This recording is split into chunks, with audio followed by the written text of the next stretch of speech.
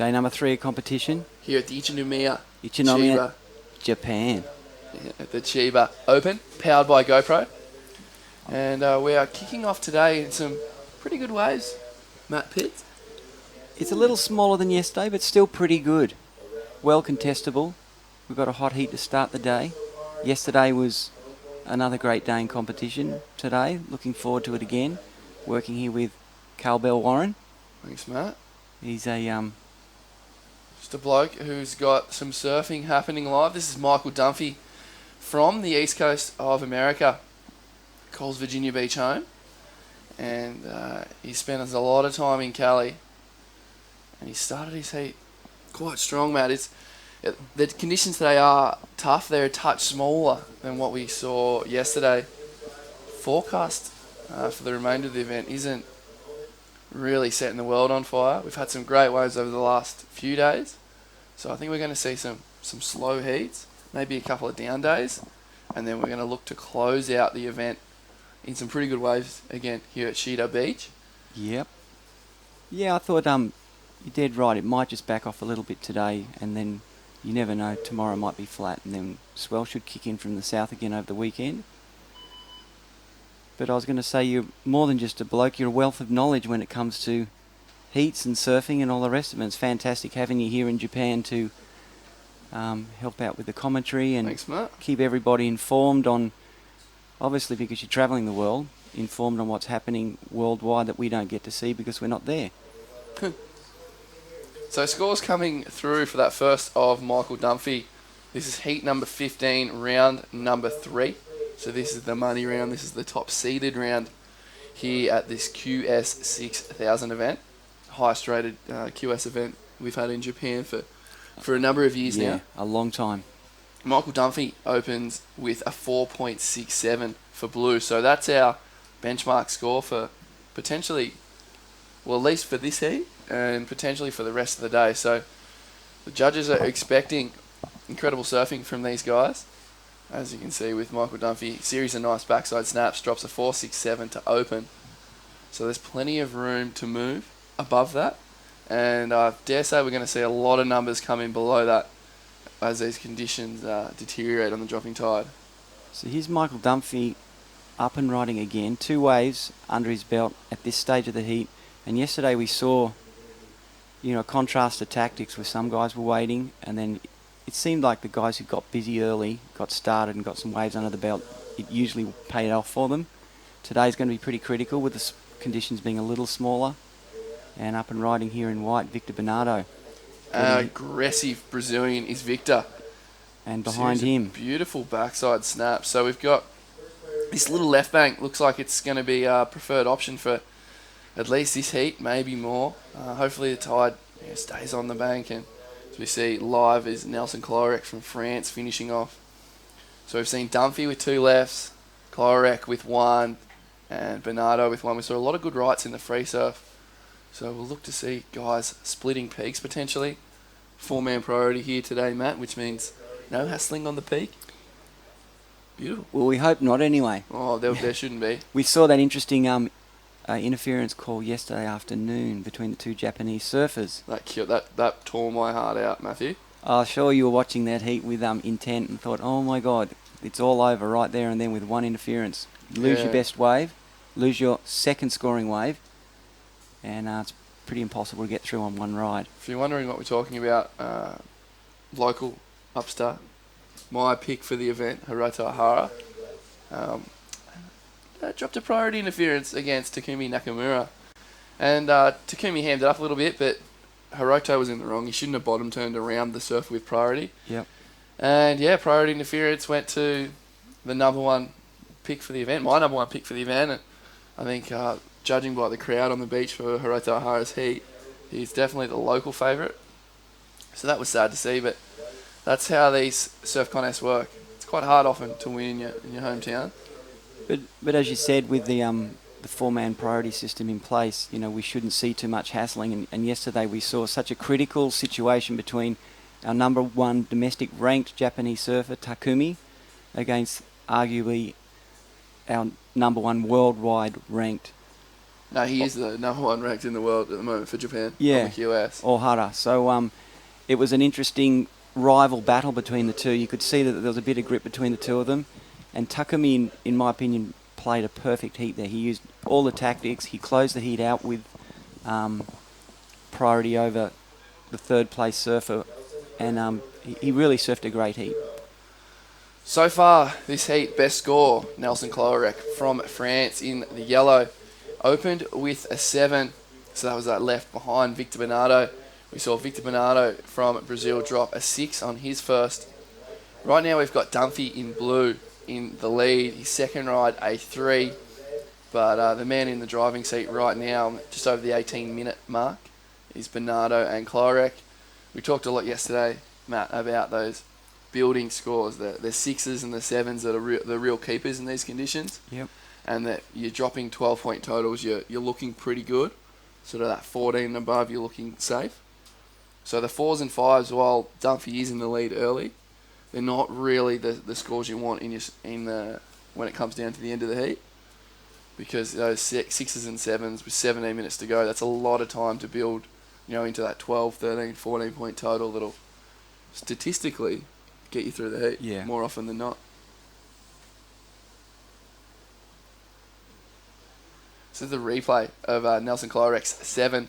It's the best wave of the heat so far. We only saw the end of this wave live, so it's good to see the replay. Thanks to Sam and Nate Dogg for bringing that one to us. And you could just see the major manoeuvres on the outside. That's where he got most of his work done.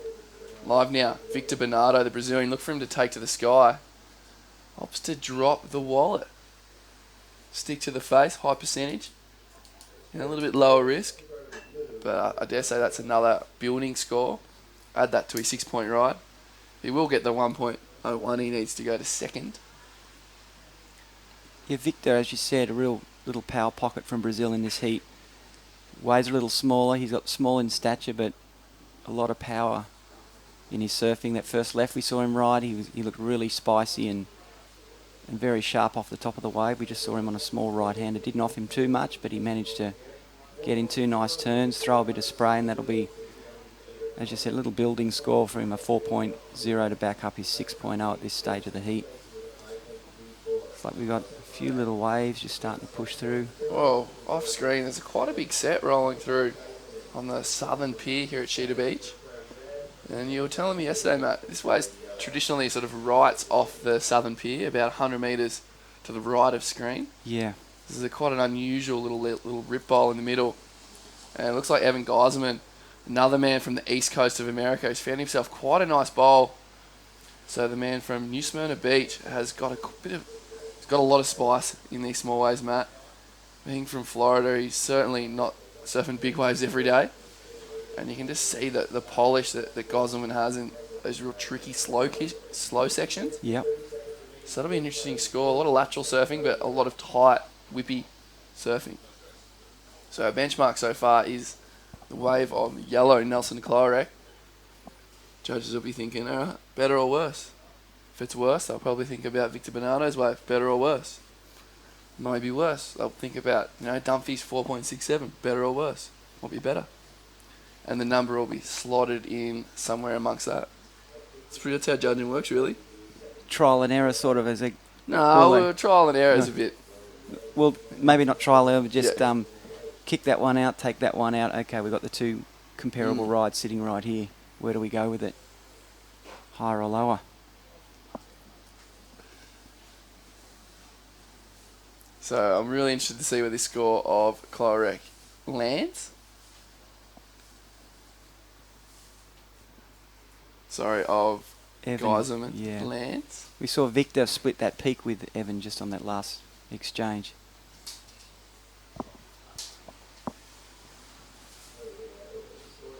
Yeah, it's a trip the Floridians produce. Florida produces such a lot of really good surfers, and they go. I guess they get out of there and spend a lot of time in Hawaii. Yeah. Which produces some amazing surfers out of there. I was just watching Evan surfing there in that little wave, and I used to spend a lot of time over here with Todd Klein when he was competing on a lot of Japanese events. Very similar styles, really good style, nice clean snaps, always over the top of their board. So this is that replay. This score came in as 6-6-7 for Geiserman. So not a whole lot of sort of vertical dynamic surfing, but it's hard to argue with the speed and the flow of those first couple carves. And gets a clean little poke on the inside. So a strong start for Geiserman.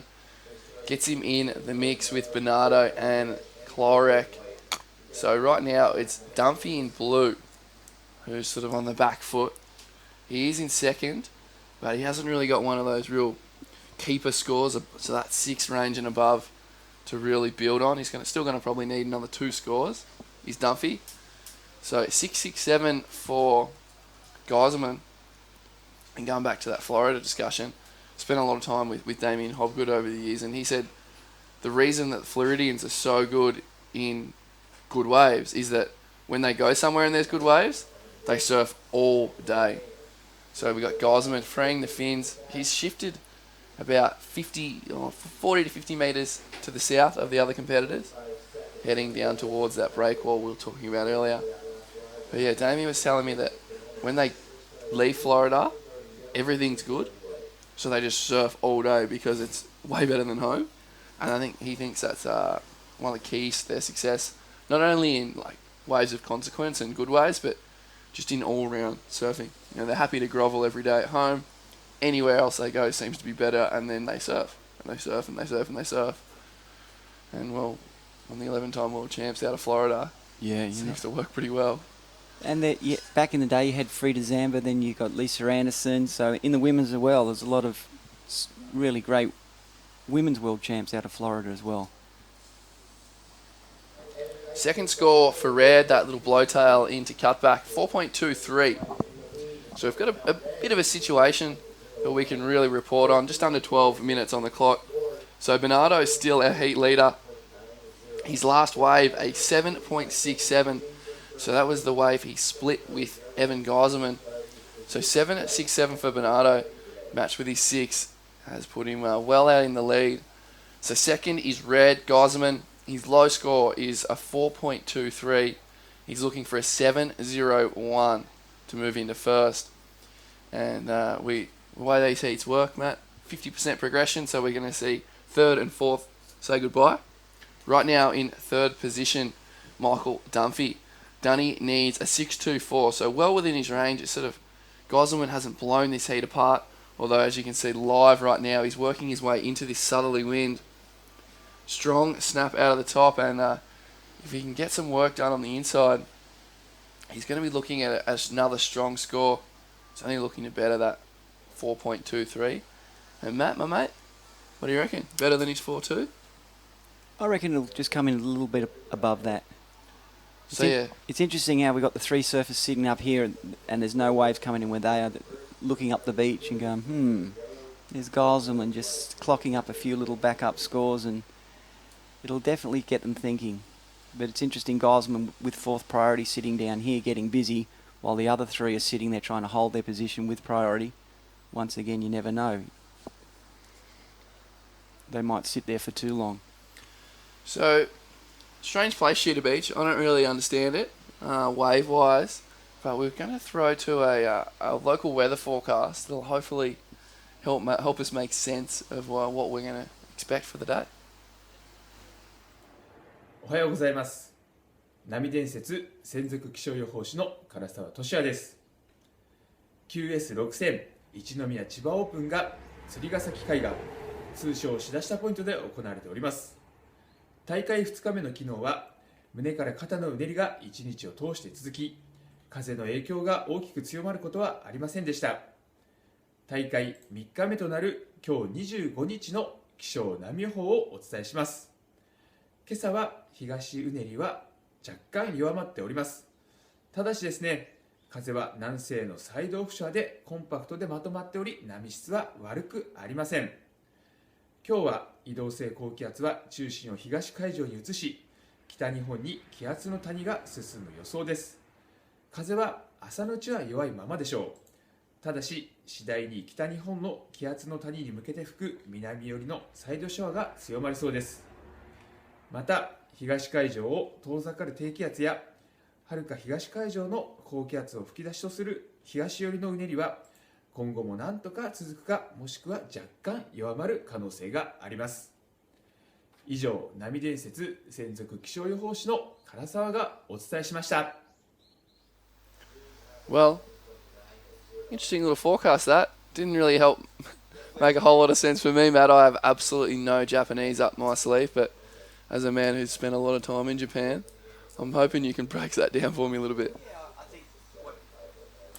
What we're going to see there is probably waves back off even a little bit more tomorrow, and then probably even Friday it'll be touch and go whether that swell starts to push back in. But you can see over the weekend it looks like we'll get another little swell, probably up to about head high or a bit more over Saturday and Sunday. So as you said early in the day, we might have a lay day, maybe even a lay day or two, and then for the swell to kick back in over the weekend so we can finish off the event with a bang and some decent sized waves for the rest of the surfers. We do have a women's event coming up, and then the rest of this event. We've got a lot of women's heats. We've got a QS 1000 here for the women.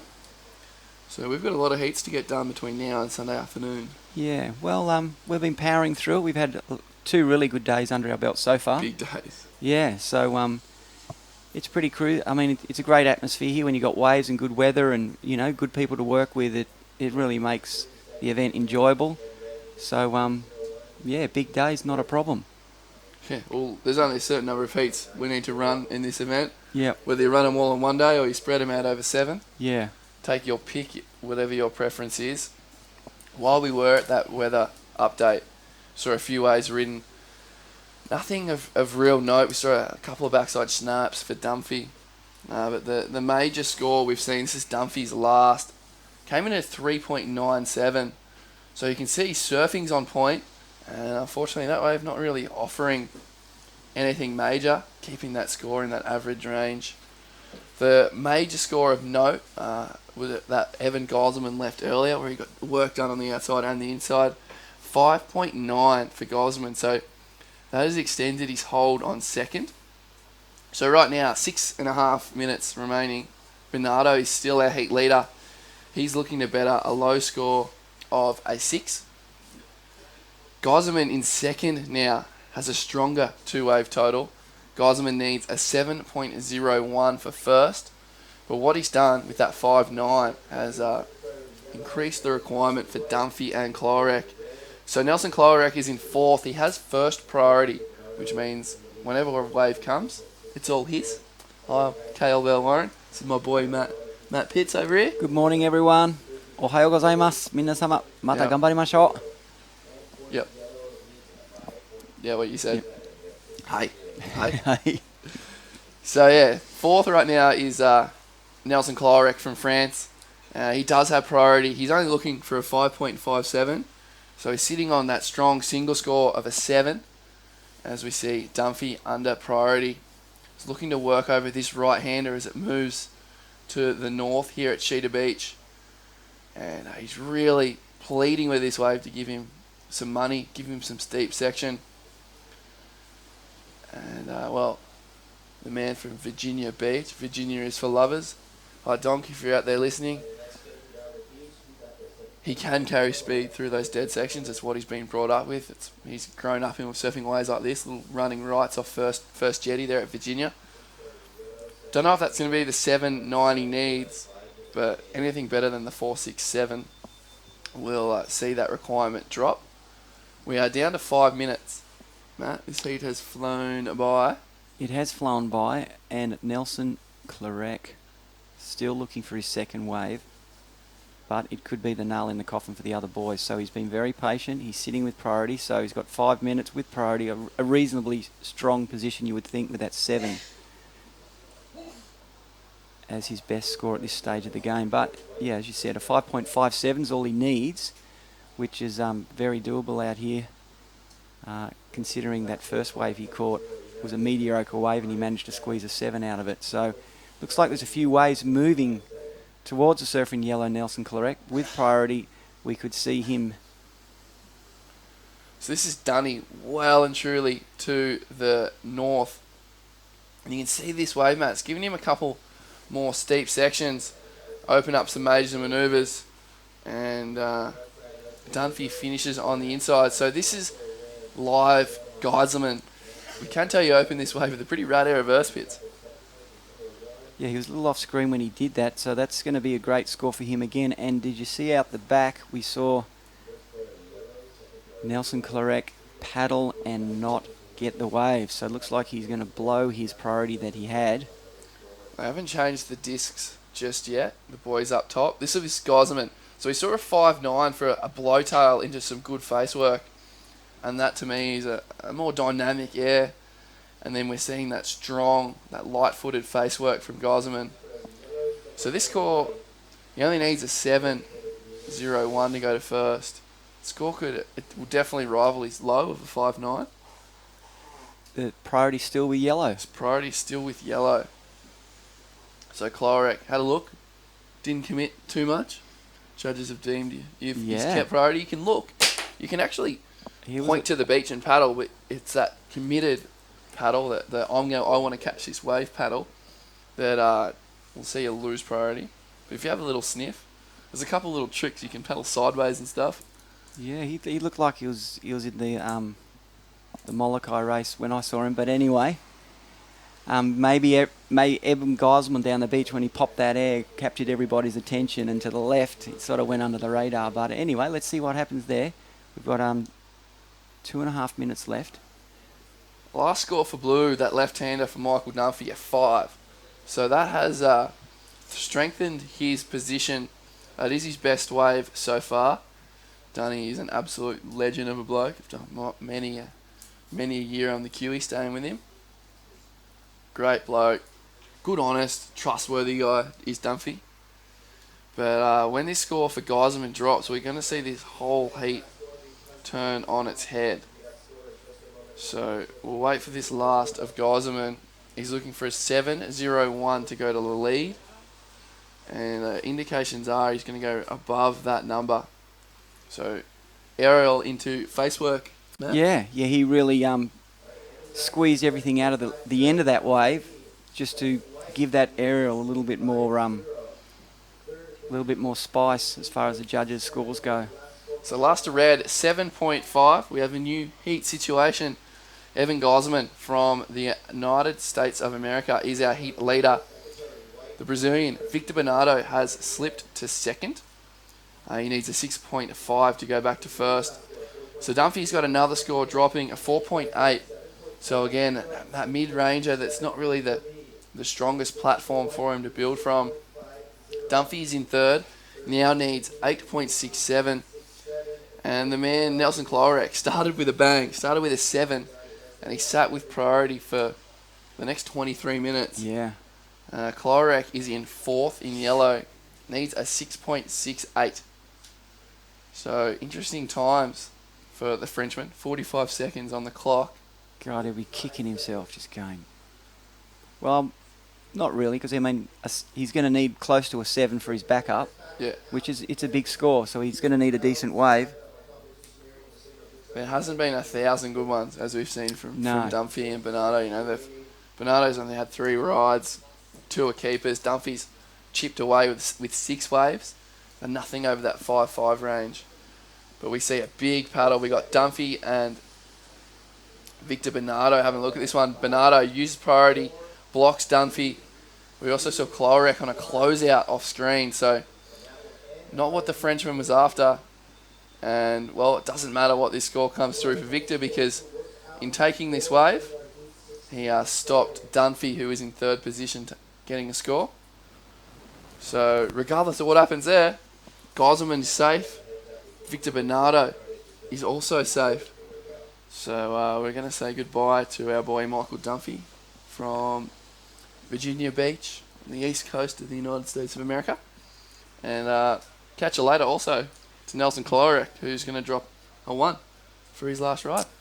Yeah, well, maybe just Nelson Clarek will come in and probably scratch his head on what actually happened just there, because he was off to a great start, and as you said, with priority, 23 minutes sitting and didn't quite get busy enough, obviously. So smaller conditions, it's obviously, as we saw yesterday, the guys that got busy were usually looking pretty good by the end of the heats. So that was heat 15. So we ran more than half of the round of 96 yesterday. This is the money round. This is where the top seeds start. So the surfers in red and blue, they're our top seeds. This is their first heat of the event so far. And we're moving into heat 16 in round of 96. Got Jesse Mendez in the red, Tom Whitaker in the blue, Josh Burke from Barbados in the white, and in yellow, the Brazilian Robson Santos. This draw's littered with Brazilians, especially these small waves.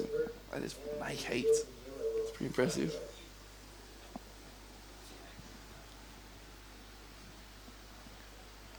Yeah, it's just say that. I mean, I haven't spent too much time in Brazil in probably the last 10 or 15 years. You said that you were there for a month towards the end of last year. Yep. And how's the conditions comparing with what we've got here today to where you were spending most of your time over there? Brazil's funny, I think, Brazilians are going to hassle me. The waves are shitty. But it's strange. You get to Brazil, they're really welcoming people. Yep. Really happy, open arms kind of communities over there in Brazil. Waves are, you get a wide range. A lot of beach breaks, nearly all beach breaks over there. But there are some there's some really fun beaches, There's a lot of places, they have their days where they might look like what we have right here at Cheetah Beach, but you get a lot of fun, really fun beach breaks, a lot of waves sort of bouncing off rocks and side wedges and like sort of short points, little rebound waves, and it's not all grovelly, it's not all hassling, it's actually pretty fun. It's a big coastline, Brazil. It's got a lot of setups, a lot of beaches, and you get a lot of really fun waves with not that many crew around. Yeah, it's surprising. As you said, our image is that when you get over there, it's going to be a full-on hassle and you're going to be, trying to deal with all of it. But big country, big coastlines and a lot of little bays. I remember when I was down in Ubatuba, heaps of little bays, beautiful countryside and not many surfers around. But that was a long time ago and there's a lot more Brazilian surfers since then. But as you said, beach breaks here in Japan, heaps of Brazilians in the draw and heaps of them doing very well out here. Yeah, well, there's been a lot of events in Brazil over the last sort of 5 years and some major events as well. So last year there was a QS 6000 at Florianopolis, changed venue but it was still in Florianopolis region. Then we had a QS, I think it was a 6000 at Bahia in the Itacaré region, which is really, really far north in Brazil. And there was also a QS 10,000, so where the big dogs come to play, at Maresias, sort of in the middle. So that left-hander kind of when it gets bigger? Maresias is a really good beach break, one of the better beach breaks where Gabriel Medina's from. Okay. So that was the 3 events in the last half of the year. They were all in a row. And we also had to head over there earlier in the year for Saquarema. Saquarema is south of Rio, and that's probably one of the premier locations in Brazil. We had a QS 10,000 down there, and it was won by Alex Ribeiro, who's a current World Tour competitor. And that's, unfortunately, that event's not going to run this year. The Brazilian Real, or whatever the currency's called, has taken an absolute dive of late, unfortunately, and when you start looking at paying US dollars in prize money and that sort of thing, it's getting quite hard for, there's a lot of support for surfing in Brazil and a lot of companies are sponsoring the events, and it's hard when the Real's at a 14-year low right now, and I think it's 14 Real buys $1, and it was at one point it was about 1 to 7, so everything's pretty much twice the price. So when you start looking at paying surfers in US dollars and getting international broadcast teams in town, it's quite hard for the Brazilian surf community to keep bringing up all this money for the premium tier events. Yeah. So hopefully the Brazilian government can get its act together and they can strengthen the dollar and we can get a lot of those events back to Brazil, because I definitely think there's a strong correlation between multiple high-ranked events. They also backed it up with a bunch of smaller events to give their regional guys the opportunity to develop. Multiple high-ranked events with multiple guys qualifying and finishing at that pointy end of the QS. Yeah, the one thing I've really noticed is the application Brazilians surfers put into their surfing, and I just think that they're just so athletic. They work on their strength. They work on their agility and their flexibility. They don't really leave any stone left unturned as far as their preparation. I know, of course, all the other surfers are training and doing all the hard work, but I get the impression that they're doing the right hard work. They've got the right kind of training that really suits the acrobatical style of surfing that now world surfing's become. Yeah, you see a lot of Brazilians kicking around the continents without a shirt on. And that's because there's a lot of guys from Brazil with crazy rigs. They're super strong and they're really athletic. So this is Jesse Mendes. He's a man who went really close to making the tour in, I think it was 2014. Won the then prime, now called the QS 10,000 in the Azores, so islands off Portugal. And won that QS 10,000. Wasn't able to qualify. Went a couple heats short in the last couple of events of the year. And since then, Mendes has been pretty quiet. I think the disappointment of 2014 really took the wind out of his sails for 2015. Yeah. Had a bit of a lackluster year. He still did quite well. He's in that top 50 range on the QS. So we're still seeing him in red here. But I think hopefully for Jesse and his fans, he's going to have a better year this year. We're not seeing a whole lot of QS 10,000s yet. We haven't seen a prime rated QS 10,000 yet this year. So the whole ratings has really been built off the back of a series of 6,000s in Australia, a 3,000 at Pipe, 3,000 in Martinique. This is live. This is Robson Santos. He's a big man. He's one of the bigger, thicker of the Brazilian men.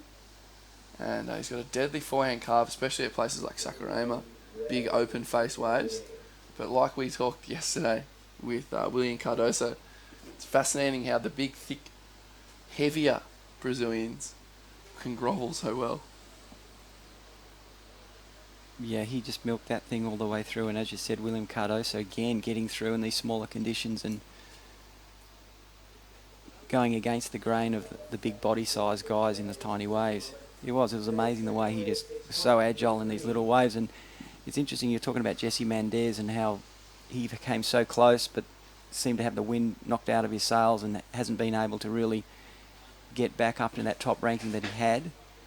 And, you talk about a world champion the next year, they got a world title hangover and they find it hard to lift back up again. And same with the QS guys, they travel the world, they grit it out, they get so close, and if they fall short, it just can be so disappointing. And then an interesting one, you look at Sebastian Zietz, fell off tour, would have had to been terribly disappointed, gets another sniff, few wild cards, and all of a sudden he's top 10 in the world. So he's kind of gone, he's used it as a real positive. Yeah, it's hard to get back up. There's no real off-season in this sport, as we see Jesse Mendes. So Mange opened with a 6.33. He's got a little throwaway before that, but his best ride, that last left-hander, a 6.33. So this is going to be another mediocre score for him. It's hard to get there. There's not really an off-season in this sport. It's not like, your football, your soccer, your cricket, where you play for 6 months or 8 months and you have 4 months off. You have your downtime, then you have your pre-season, and then you fire back up again. Surfing goes from January 1 to December 31, in effect. The first event of the year is the second week of January. Then the first sort of somewhat major event of the year is at Pipe in January, Feb. We finish the year, most people's seasons finish in Hawaii, that November, December. So you throw Christmas in there. There's no real... You need to either keep fit. Your pre-season begins when the season ends. And I know from personal experience that festive season's sort of your downtime, and it's that window, pre-Christmas through to New Year's is the only real off-season we have. But even then, you can't really have a guilt-free beer because you've got to be surfing heats in 3 weeks. Yeah. So it's hard to really let go and turn off. I know I put on about 5 kilograms, 10 pounds in that little festive window this year. That's a pretty rad wave for Josh Burke from Barbados. 2 strong snaps. It's not about length of ride, and 2 strong turns will get the job done. So it's hard without really having an off season as such. You don't really get many guilt-free beers over that festive window. So Burke from Barbados, looking to follow the lead of Chelsea Tuak, the first Barbados girl, Barbadian, first legend from Barbados to make it to the elite WSL World Tour. We'll see her in action at the Fiji Pro, Women's Fiji Pro, that starts in 4 days. So we've seen Fiji getting hammered with swells, and hopefully some of that sticks around for the world's best women. And then we've got 2 weeks of women in Fiji, and then we're going to 2 weeks of men. It's going to be awesome. Yeah, the Fiji, I haven't seen the footage lately, but I was told it's comparable to the big days that we saw in the Talon Klemlo's Thundercloud movie. Yeah, it's pretty big. Interesting you mentioned the guilt-free beer situation in between season. This is going back a while, but the year that Potts won his world title, he started off, I think he won the first 4 events in a row. And there was an event in Najima. And second or third event of the year, Potts was on a roll, and he had his magic board, and I was staying in the same Mishku as him, which is a little Japanese inn in Najima, and it was like he and I was the only 2 guys in this giant big little hotel, and each evening Mama-san would bring down the dinners and lay it on the table at say 6:30, so you had an hour for dinner. It was all laid out. Just call this wave Tommy Whitaker's first one. Yeah, so Wix is riding a spicy epoxy. I actually had a free surf with just me and Chom yesterday morning, and he was talking about how much he enjoys riding that board. So we're going to see a big score for that first wave of white. Josh Burke, those 2 big backhand snaps. We also saw him get a strong one on the way back out as well. So Burke will go to the lead. And I do like that opener of Whitaker. You know, some strong, big surfing. And we've got another okay wave coming through for Jessie Mendez as well. Yeah, go back. Yeah. I'm interested to see where this story goes. I like it. Interesting story. So here's the This replay. is the 7-3-3 for Josh Burke. 2 big, strong, critical turns. The wave offered some money for him. And this is his second one. Came through at a 5, so 3 turns on that one. You know, that didn't have the dynamic and excitement of the 7-3-3, and thus comes in a lower score. But not a bad 2 minutes for Burke.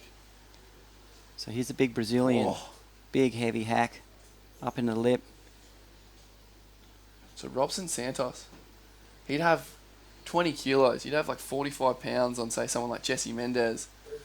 And it just is incredible the way he's working his way through the inside. That wave looked bigger on the camera than it did in real life on the inside. I just had a quick little peek out the window. So there's that real strong power surfing, which is incredible to see in these. He stands fairly tall for a big boy and keeps his weight very centered over his body. Yeah, so anyway, we're sitting down there having our dinner on the first night. And here's me all just drinking water and maybe a bit of green tea and getting all serious for the trials and all the rest of it. And there's Potts there with 6 tall necks of Asahi, dry, Japanese, fantastic beer, lined up and just sipping away, drinking away. And I'm just like, Potts, you're number 1 in the world right now. You know, what's going on? He's like, Pitsy, this is the way I do it. And nothing's going to change that, mate. I'll win or lose, I don't care, but I'm not changing the way I do it for anything. And he just had that positive, this is the way I do it, and this is the way I'm going to win it. And every single night in that Mishka, I'd come down at dinner, and there would be Potts with his 6 tall necks, and he'd down the whole lot, stumble up to bed and get up in the morning and go and just, you know, wipe the slate clean with his blue Hawaii thrusters he had. I think it was the purple sprayed one he had back in the day. And he went on to win that world title, and I'm sure he had his 6 tall necks every day of that year. So it was a very interesting tactic that Potts had, and it worked for him. Well, it's all about comfort, I think it comes back to. You know, some people like to you know, feel like they've ticked every health box and fit and eaten well and stayed off the beers, and that makes them feel comfortable. But there's a lot of other guys, and I've gone through phases like this, and I know Stu Kennedy's really big on this, that They want to feel comfortable. They know they've done the hard work, and if a beer at dinner is what keeps them comfortable and makes them feel good when they wake up in the morning, then that's okay. Because a lot of this sport is mental. Like, everyone can surf well. It's the guys who make the right decisions to either A, catch the right waves, and then B, perform a certain way on the right waves. A lot of that is mental. So whether you've had one beer and gone to bed comfortable could actually be more powerful than stressing and thinking about your health and clean and all of that, which is the other end of the spectrum. So I know, for example, my best results I've had, I don't know, whatever I did the first night, I just kept doing. Yeah. Which for some places has been have a beer, some places it hasn't been. I know Stu Kennedy is a guy who loves a 4X. He works hard during the day. He has a 4X or 2 at the night, each night, whether he has a heat or not. And that's how he operates. And that's what keeps him comfortable, and that's what keeps him feeling like Stu, feeling centered and staying true to himself. I'm sure if he didn't have a beer, he'd feel uncomfortable and, maybe not, feel as well within himself and have that good night's sleep that he needs to go perform. It's a funny one. It is, and as you said, it's an all mental game, and the fitness and the training. I think it's definitely a longevity thing if you're looking for a long career in surf, and then you've got the talent and the mental game that you can keep for a year. You could win a world title, you could win 2 world titles, but in 10 years or 20 years down the track, like a Kelly Slater or a Hobgood style of career, Mick Fanning, you're going to fall short as far as the longevity goes, because there's that many other guys that are going to start chipping away at you.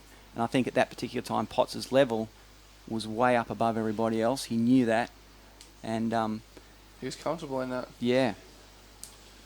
So we're seeing some. We just saw live Robson Santos light up the absolute back out of an inside one. So we're yet to see his last couple of strong rides come through the system. Current heat leader is Josh Burke. We saw the 2 replays in a row. We saw his 7.33 for the 2 big bangers and a 5. So he's a heat leader.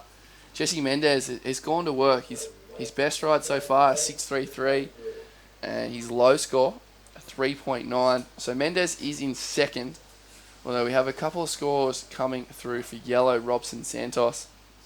Santos, best ride, 4.9. Only needs a 5.34 to put him up into that second and all-important advancing position. He's got another score dropping for yellow Santos. Once this one trickles through, he's looking for a 5.34. This number's going to go right on it. I feel like it will fall short just looking at the numbers getting typed in. There it is, a 5.17. So last of yellow, Robson Santos, not enough to move him into second. And we're now looking at Tom Whittaker in the blue in 4th position. The Bronte Blue Duck. Witt's opened with a 4.5. Needs a 5.74. And like Geiselman in the previous heat, he has paddled down the beach to the southern end of the bank and has opted to sit by himself and see what he can get done. He only needs a 5.74, but Mendez is the man. If he can get rid of that 3.9, anything better than that 3.9 will increase what Santos and Whittaker need. So we just saw Burke and Santos have a look at that wave. Burke had priority over Santos. I don't know if Santos even looked. So an interesting situation there. We saw yellow push down the whitewater section for Burke. So surfer with priority has complete right of way, whether they're on the inside or not, and even a sniff of hindrance. So you see there, I don't think Santos even looked and saw Burke. And while that wave was a bit of a closeout, could Burke have done more without Santos there? That's the question they're going to be asking upstairs. If there's any sniff of a hindrance of white scoring potential, yellow will be penalised. And as we spoke about with Hiroto Ohara yesterday, priority interference is a whole wave, your whole second score. So you're really limited to a score out of 10, total out of 10. Yeah, Hiroto was looking for a 12, so not there possible when you got one wave, is it? No. So it'll be interesting to see when word comes down from upstairs. We're sitting in the lower tower. There's 2 towers here at Cheetah Beach at Chiba.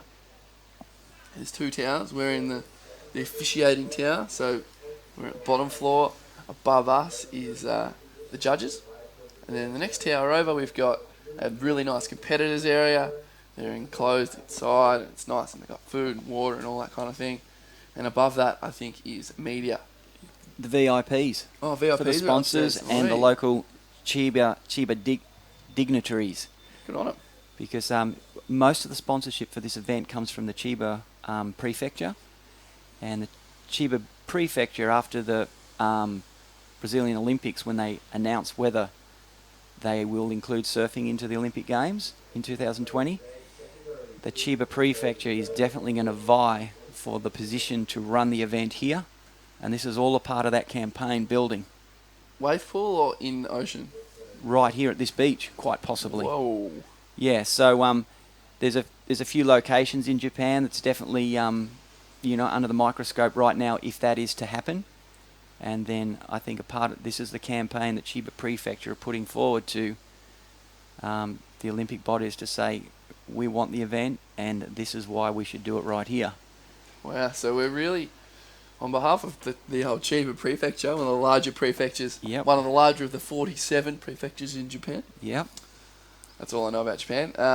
We hope we get some more good waves because we really want to see, A, surfing as an Olympic sport, but B, this is a place that the surfing community has been so good, and there's always been events here at Chiba, and that we want to see them, I want to see them rewarded for the hard work they've put in over the years, having WSL Pro Juniors and QSs and that sort of thing. Reward the town that is supporting, on the area, the region that is supporting the surfers. We're seeing the number one rated WSL Japanese surfer right now is Hiroto Ohara. Saw him win a QS 10,000 last year. He's from the Chiba Prefecture. He's from this beach, and this beach has produced more surfing talent in Japan than just about anywhere in the country, and that's definite for sure. It's the most competitive lineup in Japan. So with that being said, and we're talking potential surfing inclusion in the 2020 Olympics, this is, to me, it makes sense to have the event here. I'm sure, if you're in the next town over, the next prefecture, you're going to be saying, no, have it here. Yes. But it's just great to see, you go into the car park, if you get a chance to come down to the event, there's all sorts of, local food vendors, there's activations from various sponsors like Rip Curl, Almeric, B-Wet's out there. It's a really cool vibe. You can go get a Go Hiroto t-shirt printed by the guys at Hurley. You can get whoever's in the event that rides for Hurley, you can get a t-shirt saying Go Cooper, Go Kaito, Go Nick. But the Go Hiroto one was my favourite. A lot of the staff for the event had their staff tees on and they got Go Hiroto printed on the back. Oh, God. Yeah, they would have been disappointed. But anyway, good learning curve for Hiroto moving forward. Yeah. I mean, interference always hurt, but they always are a big lesson. So right now, 2 minutes on the clock. Burke is our heat leader. Second is Mendez. He's guarding a second with a pretty small two-wave total. Mendez's low score, 3.9. He needs to work on that to increase the requirement for the other boys. Third is Robson Santos. He needs a 5.07. Fourth is Tom Whitaker. We haven't seen Tom a whole lot this heat. He's just had to run one ride, which needs 5.74. Witz has second priority, but that doesn't matter. He is sitting by himself to the south. And you can see on screen Mendez and Santos. Mendez is sitting higher in the priority queue than Santos. So any wave that Robson looks at, Jesse can take. So interesting there, you see Jesse giving that wave to Robson. Jesse had a look and went, okay, that score's not going to be, that wave won't provide the 5 you need. Go for it, mate. Waste your time on it. Waste your priority too. Well, he was in fourth priority, so it's not too relevant. But Jesse looked at that ride and thought, you know what, you won't get your 5 there. What I'm tripping out on is that Jesse hasn't moved back to Santos. Santos has caught that left, moved back towards the more predominant peak on the beach, while Jesse's kicking even further north. Actually, they've joined back up again. So Jesse Mendez closing that gap. Meanwhile, watch. Tommy Whitaker getting starved out the front here. It was interesting yesterday afternoon. Tommy was looking at the conditions, sort of wincing, hoping it to be, head high or bigger like when we first arrived. Hey, Wits could be on here just quietly. So action, eyes are on Santos and Mendez out the front. Tom Whitaker in the blue. Big snap out of the top and another. So the Bronte Blue Duck getting it done. 3 big snaps there from Whitaker. A little claim. He doesn't claim a whole lot, does Wits? It was a little claim towards his air tickets. So Whitaker needs a 5.74 for those 3 backside snaps. Ooh, he's going to go very, very close. The wave that I'd like to refer back to right now is the second ride of Josh Burke, that 5.0. 3 strong backside snaps. So you see on the replay, first turn somewhat down the line. Second turn was a nice lipper, and the third was the money. So I dare say the judges will be comparing that one to Burke. They've said it's better. Tom Whitaker needed 5.74. Last ride, 6.1. On the bell. So heartbreak for Mendez. He gave all his attention to Santos, and old veteran Tom Whitaker snuck off up the beach, got himself a left, and got the job done. So Burke and Whitaker, the man from Barbados, Burke, Australian, Whitaker, moving through to the next round. Tommy Witts out there on his own, sat for looked like it was in the duck pond, as you said, the blue duck or something from Bronte, sitting out there by himself, and all of a sudden that wave just came out of nowhere. Wits. We had to surf just the 2 of us yesterday morning, a little right and left into one of the little breakwall jetties here, and his last wave I was a bit deep. I said, "Go Wits," and we were having a little practice heat, and he did about 8 backside snaps, gave me a little fist pump on the inside, so he won the heat. So good to see. Well, I'm a little bit biased. I'm an Australian. Good to see Tom Whitaker get the job done. He's actually over here as a coach. Yeah. He's not over here to surf, but he's got the seed, so he does the events as well. So, a little bit of extra coin in his pocket. Wow. Tom Whitaker. That was one of the more exciting finishes. And this is another Brazilian, Flavio Nakajima. Springy, goofy footer. Incomplete manoeuvre there. So, just to wrap up, heat 16 with round 3. First place was Josh Burke. Second, Tom Whitaker with that 6.1 Matt Pitts that we keep talking about. Third went to red, Jesse Mans. And fourth, Robson Santos. So 2 Brazilians gone. And live we see Dion Atkinson on Witts' left. On Witts' left. Similar surfer to Tommy Witts. That stronger rail-based guy. Yeah. Had a big win early this year at Mad Manly. Similar conditions too. Small, Yeah. reflex kind of conditions. We had to be really light-footed. Dion surfs around the Gold Coast a lot. I see him down the Tweed Coast as well, up and riding here. The surfer in blue on a bomb. Brada Grange, Larson. Really nice looking wave for Granger. And the theme for the scores, and you'll see it at all the WSL events, is strong, committed manoeuvres. Granger's gone and found a wave that's allowed him to surf up, as I like to say. Driving up into the lip line, doing major manoeuvres, and that really ticks the box. So conditions like this, the wave you catch is really important in the surfing you can do. And when you're able to drive off the bottom and into the top like Granger did, expect to see a good score. So that's the recap of Dion Atkinson, formerly from the Seaford Bowl in the mid-coast of South Australia, now living up on the Gold Coast. I think he's living at Currumbin or Burleigh out there somewhere. Yeah, he frequents the Tweed back beaches and gets a couple little peaks to himself and gets a lot of good quality preparation time in down here. Here's that wave you're speaking of. Boom, off the bottom into the lip. Straight back up into the lip again. And then the wave goes a little funky on the inside, but he still manages just to stay in the judge's eye for a little bit longer. He's got to have a little lasting impression there just to give him a little bit more to think about. Granger Larson from Hawaii. He's a pretty solid lad himself, isn't he? Yeah, I was looking at Grange yesterday. He's put on a few kegs, but it's all muscle. Had a really good run of swell through the Hawaiian winter. And he is cleaned up. All he's been doing is surfing and eating good food. He's bulked up for sure. So first of white, Flavio Nakajima, 3.33. The first wave of blue, Granger Larson, that wave we just saw on the replay, will go in as the best ride so far. Got another pretty strong score coming for Dion Atkinson as well. So Dion and Granger are going to go pretty similar in scores. Interesting comparison from the backside surfing. Yeah, Dion's wave didn't quite have that bottom where he could get a little square off it and up into the lip as you were talking about. It was more a little bit horizontal off the bottom, horizontal off the lip. And then we saw Granger, who had that opportunity to come off the bottom and hit that little bit lip a bit harder. The wave had a bit more size and probably a little bit more grunt to it. The hard thing with those rides is that, you know, the last half of Granger's wave is pretty much negligible. Yeah. You know, he did those first two turns and the rest was really just fill-in work. Yep.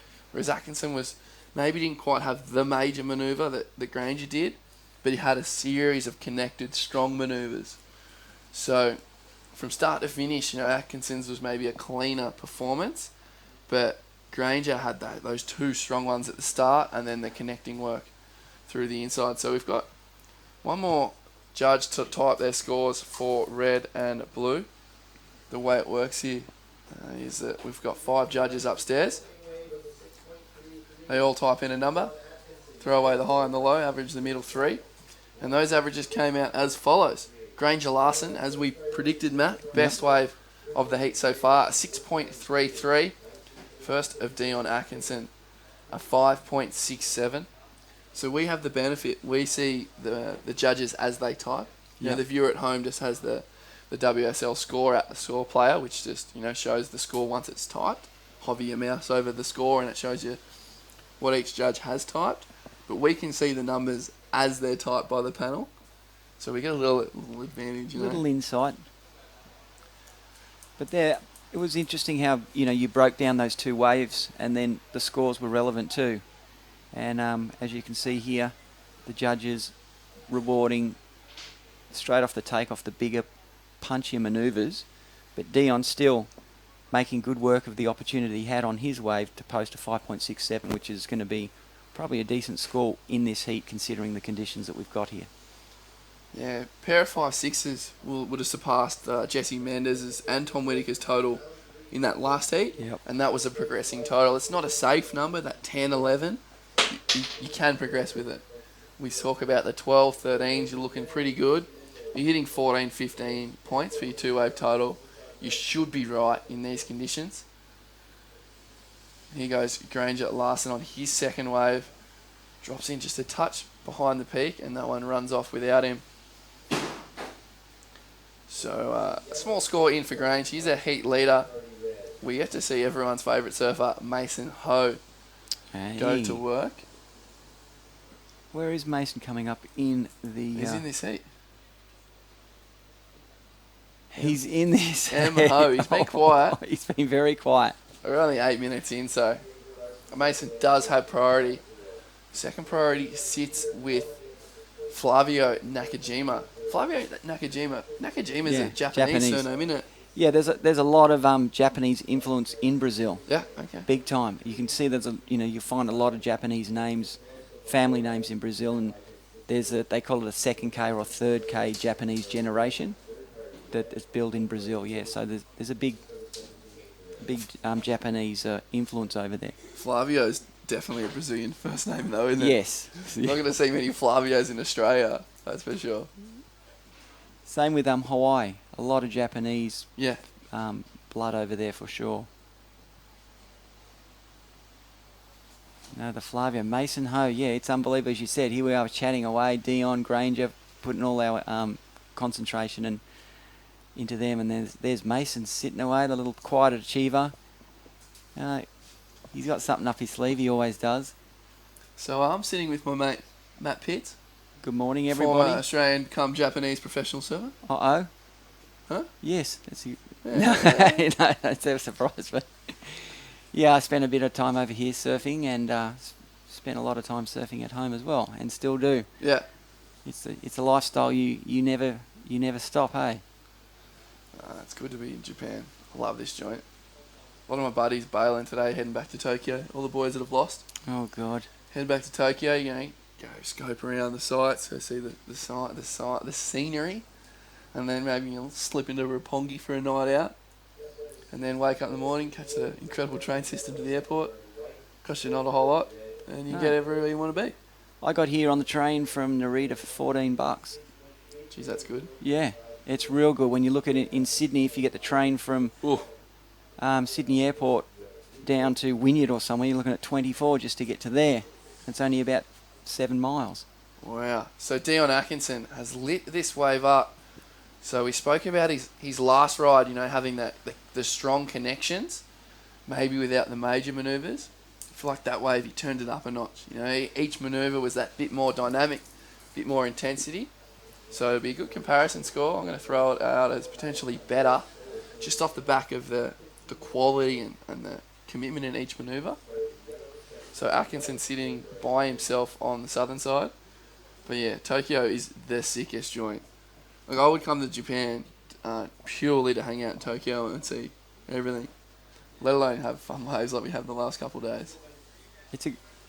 The other thing we were speaking about when we're talking about Chiba as a potential site for an Olympics is it's the convenience of this beach here in relation to Tokyo's also to an international airport. It's about an hour and 20 minutes drive, maybe not even that from Narita. Here's that replay you're talking of Dion Atkinson here. So you can see the speed and that extra power he's putting into these manoeuvres. Although now I watch it back, I probably don't like it as much as I did live. But still another strong score for Atkinson in the replay. I might have got carried away off the bat. Yeah. 5.17 there for Dion, so not as good as his first. Yep. I watched that one live. I didn't watch that one through the screen. Got a little excited. Donnie's one of my close Australian mates. So I need to take that. I think the consistency of speed throughout the whole ride was, something that catches your attention for sure. Rather than the stop-start, sometimes surfers will get off one turn, they'll bounce and get off another, whereas he linked all turns with a smooth, consistent speed from start to finish on that wave. It's probably one of the great ingredients that he's got with his small wave surfing that is producing these 5.6s, 5.1s on very mediocre waves. For a big boy, he's surfing really very well out here, and like we saw in that last heat, Tommy Wicks keeping the flow, speed going consistently in the smaller surf, which is difficult to do for the bigger boys. Yeah, getting back to, Chiba is a very convenient position for international travel, up and riding. Mason Ho. So we're following Mason Ho. We've also got Granger Larson on the right-hander. So Mace just waited quite a while for this one. 17 minutes. No, my math is terrible. 13 minutes for that ride. Strong surfing from Mason Ho. You can see him kicking back out. That's because Granger went right, and they're in a bit of a paddle race for priority. Granger had some big manoeuvres on his forehand. So I'm looking to see another good score there from Granger. Good to see Mason on the board. He's been a touch quiet. He's the kind of surfer I just want to watch ride waves.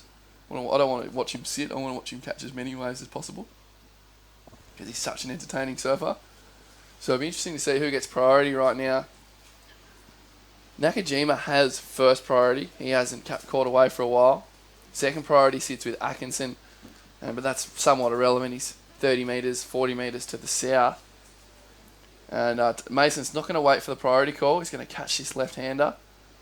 One turn and kicks out. So we've got two scores coming through for Ho. One more for Larson. Dion Atkinson is our heat leader, off the back of a pair of mid-fives, 5.67, 5.17. So in the lead, although not safe at all.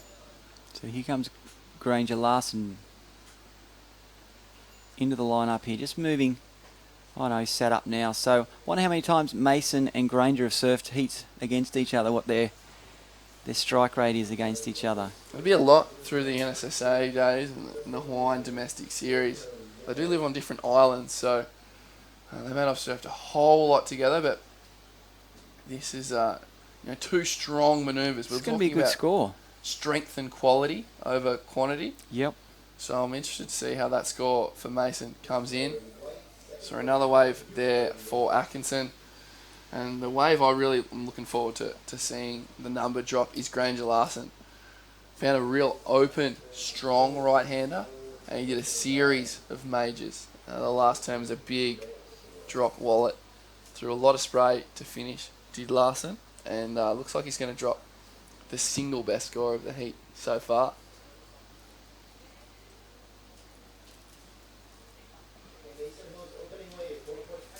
So that's a replay of Atkinson's last. Yeah, that was another good wave. So that Ryder Granger I watched with my own eyes. 7-1-7, best wave we've seen this heat. Mason Ho opens with a 4.73. So we've got another wave to come through for Atkinson, and then we'll have a really clear picture of what's going on in this heat. Looks like Mason Ho's last is going to be pretty small. So Larson is our heat leader. 7-1-7, 6-3-3. He's got the 2 best scores of the heat so far. And once we have Mason's and Dion's waves locked in, we've got a really clear picture of where everyone sits. We're seeing a wave here from Mason. Nice surfing, but maybe without that quality of manoeuvre we're looking for the big scores. Yeah, another score for Atkinson, another couple for Ho. We will see blue and red stay in that first and second position. Nakajima's gone quiet. And this is Brother Grange live. So nice forehand surfing there from Granger. Looking to better a 6-3-3 to extend his lead. Looks like Atkinson's score's going to be right on his low, so it may not change the situation a whole lot. Ho's third wave's not going to really change anything either. I'll just let this one of red come through. It's going to be pretty much the same score as his third wave. This wave here is the one where we're waiting for the score for. There it is, a 5 for that wave we just saw on replay. So situation's clear. Granger Larson is our leader. He has the 2 best scores. Second is Dion Atkinson from Australia in the red. Donnie's low, 5.17. He's looking for a 7.83 to go to first. Mason Ho is in third right now. Needs a 6.11 to go to second. And fourth is Flavio Nakajima. Caught the first wave of the heat. We haven't seen him since. Nakajima needs 7.51 to go to second. 8 minutes on the clock, and that is as clear as a situation we can have. Yeah, it's been an interesting little roll of the dice there for Granger on those rights, and it's really paid off for him. He's managed to find, because he's a bigger guy, those little right-handers have provided a little bit of punch for him, a little bit of a steeper wall than the lefts, and you can see him really laying into it and getting some good scores and leading this heat. We've seen Dion consolidating his second place position in this heat by these little flatter bottomed left-handers, but more of a horizontal approach and length of ride there. So the 2 surfers sitting apart, first and second, with a contrast of the waves that they used to get themselves into this position in the heat right now, where the other 2, Mason, still kind of scrapping around, just trying to work out where his scoring waves are going to come from, and Flavio Nakajima, once again, probably a little shell-shocked by, as you said, the first wave of the heat, and now he's sitting out there with not a second ride. With priority once again, looking for something maybe that's not out there.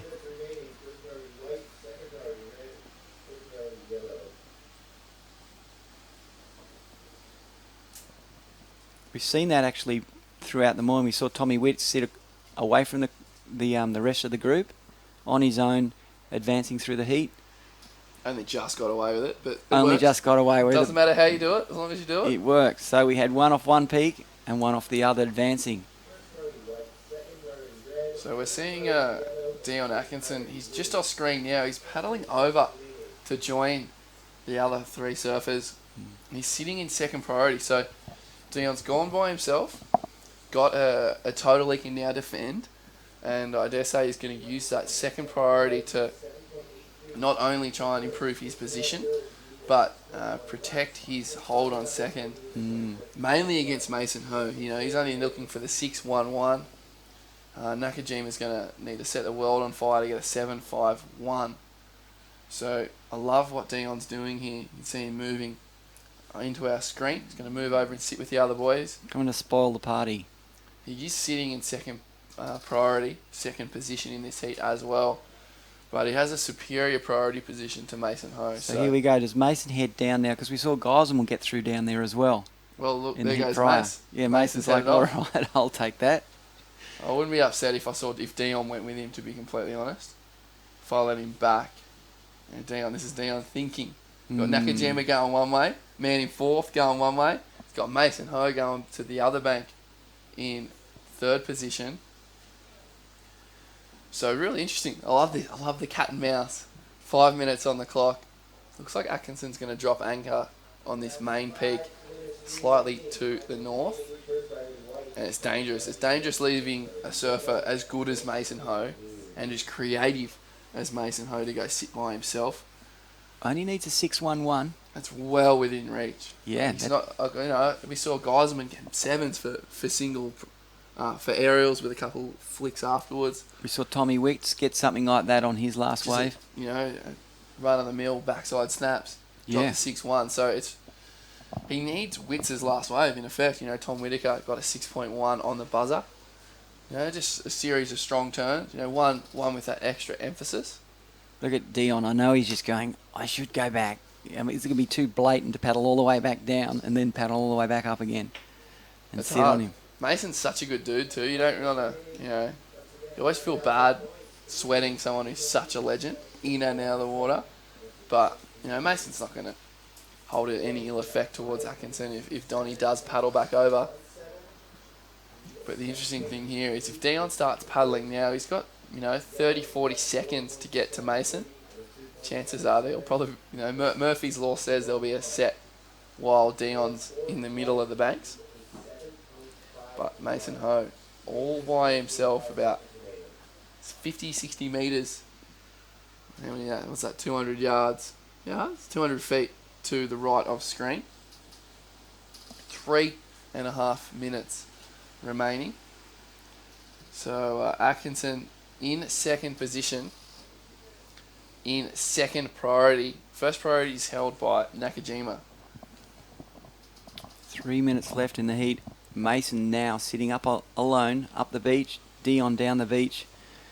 I'm sure he's going to be doing his heading for this last 3 minutes. And if Mason was to get the wave, wouldn't he be kicking himself? Yeah, he'd be kicking himself.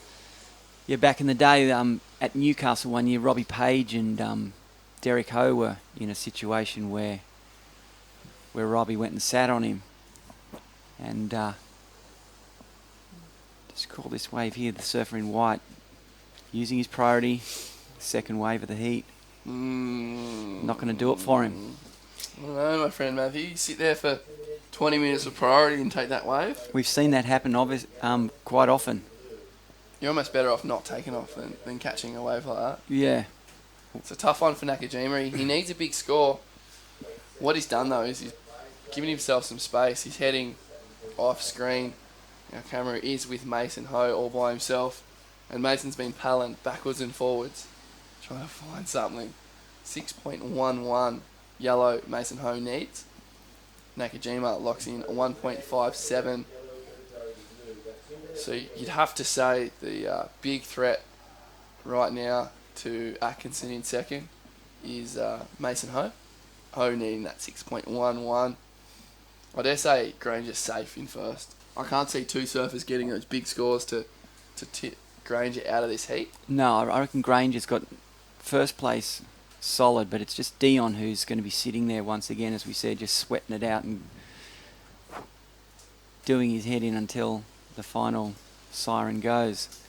So yeah, Robbie Page and Derek got into a situation in Newcastle, and back in the day there was always that underlying threat that if you were to piss a Hawaiian surfer off at the end of the year when you went to the events there, life could be made very difficult for you. And you know, the big surf and the heavy crew over there, you know, you can die in Hawaii.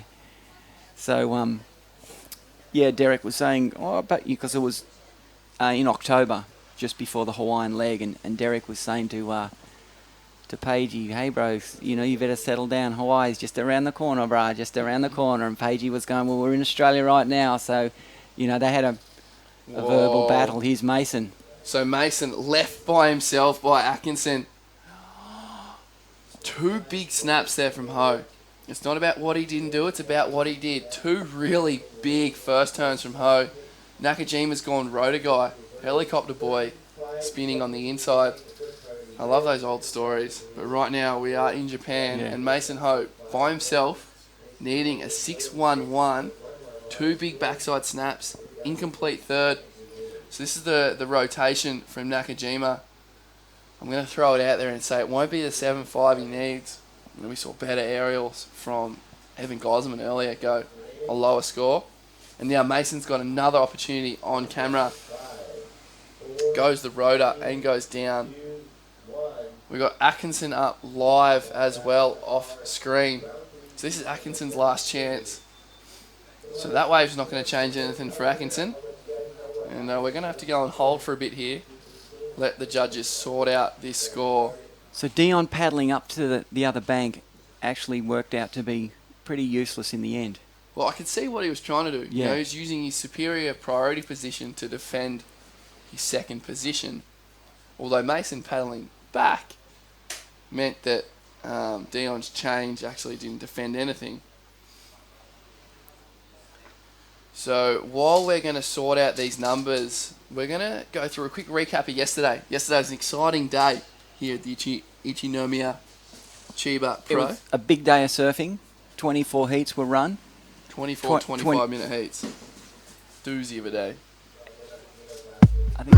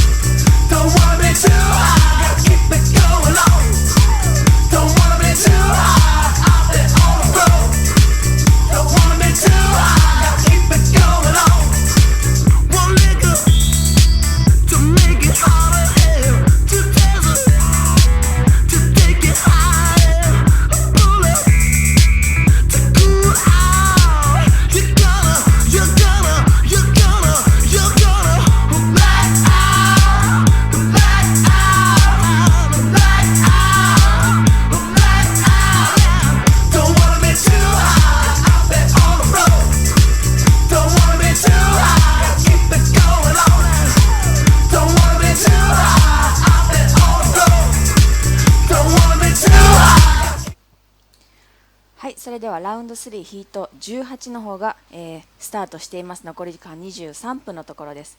ゼッケンレッドにペドロ・ヘンリケ選手、プエルトリコ、ブルーフレデリ失礼しました、フレデリコ・モラス選手、プエルトリコ、そしてホワイトにマイケル・フェブロリー、南アフリカ、イエローがタイレー・バーナー選手、オーストラリア、この4名の戦いになります。はい、18ヒートからまた、はい、ジャパニーズクルーがはい、帰ってまいりましたね。はい、よろしくお願いします。大丈夫ですか、喉の調子。はい、大丈夫です。ちょっと風向き変わって涼しくなって。はいね。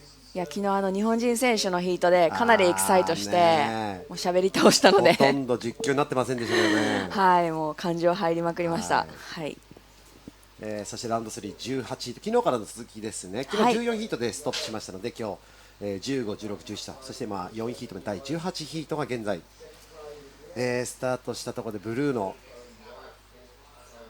ブルーとホワイト、はい、やりましたね。あらいいスコアがまた来そうですね。そうですね。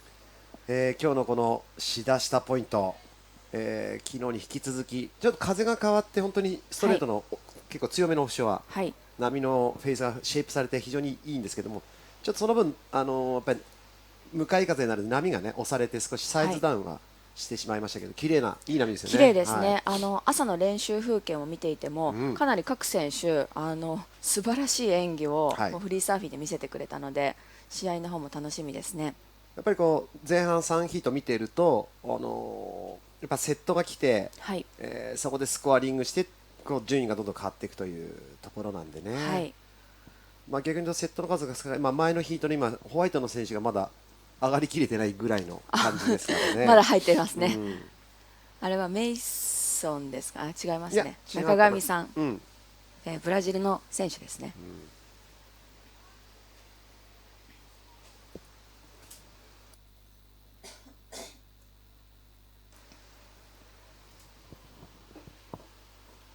さあ残り時間21分のところで、ブルーの選手が 7.17、 そしてホワイトの選手も、同じく 7.17、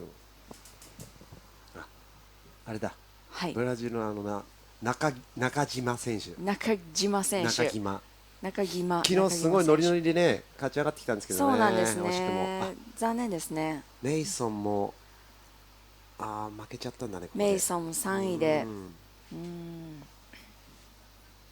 昨日マシューさんと、はい、明日マシューメイソン1番になったらぜひ俺にインタビューやらせてくれと。残念ですね。メイソンもかなりねこう親日家というか、日本大好きなのでファンが多いですよね。あとね、そうですよね。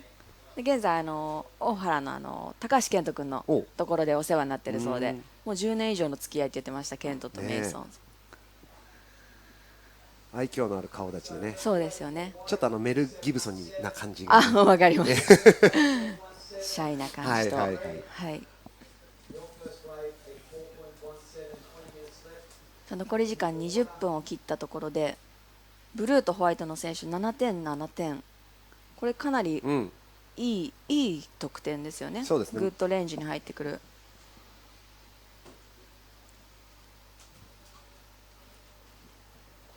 まあ前のヒートのトータルスコアを見ても、勝ち上がりで 13.5 だから、やっぱり7点台2本っていうのがやっぱりラウンド3ぐらいになってくるとあると楽ですね。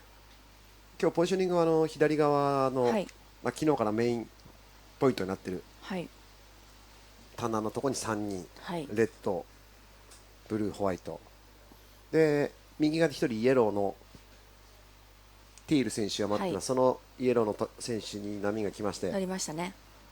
ファーストラン、セカンドもきれいに板を回してきます。サードアプローチ良かったんじゃないですか。ファーストライトですね、イエロー、ちょっとやっぱりそれで今のレギュラーを、レギュラーを乗り終えたところで残りの3名の選手の方に、イエローの選手がポジショニング変えようとしていますね。ちょっとこう確かめて、やっぱりちょっとこれパンチがねえな、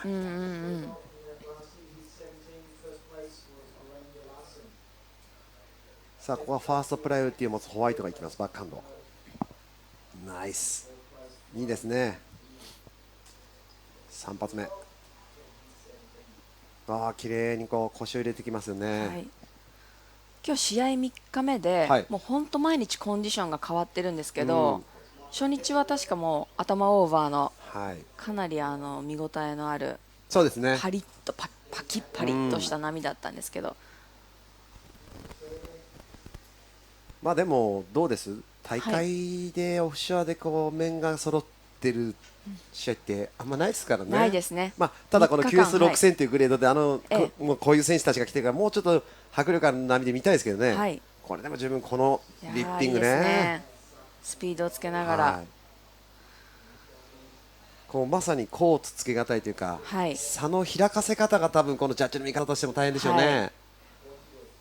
いやジャッジもこうね本当集中して、もちろん見てると思うんですけど、もう全員うまいので、そこはゼッケンレッド、すいませんイエローですね。ちょっとでも早い2本目、はい、のかな。昨日からの引き続き、フォーマンプライオリティというね、はい、プライオリティルールで優先権があります。今レッドが追いかけて、これは優先権を持っているのでレッドが乗ります。レッドアップ、わーナイススナップ、セカンドも深いところからいきますね。どうなっちゃってるんですかね、これね。このペドロ選手、今朝の練習の時にかなりもう10点満点ぐらいじゃないかっていうライディングをしてエアリバースも決めながら練習なのにビーチの仲間たちから拍手と歓声が起こってましたでも確かに、はい、この波でそんなことができちゃうんでしょうかっていうね、はい、膝の使い方が素晴らしいですよね。今のもしリプレイ入るとあれですけど、はい、彼意外と体がそんな大きくないんですけど、そうですね、なんていうバネっていうのかな、バネ伸び縮み、もう今先ほどのホワイトのバッカーですね、はい、ここから抜けてきたところ、はい、次のリップのこの腰をね、はい、ぐっと入れて回してくる。南アフリカの選手ですね、ホワイト。この体の使い方もいかにこの技を大きく見せるっていうかね、はい、ボディバランスの使い方もうまいですよね。はい、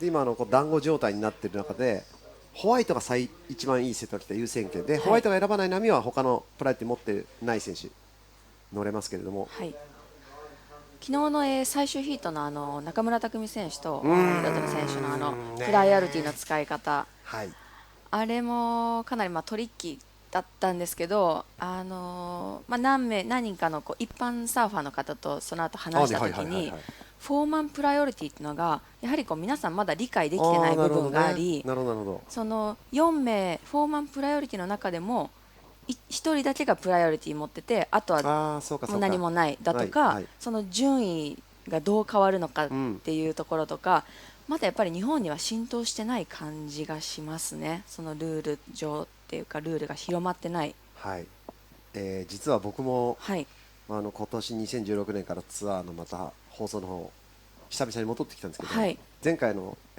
久下山で行われたジュニアの大会で、はい、そこから勉強してます、はい、でも それを逆に知ると面白いですよね、試合がね。本当に面白いですね。さあ注目選手レッド。ただ日本人の選手も本当にまだそのフォーマンプライオリティに慣れてないと思うので、この QS6000 見てそうですね、研究する必要があると思います。これはイエローきますね。ナイスリッピング。こちら4本目の演技になります。1人ライトブレイク選んでますよね、はい、さっきからね。フロントが得意なんでしょうか。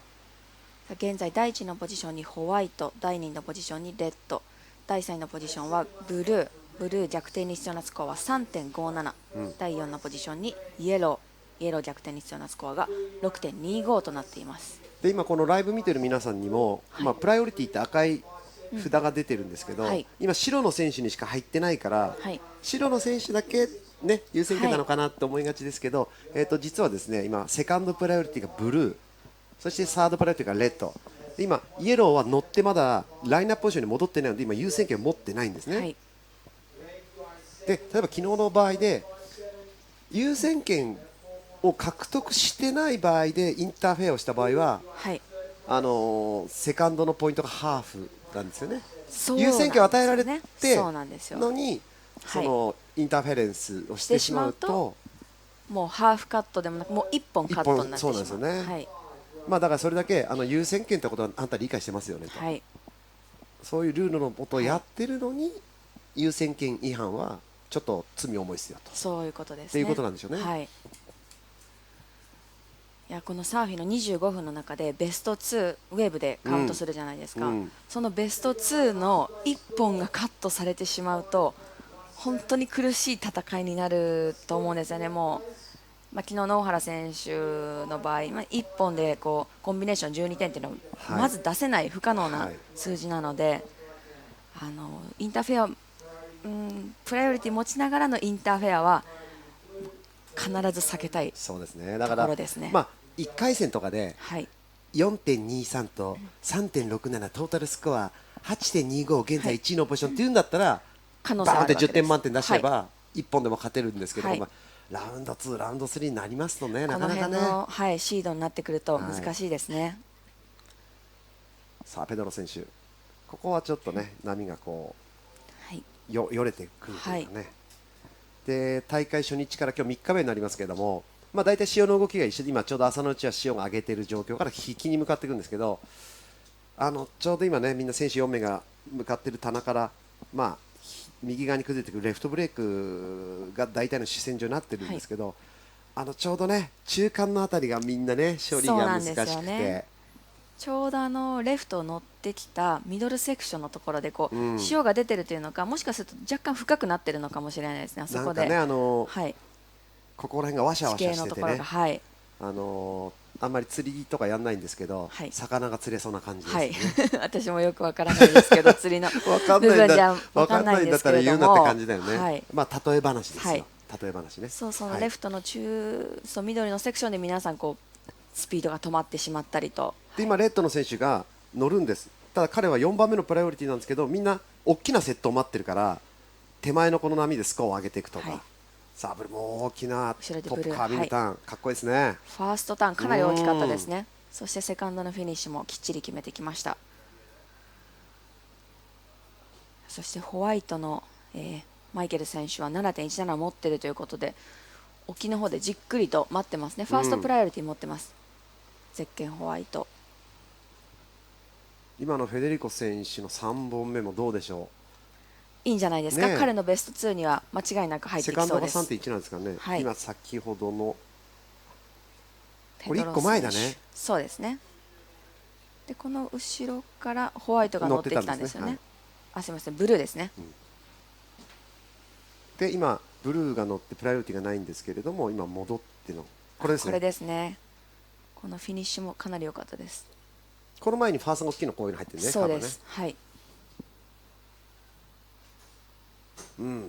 やっぱりこのトップスコアが 7.17 を1本ずつ持ってるホワイトとブルーが、やっぱりちょっとこうなってくると、はい、ね、あと残り10分ですからね。はい、でここから後半戦がだからその高いスコア7点を持っている選手が優先権をどう使ってくるかっていうところなんですよね。優先権使いながらこう有利にヒートを進めていく。残り時間10分を切っています。今だからホワイトの、マイケル選手が行くかな。動いてますね。さあこれはホワイト、画面上ではイエローですね、イエロ同じような感じですね、はい、シンクロナイズドスイミングのような、おっとまあでもあそこやっぱりちょっとパワーがないところなんで、そうですね、皆さんそこでこう引っかかるというかスピードダウンしてしまいますね。ちょっとうまく表現できないんですけど、ああいうフラットなところでアクセルを踏み込みすぎちゃうと、ちょっとこうスピンしちゃうみたいなことなのかな。スカッみたいな感じで、うまい選手はあそこなんかキュッキュッキュッみたいな、こういう膝でこう溜めながらね、で次のもう一回ホテル出てくるところまで待ってこういうアクションをやっていくとやっぱり7点ぐらいのスコアなんですよね。そうですね。まあそのいいじゃないですか。その7点を持っているのはホワイトとブルー、そしてブルーの3本目が間もなく入ってくると思うので、そうするとまたシチュエーションの方変わってくるかもしれないですね。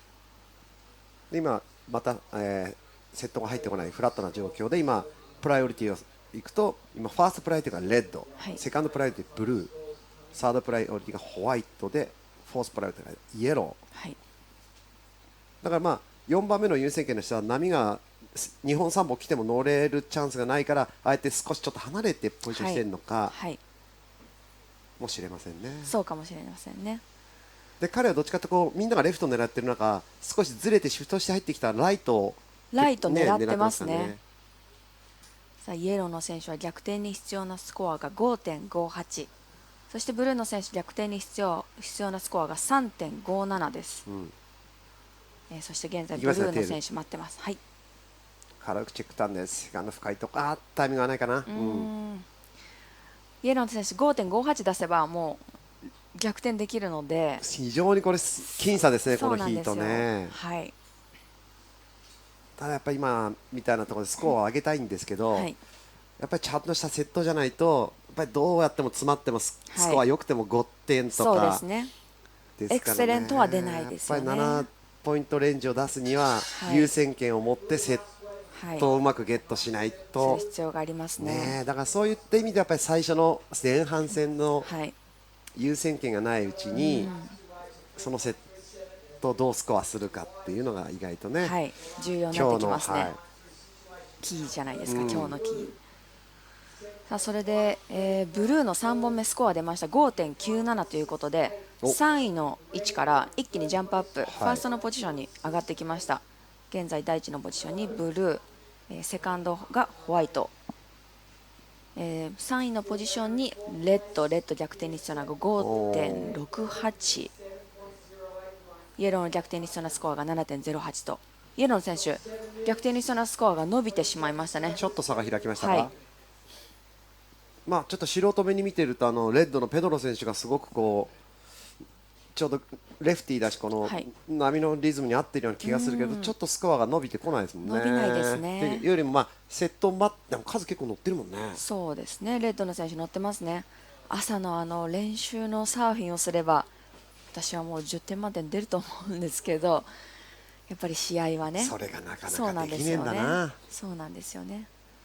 でも優先権、ファーストプライオリティレッド、はい、残り時間7分なんでこの優先権を生かしてこの、ね、残り時間あるうちにどう使うかですね。7ポイント台出したいですね。はい、現在ファーストプライオリティがレッド、そしてセカンドプライオリティがブルー、サードプライオリティがホワイト、フォースプライオリティがイエローです。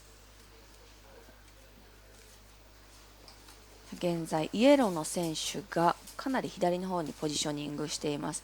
他の3名の選手は、会場でいうと真正面ぐらいのあたりに3名が固まってますね。イエローの選手との距離はメーターでいうとどれぐらいでしょうかね。30メーターぐらいでしょうかね。だいぶ離れましたね。はい、イエローだけが1人離れてます。でもプライオリティ優先権が4番目なんで、はい、プライオリティが4番目っていうことはいい波が来ても乗れる確率、乗れる順番が一番最後っていうことなので、離れる方が有利。でも昨日もそうだったんですけど、プライオリティを持ってない選手っていうのはやはり気持ち的にもどの波に手を出してもいいっていう部分もあるので、その昨日の残像でいくといい例がコナー君だったね。はい、コナー・オラリー、はい、当然その2つ大きなスコア持ってたからのあれなんでしょうけど、それでもちょっとずつそのバックアップスコアの7点いくつを 7.33 とかコツコツ差をね、縮めていきますよね。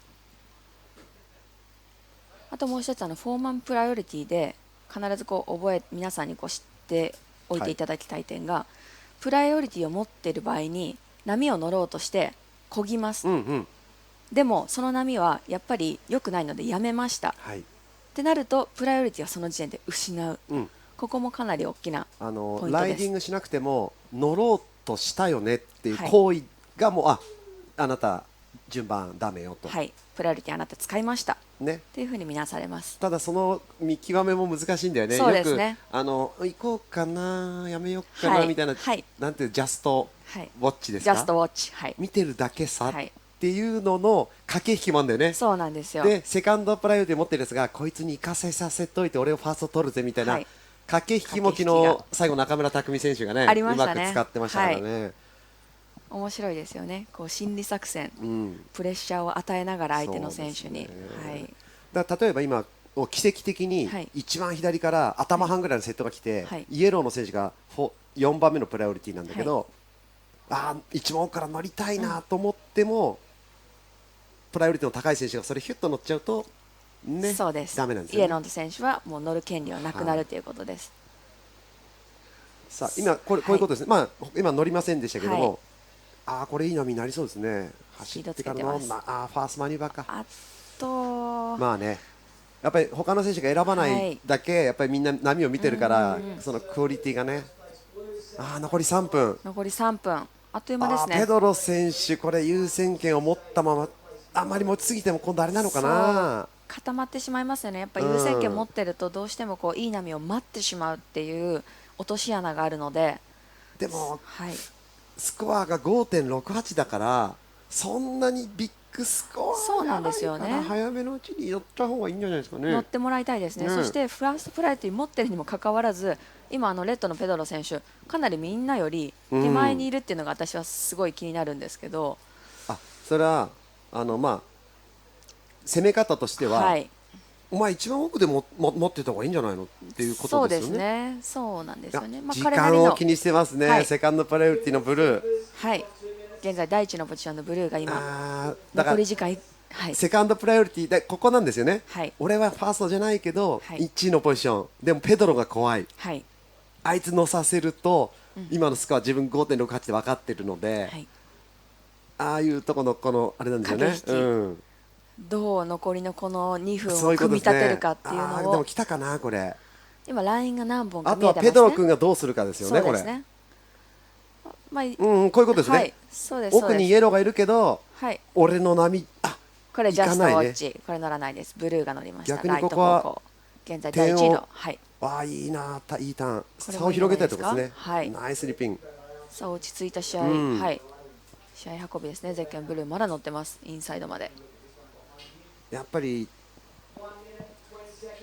それでこれかいけるかな。ここでレッドの選手プライオリティを使って良くない波を乗ってしまった。だからさ1個前だったんじゃないの。はい、そうですね。やはりこうプライオリティを持ってると慎重になりすぎちゃったね。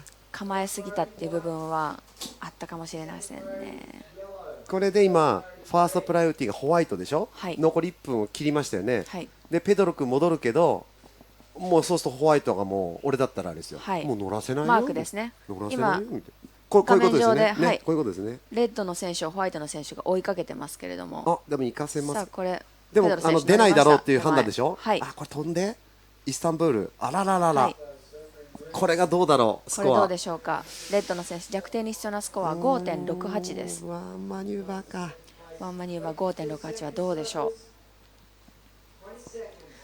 ただ今の試合の詰めとしては、ホワイトの選手は乗らしちゃダメでしたね、今のは。そうだよね。はい、もう残りで言ってももう10セカンド。そうか。まあでもそしてホワイトの選手今ね水をパーンと蹴ってたので、乗らせちゃったっていうことか。おい俺ちょっとやっちまったんじゃないかっていう気持ちはあると思います。やっぱでもこのヒートみんなペドロは怖いんですよ。そう思いますね。多分みんな朝のペドロも見てます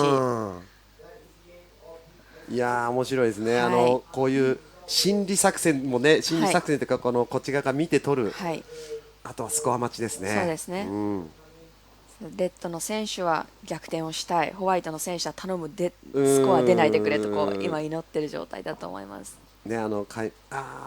5.68 が必要なところでラストライドのスコアがさあどうでしょう。ゼッケンレッド逆転に必要なスコアは 5.68 なんですが、現在ジャッジの方がスコア入れている途中ですね。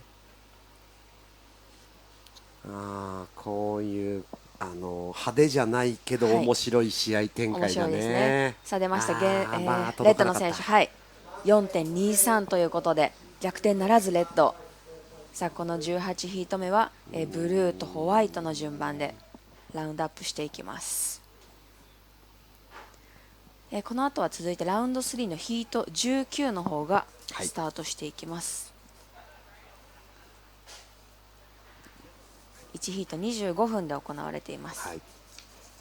このラウンドなんですけれども、メンズラウンド3最終ヒート24ヒート目に稲葉亮君出ます、ラストサムライ。はい、今昨日匠君がね、勝ち上がりましたんで、レオにも頑張ってほしいやっですね。てもらわないと困っちゃいます、こっちも。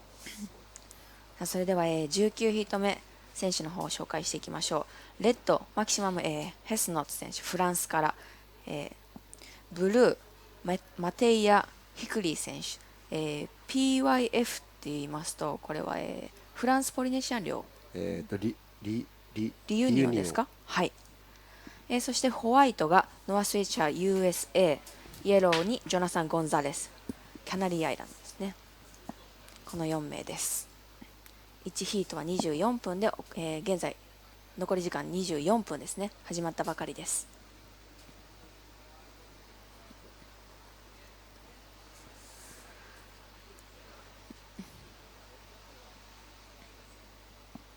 先ほど行われた18ヒート目は、ブルーがトータルスコア 13.24、 そしてホワイトの選手がトータルスコア 12.24、残念ながらレッドの選手トータルスコア 10.80、 イエローが 9.67 という結果になっています。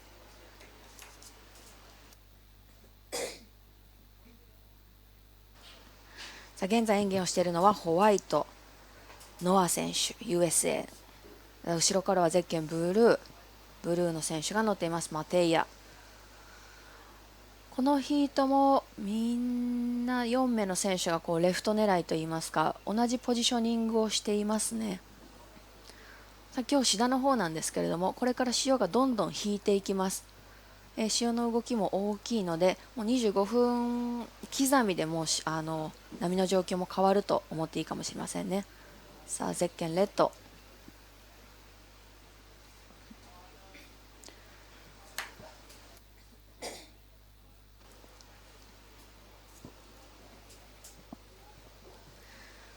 各選手が波に乗ってきたところで、スコアリングの方は徐々に入ってくるかと思います。すみません、黙っちゃった、はい、今ねまたググってました。はい、どうでした？これあれだね、はい、タヒチパペーテ、フランス領ポリネシア、タヒチですね。だよね。なるほど。 PYF というのはタヒチということですね。ちょっと知ったかぶっちゃいましたね。パペーテ、すみません、はい、ありがとうございます。今世の中便利ですね、はい、本当にすぐ出てきますね。はい、ということでブルーのマテイヤ選手はタヒチ、タヒチ出身の選手です。タヒチにもこういう波はあるんでしょうかね。このようなビーチブレイク、シダの波のような。ないでしょう。行ったことないのでわからないんですけど、なさそうですよね。でもマシュューさんが、はい、ブラックサンドのビーチブレイクあるって聞いたよって言ってました言ってました、はい、確かにここもブラックサンドですけど君は行ったことあるのか、はい、行ったことはないけどねって言ってました。まあみんな想像の中で、はい、1位通過になったら聞いてみましょう。聞いてみましょう、ね、インタビューで聞いてもらいましょう。さあそしてその、フランスからマテイヤ選手ブルー、1本目のライディングが 5.93、はい、ホワイトノア選手は、1本目が 4.50、はい、レッドの、マキシム選手は、ロースコアですね、 2.00 ポイントなっています。今日昨日と比べると本当波の高さで言いますと、下がった気持ちはするんですけど、はい、先ほどのヒートもそうですけどグッドのスコア出てますの で、はい、ハイスコア出てるので波のクオリティはかなりいいと思います、はい、これからどんどん潮の方は下がってきて、浅香さん的にはどうなると予測されますか？いいんですか、言っちゃって。はい、お願いします。浅香波情報、はい、引いてくると、はい、水がなくなって沖の棚で割れるんですけど、はい、くしゃってくしゃってくしゃってトロ早いでやってるんでしょうか。トロ早い早トロイわかんないですけど、はい、なんかちょっとね今みたいなフェースがヒューってこないで水がなくなっちゃう分こうねパサパサパサっとその波をねこの世界のトップの選手たちがどうなるかっていうのも見たいですね。今19ヒートでしょ、はい、あと5個5ヒート5ヒートありますね、25、25、50分、はい、ね、そうですね、今あと2時間ぐらいだ、ちょうど引きに、はい、今8時半でしょ、そうですね、ちょうどお昼ぐらいなんですよ、やっぱ引くのが、はい、どんどん引いていきますね、であんまり潮が動かない日だったらいいんですけど、今日まで多分大潮回りだからまた昨日みたいに少し1メーター近い動きがあるかな、そうすると今現在はね正面のところに4名の選手が、はい、ポジショニングしているんですけど、もしかするとこのシダとてもエリアが広いので大会会場の選手としてはもうどこに移動しても OK なんですよね実は、はい、ただ現在このピークが正面がいいっていうことで4名の選手が固まっている状況です。さあ現在プライオリティは、ファーストプライオリティがイエロー、セカンドプライオリティがホワイト、サードプライオリティがレッド、フォースプライオリティがブルーです。まだ各選手3名の選手が1本ずつ、イエローの選手はノーライドとなっています。残り時間は19分30秒です。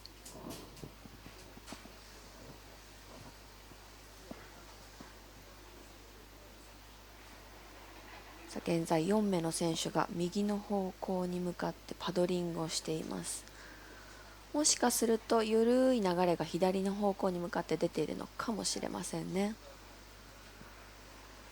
現在行われているのはメンラウンド3ヒート19、本日のスケジュールですけれども、現在行われているラウンド3が24ヒートまで最後まで行われます。その後のスケジュールというのはまだ出てないんですけれども、分かり次第お伝えできるかと思います。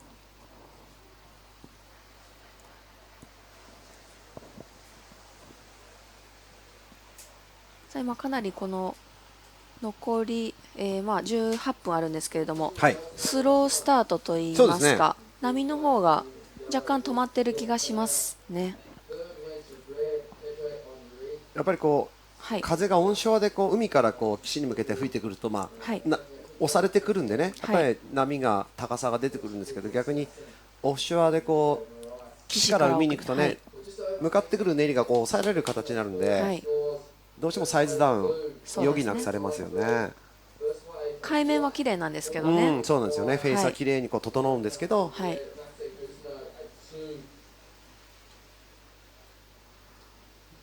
さあホワイトの選手が若干右の方にポジショニングを移しました。現在ブルーの選手が 5.93 を持っています。ホワイトの選手は 4.50 を持っています。レッドとイエローはまだこのベスト2に入るようなスコアはなく、イエローの方はノーライドです。今ファーストペナルティイエローが動きますね。どっち行くのかな。左方向、いいところ行けますよね、これね。レギュラー方向行きましたね。ファーストダウン、セカンド、ナイスね、ナイスターン。さあ後ろではブルーがトップアクションされますね。パワフルな、先ほどのちょっとペドロ選手と似たようなマテイヤ、インサイドが乗ってきますね。いいですね。まだ乗れます。あら、これ丁寧に乗ってますね。丁寧に膝を使いながら、さあ最後今ランディングしたところ膝ぐらいの深さでしたね。ビーチまで乗ってきました。5.93 持って今の2本目であのライディングはかなりこのヒートいいんじゃないでしょうか。ヒートをコントロールできる立場に、さあゼッケンブルーマテイヤ選手、あと今2人乗ったんで優先権ホワイトとレッドになるんですけど、逆に言うとこの時間帯だと今これね、これですね。見ましょう。マテイヤ選手、一発目際どいておきましたね。2発目も、さあ1発目と2発目もバラエティに飛んだ、際どいとこ行ってますもんね。ここからまたこうリフォームしてくるところ、ここからなんですよね。本当パワーのないセクションでもこう暴れることなく綺麗につなげてきます。この優しい感じがね、ナイスコンビネーション。優しい感じに見えるんですよね。簡単そうに見えるんですけど、そうなんですよ。本当に膝腰強いと思いますね、この選手。さあそしてプライオリティ持っていないブルーがもう早速乗ります。これが3本目の演技になります。昨日もこういう感じで、最終13ヒートか、コナー選手がもうどんどんスコアをね、伸ばしていきましたね。さあスコアの方も徐々に入ってきています。さあレッドの選手、波としてはこうミドルセクションの決してね高い波ではなかったんですけれども、2マニューバーきっちり入れてきました。イエローの選手1本目が 4.50 マークします。ブルーの選手2本目出ましたね。マテイヤ 6.07 ポイント、スコアを伸ばしてきました。あと他の2人が4ポイント台で、今レッドの2マニューバーも同じぐらいのレンジが来るのかな。そうなるとやっぱり6ポイントが持ってるとだいぶマテイヤ、マテイヤ選手、マテイヤ選手現在 6.07 と 5.93 ポイントを持っています。今日のその優先権ですけど、コツコツ前半戦でこう差を開かれちゃうと劇的なセットって今日来ないじゃないですか。やっぱり来てもあれぐらいのサイズで、あれを丁寧に乗りこなしてもやっぱり6ポイント台だから、まあ、例えばこんぐらいの時間帯だとどうなんですかね、もう1位はブルー行かせとくかみたいなとこなのか、そんなことはないのかな。でどうなんでしょうね、ね選手の心理としては。さあこれを追いかけるのはイエローフロントハンド。さあスピードをつけて、惜しいね。現在第4位のポジションのイエローです。波のリーシュをつけてないんですね、イエローの選手は。今ちょっと画面上には映ってないんですけれども、一生懸命ボードを追いかけて泳いでいきました、良い子の皆さん真似しないようにしてくださいね。そうですね。まあでも試合でノーリーシュで出るっていうすごいですよね、心理、メンタル強いというのか自信があるんでしょうね。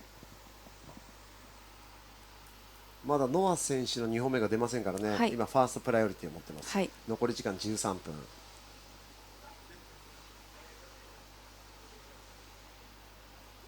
まあでもちょっとこう画面を見てると岸の方を見る仕草があるんで、やっぱり僕らが今見てる放送席もちょっとこのシダポイントっていうのは少しこう石段というかこう段になって少し見る方が高くなってるんですよね、だから多分選手より目線が高いから沖のセットの筋が多分上からの方が、でおそらくこっちだあっちだって来たとかっていうのを見て仲間とやってるんでしょうね、バカの左がさあレフトの方これいいんじゃないですかね。1.23 ですからおそらく2位に上がっていくんじゃないの、そして現在第1のポジションはブルー、第2にレッド、第3にイエロー、第4のポジションにホワイト、そしてそのイエローの選手が今乗ったんですよね、逆転に必要なスコアは 1.23、であそこの団子にいると、やっぱりプライオリティの順番で4番目だから、乗れないと、なのでちょっと離れたところで乗ってました、演技してました。で今さっきの 2.90 で、2番ででもまだあそこでちょっと離れたところでスコア伸ばそうということなのかな。現在プライオリティはファーストプライオリティがホワイト、セカンドプライオリティはブルー、サードプライオリティはレッドで、フォースプライオリティはイエローとなっています。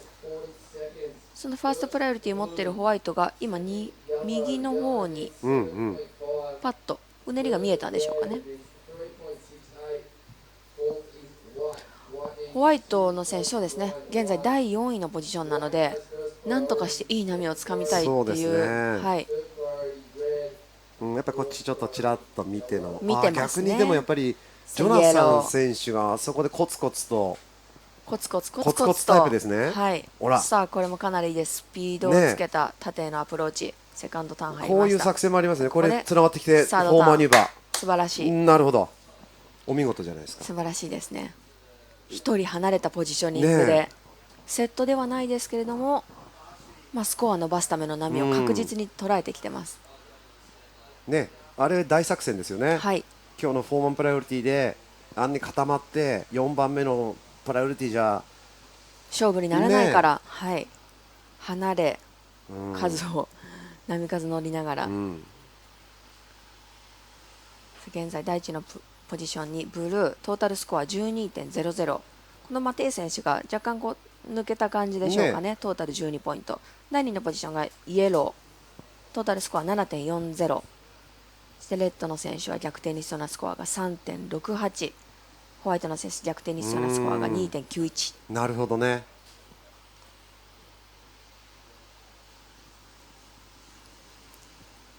ここで先ほどの出ましたね、イエローの選手ラストウェーブ 5.40。 そう順番は変わらないけど3位4位の選手の差が開いていくんですよね、逆転に必要なスコア伸びましたね。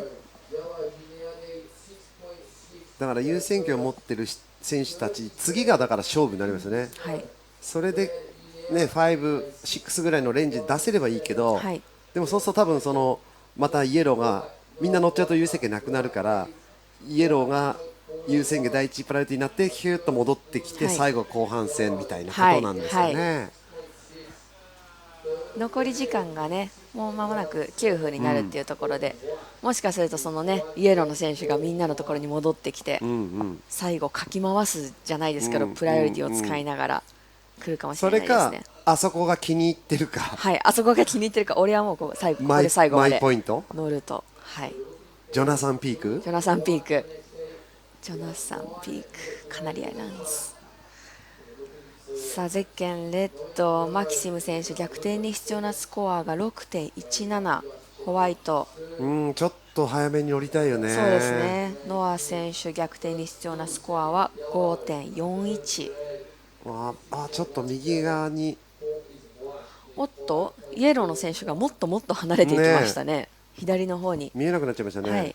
はい、左の方にこう波が入ってきてますね。それを追いかけていったんでしょうか。昨日一昨日はそうでしたね、引いてきたら左側に。そうですね、ここね、ここです。バックハンド早いんですけど、早かったですね。ちょっと行き過ぎ注意だね。はい、そうですね。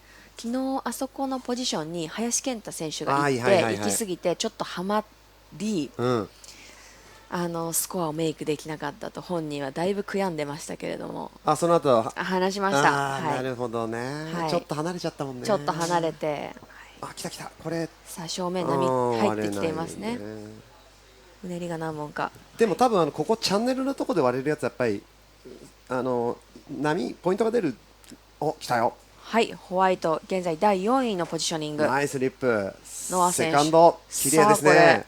いいじゃないですか。今ヒート一番スピーディーなライディングでした。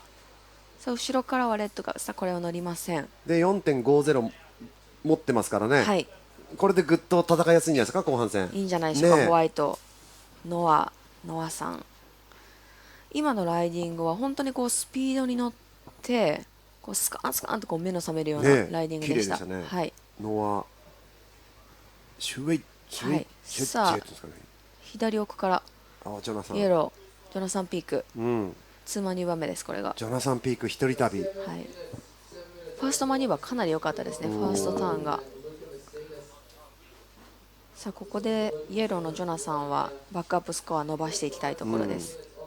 そうなるとマテイヤ選手もね若干こう静かなじっくり波を待ってるかと思うんですけど、帰ってきましたね。はい、戻ってきましたね。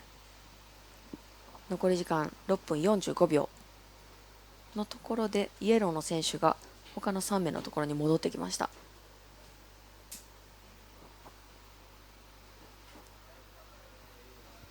現在第1のポジション、ブルー、はい、3本目の演技。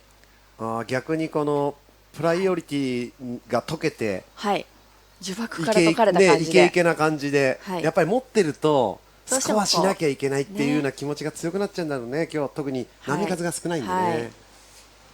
プライオリティはこう使い方が本当難しいですね。しかもフォーマンプライオリティはねやっぱり去年からスタートしたっていう意味もあって、さあゼッケンレッド乗ってます。ナイスリップ、いいですね。これいいですよ。 6.17 で逆転です。マークインサイドもう1回ぐらい技入るかな。ファーストセカンドがかなり良かったので、角度とスピードありましたからね。素晴らしかったです。ゼッケンレッドようやく1本が出たって感じじゃないですか。そうですね、彼の中では、やっとこの波とのリズムがあったみたいな感じで、レッドの選手っていうのはシード選手なので、そうですよね、昨年度のランキングをしっかり持っている選手っていうことですね。さあホワイトの選手乗っています。右の方で本当にポジショニングを移動して、だからさっきのジョナサンと入れ替わった感じだよね。入れ替わりましたね。で逆にプライオリティ持ってこっちに引っ越してきたらまたちょっと待ちすぎちゃうとかってね、この試合もちょっと後半戦面白いですね。展開になってきそうだな。さあこれ現在リプレイレッドマキシム選手、いいですね。力強いターンスナップ、今ライブで同じような感じで乗ってますね。今画面上はリプレイです。さあそしてイエロー現在第2位のジョナサン選手、ナイストップターン。トップでのカービングターンが得意なんでしょうかね、この選手は。そうですね。さあそしてシチュエーションの方はまだ変わってないんですけれども、ホワイトの選手の2本目と3本目、そして4本目のスコアもまだ入ってきてないですね。2本目がリップ3本して、3本目がちょっと最後エンドセクションでエアをしたやつかな、はい、そしてレッドの選手も間もなくラストスコアも入ってきそうです。これはまた難しい足し算になってきますよ、前口さん、これ。はい、私たちの画面上ではこうジャッジがスコアリングね、だからなんとなくね、ちょっとこう触ってる。はい、まだ来ない。来ましたね。でもノア君のスコアがそうなんですよ。ホワイトの選手のスコアがまだ1本しか入ってないので、ここが2本入ってくるとシチュエーションの方がはっきりと分かってきます。でこのやきもき感が、選手もそうなんですよね。早くスコア知りたいんだけど、だから変わりましたね。シチュエーション変わりました。現在第1のポジションにブルー、第2のポジションにイエロー、第3のポジションにホワイト。ノア選手逆転に必要なスコアわずか 4.68 です。さあ正面では波が入ってきている様子です。このヒート一番でかいんじゃないの？ファーストプライオリティはブルー。さあホワイト乗ります。現在第3位です。大きなリップ、 4.68 で逆転でバックハンドマキシムいけ、綺麗なターンからここからぐーっとね膝かかんでセクション出てきました。ホワイトとレッド、第3位と4位の選手が今ポンポンと乗ってきました。セットをこれまた最後終わるまで分かんない感じじゃないですか。残り時間は2分50秒切っています。さあこれです。リプレイマキシム選手、このボトムから縦のトップ、クリティカルセクションに当てきてますね。インサイドまでつないで、さあこの点数が 4.23 以上出るとレッドの選手逆転してきます。 4.23 だからね。はい、そしてホワイトも 4.68 で逆転なんですよ。さっきのマテイア選手の4本目、ノートリムで3アクション入れてきましたね。これライブです。イエローバックハンドジョナサン、丁寧です。こっからどうかね。今各選手が1本もしくは2本ずつ乗ってきているので、でさっきのセットを乗ったノア選手の5本目がまだでしょ、まだです。これまだだよね。違います、はい、ノア選手とマキシム選手の、バックハンドまだだよね、2本がまだです。だからそれぞれ3位4位の選手のスコア、逆転にするスコアわずか 4.68 と 4.23 でのさっきのライディングの残像を思い出して皆さん、想像を膨らましてください。残り時間は1分40秒切っています。そしてファーストプライオリティがホワイト、セカンドプライオリティがレッド、サードプライオリティはブルーですね。だからあとそうね、時間と来たんじゃないのこれ。徐々に今スコアリングの、スコア入ってきます。ホワイトが 4.68 で逆転、レッドが 4.23、わずか 4.23 ですからね。まずホワイト来そうですね。セットを乗ったこの2人のスコアがどうなるのか。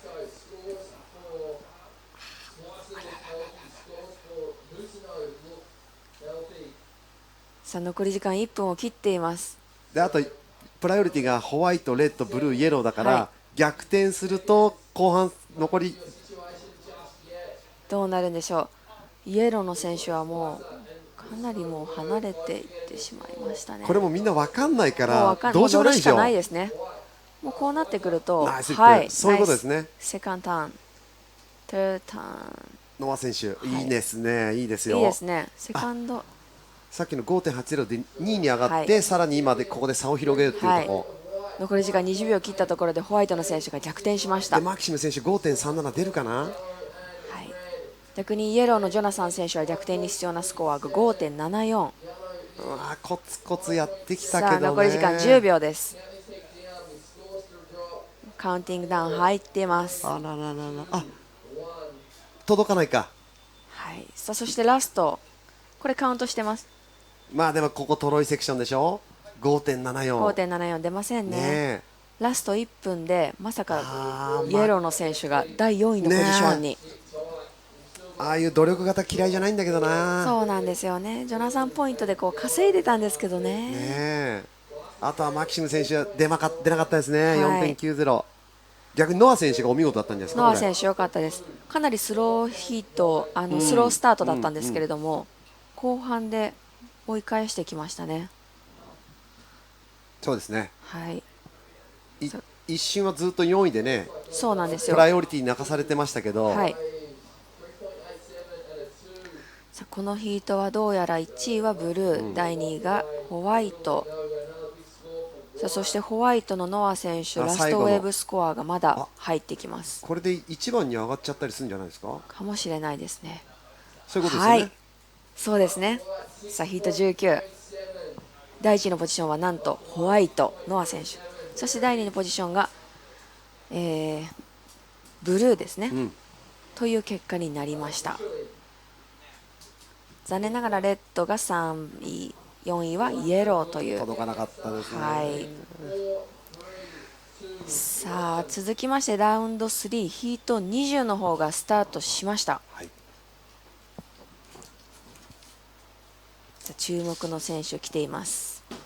ゼッケンレッドにパトリック・ガダスカス選手、はい、ブルーにノン・ミニョ選手、フランスから、そしてホワイトにルカ・メナス・ノバロ選手、ペルー、イエローはジーン・ダ・シルバ、ブラジル。はい、これかなり熱いヒートだと思います。全国籍違いますからね。違いますね。多国籍大会ですよね。多国籍大会。さすが世界大会。素晴らしい。QS6 戦、はい、一宮千葉オープン。この一宮本当に海が綺麗で、もうどこに行っても波がありますね。そうなんですよ。まあ、日本代表するこのサーフブレイク、まあ、九十九里ずっとこう何キロも渡って続く海岸線の一番こう南側にね位置するこの一宮なんですけども、しだしたポイント、釣ヶ崎海岸っていうのがまあ正式名称なんですけども、まあしだしたポイントという愛称で、全国各地からこのプロを目指してね、修行に来る選手たちがねいっぱいいますけれども、道場聖地ですね。さあ今回のその一宮千葉オープン、開催期間、月曜日からスタートしました。5月23日月曜日から30日の月曜日までピリオドがあります。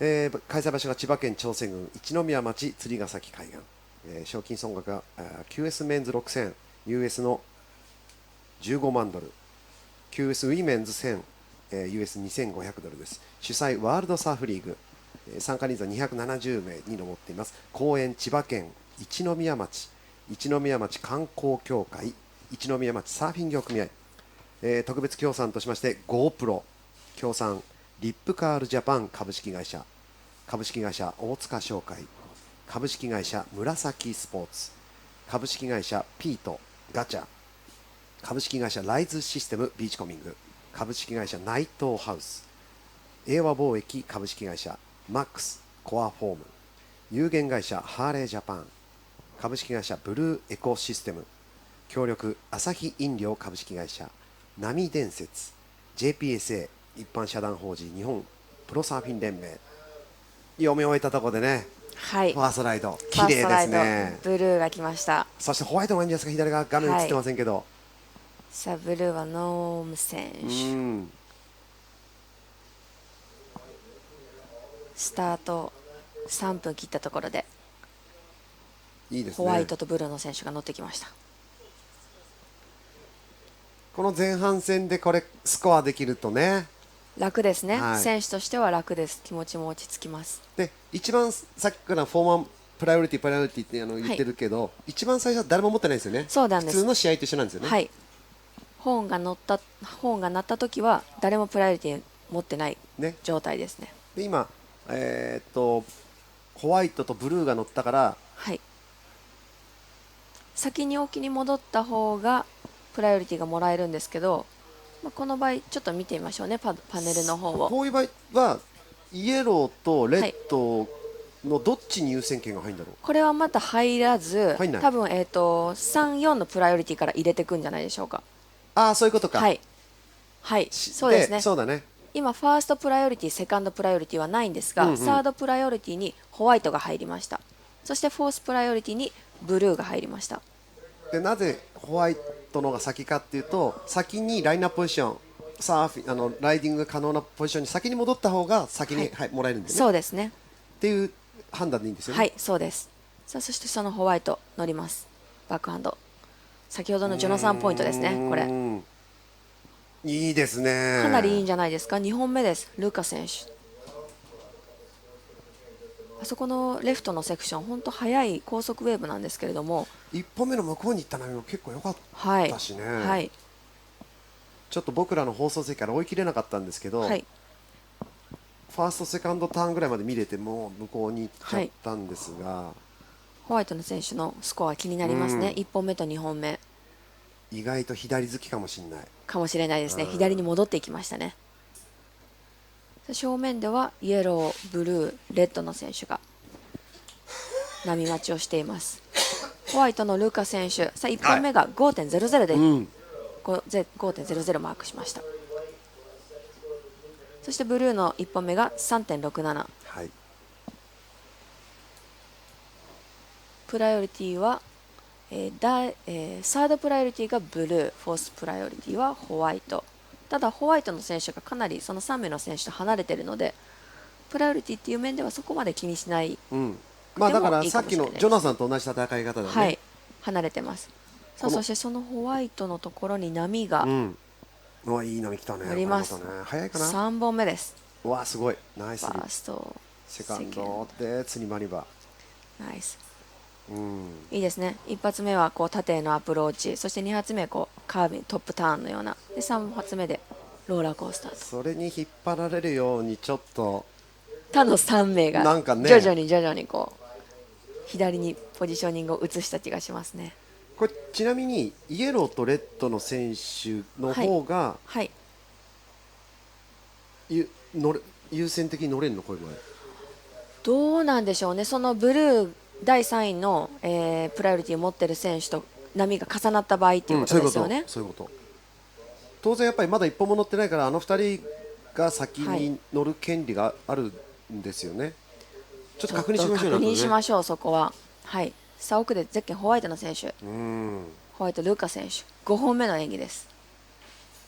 さあここからたる速い波をきれいに波に合わせて乗ってきます。で2本目が 4.07 で、はい、まあ3本目も同じようなコンビネーションだから、はい、やっぱあそこのポイントだってここが限界灘なんじゃないのかもしれないですね。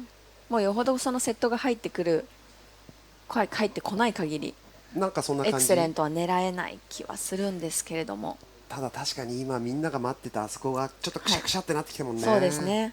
ほら先もこう割れ崩れちゃう感じが、浅香さんが言ってたように、潮が引いてくるとこう、ね、ブレイクが起きになりシワシワのパーになっちゃうんですよ。そうするとね、トップだけのあれ、これ先ほどのホワイトのリプレイ見ましょう。これ2本目3本目、これがね多分4本目だと思うんですよね。最後、はい、さあ徐々にホワイトのスコア入ってきまして、1本目が 5.0、2本目が 4.70、3本目が 5.50、そして4本目待っています。さっきのリプレイのスコアですよね。はい、まあ、どれもそのやっている技だとかライディングにそこまで違いがないので、やっぱり伸び悩みだよね。そうですね。そこでホワイトの選手がどう判断するかですね、果たして自分はここにそのままとどまってもいいのか、それとも動いた方がいいのか。なんか僕の人生みたいですね。そうなんですか。伸び悩み、思い切りも必要じゃないですか。ありがとうございます。はい、さあそしてホワイト4本目が 3.53 ということで、やはりポイントの方が伸びてこないですね。まあただこのちょっとコンディションだから、5点台2つでもコツコツ持ってるのはもう全然、今これホワイトとブルーだけどやっぱりブルーのが先の優先権なんでブルーが乗ってきました。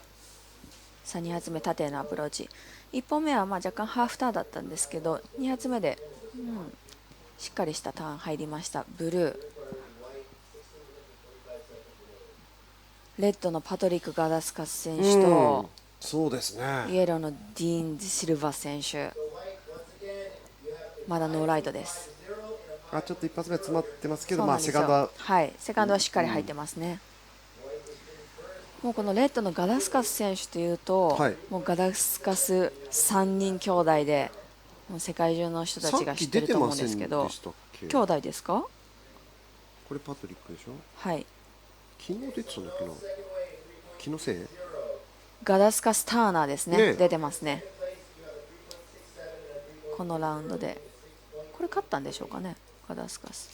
ガダスカス・ターナー、そしてデーン・ターナー、パトリック・ガダスカス、3人兄弟。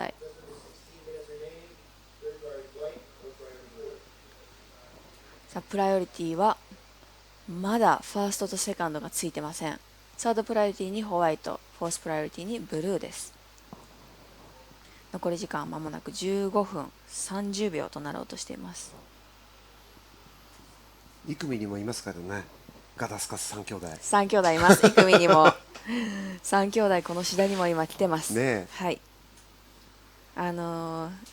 三男のユージ君がかなりファイティング見せてくれましたよね。初日ですかね。はい。初日2日目でしたっけ。ラウンド1勝ってラウンド2で負けちゃったのかな。かなり大きいこのアプローチで外人選手を任してラウンドアップしてくれたのがとても印象に残ってます。さあ現在まだノーライドのレッドとイエローの選手がポジショニングを正面の方に戻してきましたね。意外と10分経っちゃいましたからね。はい。これはどうなるんでしょう。ようやくイエローが動きました。ね、ディーン選手。レッドもいくかな。はい。両方とも。正面で2名の選手が現在演技をしています。画面上に映っているのはバックハンドガダスカス選手。イエローの方がいいかな。3発入りましたよこれ。はい。さあどうでしょう。ジーン・ダ・シルバ選手、はい、そしてパトリック・ガダスカス選手、ようやく1本目が出て、まだ1本ようやく乗れたっていうところですね。そしてやっぱり戻ってくんだね。戻ってきましたね。優先権が入ると、はい、ホワイトの選手が正面に戻ってきました。残り時間は間もなく14分です。でもやっぱりノーミー選手は帰ってこないですもんね。戻ってこないですね。ブルーの選手は左の方に1人だけポジショニングしています。さあそしてガダスカス選手、今手を挙げてシチュエーションコールでしょうか、ポイントコールでしょうか。時間とやっぱり、はい、他の選手とどれぐらい離れているかは知りたいんでしょう。そうでしょうね。自分がやっぱり乗れてないの分かってるはずなんで、はい、で今の1本目をちょっとしくったから、はい、ちょっとどんぐらい離れちゃってんの、俺みたいな。さあブルーの選手が奥で、いいですね、フロントハンド。さあ力強いターンですねこれ。この腰原の波でもレールをしっかり使ってテールを蹴り込んでくるっていうのはやはり技術の高さでしょうね。さあガダスカ選手、最初の10分間ノーライドでした。レッドとイエローでもさっきの2人の、はい、ピークにいてレフトとライト見ると、はい、ちょっと潮が引いてきた関係でレフトよりライトの方がなんかスコアリングでしやすいなんか感じなかもしれないですね。気のせい。はい。さあそして正面動いてます。レッド。はい。動いてます。優先権レッドですね。はい。レギュラー方向に。セカンド。決してセットの波ではないんですけれども、3マニューバー目。最後コンペティターですね。素晴らしいセカンドレッド。1本目が 3.70 ですから。はい。2本目、ようやく2本目のスコアメイクしてきました。ただ全体的にみんなあんまり高いスコアじゃないからね。はい。まだまだそのね大差っていうのは開いてないので、どうなんでしょう。同じ波に乗った左方向に行ったジーン選手の方のスコアが間もなく入ってきます。はい。さあファーストプライオリティはホワイト、セカンドプライオリティがイエロー、サードプライオリティがブルー。残り12分、後半戦ちょうど折り返しですね。12分経ちましたね。早いですね。さあイエローの選手がパドリング、バックハンド方向に現在第4位のポジションです。まだスコアが入ってるんですけど、1本目まあまあいいと思いますけどね。はい、レッドのガダスカス選手とこうレフトとライトに分かれて乗っていた波ですよね、1本目が。これでみんな2本ずつ、はい、まとまってシチュエーションの方がコールできそうですね。6.0。はい、イエロー 6.0 出ました。このヒートのハイエストですね。ハイエストですね。こうなるとやっぱり強いんですよね。さあこれがブルーのラストウェーブです。4本目ですよね。はい、で3本目のスコアがまだ入ってないですよね。はい。さあここでレッドの2本目が入ってくると、シチュエーションの方がはっきりと出てきます。イエローの2本目も待ってますね。そうですね。さあホワイトの選手乗っています。ルカ選手、現在レギュラー方向に走っています。ちょっと今ので、ね、5ポイント2本持っての優先権だったから、はい、もうちょっとセットのいい波に乗ってほしかったな。そうですね。目の前を通り過ぎていったのは、はい、ネーザン・ヘッジ選手が、次のヒートはネーザン・ヘッジ選手が出てきますね。大ベテランですもんね。はい、次のヒートも注目ですね。さあ残り時間まもなく10分30秒を切っています。あっちゅう間ですね、はい、あっという間ですね。今結構動き合ってますけど、はい、優先権を高いし、優先権はレッドですよね。一番高い優先権はファーストプライオリティはブルーですね。さあ出ました。レッドの2本目が 4.80、 イエローの2本目が 3.20。 うわー、これまたすごい、はい、混戦ですね。混戦です。6.00 を持っているイエローが現在第2位のポジションに上がってきましたね。でもプライオリティが3番目でしょ。はい、これちょっとパトリック選手少し焦りが、今画面上は映ってないんですけど、ブルーの選手がこれフルパドルでレッドの選手を追いかけてました。今でも行かせるかな。さあこれはレッドのいいパトリック選手が乗ります。レギュラー方向、逆転に必要なスコアは 4.41 です。ちょっと詰まったかな。わずか 4.41 なんですよね。パトリック選手にしてはもう大したスコアではないんですけど、でもこのコンディションですもんね。そうなんですよね。今ブルーの選手は行かせた感じなのか、まだ時間あるからかもしれないですね。さあそしてこれ現在第1位のホワイト、ツーマニューバーハワイルーカ選手1人だけ左でやってますもんね。際どいセクションに当て込んでました。でもやっぱり行ってもここら辺のレンジなんじゃないですか。かもしれないですね。これ今リこのリプレイ見てみましょう。この掘れたセクションにポンとファーストセカンドトゥーマニューバーでしょ。サクッサクッと当て込んできましたね。どうでしょう。現在第1位はホワイト、第2位はイエロー、イエローの選手は 6.00 持ってます。でバックアップスコアが 3.20 と低いので、イエローの選手まだまだこうトータルスコアを伸ばしてくる可能性があります。ちょっとルカ選手は戻ってきた方がいいかもしれない。そしてパトリック選手が今一番左でレギュラー方向に乗っています。これね、逆にね。はい。でもさあこれは軽くローラーコースターで、さあもうフリーサーファー映ってますからね。ちょっとから焦るわな、そら。焦ると思います。残り時間まだ8分、ジャスト切ったところなので。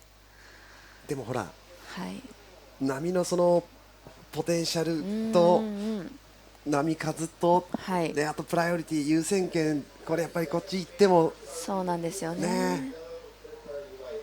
ホワイトの選手がいい例でしたよね。ホワイトのルカ選手何本乗ってもアベレージ止まり。でも5ポイントのスコア出せるから、逆転してますから 4.41 なんで、左側ありですよね、まだね。さあそしてルカ選手乗ってます。スピードをつけて早い。これ抜けてきてセカンドからの惜しい。これはインコンプリート。もったいないね。セカンド良かったんですけどね。残り7分。そして正面ではね、イエローの、ジーン選手も乗っていました。で、レッドがファーストプライオリティになったから帰ってきた方がいいよ。戻ってきてますね。でもあそこが見て確認したんですね、これね。さあパトリック選手プライオリティを使ってこれはパドリングしています。さあバックハンド方向、逆転に必要なスコアは 4.41、 2マニューバー目、そして3マニューバー目。今離れてるけど、あれがもうちょっと近づきすぎちゃうと、イエローダメなんでしょ。イエローはダメですね。そのレッドが優先権だから、ただ今のはお互いこう離れていたので影響がないということで、ブルーのシチュエーション、そうだよね、そりゃそうだ、気になるよ。さあこれリプレイです。現在第1のポジションホワイト、第2位がイエロー、第3位がブルー、第4位がレッド。そのレッドの選手パトリック選手乗ってますので、そうか。どう来るんでしょう。はい、で今ブルー手挙げたけど、はい、プライオリティファーストプライオリティ持ってるから、はい、スコアの差がどんなもんか知りたいんだろうね、はい、でそれによって他の選手へのプレッシャーのかけ方だとか、優先権どこの波行かせる行かせないとか。さあそしてレッドとブルーの選手がかなり近いポジショニングでレッドもプレッシャーかけますね、プレッシャー最後までね。かけますね。そしてブルー乗りました。しナイスリップ。いいんじゃないですか、いいんじゃないですか、これ。優先権うまく使いましたね。ナイス。正月出ましたね。はい、ファーストプライオリティを持っていたので、すかさず波を掴んで、4.11 ですからね。はい、うまい。今のがいいですね。ゲームしてるって感じです。そういうことですよね。見ていても楽しいです。さあブルーラストウェーブ、スコアいくつ出るんでしょうか。さあこれですね。はい、パトリックも行きたかったんだと思うんですけど、ここはファーストプライオリティ、これです。ナイスリップ。はい。スピードをつけながらも、個人的に言うと、今日このヒートの中じゃいいんじゃないんでしょうか。そうですね。ブルーの選手も今もう本当ガッツポーズしてましたね。もう一回映ってましたけど。でも控えめなところがいい。はい。腰の辺りね。はい。ちょっと演歌調な感じが。はい。3回でも振ってましたね。はい。見えちゃいました。さあ残り時間4分30秒です。うん。レッド逆転に必要なスコア 4.41。今度イエローが、今のライディングでね。イエローのジーン選手がセカンドスコアを伸ばしてくると、ブルーとレッドの逆転に必要なスコアも伸びてきます。でもそっか、はい、手応えのあるライディングを持ってんだね。そうなんですよね。イエローの2本目は 3.20 と低いので、さあそのイエローの選手乗りました。コンパクトなセクションで2アクション入れてきます。残り時間4分で、左側でパトリック行ってないのかな。さあブルーはかなりこっちの方にアプローチしてましたね。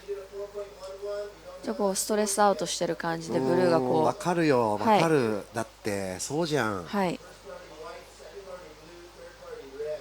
ファーストプライオリティはホワイト、セカンドプライオリティがブルー、サードプライオリティはレッド。それもイエローの選手もまた乗っていましたね。ホワイト、さあシチュエーション変わりましたね。ガダツカス選手乗っています。ちょっと苦労してるな。はい。さあやはりイエローのジーン選手が4本目で 5.87 マークしたので、第1位のポジションにアップしてきました。さっきでもノーミーどうだろう。パトリック選手逆転に必要なスコアが 5.41、ブルー逆転に必要なスコアは 5.41。そしてブルーは今ラストスコアを待っているところです。はい、それが早く来ないと彼の動きも分からない。はい、さあ現在第一のイエロージン選手、軽くテール抜いてきますけども、これはベスト2には入らなさそうですね。さあブルーのラストウェーブとレッドのラストウェーブスコアで、シチュエーションの方がまた変わる可能性があります。2分30秒。はい、そうですよ、はい、ブルーとレッドは今やきもきしてると思います。早くポイントコールしてくれと。逆転したのかしてないのか。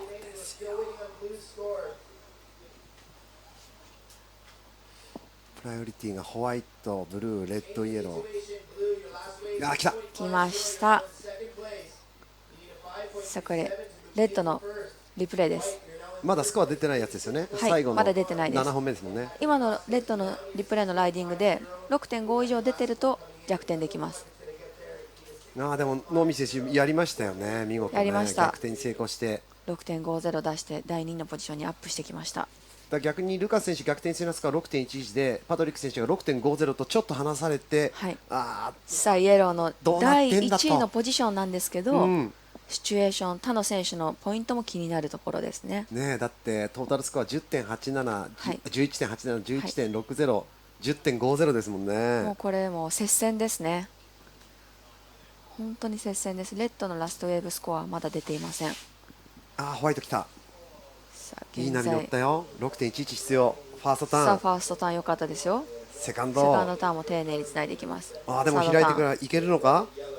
そして後ろからはブルー。バックハンドちょっと詰まったけど、これは波が若干ちょっとねはい、ファーストだ消えていっけかなたんですが、ルカ選手もね、どう 6.11 まだまだ諦めてない感じでしたね。どうかな。どうでし50ょう。秒切ったよ。ファーストアクションとセカンドアクションがかなり似た感じだったんですけど、技のキレ的には良かったですね。残り時間教えてくれと、残り時間だけ教えてくれと、俺が言うよ。30秒、はい、30秒です。残り時間聞こえないけど30秒です。聞こえないし日本語わかんないか。はい本当混戦です。このスコアがでもどうなんだろう。6.50 届くのかな。レッドですね。レッド 6.50 出ていると逆転するんですが、で今プライオリティ持ってるからなんだろうね。俺にチャンスあんのかと、ファーストプライオリティレッド持ってます。でセットきたや。さあ残り時間10秒。届くかな。残り時間5秒。パトリックは持ってるのかなこれ。3、2、1。これはカウントしません。ノーカウントです。ホーンが鳴っている時に立てばカウントするんですが、レッド 0. 何秒間に合いませんでしたね。最後届かなかったみたい。6.0、レッド最後 6.0 で届きませんでした。さあこれは大逆転をしてきた。あとはもうホワイブルーとホワイトがどうかね。 6.11 必要なので最後のライディング、まだラストスコア入ってきていません。5.67 逆転できずですね、ホワイト。ということはイエロー、ブルー、ホワイト、レッドでこれは決まりでしょうか。イエローとブルーがラウンドアップはまあ確定でしょうかね。まだブルーのラストスコアは入ってきていないんですが、まあでもトップ2には入ってこなさそうですね。そうですね。いや面白い25分でしたね。あっという間でした。さあブルーのラストスコアは 4.77 ということで、ファーストポジションイエロー、セカンドはブルー。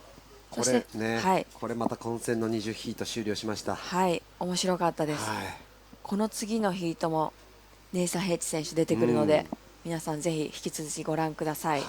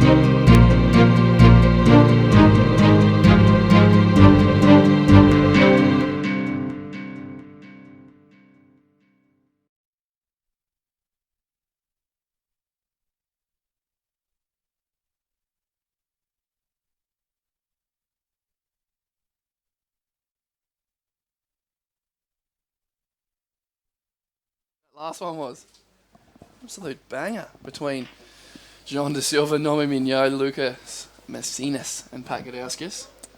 That last exchange was madness. Yeah, I just showed up and saw that there was a real scrap going on the last exchange there. Scrap was an understatement, I think. So unofficially, it looks like John De Silva and Nomi Mignot survived. But look at that, every total. There was .77 between first and fourth. Holy, look at that. 11.87, 11.60, 11.17, 11.10. Madness. Good thing I didn't have to call that one. So we're back. We are back. Warren. And who Matt Pitts. I'm Matt Pitts. Good on you. We've got Heat 21, round 3, here at the Ichinomiya Chiba. Little Aussie battler Hedgie in blue. Jacob Wilcox, the little grommet, Vincent Romero, and Ricardo Christie from New Zealand, now living on the Gold Coast. It's a good heat, this one. Yeah, it's a really good heat.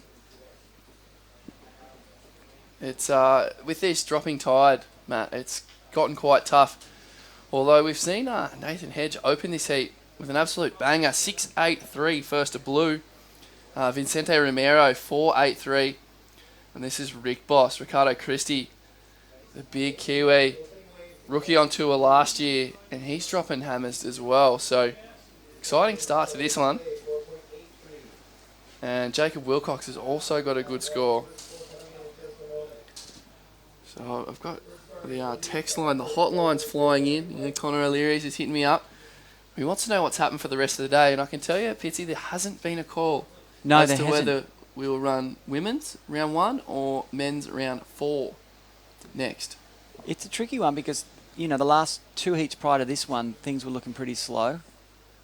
Let's just check out Hedgie's wave before we get into the schedule for the rest of the day. So Hoggy, the bald one, he goes fast. He's got an aerodynamic head, and he's got a really dynamic backside. So 3 strong snaps and the signature hog kick out. 6-8-3 for blue. So good start for Nathan Hedge. First of red, Ricardo Christie, the forehand snaps, 5.57. And we're going to see a mid-upper 4 drop for Wilcox as well. So nice, quick start for this one. Yeah. Well, the last heat was an absolute scrap, with Jean de Silva emerging victorious. And hopefully this one we can blow it apart with some big scores, get a couple of nice spreads going. Yeah, as I was saying with the waves, it looks like it was backing off through those last 2 heats, and then we saw the start of this heat, a little flurry of waves where you start to get a little optimistic again and think, oh, wait a second, we're going to get a little push in the swell with this wind coming onshore, but yeah, only time will tell. And what have we got? How many more heats left in this? 3, 4. Still a lot of surfing. Yeah. 3 heats after this one to finish off the round of 96. Yeah, so yeah, we'll wait and see what happens as far as the schedule goes. But yeah, there is a potential of running the women's event for the rest of the day in the smaller conditions. Let's not forget, we can't forget, we've got a QS 1000 for the women here. It's a heavily Japanese-dominated draw. A couple of internationals. I was just talking to the Riddler, the Volcom team coach and manager, saying that he's got a girl, a young Wakita, as his only woman in the Volcom team that he'll be coaching. Yeah, so he's you know, on tenterhooks as to what goes on for the rest of the day, because he's also got Parker Coffin in the men's. Yeah, that he's definitely keen to check out, with Gurr backing him in this event. So paddling, we got the Grom, Jacob Wilcox not really getting much out of that. Nathan Hedge, Ricardo Christie, Vincent Romero and Jacob Wilcox.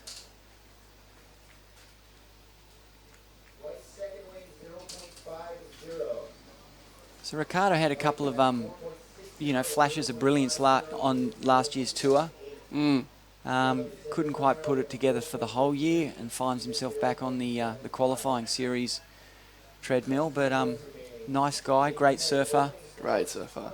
He was losing with some of the bigger. He had arguably some of the highest losing totals last year. He just kept, you know, with it being a rookie on tour, having that low seed, he kept drawing the top guys and losing with, you know, 16, 17, 18 points, which to get a total of like that at that elite level is hard enough, but to lose with that, it's a bit of a kick in the teeth. So good to see Ricardo back with a bit of vigour on the Kiwi. He's a great guy. Everyone loves him. And hopefully, you know, for Rick's sake, he can get a couple more scores. Started with that 5.57, which is you know, not great, but it's better than what the last heat had to work with. Oh, I don't think too many people who'd be unhappy with a 5.57 as their opening wave. Hedgie with a 6.83, not far off that. Vicente Romero, a 4.83. So we are seeing, you know, flurries. You know, that last heat finished with 5 minutes of madness. You know, this one started pretty quickly, and if the trend continues, we'll see a quiet patch, and then it'll flare back up again. You just want to be on the, you know, the upper end of those exchanges. So you got to feel good if you're Hoggy and Hedgie, you know, two best scores to open the heat up, and that's a better platform to build on. The guys dropping 4s and 5s, those low 4s and low 5s are the guys who almost looking at still at 2 more scores. Yeah. So it's quite difficult to build a heat if you start with that low score. Yeah, with this outgoing tide, we see the field condense a little bit, where we had always one surfer up on the right side bank, 3 down the beach, but now all 4 of them on the same bank, which just makes it that little bit harder with one other guy to worry about. So Jacob Wilcox there, 2 snaps and an incomplete air. We saw earlier that left rip bowl offering some sections through the inside, Matty, but now with this dropping tide, it's sort of there's not a whole lot of energy through the middle to end section of that bank, and it's becoming these sort of more open rights on the outside. And we see Vicente Romero, the Spanish surfer, some nice strong whips into the wind. But you see there where it goes really shallow. Yeah. Earlier on, that was quite a nice section with that dropping tide. It's just a little bit shallow, not enough energy, and not really much of an opportunity for the guys to get some work done. Strange one out there right now. Yeah, I think I'll Rick Christie, just sitting to the north of the pack slightly, is probably in a pretty good position there for one of those little open face rights.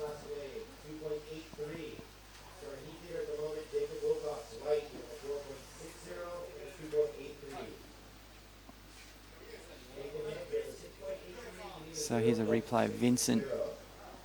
That wave not offering him too much scoring potential. Looks like that one's going to slip into that, mid 3 to 4 range.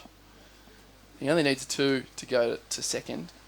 Remember, it's hard to really give a clear situation update when 2 guys only have 1 wave. Yeah. So there is last 2 yellow, 4 for that left we saw replayed. Vicente Romero is our heat leader. Jacob Wilcox is in second on the back of really just having 2 okay ones. 4.6, 2.83 for Wilcox. Third is White, Nathan Hedge. Hoggy has the single best score of the heat, 6.83, and needs a 0.6 to go to second. And Ricardo Christie is in 4th place right now, 1.86 will take him to second. Hoggy and Ricardo are in the driving seats right now. That we see Hoggy with first priority, Ricardo with third.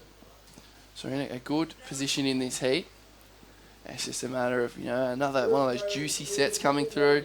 The boys staying away from those 4s and 5s and waiting for one of those good steep ones to drop a 6. I'm interested to see whether the trend is going to play out again in this heat, where Hedgie, we saw he'd almost got his first wave on the bell, posted a decent score, 6.83. He's sitting with priority. And what we've seen in some of the past heats this morning is this happening and sitting for 20 minutes. Yeah. And then leaving it to the last minute to get that backup score. So let's see if that trend continues here in this heat with Nathan Hedge sitting out there with priority, first wave ridden within the first minute. So Hedgie, is he going to get busy, or is he going to try and get a little too selective? He's just doing the speedboat there to keep his legs warm. The water's pretty cold out there. Yeah, so the water, from what I've gathered, I spoke to Tom Whitaker earlier. He said that, yesterday he surfed a heat so yesterday I had a free surf, boardies and a vest, no worries. Get a few days of these southerlies here at Sheeta Beach, and the water temperature can drop a few degrees overnight. Yep. And that's what's going on. So Hoggy's kicking. Yesterday would have been quite warm in a short arm. Yep. And now he finds himself quite a bit chilly. The cold currents come with these southerlies, especially now it's our second or third day of this southerly flow. So water temperature dropping, key to keep moving. And Hoggy, he's a veteran. He's been around the traps before, former top 10 World Tour competitor. He knows what time it is. Let's just say that. Alrighty. He knows the time.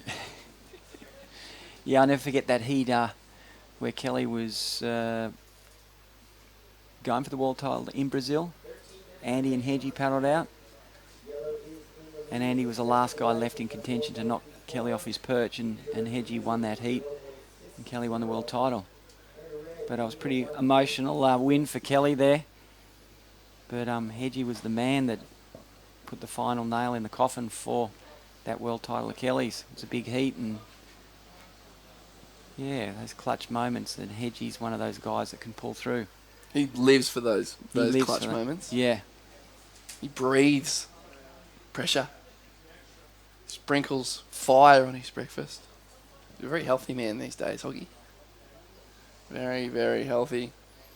So Hoggy has first priority. Second priority sits with Ricardo Christie. And no one having a look at that little burger, fortunately enough. Like no one went because that was a heaper. But it's hard, this dropping tide. It's on the high tide, it was a bit fuller, and the waves are running a bit slower. Now that the tide has dropped, everything's happening a bit faster. Waves are breaking really quickly, and it's hard to get the open face we were seeing earlier. It'll be interesting to see what happens at the end of Heat 24 as to whether we'll go into the QS 1000 and the women's, or keep marching through the men's draw. Next round of 48, is a pretty wild round. You make that round, you head into the round of 24, which is 3-man heats. That round of 48 is a doozy. You get through that, not this round, the next one, then you start getting those clearer, more open heats, 3-man heats to get through. There's one less guy to take a good wave. It's more about your surfing and your performance. So while we're in the round of 96 right now, that round of 48 is a real doozy. You get through that one, the heats get smaller, becomes more about your surfing rather than your wave catching. A little bit more breathing space in the lineup. And the prize money cartwheels from round of 64 to the round of 24.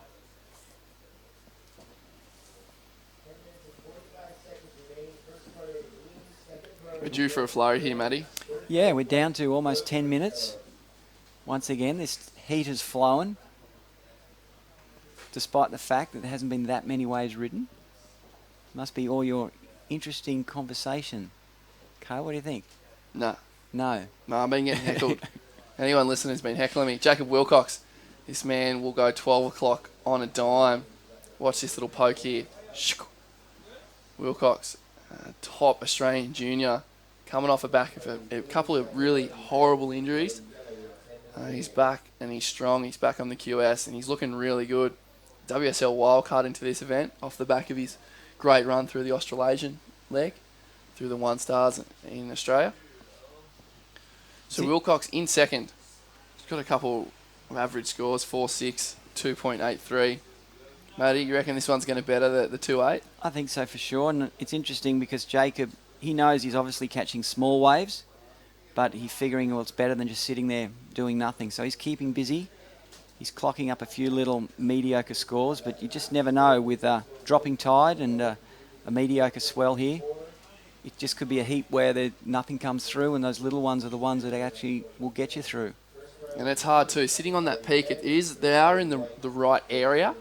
And when you've got a surfer like Ricardo and a surfer like Hoggy with superior priority to you, he's got third pick no matter where he sits amongst those guys. Yeah. So he can either sit there, wait for them to wait for a nugget, and then he'll have first priority and wait for a good one, or he can catch a couple of waves while the other boys are waiting. He's only trying to throw away the 2.8. It looks like this last wave will definitely do that. Will go in as his best, even Matty. So Wilcox in second, needs a 4.24 to go to the lead. So we see Nathan Hedge live on this one. Good snap out of the top from Hoggy and a second. And I love the dismount from Hog.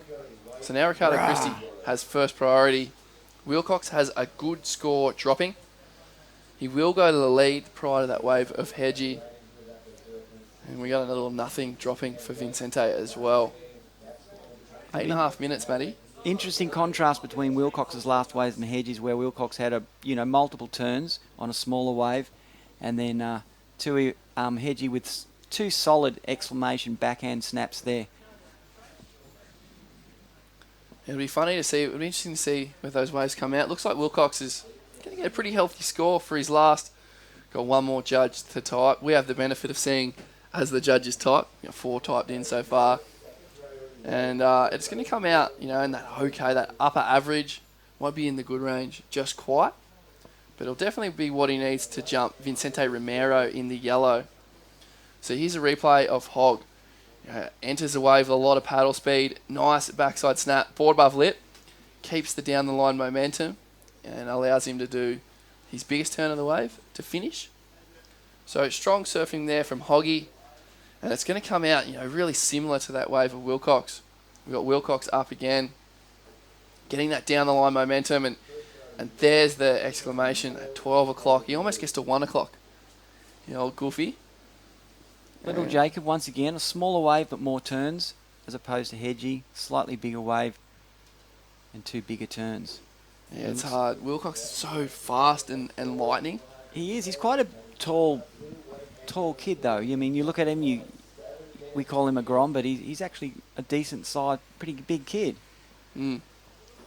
You could probably say he's got the speed and the radical over Hoggy. As far as how vertical he puts his turns and how much speed he carries between them. But then Hoggy's maybe going a touch slower, but he's doing sort of more powerful, stronger, more committed manoeuvres. So it's an interesting little contrast between the two. We've got Wilcox scratching into a left just in the corner of your screen. So look for him to do a check turn into an air reverse. And there it goes. So strong surfing from Wilcox in 4th priority. I called that wave pretty well, Matty. I'm pretty happy with that one. Hey, you got a crystal ball there. Yeah, you know what's going on. A little check turn to, you do a straight air reverse. You're looking at like a 5, 5, 6. If you don't do anything too wild, you get the extra check in there. It can take that score into a 5 or a 6. So would have loved for a little bit more of a spray throwing speed turn, but good wave there for Jacob. He's got 3 scores to drop. It looks like wave number 4 for Jacob will be a strong one for him. We've got another wave coming through for Hoggy. And this is live. Wilcox on the way back out. Again. So there's the more hedge style in blue, the 2 more critical, powerful manoeuvres. And I love that he got that on the way back out too. I tell you what, look, Jacob, he's just a little wave magnet in this heat. And thing is, he's really showing he's a great little competitive surfer. He's not letting the conditions get the better of him as far as mental approach to the heat goes. He's just getting busy. He knows that he's probably a little lighter than the other guys, so taking that into account, he thinks he's got a little advantage. So as long as he gets the waves, he's confident that his surfing will do the rest for him. So 5 minutes on the clock. We've got a lot to come through for Yellow, and we've got 3 waves dropping for Wilcox. I think there's actually potentially 4 dropping for Wilcox. So yeah, it's interesting. You look at Hedge and Christie, really small wave counts. They're probably the bigger, stronger, heavier guys. So they need those bigger, steeper waves to generate scores, whereas Jacob's probably got the advantage in these really small conditions. So he has the potential to turn an average wave into a good score. Yeah.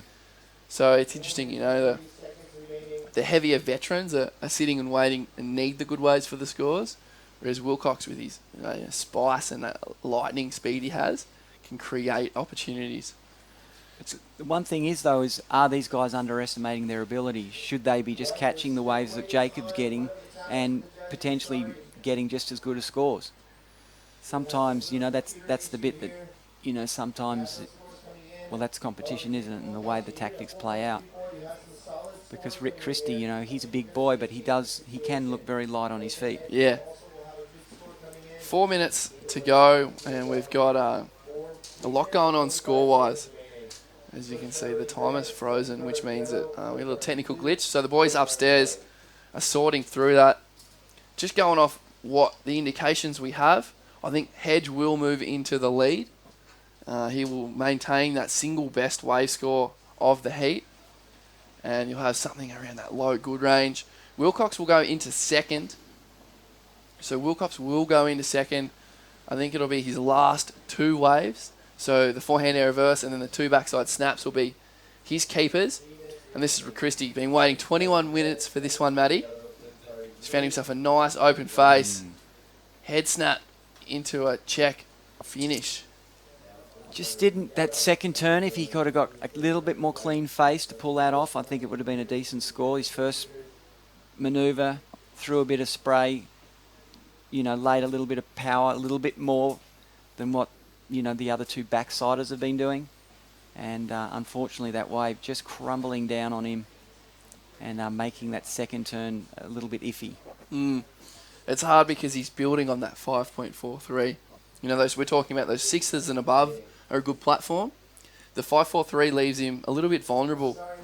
We don't have a time update for you. I think there's about 2 minutes remaining, but there is a bit of a technical issue, so we don't have scores. I'm pretty confident that Hoggy will be in the lead, Wilcox second, although we have no indications of Ricardo's last score just yet. I can tell you, Hogg's second wave, 5.7. The fourth wave of White, 5.23. Seventh wave of White, 5.17. Wilcox looks like he'll get his best on his last wave to drop. So that right for Christie, 3.97. We still got, there it is, last of White, the backside snaps, 6.23. So we're down under 2 minutes, just over 1.5 remaining. Hedge is our heat leader, 6.83, 5.7. Wilcox second. The door is not closed on the other guys though. Wilcox is bettering a low score of a 5.23. Needs a 6.31 to go to first. Third is Ricardo Christie, only chasing a 5.9 to get into that second advancing position. And Vicente Romero, he's sniffed around the bank. He's come backwards and forwards. He's got a lightning forehand, loves to do an air reverse. He needs a 6.63. So it's still really wide open for that second position as we see Vicente on screen. Matty, run us through this one. Vincent just looked like a harp on that first turn. Nice rebound off that lip there on the inside here. Claim it. There it goes. There he goes. But so it looked like he built momentum throughout that wave, and last turn probably the best turn of the wave. I really like the spray from his first turn. You know, that was a really nice first snap. Bit of connecting work, as you said, but that money on the end. And when we're splitting hairs, we're dealing with low sixes and high fives. There's not a whole lot of room for that wave to go. So you see Christie, an aggressive pair of backside snaps. 15 seconds on the clock, and well, we're going to have to wait and see what happens with Vicente. He went to the northern end of the bank, came back, Matty, used his priority on potentially the best wave of the heat, quality-wise. I think he just laid a little bit too hard in that first turn. If that score lets him down, I think it's going to be the first turn. It'll be the one. Let's see it happen. I like again. the first turn. Okay. So look at the commitment out of the top, spray. And here it's just checking, setup work, keeping that down the line momentum, and the score's going to come from the first and the last turns. Yeah, I'll agree with that for sure. Seeing it again on the replay, I thought he got a little bit hung up on the first turn, but after seeing it again on the replay, he definitely had a continuous speed through that. There it is, last score of yellow, Vicente Romero, 8.73. So the man on the screen right now, Wilcox, bumped into third place. And Vicente Romero and Nathan Hedge will move on into the next round. Wow. Well, there you go. Poor old Jacob kept busy. He rolled the dice with the quantity and not quality as far as his approach to the heat went. And unfortunately, it didn't pay off in that particular heat.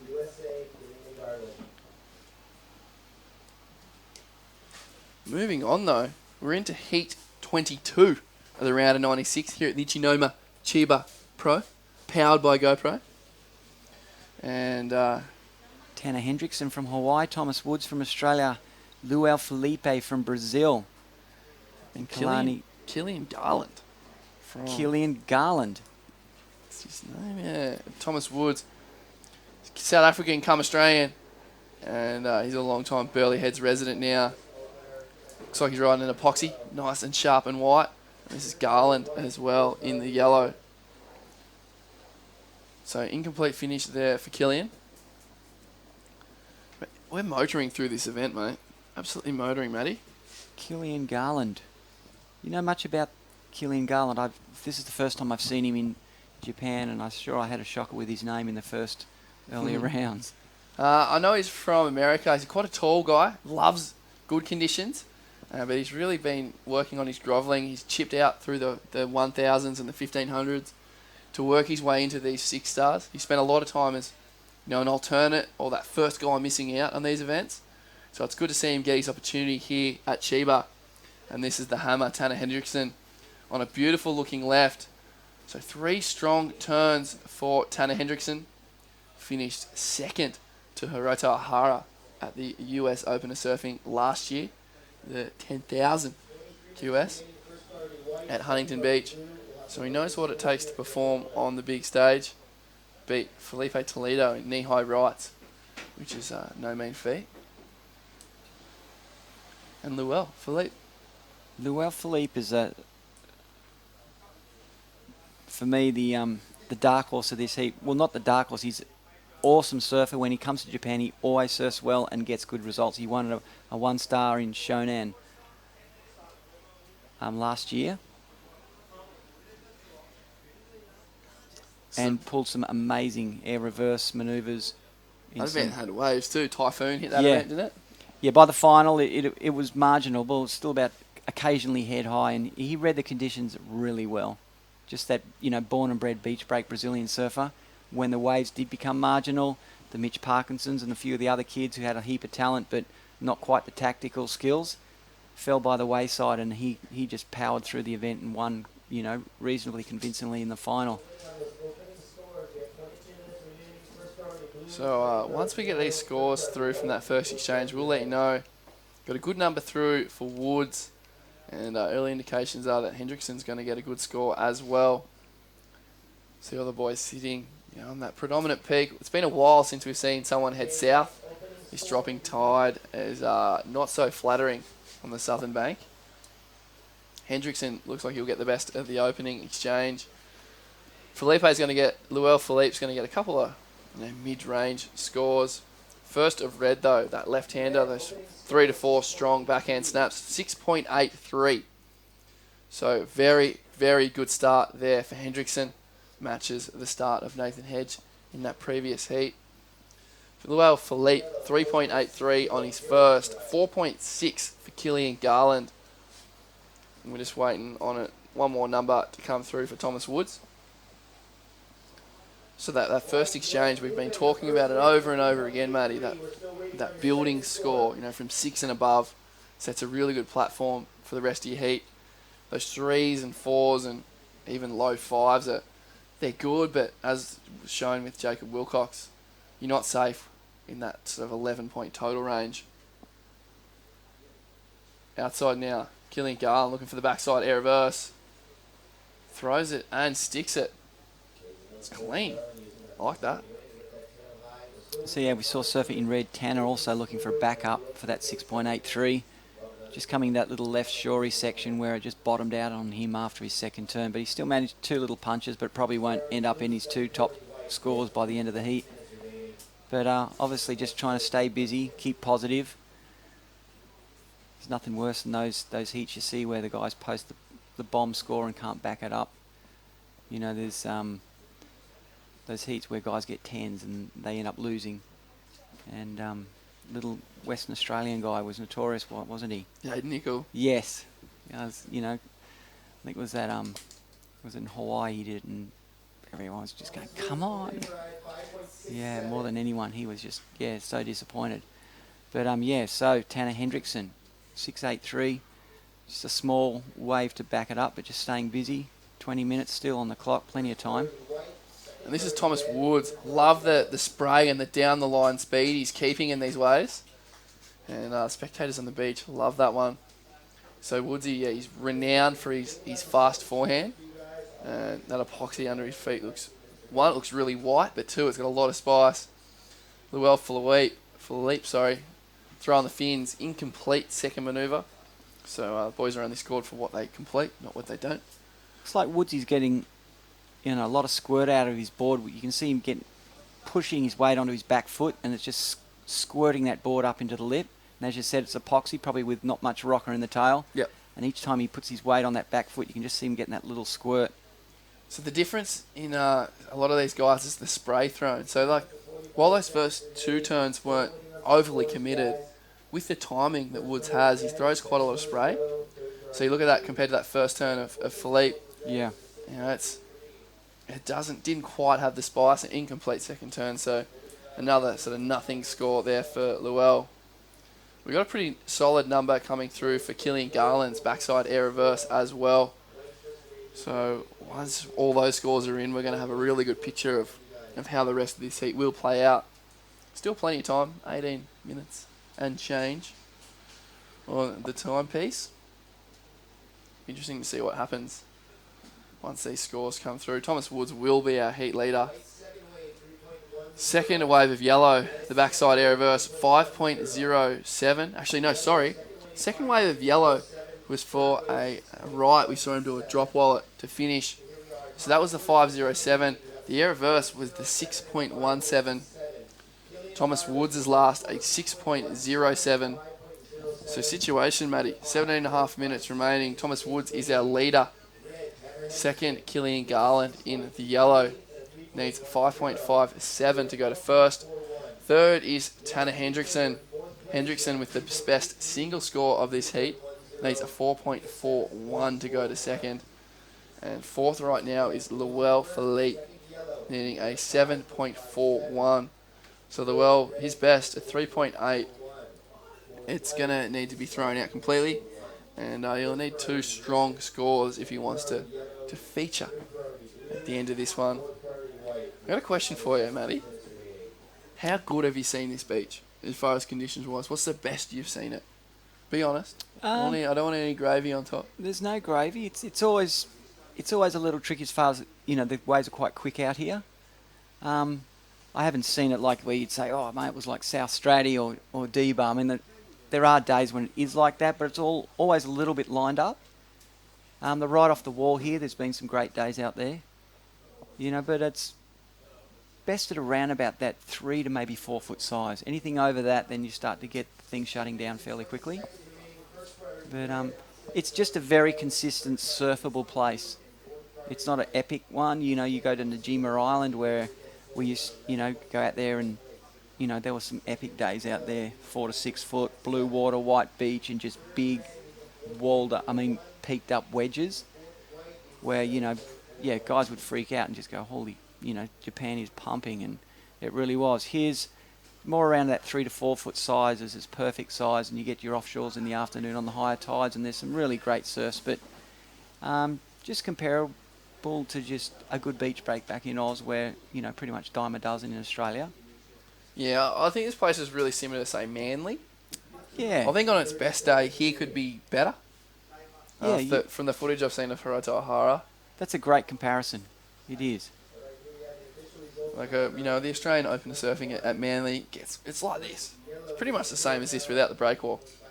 Manly up at the Queenie end used to get a great right that would peel into the pool there. Yeah. A really good bank would form up there, and then, 200-300 metres down, you had the other bank. It was always a bit iffy, a little bit quick on the right, and then you get that left coming back into the surf club. Manly's got a very workable wall on it, it doesn't thump down too hard. It's kind of like that Trestles wave where, it's a real rippable wave. Manly on those. Most enjoyable wave in the world, just about Trestles. Yeah. As far as turn for turn goes, if you ignore the tubes. Can I tell you a funny story about Trestles, Matty? Oh, I'd love to hear a funny story. Well, it's a lot of people say it's their favourite wave in the world. I'll get back to it when we watch this wave of Garland, currently in second.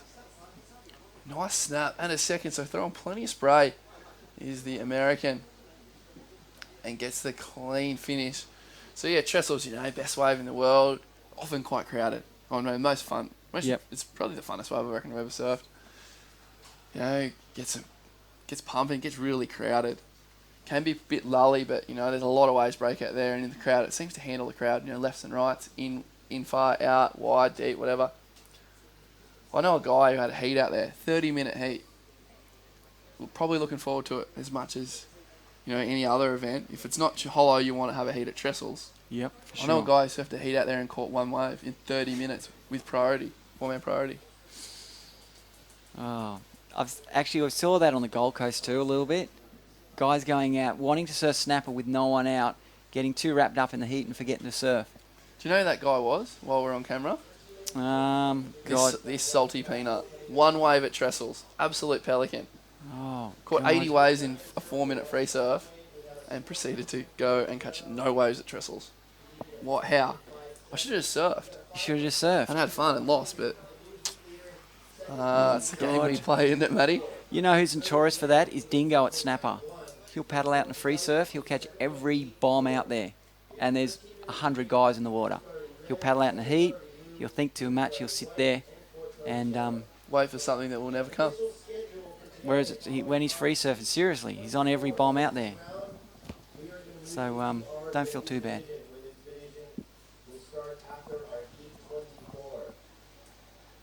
So Garland again, he's last 5.73. He's a new heat leader.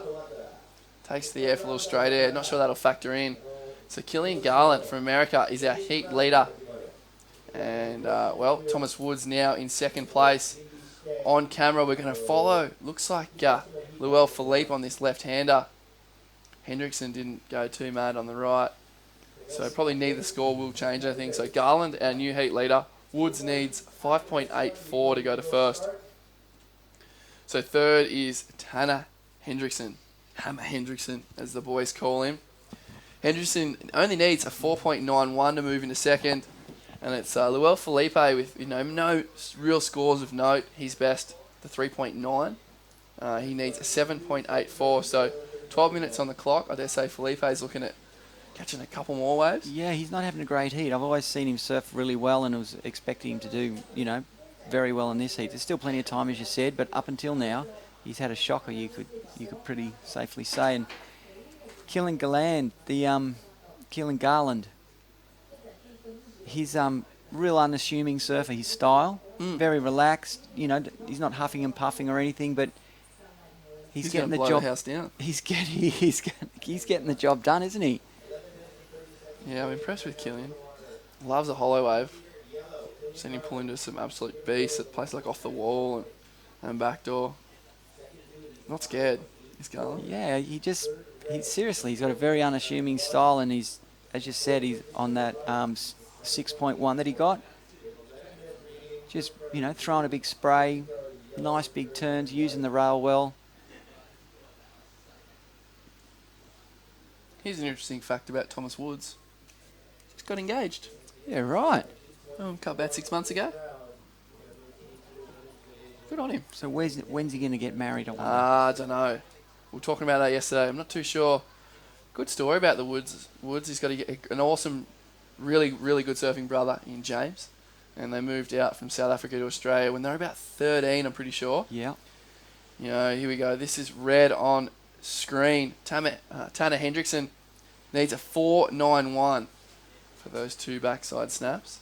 So yeah, Woods brothers, they moved out to Australia about 13, and you're allowed to compete in the domestic circuits in Australia if you're a resident, not a citizen. So as we see Woods right now, so he did the Queensland Junior Series and actually qualified, had a rating good enough to qualify for the Queensland state team under 16s.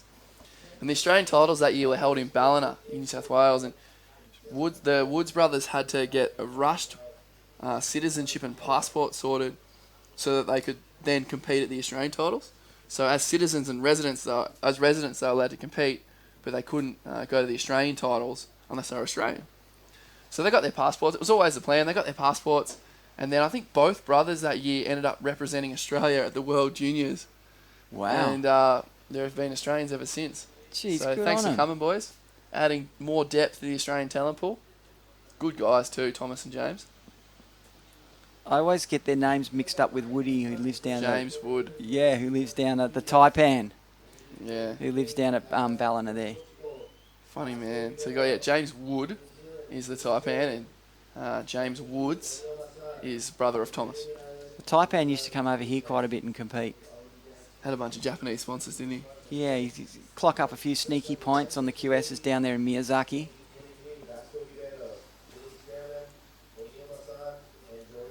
So Hendrickson's last, falls short, 3.4. So he's still chasing that somewhat elusive 4.91. Looks like Woods is going to better his scoreline. There it is, last of Thomas Woods, a 6.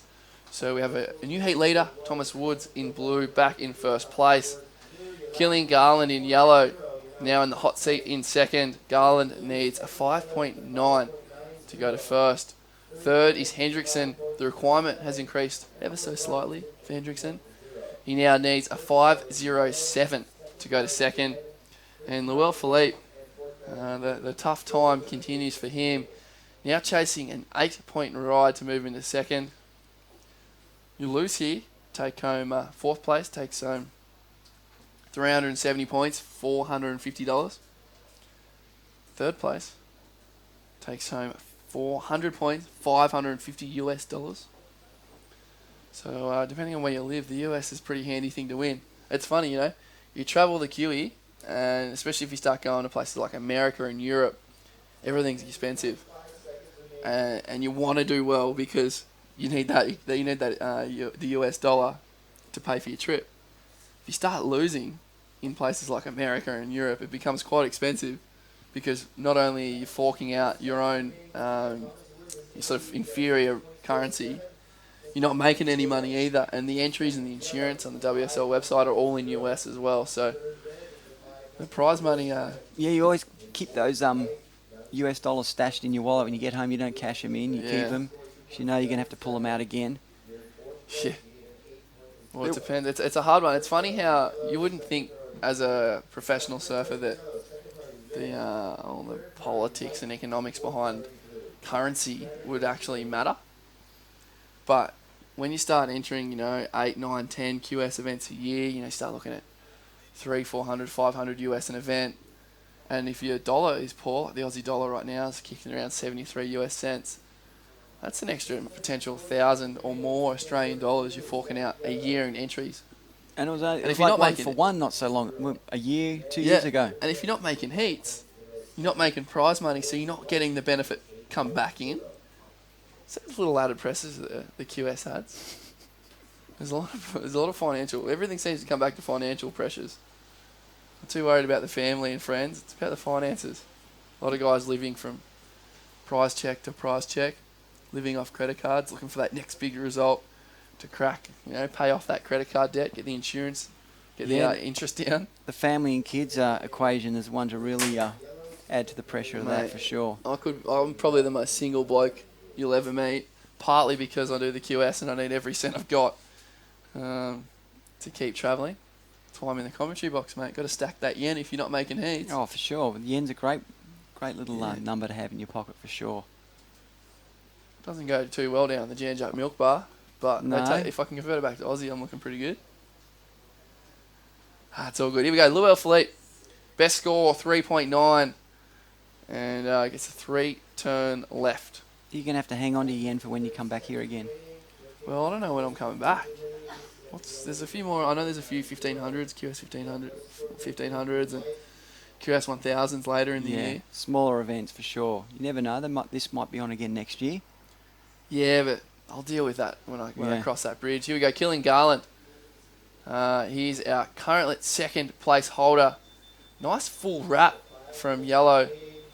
A couple nice snaps out of the top. So really liking the completion, the commitment in that first turn. Not overly vertical, quite a lateral carve, but it's something different. Last of White, not going to help him, 3.73. So Philippe still needs an 8. Hendrickson chasing that 5.07. 4.5 minutes, Matty. 4.5 minutes. I've got some news for you, mate.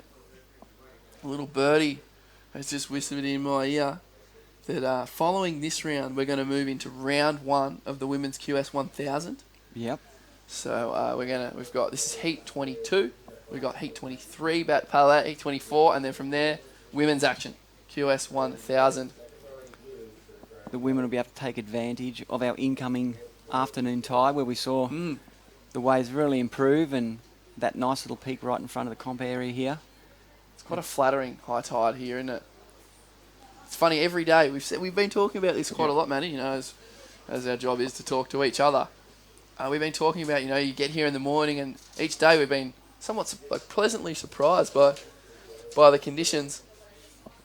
And then you feel, the dropping tide, the height of the swells kind of kicked in the teeth a little bit. You kind of go, the swell's finally dropping as predicted. And then tide starts coming in and we get good waves again. Yeah. Those last couple of heats, Connor O'Leary last night set the world on fire. Playing, he's throwing away like 4 7-point rides. He did that insane, what do you call it, when he threw the fins way up into the air. Frontside blowtail. Yeah, that was awesome. It was almost a nose pick. He got the board so vertical. Did several, actually. So that was it. That was an interesting heat. I noticed Tanner Hendrickson in this heat from Hawaii looks very similar to Mitch Cruz on his backhand. Yeah, same stance. The way his legs kind of square out is really similar to Mitch. You know, some guys have got the dropped back knee. Yeah. But the way Tanner and Mitch, you know, they kind of square out with their knees, it's really strong and aggressive. I quite like watching it. It's a bit more raw, a bit more. It's not forced, but you know, it's quite dynamic. You know, sometimes the drop back knee is aesthetic, Yep. but not as powerful. Yeah. I like that. Well played, Matty. That's a good comparison. It is a good. I mean, they do look very similar. And you look at like Julian Wilson's got that little wider stance. Yeah, he's got the splayed back knee on his. Serves him well.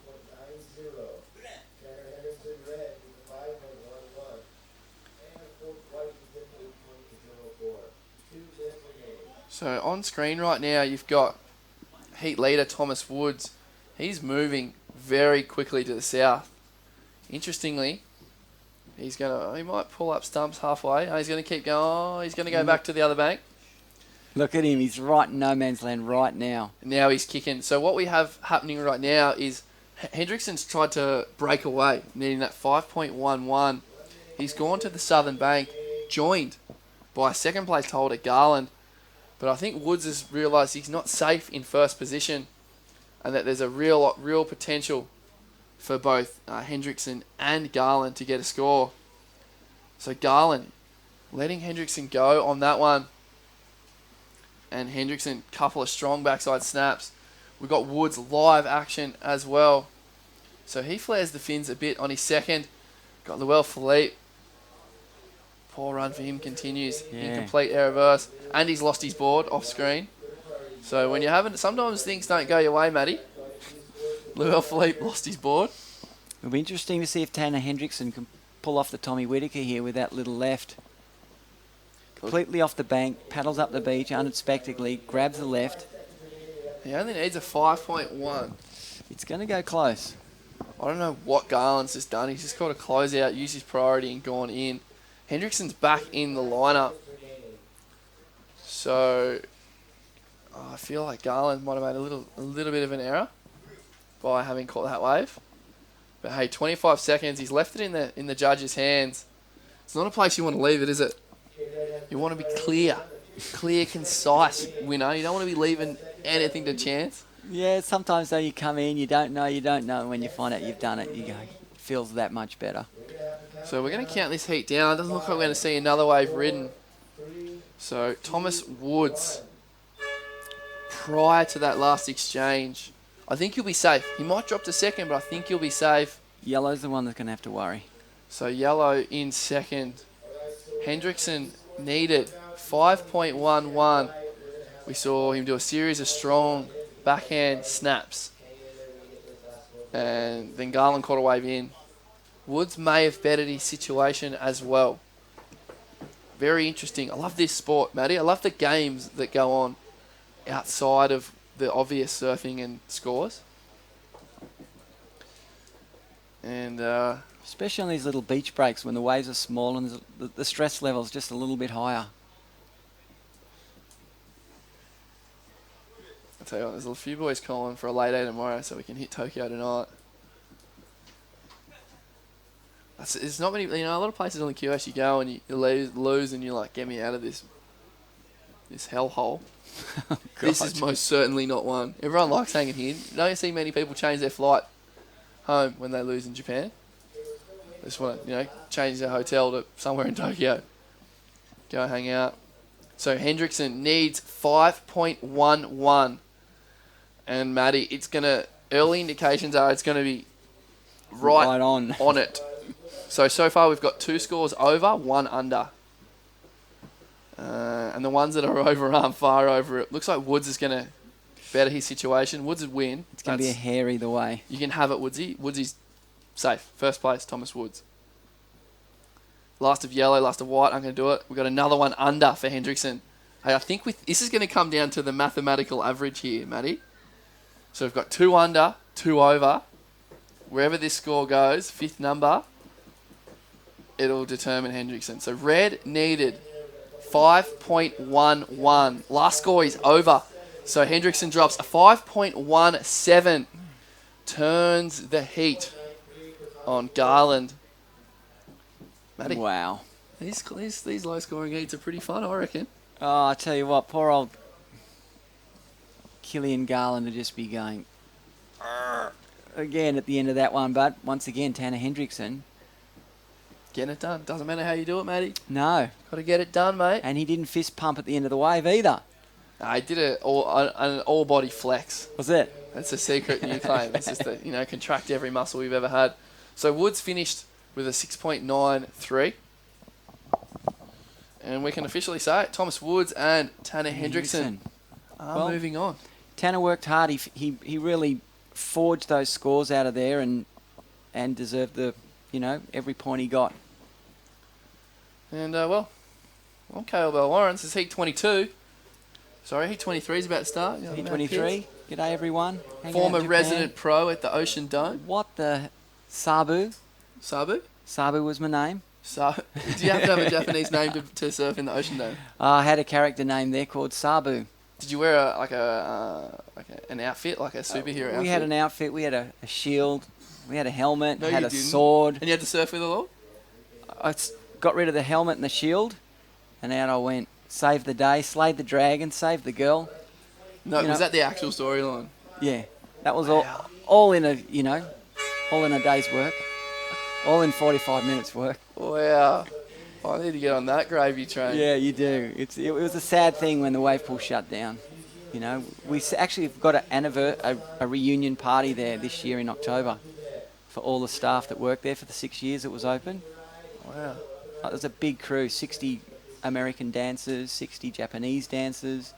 Then you had all your stage staff. Celebrities like you. It was hilarious. That was funny. I was just living there surfing around. I was like, and a friend of mine knew a guy who was running the whole company and got me in there for a surf one day. I remember Matt Keckley and a few boys came over and they're like, Petsy, get us in. So we managed to get them into the wave pool for a session. And then, I don't know, something happened. I think the main guy that was doing it got wiped out because it was quite hard plastic AstroTurf as the beach and not sand. And I think he got slammed in the shorey and hurt himself and then, threw a tantrum and said, I'm not doing this anymore, because he wasn't a surfer or anything. He was an actor from America. Oh, wow. Yeah, and, he wasn't the most manly sort of a guy, if you know what I mean, but he was very talented. Yep. So he threw a little tantrum and said, I ain't doing this anymore. And, he was all scratched up by the turf. And they were going, who the hell? We got the show to run tomorrow. And at the time I was dating a girl that was one of the dancers in the show. And she said, well, wait a second. It's not what you know, it's who you know, eh, Matty? I don't know. Wait a second. I think I might know the guy that could pull this off. So I got roped into it. But it ended up being a great gig. Did you have to surf it in a performance way or just stand up and ride it? Because it's a performance wave. The Ocean Dome. There were performance days, but within the show, old stage manager said, if you fall, you're out, right? Just ride the wave. You've got all day to do whatever you want at the ocean. When you come to the beach, come here to the Ocean Dome, you ride your wave from start to finish, run up the beach, do your bow and hit the road, all right? There'll be no tricks, no fun, okay? So it was really good. I think I had a couple of beers before the first show. Yeah, a little settlers. Settle the nerves, yeah. But it ended up becoming a really good gig, and it was awesome though when international surfers would come and visit, surf around, and we could always bring them in at night and press the button, get the waves pumping, and have a surf at night. Well, it's fascinating we're talking about wave pools. You've got back in the day there was up to 5. There was 5 wave pools in Japan. Wasn't there like a pro circuit in the wave pools? I know. There were events here. The women I'm staying with were part of those events in wave pools. Back in the day, like Akami. Yeah, Akami. There was a wave pool up here in Tokyo connected to one of the zoos. There was another one down at Izu, and they had a world tour event there. Oh, really? Yeah. There was a world tour event, stop at the wave pool, and then we went out to Hebara again. So there was actually 3 events that year. Wave pool, Hebara, and Najima. And yeah, Akemi, she was one of the top Japanese women's pro surfers back in the day. We're talking about Connor O'Leary's mother. Yep. Who's playing along at home. Nah, that's who we're talking about. She was an awesome lady and helped me out many, many times with the language and the, you know, misunderstandings with the culture and all the rest of it that went down. And she was a real, you know, a great friend and still is. She was really good and helped out a lot of Australians or any foreigners that came over for the events that struggled in, you know, whatever it is, exchange rates or, you know, finding a hotel, getting a ride, anything. Japanese are a very welcoming person, aren't they? Really hospitable and, yeah, super helpful. And the women were, you know, they're very strong. They got great backbones, and you know, they'll, don't get me wrong here, take the shirt off their back for you to help you out, you know, with whatever goes down. Because yeah, it's wild. Like for example, we'll go to this heat real quick. Nothing really of note. Jorgan Kusane from Reunion's got 3.5, and we got a 1.83 for O'Neill Masson from Tahiti in the white. So, for example, I'm staying with a bunch of Cronulla boys and one of the Torquay boys, and Arkami had organised the accommodation, and so all the boys are staying in a hotel that is organised by Arkami and Yuki, and then I'm staying with one of Arkami's friends, Yuki, and every night all their friends have been coming over, and no matter how hard we try, we can't help. Yep. You know, like they're making crazy meals, and then the local people, like all Yuki's friends, are going, oh, the foreigner surfers are here. They're all bringing around slabs of beer and special desserts, and everyone just pops in to say good day. And it's been so much fun. We can't help. I know exactly the feeling. I'm trying to help, you know, clean up dishes, you know, help cook. Not that I know how to cook any Japanese food. I'm just trying to help around the house, even feed the cats. But no, it's okay. So we're the ones responsible for the ramble. I can't help. I've been trying to help. Yeah. Like, as you said, the Japanese people are so welcoming, and I think that's one of the reasons I love coming back, especially going to Tokyo. I've got no Japanese. Hi is all I've got, which means yes. Yep. Hi. And you can go to Tokyo, you know, there's a couple, not as many people speak English as you'd think. Doesn't matter, they're really willing to help, especially when it comes to getting the transport. Food's fine, you just kind of pick something off the menu and it's all good, so it doesn't matter. That's half the fun, play the food lottery. But yeah, the Japanese people are super awesome. Taking the train's a great way to learn Japanese, actually, because you get someone to write down the line for the directions on where you need to go. You got that in your pocket. Yep. And you're riding on the train. You're practicing it and practicing so that when you get there, you know how to say it. Yep. You say it, you pull it off, you get a smile, and you're like, hey, confidence builder. It's like a 6.8 at the start of your heat. Mm. You know, you get the line right. They actually understood what I said, and now I found the place I was looking for. What a very successful mission. And then it snowballs from that. You go, all right, where am I off to next? Or what do I want to order next? Get someone to write it down, say it, they respond, and boom, and off you go. And your Japanese just slowly builds and builds. But it's really fun doing it as well. Yeah, I'm not going to lie. As a current QS competitor, it's funny because everywhere we go, you're like, okay, I'm in Japan. I'm going to learn. That's it. Foot down. I'm going to learn Japanese. Japanese is sick. And then the next place we go to will be, I don't know, Europe. And you go, stuff it. This week I'm going to learn Spanish. And then you get to France, you go, I'm going to learn French. And then you go to Portugal, I'm going to learn Portuguese. And then you get to Hawaii, I'm going to learn Pidgin. And then you end up learning like 5 words of everything. And, well, I do anyway. I think the easiest one, the one they hear a lot is Portuguese with the Brazilians. Yep. And the numbers are really quite clear and they're fun to read because when you're in Brazil, a lot of the situations and stuff are read in Portuguese. So you're like, 9 ponto is like a 9 point. Yeah. Oito. Sete. Sete's is funny to say because you just begin to say sete ponto. and it sounds Portuguese. It's pretty fun, but you sort of learn to understand numbers and heat situations in the other languages. But the thing is, sort of, a lot of the heat announcing here is in English, because English is sort of the generic language used for beach announcing all around the world. So you'll go to, we've actually got it pretty easy as English first language speakers. You go to.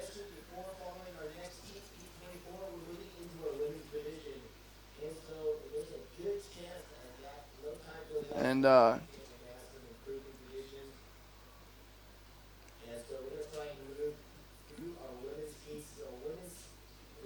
yeah, so everywhere we go, everything's in English. We've got it easy, so we're just trying to listen to a beach announcement about the schedule. So yeah, everything's English, and we could have pure Japanese commentary here with a bit of English for heat situations.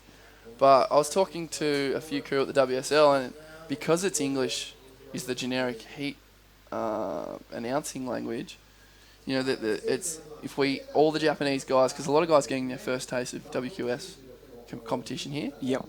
To keep that consistency and sort of that expectation, hey, you need to learn the situations in English, because you go to Brazil, for example, there's a Portuguese first language guy reading an English situation. Yep. And if your English is really poor, you're not going to understand a Portuguese guy reading it, or a Brazilian reading the English situation. So the guys have to, it's almost forced to, The WSL event interviews are in English.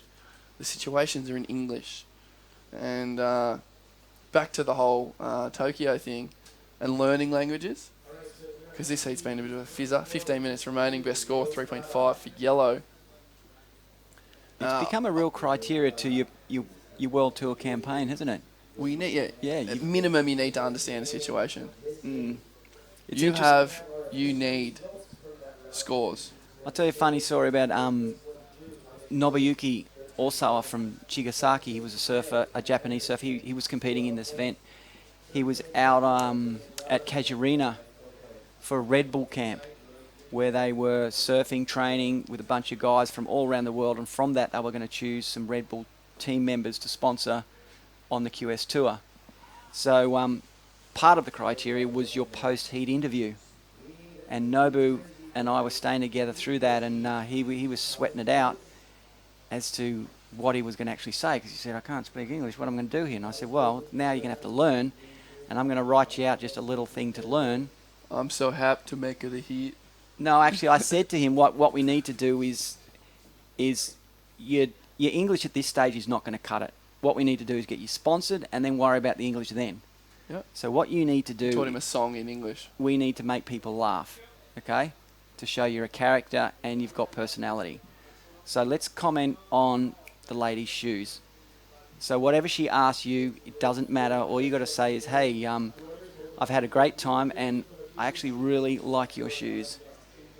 Completely left wing, so that throws the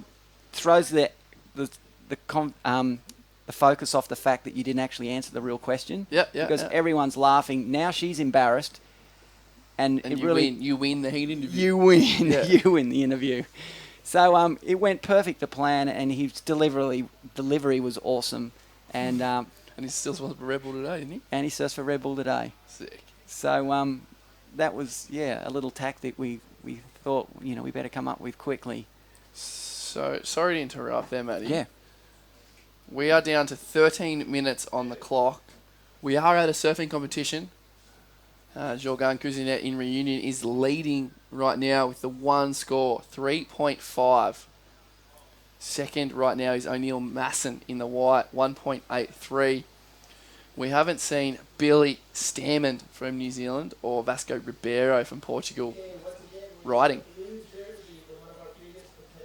So, a short one there for Masson. That will go into his top two, extend his hold on second position.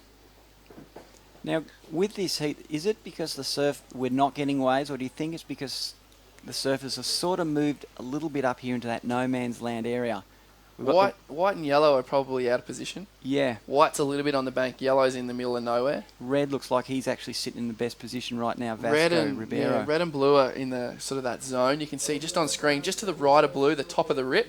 Yep. And there's been some rights coming out of the top of the rip and wider from where Vasco's heading now. That's sort of been the main scores. Yeah. Where if you go too much to the right of screen from where blue is, you're surfing those lefts that are kind of going below sea level and gurgling and aren't really connecting anymore. So yellow's about 10 metres to the right in the channel, and then you got white sitting on the southern side of the bank, and he is just cruising. You can see yellow sort of moving onto the shallower part of the bank now. And this has been a funny one. That we're probably due for something like this to happen.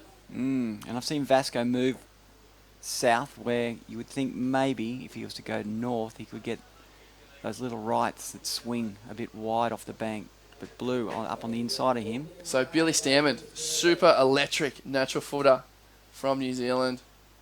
Absolute legend of a giblet, this kid. And, well, he's just ground his way through the inside of that right.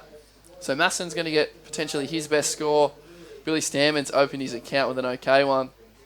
But, geez, Jorgan's fall on his first wave is looking even more critical. We didn't really talk about it at the time. Did one sick turn and then fell second turn, 3.5. Had he made that second turn, he's looking in the 5 to 6 range, and he is laughing with 10.5 minutes on the clock. Right now, just 3.5 has kept him in the pack, especially once Billy's score drops as well. Looks like O'Neill Masson's going to drop a low 2. So this heat has sort of slipped back as far as the conditions go, and this is one of those tough heat situations that you don't look forward to in Japan. This is a 2.17 last of White, that one backhand snap. So he's our new heat leader. Jorgan Kuzinet from Reunion is in second with a 3.5. Just under 10 on the clock. Looks like Billy's having a scratch on screen right now. So Stamond looking to get that second wave under his belt. And he's just going to nice snap on the end. So now he's got those two out of the way, he can actually sit with a little bit of comfort, you know. It's just nice to get those two out of the way, especially that first one's going to be the best wave of the heat score-wise. So he's got that little extra wave in now, and now he can post up and wait. First of blue, 4.83 for Billy Stamond's right, that longer right. Yep. He's going to get an okay second score as far as the scheme of this heat is concerned. And he will be our heat leader. So this is the 4.83. And you can see he's just working, snapping, driving, keeping that board moving. And now we have live. This is all you, Pitsy. Live, up and riding. Jorgan Kuzinet from Reunion. He's not at St. Lou right now, that's for sure. He's just trying to, it didn't look like that wave was going to do much from the start. He just sort of survived through that little shallow bottom out section, and the thing really didn't give him anything on the inside either. So unfortunately, that's what he's going to have to put up with as his second wave. Probably won't be as good as his first. Second score for Billy Stamond, 3.4. So that's our heat leader, 4.83, 3.4. We'll wait for Jorgan's last wave. And poor old Vasco still out there waveless. Hey, Vasco can get a 7 and just take an 8.24, puts Vasco in the lead. So he's not out of it. A 4 right now puts him into second on one wave. So you can see Billy building underneath. He's chipping away, hoping one of these rights connects. So he's looking to throw away a 3.4. And that could do it, to be honest. That's that little right down the beach that we spoke of, that everyone had moved off the bank sort of, and that's why it appeared that this heat was going to be such a slow one. But in actual fact, there's that little right further down the beach that no one was actually looking out for. But now Billy Stamond seems to have sniffed it out and is starting to get a decent little wave count up and slowly building his scores. Yellow's second score, 3.13. So our Reunion Island surfer is in second place. And looks like Stammen's going to lock in the best score of the heat on that last one. Interestingly, underneath priority of Vasco Ribeiro. Vasco had a little look, said no thanks. Billy took it, and he's going to drop the best wave of the heat. Now with Vasco, without riding a wave, is he going to be a goofy or a natural footer? Vasco is a very, very strong natural footer. Wow. He's got a really stiff forehand jab and a really, really strong forehand carve. He's a world junior champ for a reason. He's made quarters, I think, or semis in the World Tour event at Supertubos in Portugal as a wild card. So he's a Tahitian. So the whistles went up for the Tahitian then. They liked it. And I didn't mind it. So last of blue, we said Billy Stammen, 5.5 for that underneath right. Looks like Vasco Ribeiro, Portuguese beast, on this left one. So he's waited 19 minutes for this wave. And it's actually turned out alright for him. So, you know, strong surfing from Vasco. And he's well and truly back in the heat now. He was never out of it. He looks like a slightly smaller version of Willem Cardoso. Yeah, he probably doesn't have the thighs that the Kung Fu Panda has, but he's really strong. That same like power based. Got a real nice forehand stab. Does Vasco, frees the fins, throws a bunch of spray. So here's the replay of O'Neill Masson. So you see that nice forehand snap, second carve, and that wave peters out underneath him. So Masson's going to get an okay score when this one drops. What we'll do is we'll let Vasco's wave drop, and this last one of Masson will give a good heat update. So Masson just caught another little nothing at the beach. Boys are starting to get pretty scrappy. They've certainly picked up the pace of the heat, though, that's for sure. Yeah, a little bit more entertaining in the last 5 minutes. So a little two will come through for Masson. This is Vasco's first wave with priority. So he waited 19 minutes for it, and it's going to be a good score. Yeah. It's going to be one of the better scores of the heat. It actually looked better on the replay than live. Didn't it? Yeah. Look, and now red, yellow, and blue have paddled off that peak onto the other peak, as you can see. First of red, 4.67. Previous of white, 4.17. So the situation is as follows with 4.5 on the clock. Billy Stammen is our heat leader, 5.5, 4.83. Second is Jorgan Cousinet from Reunion Island. He needs a 6.83 for first. O'Neill Masson is in third place, needing 2.46, Matty, to go to second. And Vasco Ribeiro just needs the 1.96. 4 minutes remaining. And you can see on screen, Vasco is about 50 metres, 60 metres from where he caught his last wave. Interesting. Well, he's sitting third on the priority. So I can understand the distance. You've got Billy Stammen off-screen paddling back to the other peak. The set is going to the southern peak. The northern peak, sorry. This is a really close one. I reckon Billy's pretty good up front there.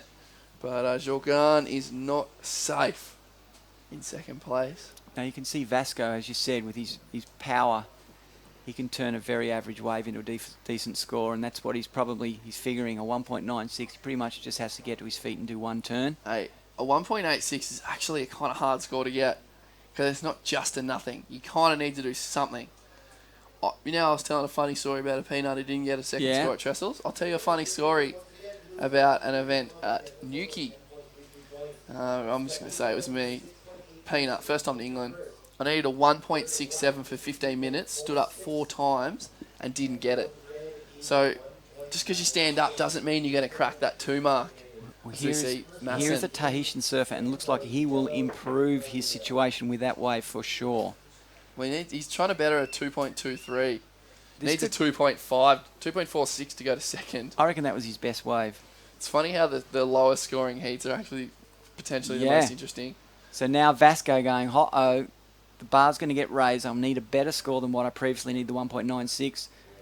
And now a little set starts to poke its head up. So we saw another wave there for Jorgan in yellow. Don't know if it's going to better his 3.13. And Ribeiro off screen having a paddle. And so there we go. We just saw that was the one maneuver for Vasco there. He's going to sprinkle that 1.96 on his breakfast. We will get that. But if O'Neill Masson can get this score that he needs, a 2.46, the requirement for Vasco will increase. Yep. And it looks like O'Neill will. So Vasco's going to need more than the 196. And with just over 1.5 minutes on the clock, last wave of O'Neill Masson, 3.03. So Vasco Romero now needs a 2.5 for that one turn. And Jorgans doesn't change anything. So Vasco will get the score. So we're going to see another flip. So we're going to see Kuzinet go from second to fourth once this wave of Ribeiro drops. Matty, madness. There it is, last off red, 2.97. So Ribeiro is now into second. Third is White. O'Neill Masson needing a 3.48. Up and riding. And he's on this wave on screen right now. So Masson, 2 backside snaps, needing a 3.48. Look for Billy Stammen to do a backside spinner here. See if he can get the section. Just strong surfing from Stammen. He should be safe, I would say, in first. But O'Neill Masson, those 2 backhand snaps we saw on screen. 35 seconds. We got Kuzinet having a look on a left-hander right now to shut the back door, Matty. This is madness. So Kuzinet, 2 snaps. If he can get over this little lip. Whoa. That was a handy little bonus section for the Reunion Island surfer. Isn't it amazing just what little tiny turn we gets us excited to think, oh God, that could be it. He's back up. He's still going. He's going to get a barrel. My. This is actually, I love this. You can't not love it. You got to have a chuckle, but you got to love it at the same time. So, that heat is counted down. That is out of the way. That is our last heat on this swing in the box, Matty. But what we're going to do is we're probably going to have to sit down and wait for these scores to drop. Yeah. Because Vasco had gone into second prior to all that. Masson does the 2 backside snaps.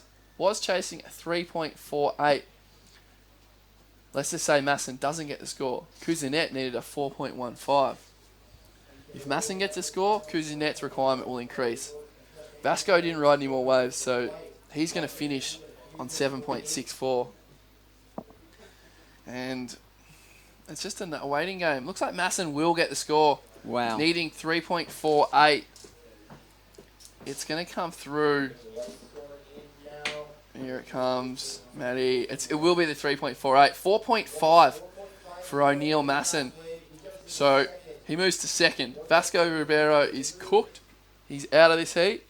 Kuzinet now needs a 5.17 on that last left that he rode to the sand. First score for Kuzinet, just over. Second score, just under. So needing a 5.17, that wave in yellow. Exactly what happened in the last heat.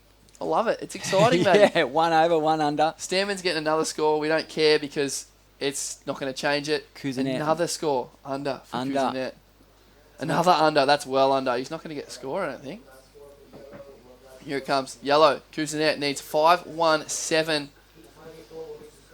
And sometimes, let's go back to that fall of yellow, first wave. That was a 6.5. Had he come out of that thing riding? That's exactly what you said at mid-heat. It's a pivotal moment for yellow. Needs a 5.17. There it is, 4.83. So Kuzinet falls short. And we see Billy Stammen and O'Neill Masson surviving a massacre. Absolute madness on that one.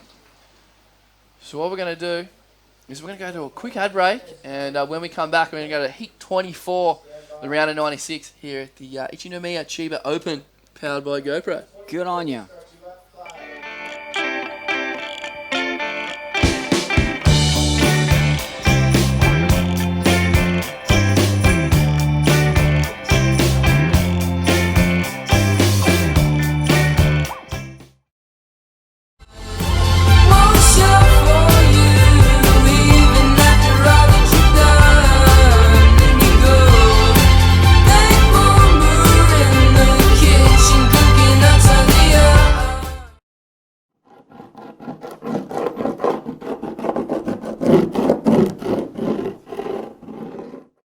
Are you suffered?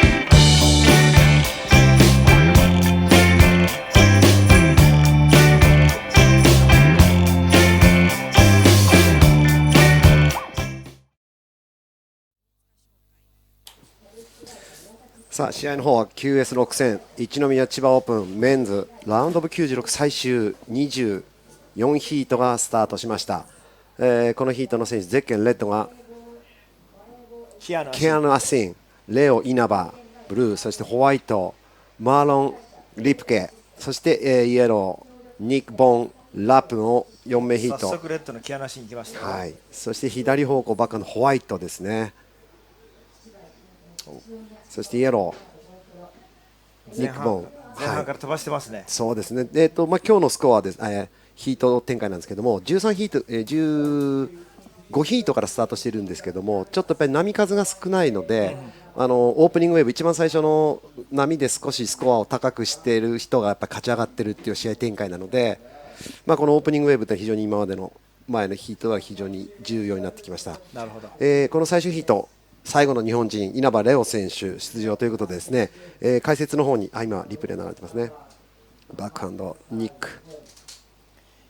クボーンループ、そして、解説の方に大見さんの方にお越しいただきましてよろしくお願いします。はい、よろしくお願いします。今までマシューさんと、オーストラリアの解説チーム英語で放送していたんですけども、はい、この最終ヒートは日本語での放送、そうですね、していきたいと思います。はい、今までね前口さんとずっとこのコンビでやってたんですけども、大見さん昨日前半戦3ヒートちょっとやらせてもらいました。やって楽しかったです。はい、このヒートマーロン選手の2本目のスコアとニックの1本目ね、このスコアを前半戦で持ってると強いですね。そうなんです。とにかく昨日も僕解説したんですけど、前半戦の10分にどれだけ高いスコアを入れてこれるかっていうのは今時の試合運びなので非常に重要だと思います。で前半戦からずっと言ってるんですけど、フォーマンプライオリティが、はい、今日こういう波数が少ない場面だと、はい、すごくこうみんな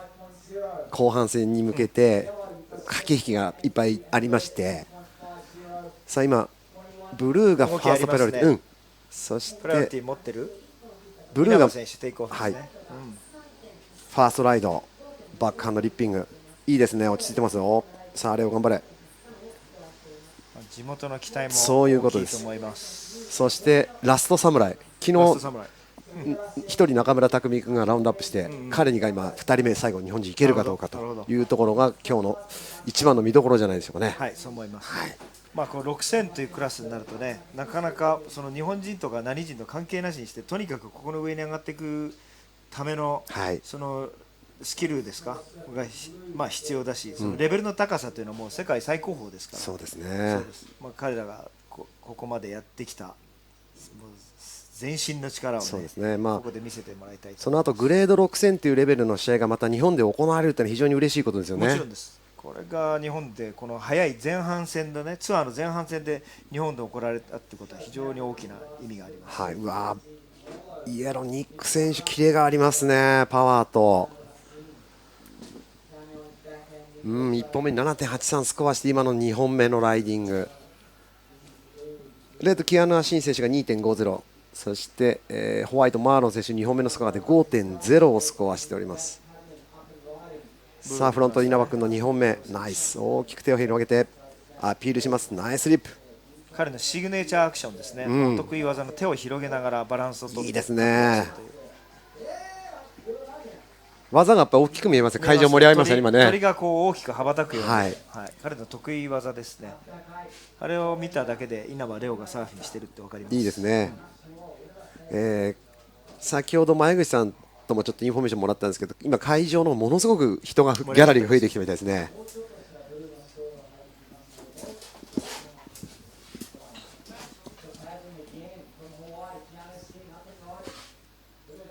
キアヌ選手も、ね、かなり子供の頃から日本に来てたんですけどね。そうですね、彼ね、日本にも、おなじみだし、お母さんが沖縄出身の、3世、2世の方で、馴染みはあまりそんなに騒がしい子じゃないんで、馴染んでないかもしれないですけど、日本には、もうずいぶん来てますね。これ今リプレイですね、彼のバックハンド2本目の演技、いい当て込みはしてます。ただ波の、そうですね。そうですね、波のレンジっていうかちょっと小さかったですかね。前半戦まだ、6分7分過ぎたところでも稲葉君1本目のスコア 5.50、2本目にいいですよね、前半戦。ただちょっとニック選手イエローが 7.83 バックアップで 6.50、そうなんですよね。高い点数 8.5 までついてますから、5人のうちのジャッジ、そうですね、だから5人のジャッジが、点数つけた中で一番高い点数と一番低い点数をカットした中での、平均点、これがだから総合得点ですよね。そうですね、で現在行われていますのがメンズラウンドオブ96の最終第24ヒート、そしてこのヒートに最後の日本人稲葉レオ選手がブルーのゼッケンをつけて、現在2位のポジションをキープしております。でこの後試合の方はウィメンズに、デビジョンが変わりまして、ラウンドオブ32のウィメンズの試合がこの後行われることになっております。ちょうど今波のセットが止んで、今プライオリティ、ファーストプライオリティがホワイト、セカンドプライオリティがイエロー、サードプライオリティがブルー、そして、レッドが4番目のプライオリティということになって、今このポジショニングで大見さんどうでしょうかね、この選手の動きというか待ち方というか。この時点でね、4人固まってるんでプライオリティ性がまさにここで今生きてくると思うんですけど、赤がどのポジションで待っているかがちょっと面白いですね。それでファーストプライオリティが、白が持ってますか、今現在3位のポジションで2位に上がるために必要なスコアが 4.84、シチュエーション当然理解しながらのプライオリティ、ファーストプライオリティを持っているという展開だと思いますので、今までの流れがいくとフォースプライオリティ4番目の低いプライオリティの選手は団体からちょっと離れて、スコアメイクしていくっていうのがなんとなく今までの流れだったんですけど、ですね、ここはやっぱり右左に動いても多分ポテンシャルの高い波が来ないっていうことでも順番を待ってるっていうことなんでしょうね。だからポジショニング的には少しちょっと引いて岸寄りで待って、他の高いプライオリティを待っている人たちの動きをよく観察しながらですよね。でないとうまいことパックリはめられちゃうんで。キアヌ選手の2本目で 4.17 いいレーススコアが入ってきましたね。ちょうどこの大体平均取れてて1人、抜き出てるニック選手 7.83 に比べて、皆さん平均点が出てると。そうです。だから次のこの動き、みんなの注目としてはやっぱりホワイトが現在3位のポジションですけども優勢権を持っているので、これでどう動いていくかと楽しみですね。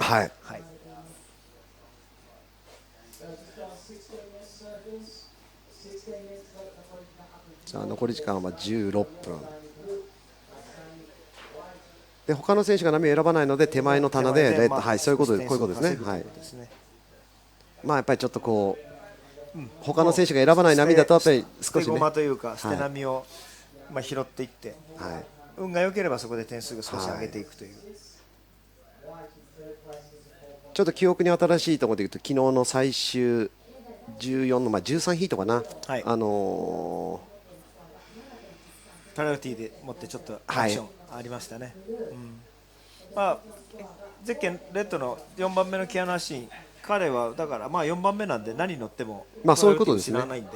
すぐに置きに帰れば次は自分のプライオリティになるんで、そこからがだから3番目ですよね。3番目のプライオリティ持った時にこう余分な動きしちゃうと最後に持ってかれちゃうから、その辺はうまいことね、順番で繰り上がっていかないってことですよね。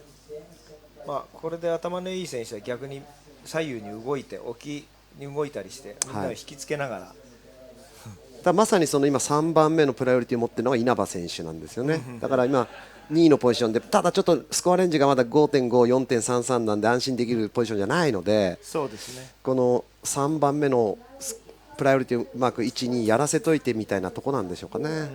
そうですね。だから3番目稲葉選手、イエローの2番目ニック、余分な波にはちょっと手出せないですからね、ここではね。今一番自由に波に乗れるのは逆に赤のキアナシーかもしれない。でも左ずれたところでうまい人いますね、稲葉選手。いいんじゃないですか、これ。ほら、いいですよね、これ。ナイスポジション。バックハンドファーストアプローチ、ナイスリップ、セカンドもいきます。これいいですよ。はい、3番目スピードつけて、さあ、2番、今、うまくコンパクトにまとめて4本目にまとめつなげていきますね。今は高いレンジですよ。これ会場盛り上がってますね。そうですね。イエローのニック選手の最高得点に比較して、近い、またはひょっとするとだとするとかなりファーストターンとセカンドターン結構ポテンシャル高い。リプレイきますね。これファーストマネーターン入りましたね。これ2本入ってるんで、この波のサイズと状況に対しての今の2本のアクションは非常に高いと思います。で3本目は逆に無理しないで次の4つ目につなげるという軽いね、ちょっとクイックターンで、コンプリートしてフィニッシュした。そしてホワイトプライオリティファーストプライオリティ持っているホワイトが今3本目の演技ですが、これはよかったということでいけないですね。気に入らなかったんじゃないですか本人的にはあまり興味のない波だった。ここでプライオリティを持っていた4人目のプライオリティキアノもスピードがあるんですけどちょっと技が出せず、さあここで再びまた稲葉選手うまくさすがのローカルのそうですね、ナレッジ出してきますね。今はちょっとでも逆に際どかったですよね。両方ともプライオリティ持ってないから、まあでもうまく波を白でした。プライオリティ争ったのプライオリティっていうか波を争ったの、そうです。で2人ともプライオリティを持ってなかったので、稲葉君いいですね。ですね、はい、これで白が今度プライオリティ2番目取って赤が3番目を取って1位じゃないですか。これで1位にジャンプアップする可能性が十分。まもなく稲葉選手3本目のスコア、先ほどのねコンビネーション 8.27 きましたね。きましたね。これで1番に会場がすごいですね。かなり盛り上がってますね。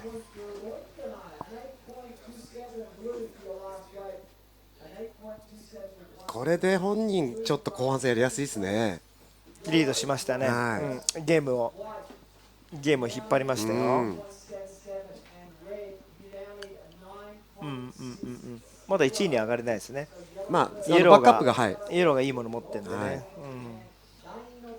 でも次の 6.06 ポイント以上で1のポジションに上がるというところですね。これはちょっと今までずっとちょっと日本人ヒートはかなり苦戦してたところひいき目の解説をしてです、アナウンスをしてですね、ずっとやきもきした試合展開だったんですけど、今回ちょっとだいぶ落ち着いて見れますね。そうですね。でも後半戦まだまだ半分前半を折り返してないんで、折り返したかな？折り返します。要は乗せちゃうと全部みんな簡単にスコア出す選手ですからね。ここちょっと注意しないといけないですよ。ただこの 8.27 はでかいでしょう。ヒートベストスコアですね。で今間違いなくジャッジはファーストターンのマネーターンを見てるし、セカンドターンもそれにつながるいいコンビネーションだった。あそこはもう見逃さないです、インターナショナルジャッジは。でも逆にこれまたちょっとあんまりドキドキしますね。でもプライオリティ持ってますからね。そうですよね。さあバックハンドファーストターンからあれ今ちょっとね会場で見てる人は微妙になんでそれ乗ってるかという、トゥーピークなんでプライオリティを持ってる選手の3分を邪魔はしてないんで、あれは許される範囲の。なるほど。今どちらかというと稲葉君のライディングというよりはちょっと競ってしまった選手に対して、お前なんでそこ行くのっていう、プライオリティ持ってねえじゃんっていうところなんですね。そういうことですね。レッドがこれキアのいいポジションから行きましたね。これキアのチャンスですよ。早いターン、セカンドもいいですね。いいですね。そこがスピードつけます。何を出すか。さあこれいいですよね。これは稲葉選手の 8.2 と比較するとそういうことですよね。近いもん来ますね。さすが CT サーファーですね。綺麗な。キアナシン唯一このヒートの中で WCT の選手です。なるほど。見た感じそんなにこの体の大きさもごつい感じじゃないですけどね。とても小さいです。そうですよね。ただしものすごいタフなバネが筋肉質で小柄なんだけどパワーあります。綺麗なサーフィンでしたね。そうですね。さすが CT で鍛えられてるだけあります。今のは楽しみなポイント。ここで競ってくるんじゃないですか。稲葉、そうですね。さっきの8点がレオタイとキアヌが、だから他の白の選手、そうですね。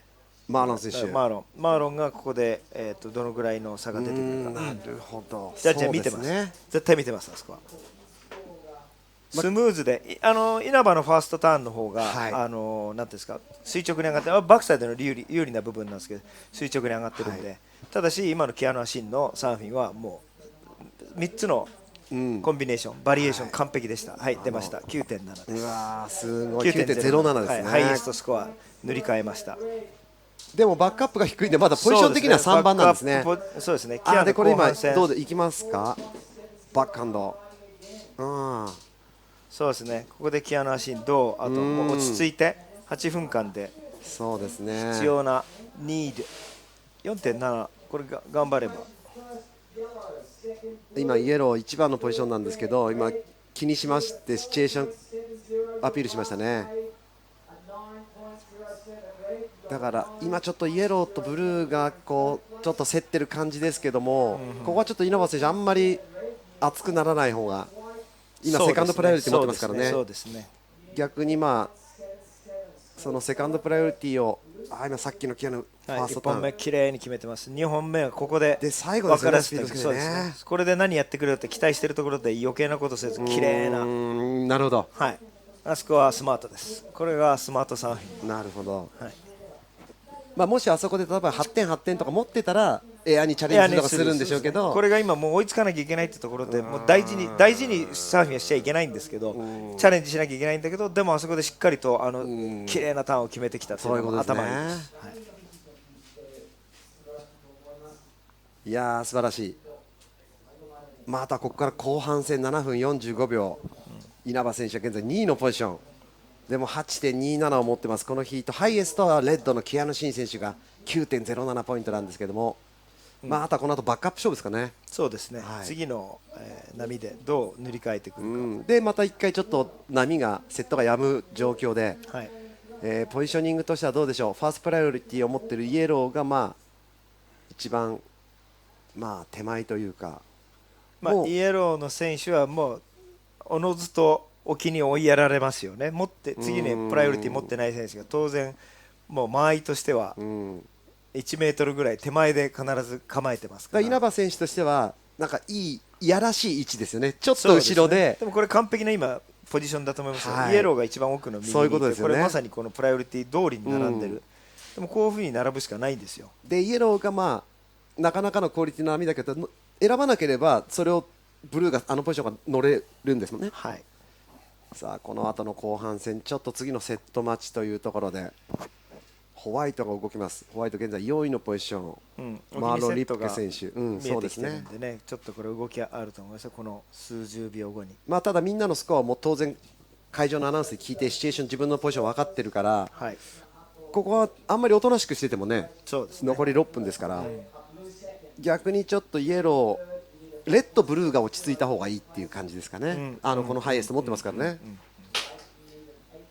ただセット数が少ないキアヌ・アシン 9.07 を持ってますけれども現在3位のポジション、2人ともハイスコアを持っているんでね、どっちかがだから、そういうことですね、この次の波ですね、はい、これ勝負で決まります。この残り6分に何が起こるか、十分な時間はあるんで、ね、はい、怖いですね、なんかね、これは見てて面白いですよ。さっきなんか8点スコアしたから落ち着いて見てられるかなと思ったけど、やっぱりキアヌ・アシンの 9.07、はい、これ出してくるんでね、それはやっぱ CT サーファーですから。あとはでもニック・ボン・リップの2本揃ってて、はい、このファーストプライオリティから彼なんかもセットを乗れば8点9点台当然出してくる選手ですもんね、はいはい、いやー相変わらずドキドキしますね。これ最後なんとか稲葉選手に勝ち上がってほしいところ。ワールドサーフリーグジャパンツアー 2016QS6 戦一宮千葉オープン、アクションあると思いますよ、この後のセットないかな。結構ここのシダポイント海岸に対して今僕らが立ってるスタンドの方が少し高さが高いんで、はい、結構波をよく見えるけど、これ選手ちょっとさっきから見てると板の上に立ち上がってこう沖を確認するとか、あとは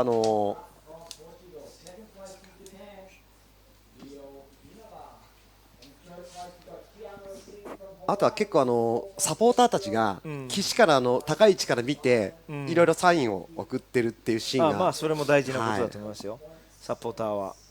まあ特にこのブルーの稲葉選手はもう地元なだけに大応援団来てましたね。稲葉選手も会場中が応援してます。はい、おっとこの後多分ねアクション起きると思いますよ。これ多分プライオリティがないんですけども、ホワイトこれいい場所見つけましたね。さあバックハンドホワイトアップ。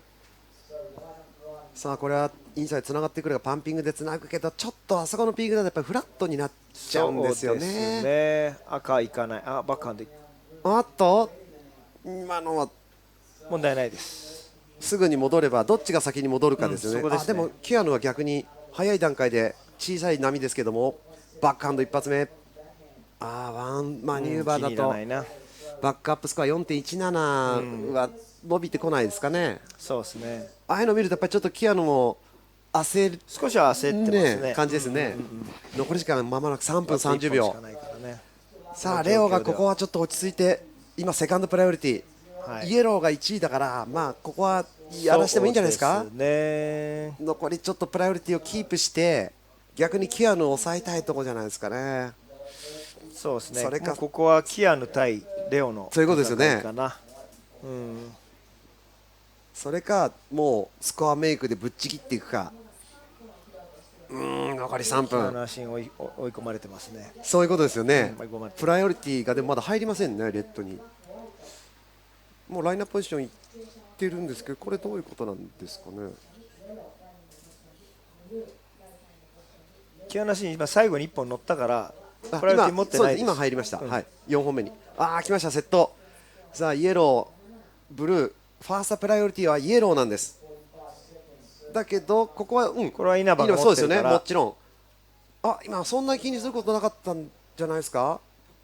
稲葉はね今プライオリティ使いましたね。これでキアヌがプライオリティ取りました今多分。逆に生かされた感じですか。生かされた。そういうことか。そういうことです。残り2分、この時点で、プライオリティ、これは何キアヌを褒めるべきですか。でキアヌアシン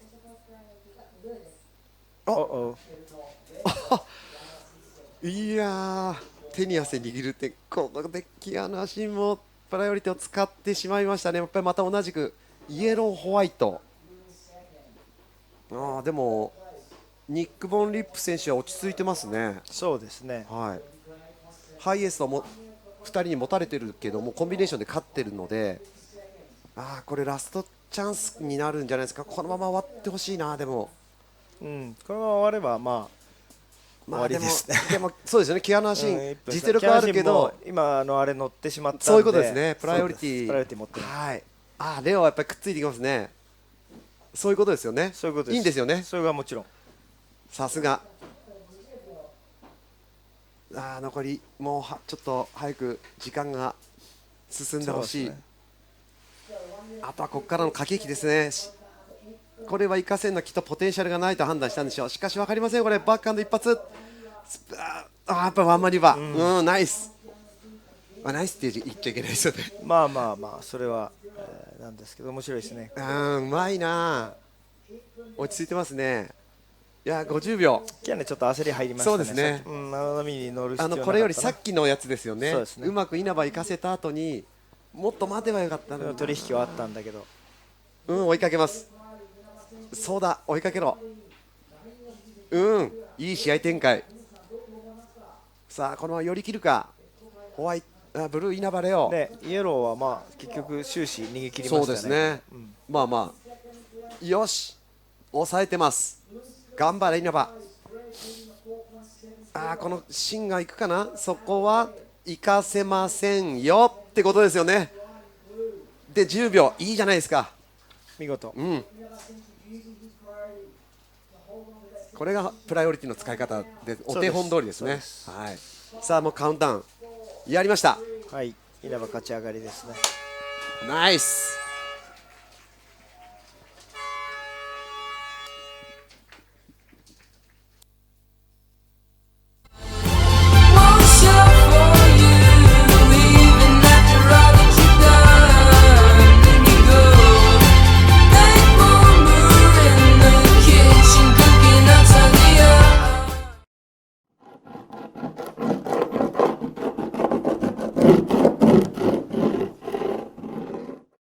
Are you suffered?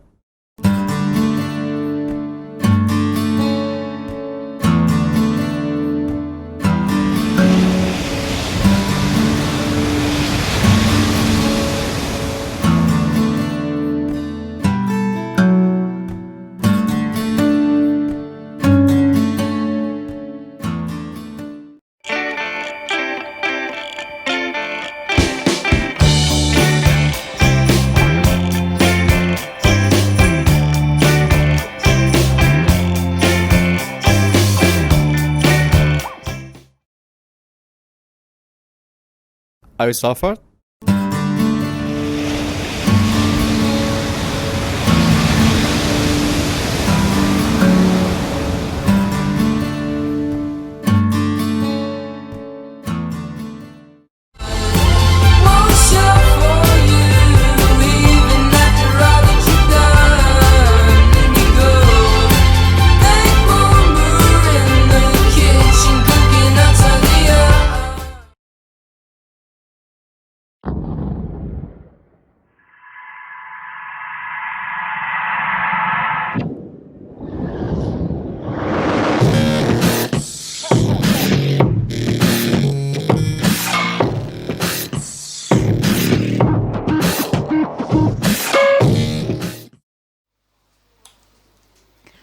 はい、それでは、ウィーメンラウンド1第1ヒートの方がスタートしています。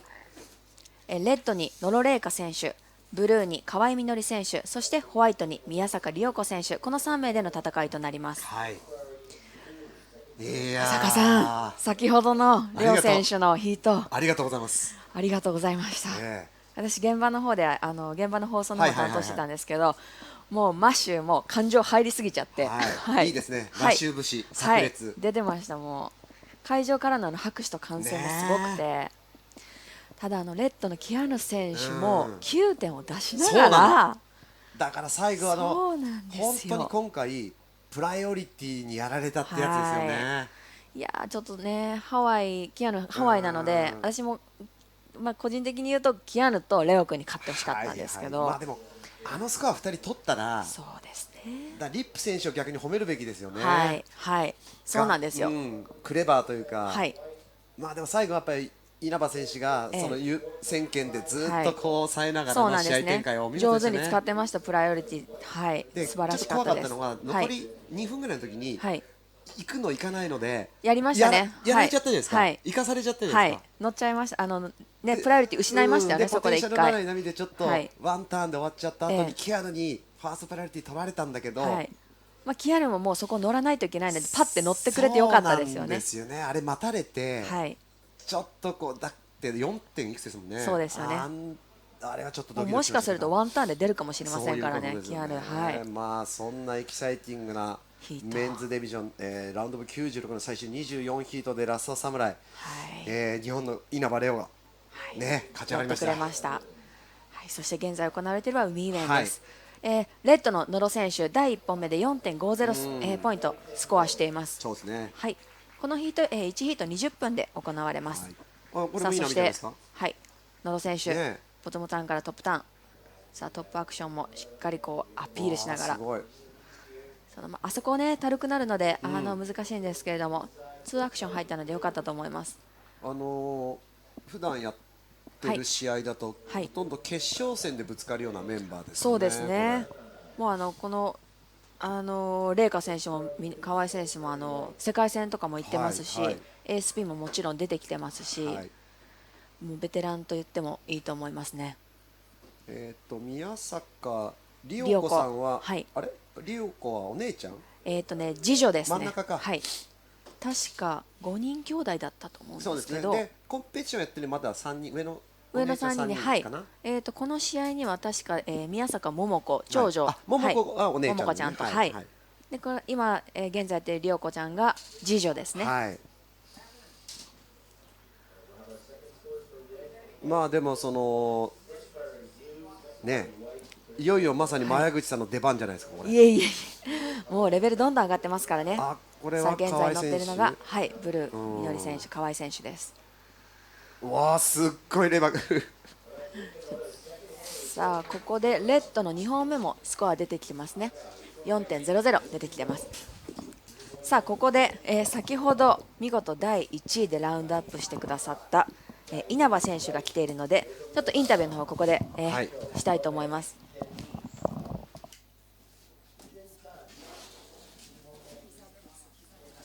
で、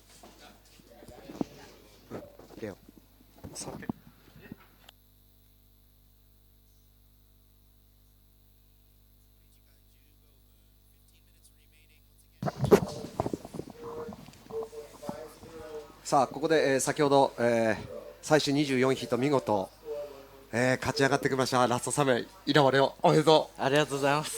いやーどうでした？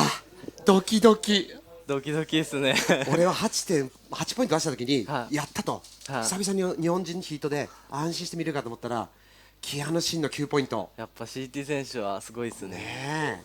だけど最後は落ち着いて、1回最後さっきも話したけど2分前に、ファーストプライオリティを持ちながら、あれは生かされちゃった感じだったね、やっぱり。そうですね、もう4点いくつだったんで、もう出されちゃうかなと思って。だけどそれ乗ったらさ、取られちゃったわけで赤に、おいなんだよなんて。そうですね。でも終始あの後でも木原選手がちょっとねスモールウェーブだったんで、助かりましたね。助かりましたね。でもその後はきっちりもマークで会場の声援は聞こえてるんですか？聞こえてますね。すごいもんね。ありがたいですね。まあでも前半戦のバックハンドで3本、あそこらやっぱりコンビネーションはちょっと自分の中でもちょっと波に合わせてターンの質を変えるとかいろいろ作戦はあったんですか？そうですね、もう本当1ヶ月前ぐらいから毎日ここでやってるんで、やっぱこういう波でもやってたんで、なるほどね、波に合わせてできましたんで。いやーよかったですよ。あと入る前からそのちょっと作戦というか、なんか今日ほら波がちょっと難しいじゃない、地元とはいえ。そうですね。そこら辺はやっぱりなんか意識するところはあったんですか？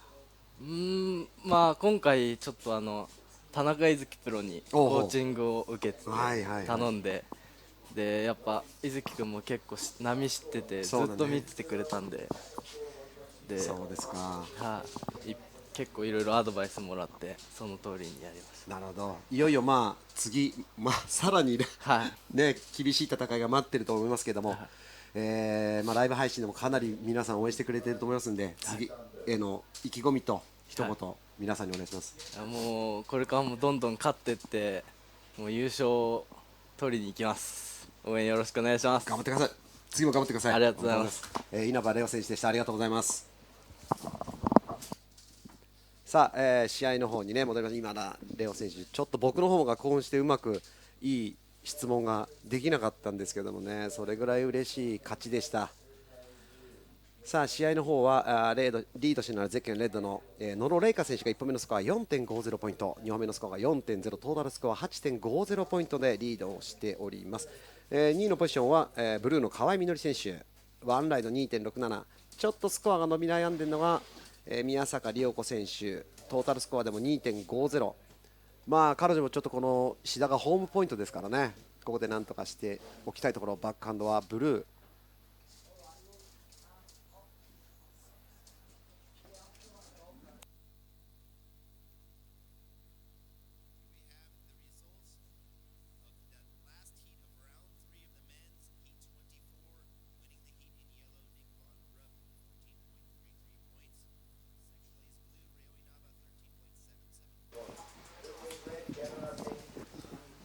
今、稲葉選手の、ね、インタビューがありましたけどね、本人も嬉しそうでしたね。嬉しそうでしたね。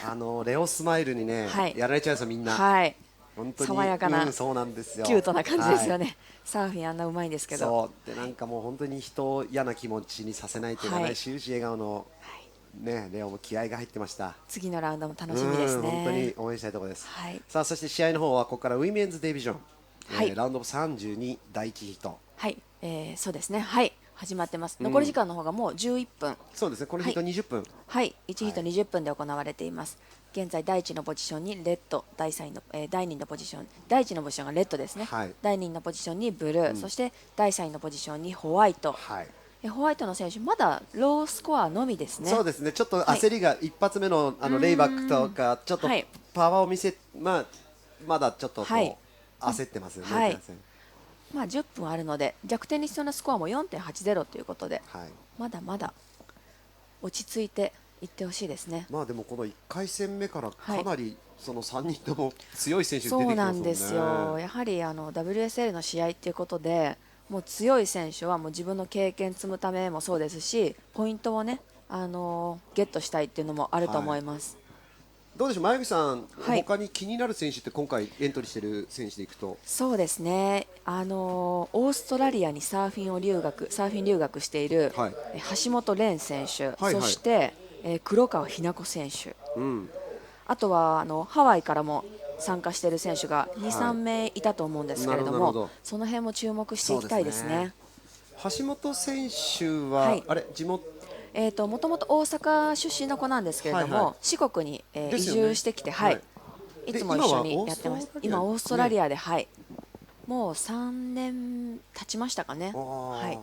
でコーチングも向こうでつけてやってます。まあだからそう考えると、まあ合ってるかわかんないけど、まあ逆輸入じゃないけど、そのポテンシャルの高さどれまで3年で伸びたか、ね、楽しみですね。証明してほしいですね。さあ今のところこの第1ヒートはやっぱり野呂玲香選手ね、やっぱり安定したスコア出してきますよね。そして野呂選手は現在カリフォルニアにそうですね、留学してるのかな。もう本当もサーフィンのために、素晴らしいですね。カリフォルニアにねベースを移してます。そしてこの河合選手なんですけど、今年から四国から千葉にベースを移して、やはりやっぱり志田道場にここにベースを移してこれからやっていくということで、もともと徳島の市内の子です。まあ市内からだと結構ね、海岸線行くのも少し時間かかりますよね。そうですね。生見からそうですね、まあ約1時間半ぐらいかかるところに、住んでたのですけど、まあそれでもね世界中駆け巡ってましたよね、河合選手も。そうですよね。まあでもそのやっぱりこう志田道場、この一宮千葉オープンが行われているこの、まあ、通称志田下ポイント、昨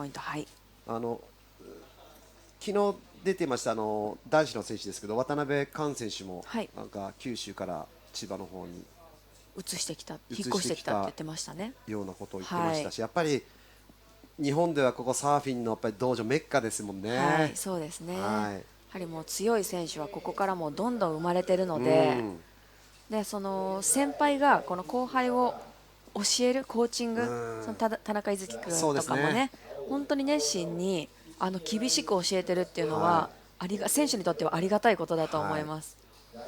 まあこの前粕谷さんがいらっしゃった時にもちょっとお話を伺ったんですけども、まあやっぱり自分で経験するのが一番身になるんだけれども、やっぱりあくまでもその自分もそれでかなり時間がかかったと。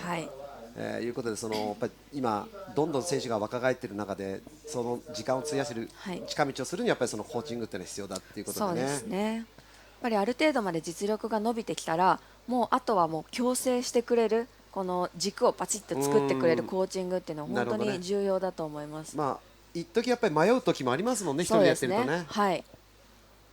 まあ先ほど稲葉選手のインタビューでもありました、田中瑞希選手にお願いし、田中瑞希プロにお願いして、今回コーチングしてもらったと。でね、彼もそのいろいろチームとかあるだろうけども、そういうの枠を取っ払って地元の志田でやるんだと、お前が勝たんでどうすると熱いですね、ことでしょうね。まああとでちょっと会場であったらちょっと伊月君にもそういう話聞いてみたいんですけど、いろいろ聞きたいですね。ここにも来て喋ってもらいたいんですけど、本当に選手のコーチング男女ともにやってるので、伊月君現場でも必死です。で数年前によく彼結構こういうとこ解説してくれるのを手伝ってくれるんですけど、やっぱりね的確にその選手目線でビシッといろいろ解説してくれるところなんかもすごくクレバーでね。伊月君実際現役でやってた時も本当にクレバーな選手で、もうなんか自分がこう負けてるポジションでも冷静に全てをなんていうんですかね、見えてる選手で確実に勝ってくるっていう。選手同士だと一緒に戦いたくない相手だったと思います、メンズの中では。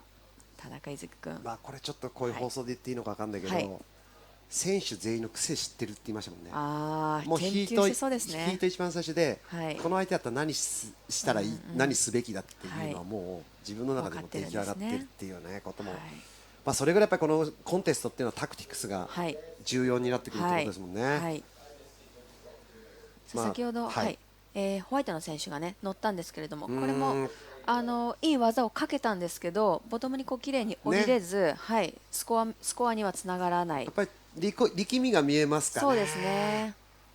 かなりスキルっていう上ではホワイトのこの宮坂選手、メンズライクなかっこいいスタイルを持っているので、そうなんですよ。さあ正面でブルー河合選手、これはバックハンド、丁寧に乗ってますよね。さあこれが3本目の演技となります。残り時間5分。でもどうだろう、バックアップも伸ばしてきそうじゃないですか。そうですよね。はい。現在レッド、持っているスコアが 4.50、そして 4.00、第2の、河合選手持っているスコアが 3.43、そして 2.67、そしてホワイトの選手逆転に必要なスコアが 4.80、ちょっとこのさっきまでの QS6000 に目が慣れちゃってるので、まあこの後のウィメンズディビジョンはここら辺のスコアレンジがアベレージになってくるのかな。そうですね。まあでももっと出てくるんじゃないですか。なるほどね。まあただやっぱり波のポテンシャルでしょうね。はい、そうですね。やっぱり今潮が引いてる状況ですね。今11時半。もうすぐ引きいっぱいで。なのでその波の高さっていうとあまりこうなく、こうね早たるいですか。はいはい。はい。トロ早いね。トロ早い。はい。そんなの別に言い直すとこじゃないですね。たる早いでも一緒に同じようなんですからね。難しいんですよね。難しいと思います。ピークもずっとシフトしてこう常にこう動いてると思うので、作戦立てるのも難しいんじゃないでしょうか。ちょっと早い段階で涼子選手の一本見たいですよね。はい。さあこれ涼子選手。今これはメイク。はい。これがハイスコアとは言えないでしょうけど、まあちょっとこれで落ち着いたんじゃないですか。彼女の中ではね、ようやくメイクできたっていうところじゃないでしょうか。5本目の演技でしたね。残り時間は3分30秒です。差が 4.83 か。はい。現在第1のポジションのレッド野呂選手もまだ2本しか乗ってないんですけれども、落ち着いてますよね。落ち着いてますね。でファーストプライオリティをずっと持ちながらね。はい。まだハイエストが 4.50 なので、彼女の中ではね必ずもうグッドレンジは狙ってると思うんですよね。そうですね。そこはプライオリティを上手に使って、最後まだ3分あるので。ここでホワイトの宮坂選手、いきます。ブルーがいきますね。河合選手。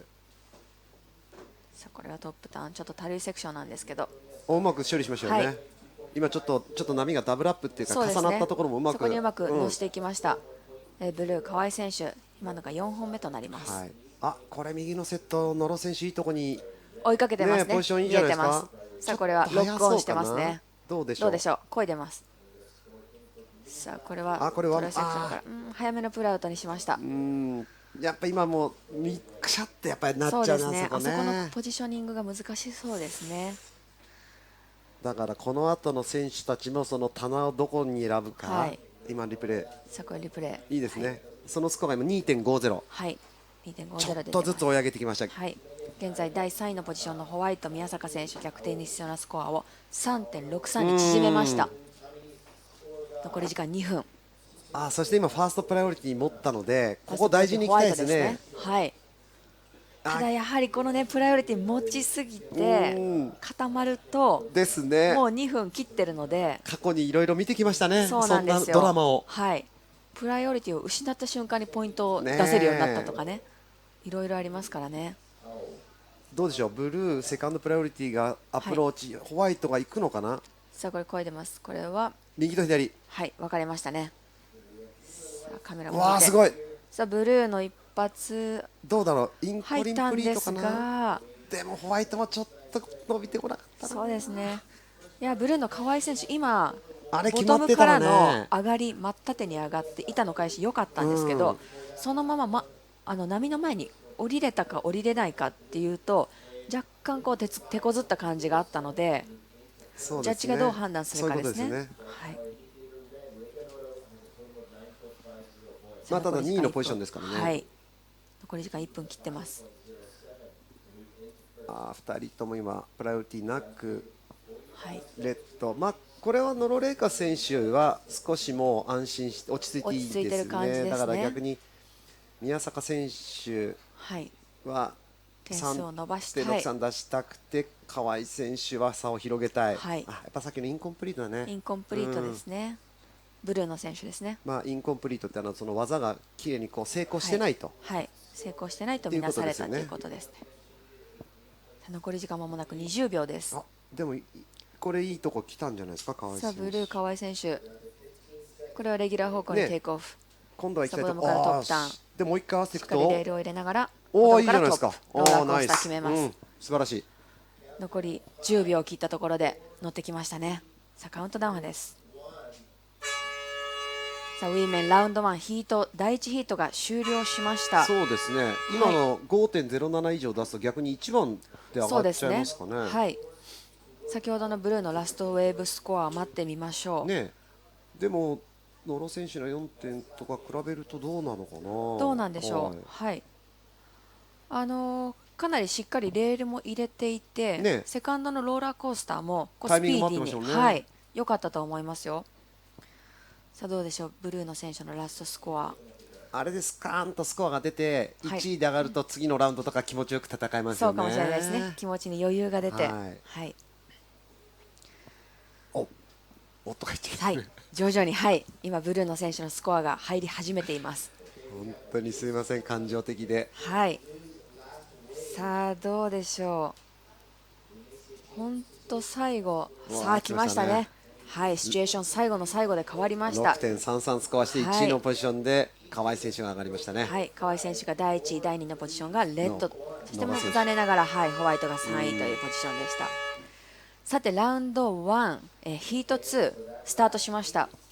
このヒートレッドに武智みなみ選手、ブルー水野麻子選手、ホワイトにハワイから西本樹里選手、そしてイエローに野中みなみ選手、この4名の戦いとなっています。さあそして早速レッドの武智選手が乗っていました。さあそして後ろからはホワイト、ハワイからの選手です。パワフルですね。パワフルですね。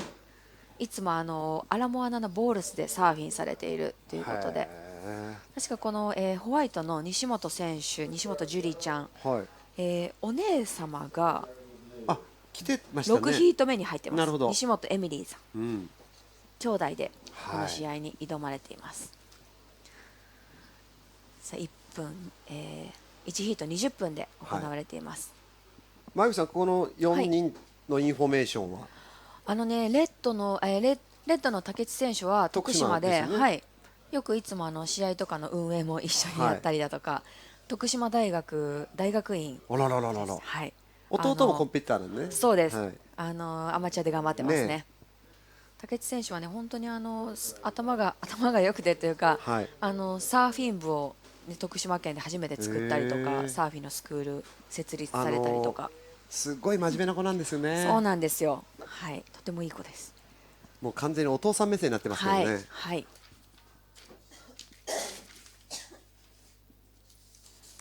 さあ徐々に、1本目のスコアも入り始めているところです。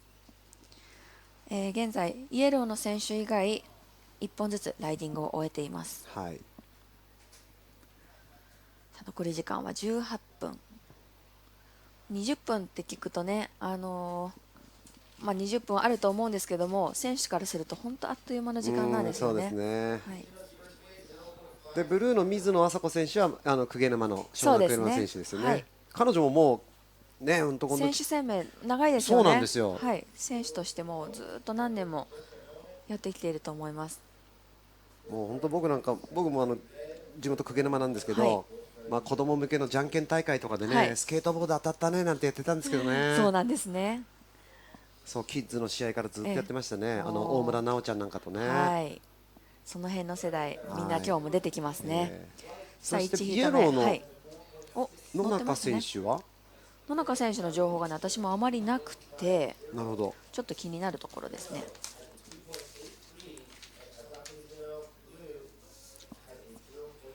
さあ1本目のスコアが出てきましたね。ホワイトの1本目が 4.67、レッドの1本目が 3.50、イエローの3本目が 2.83、 そして、ブルーの1本目が 0.57。 これはスモールスコアです、ね、ちょっとまだ1本目出てませんね。はい、さあこれはイエローの選手がさあトップダウン、いいですね、かなりメンズライクの、はい、かっこいい力強いターンを見せてきました。さあそしてホワイト、でもバックハンドやっぱりジュリエ選手はパワーがあるな、はい、パワーありますね、スタンスがかなりこう安定しているというか、がっつり乗っていて、ワイドスタンスというか、はい、ハワイのパワフルな波でも負けないようなサーフィンがちょっとイメージできました。今のでも、はい、野中みな実選手、はい、まあ綺麗な2本入ったんですけど、はいはい、まあ、比べるとすると、まあ、当然このヒートでの勝ち負けになるんですけど、はい、1本目の河合選手の2本のマニューバーに比べてもなかなかね、良かったと思います。見応えしない前、はい、いいと思います。ただ板の返し方のスピードとかパワーがちょっと若干こう、そうですね、どうなんですかね。はい、まあ、まだこの4名の選手ね、まだまだ実力 100% 絶対出てないの で、ね、はい、徐々にこうパワーアップしながらファイヤーしていってもらいたいんですけれども、さあ来ましたね、6.0、はい、6.0、このヒートのまずはハイエスト、そうですね、はい、ちょっとさっきもごめんなさい、僕前のヒートとの比較をしちゃったんですけど、はい、前のヒートのブルーのね、はいはい、見方としてはそんな決してそうじゃないんですよね。はい、そうですね、やっぱりヒートごとにスコアの基準、ジャッジの基準っていうのも変わりますし、波の状況も変わるので、一概にね、さっきのヒートでああだったからこのヒートがこうとかって言えないんですけれども、だから比べるとすると今の、はい、野中みな実選手の2本目の 6.0 に対して、はい、このゲームがどう組み立てていくかっていう、そうですね、このヒートでどうなるかですね。はい、さあそのイエローの、野中選手、1本目が 2.83、2本目が6点と、まずは第1のポジションに、いいですね、はい、入ってきました。そして第2のポジションはホワイト、西本樹里選手、はい、持っている2本が 4.67、そして 2.97、トータルが 7.64、はい、はい、それでは先ほどの河合選手のインタビューに入りましょう。邪魔しないで。はい。All right, I'm here with the winner of our women's round, Heat 1, みのりかわい、おめでとうございます。ありがとうございます。じゃあ、英語が嫌だね。英語喋れない。はい、わかりました。じゃあ、かなり難しいコンディション、今日の、まあ、ギリギリ一番に引いてるとき、それで、ちょこっとオフショア、南風で、もう結構難しそう。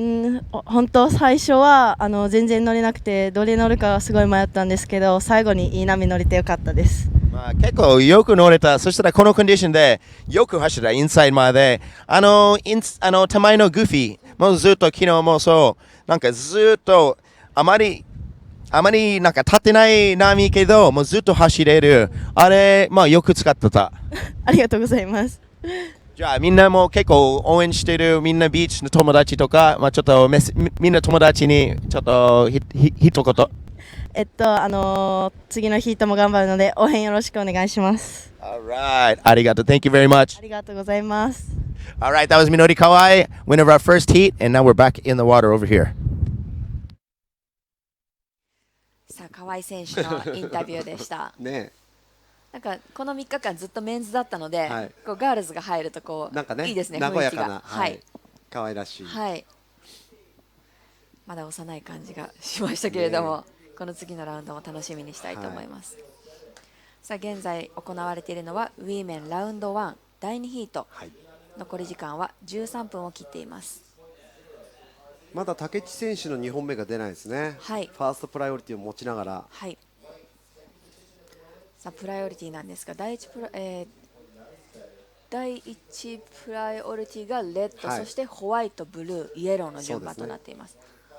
そしてこれはイエローの選手が乗っています。ボトムターンから。いいですね。いいですね。今のボトムターンかなり深かったんじゃないですか。ワンマニューバーですけどね。ボトムターンの時にサーフボードの裏側がこっちにしっかり見えてましたからね。さあイエローの選手2本目のロースコアの方が 2.83 なので、それ以上上回ってくるとトータルスコアが伸びてきますね。でしょうね。はい。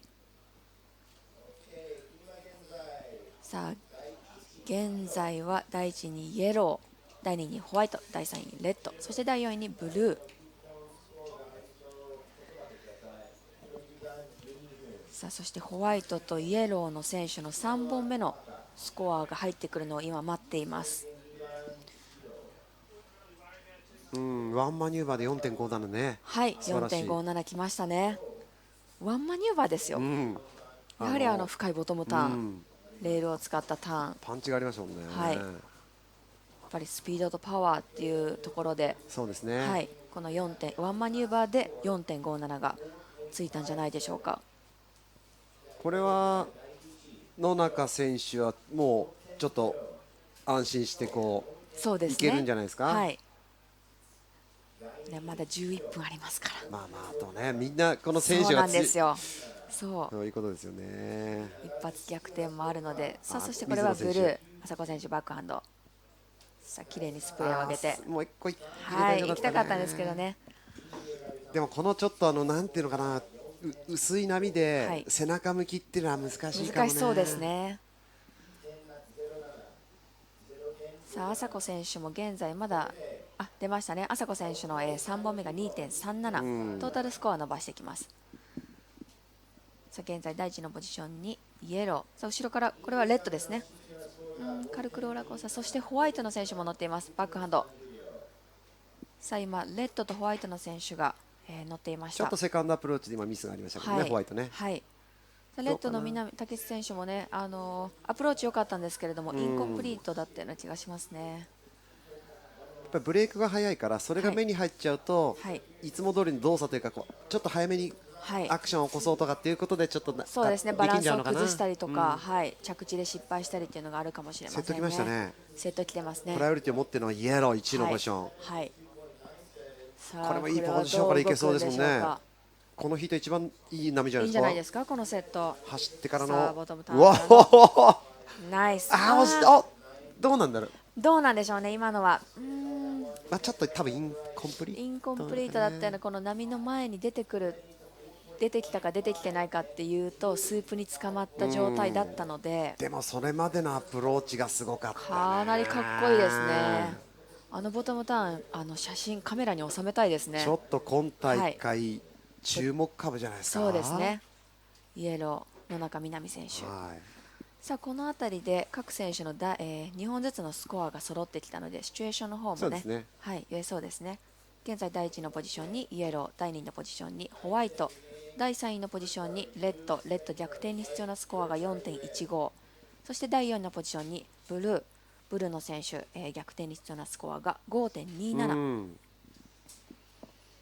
5.27、さっきの大きな2マニューバーで6点だから、ちょっとこれコンビネーションで早めにちょっとスコア欲しいところですよね。そうですね。いや残り時間は間もなく8分になろうとしています。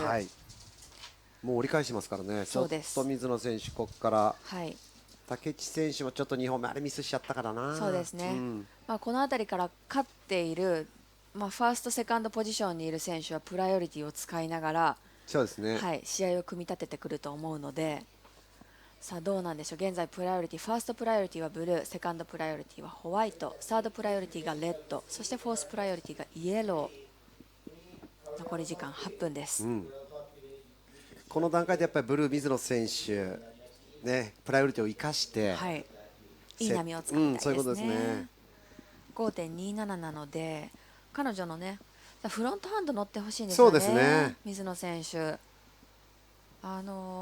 縦の上がりがとても綺麗な選手なので、そうですね、どっちかというと、やっぱり背中よりフロントの方が彼女は見応えがあるのかな。そんな印象があります。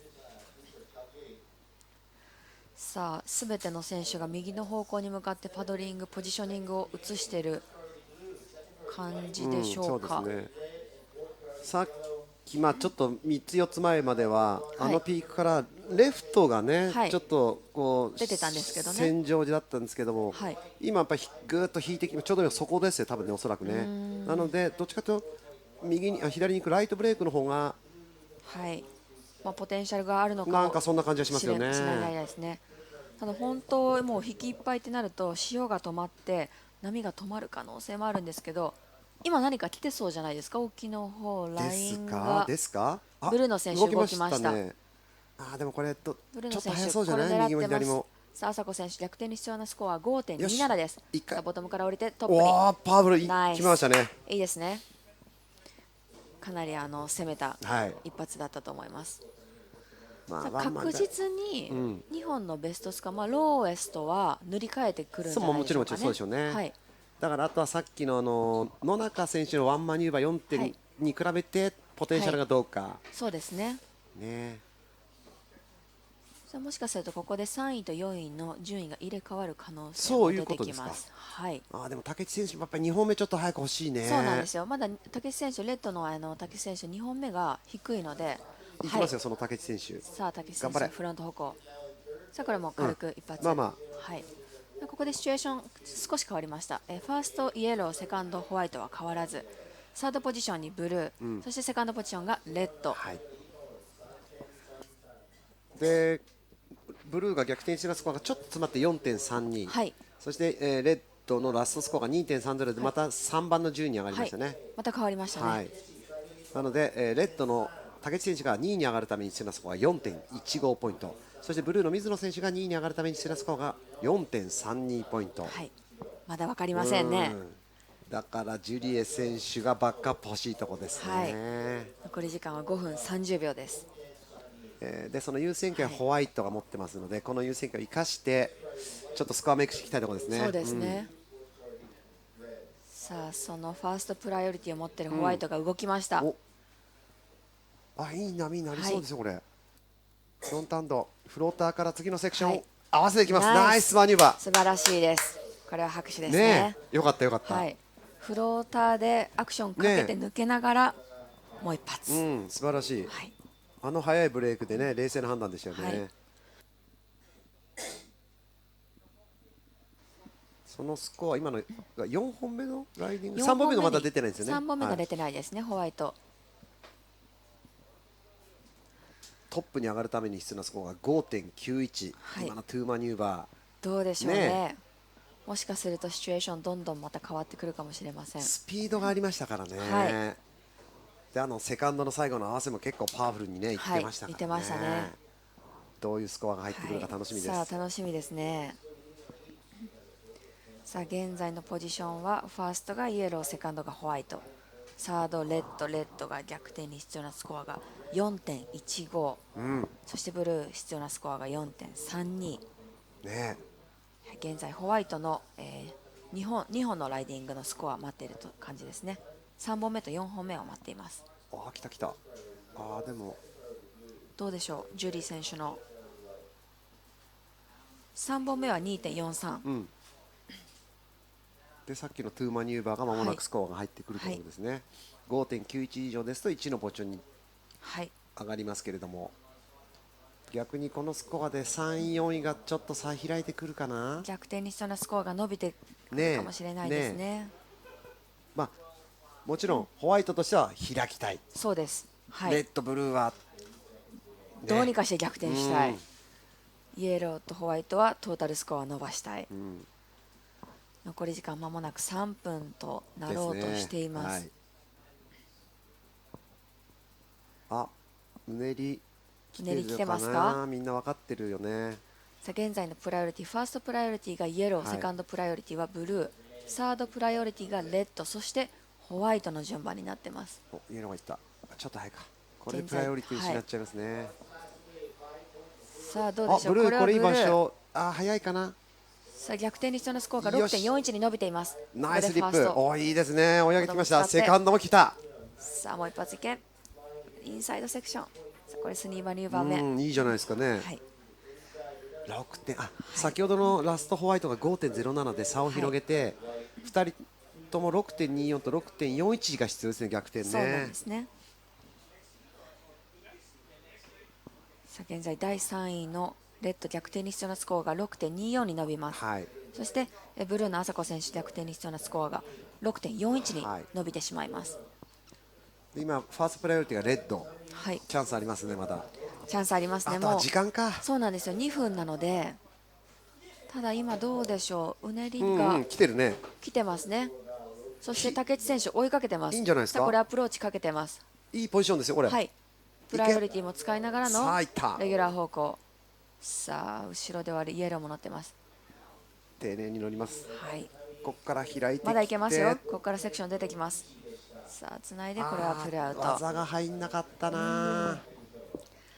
さあ同じ波をレッドとイエローが、レフト方向ライト方向に分かれて乗っていました。さあ優先権の方が、ファーストプライオリティがホワイトに変わります。セカンドプライオリティはイエローになります。そしてブルーとレッドのプライオリティは今現在沖に向かっているところなので、ブルーのプライオリティ出ましたね。サードプライオリティがブルーです。さあ水野選手スコアが出てきます。 6.41 で逆転2位に上がれます。どうでしょうか。まあ今ドキドキしてるんじゃないですか本人もね。かなりまあ手応えでもあったと思いますよ。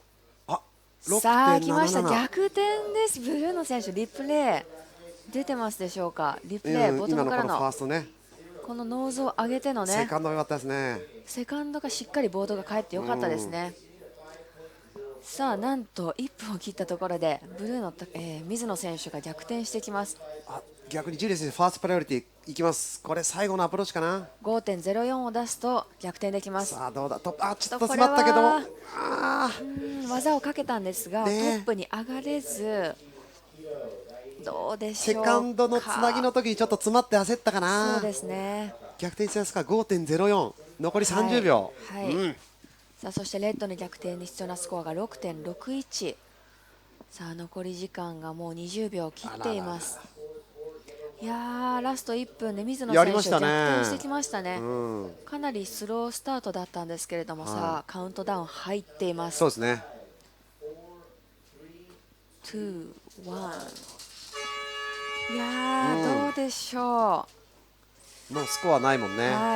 ホワイト乗ったんですが 5.04 はちょっと届かないかなと思うんですが、間違いなく、イエローの南選手は、そうですね、先ほどの第2ヒート、イエローが第1、第2がブルー、そして残念ながらホワイトが第3位、第4位にレッドという、そのような結果となっています。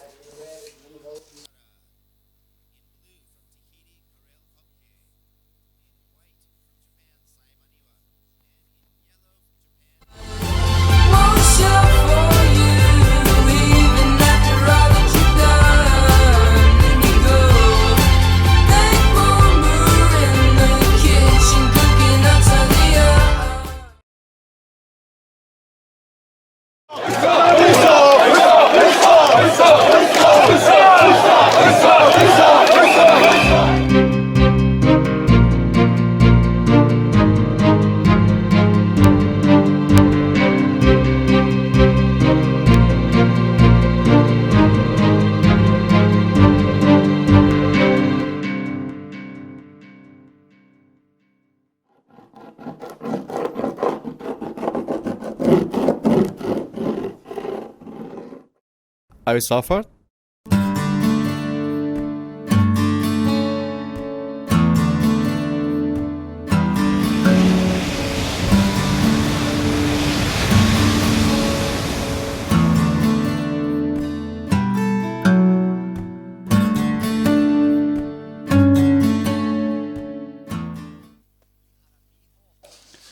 We are back. Round 1, Heat 3 at the ICHINOMIYA CHIBA Open, powered by GoPro. And this is another banger of a heat. We've got Miho Ihara, Karel Popecki. Oh, these names are hard for me, Doji. Oh, okay. Yeah. Say Maniwa. Me too. Yes, I'm, Maniwa. And Michiko Ishikawa. Yes, Ichikawa-san. I think the Karel Poke, she's out of the heat, I think. We only have 3 girls. Three girl heat, okay. But yeah, I just had the news from my tour manager, Mr. Al Hunt. He told me he's not going to make it. She was not make it, yeah. Awesome. Oh, right. 3 girl heat. Yep. So Miho Ihara from Japan and Sai Maniwa from Japan. Yes. And Michiko Ishikawa also from Japan. Yeah. 3-girl heat. Yes, that's what I had. Yes. And Miho, she was a former JPSA, which is the Japan, the domestic tours women's champion. Oh, yeah. So she rips. Yeah. How good is that? There's some really good Japanese surfers, especially the young ones like Minori, surfing really well. Yes. And the standard is really high. Yeah. They're really good over here. Minori is another. She's upcoming. The women's, like she's only 16 or something. Yeah. 15, 16 year age. No. She was a champion. Landing up women's division last year's our junior women's division. Yeah. Yeah. So she went to a world junior championship from Japan, I think. Yeah, I stayed with her in Australia for a week at the O'Leary house, and she was over there for the Australian Open of Surfing and the Merriweather Pro. Yeah. And she surfed. She really surprised me. She was. I thought she was 18, 19. Oh, really? You know how like the Japanese girls they look a lot younger than they are. Yeah. She's tough. Yeah. She's strong, and I thought that she was maybe like 20. Oh, okay. And then she told me she was 15. 15, yeah. She surfs really well. She's definitely got a big future. This is Miho Ihara. She's just got a couple of small scores, a 1 and a .87. But yeah, Minori for me is a big future for Japanese surfers. And I'm a big fan of Ren Hashimoto. Oh, of course, yes. That's my favorite too. Yeah, you like Ren? Yeah. Yeah. So I stay with her every year as well. Okay. Because she stays with the O'Leary family. Yes. For a few events. Is it Queensland in Gold Coast in Queensland? Yeah, she lives on the Gold Coast. Okay. And Ren is a little power pocket. Fun girl. Okay. Tells some good stories. Oh, really? Yeah, no, not really. I always ask her to tell me a story. Okay. So yeah, she's always smiling and surfing super good. When she was a little girl, she went to our junior cadet under 16 class. Yeah. She was lipping, and And it's good to see that she's moved to Australia to finish her school. So she's moved to the Gold Coast to finish her schooling. Yep. And also she was a part of the Palm Beach Currumbin coaching program. So she was competing on training with the best Australian junior females. So it was really good to see her, step out of Japan and test herself in Australia, and she's come out really well. She made the final of a QS 1000 at Burleigh Heads, as we see. Oh, really? Miho Ihara. Oh, okay. So that was maybe 2 years ago. Ren did well, but what I'm trying to say is the girls are surfing really well over here. New generations coming up. Yes, that's for sure. Yeah, because it's missing, the Japanese female at the top of the WQS. There hasn't been one for a while. Like Reika's doing well. Yes. But we just very Reika close. And now and Leica was it's good. They still going on. Good going on the tour. They sitting on like 40 or 30 something in the world. Yeah. Yeah. So they need one in that top 15, I would say. Yes. Maybe Reika, maybe Ran, maybe Minori, or one of the other girls in this QS 1000. Yeah. It's awesome. There's so many events for the women over here. It's a pretty impressive Japanese circuit, I would say. And we have to check this replay of Miho Ihara. Sorry. Ihara. So these waves are getting a little bit tougher. So Miho, getting a couple nice backhand snaps. This is going to be the best wave of the heat so far. Looks good combination and variation. Yeah. Than others. Yeah. Yeah. So we've got a lot of little scores. The best is 2.33 for first of Sai Manawa. Okay. This one of Miho Ihara will be the best mid-range score of the heat. Okay, here comes 5.33. Is that right? Yep. As we see yellow on our screen. Oh. So that is Michiko Ishikawa. Yeah. And she's having a good go. I like Yeah, this. she said she was traveling in all over the world, and she used to stay in Mexico. Yeah. Yeah, Puerto Escondido. Oh, great surf spot. But Yeah. she said she learned the surfing in Mexico, and then she come back here and traveling all over. Still she traveling, and then she wants to join QS events. Why not? Why not? Yeah. Good on her. I reckon I'm all for it. And she's probably twice the age of the other competitors. Oh, okay. Which is interesting. Yeah.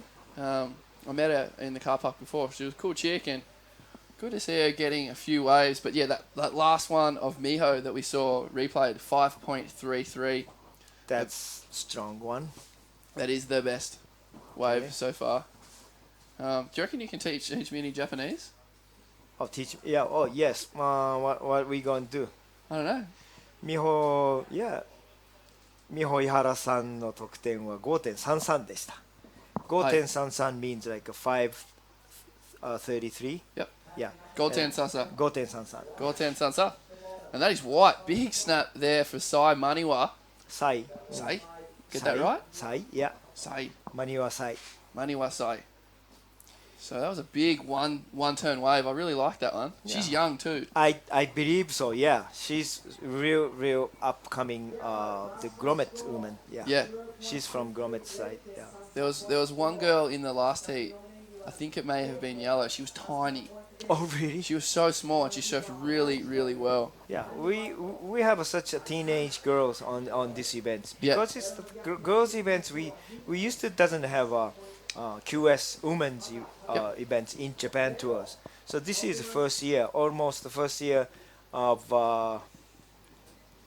women's division. We have on the tours like three women's division. Yeah, so pretty much the first year for us. That's good because it's good for the development, and it lets the younger girls like Sai or Maniwa Sai surf against Reika Noro. And yeah, we make their chance to going to the new stage.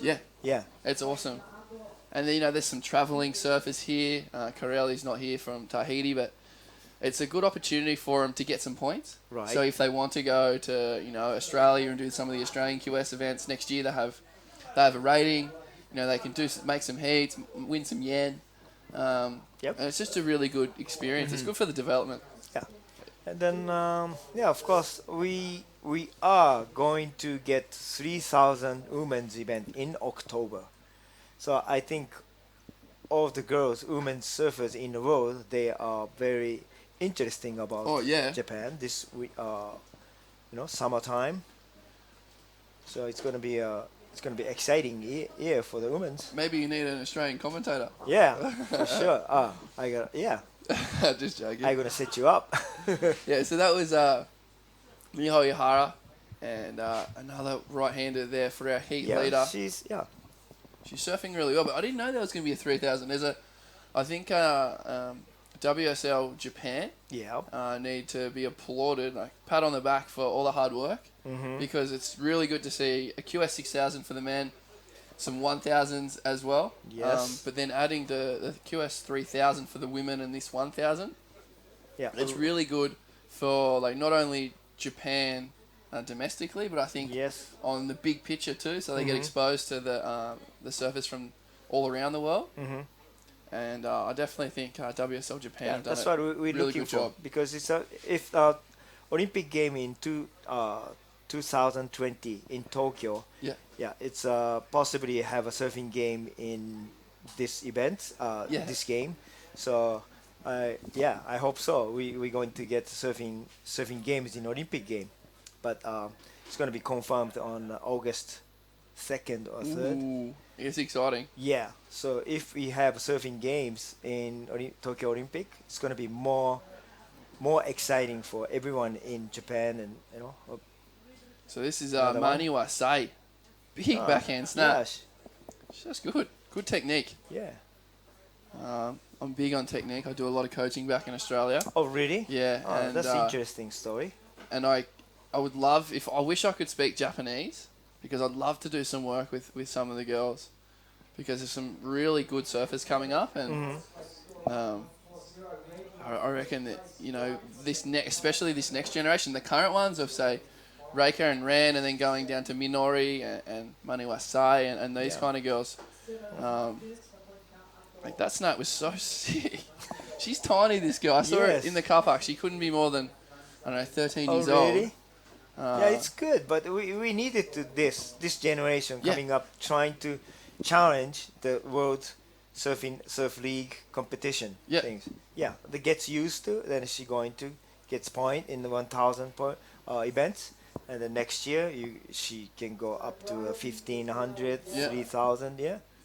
Yeah, and then you never know. They could have a really good week, make the final, win some serious money. The winner of the QS 1000 for the women gets $1,000 US. Yeah. So that's a lot of yen for a potentially 14-year-old girl. That's for sure. So that was a replay of Mani Wasai. She's our new heat leader, and the young girl from Japan has Miho Ahara on the ropes a little bit. Miho needs a 2.51, and little one, Mini Wasai. Am I getting the names right? Yeah, it's okay. It's English, Japanese, English. So I have Australian English, which is not very good English. Yeah. So maybe I just gonna introduce my Japanese, bust up my Japanese and reading their name. Yeah.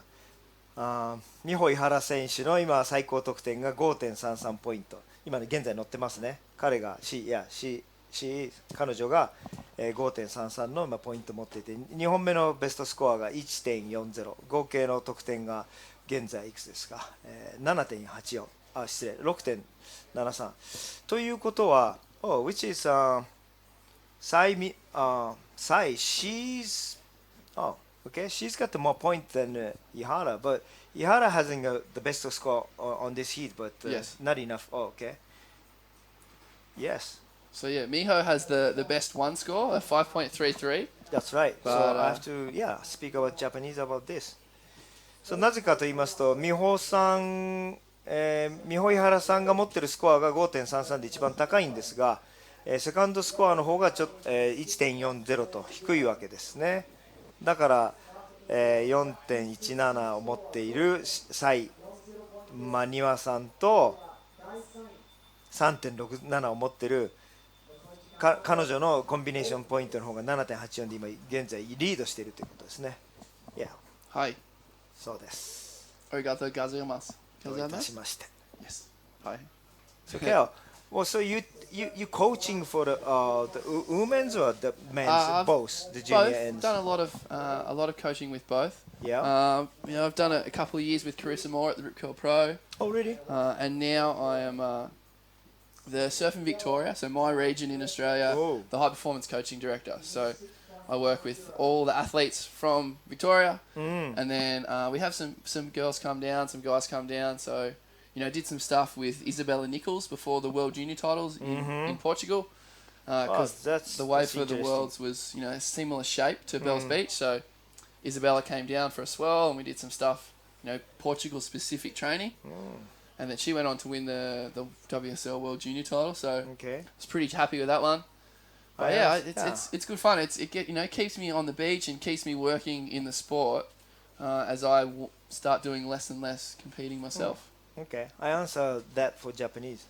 So ケイルさん、あなたはビクトリア中にいるサーフィンのアスリートたちに、コーチングしているということで、そして世界中、オーストラリア中のヤングサーファーたちをコーチングしているということで、カリサ、今ですね、ワールドトップランキングのカリサモアもティーチングしてたということです。So what are you expecting to coaching the Japanese young athletes and surfers?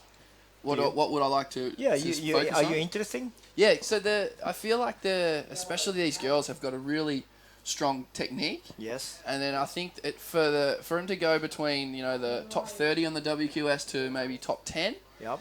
It's just a little bit of refining of the overall approach. Maybe set some heat structures and try and help a little bit of technique to improve their surfing. But we have some good plans in place to help competitive surfer become more little bit more aggressive and more dominant of a heat. And then also strategies to help them with the pressure, and the nerves of say, and the challenge of competing against really, really good surfers. So, the Japanese people are really nice, welcome, happy shy. people. Shy. Yeah. So sometimes in a heat situation, I think they're a little bit shy, and they may not attack the peak, and sometimes not get the best waves. So I think there's a lot of work we could do there to. It's that's mostly the people's like more giveaway. Yeah, really share. give. So really sharing it's too people. nice, But you mean sometimes the competition things you need it to more like more angry, aggressive. Yes. Yeah.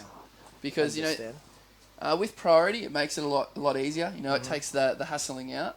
But when it comes down to that like head-to-head battle, sometimes we need more samurais. Yep. And less panda bears. Panda bears. Like panda, the the zoo. Right. We need more like samurais to fight and get the win. Because the WQS, it's all fighting in tough ways. Seriously games, Yeah. So I I definitely think the talent of the surfing is there, and we're seeing girls like Reika and Naomura, and now girls like Ren and Nagisa as well, making some big heats on the WQS. Yes. And I think in a short time we'll see more and more of the Japanese girls, making those quarterfinals, semi-finals, and finals a bit more consistently as well. But we are down to a minute to go in this heat, and is Maniwa Sai leading this one. Miho Ihara is in second and needs a 2.51. Miho has had a few tries at that one. She keeps falling on the finish. So one clean turn from Miho will put her in the lead.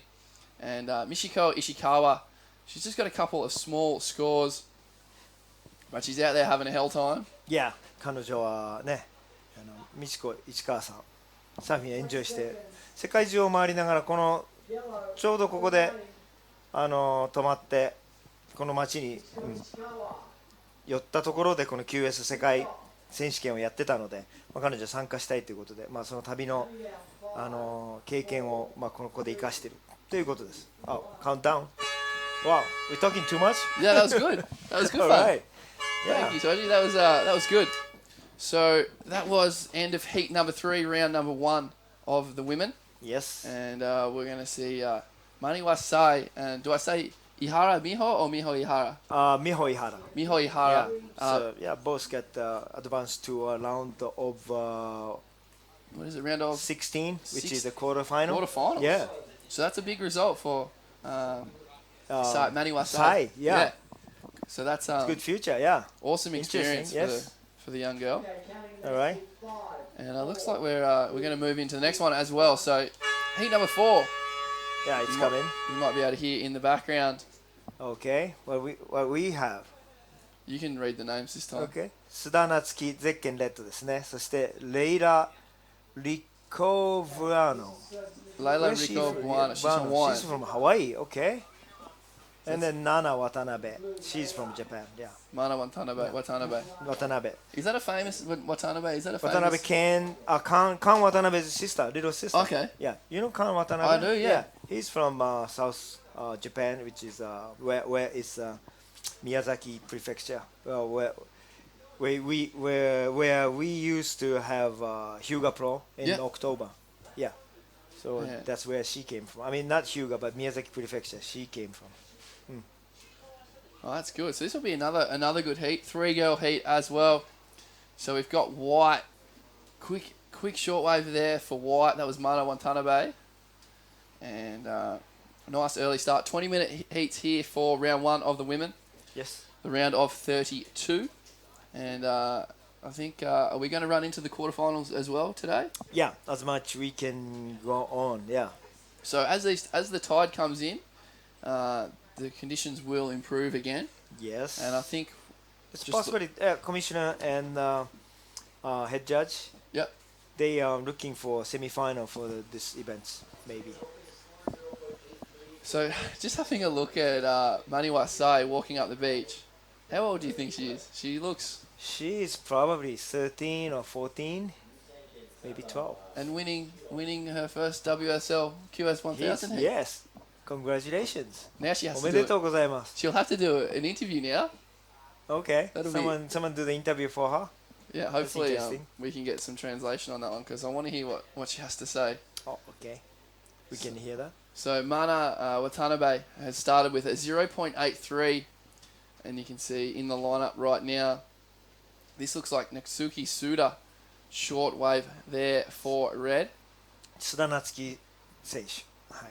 彼女も、she's very popular in World Junior Championship, which is WJC. Yeah. Yeah, 2015. Yeah, she was in Portugal. Natsuki? Yeah. Natsuki Suda. All right, so we're down. We're going to throw down with Benny, and he's with Maniwa Sai, the girl that we've got. Sai, yeah. We have big raps on her. We're all about her. She's smiling. Beautiful. Okay.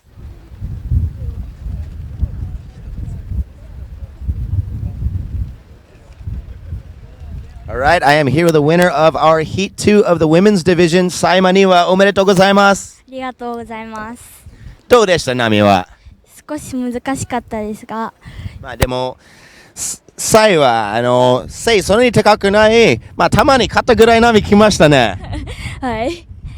でも水はここの南風吹いたらたまに水がすごく下がってる。ちょっと寒かった？ちょっと寒かったです。ちょっと寒かった。まあちょうど潮を引いてこれから上がってくる。もしかしたら夕方次の日ちょっといい波良くなりそう。そしたらみんな友達とか応援してる人なんか一言ありますか？優勝できるように頑張るので応援よろしくお願いします。最高頑張ります。ありがとうございます。ありがとうございました。 OK ありがとうございます。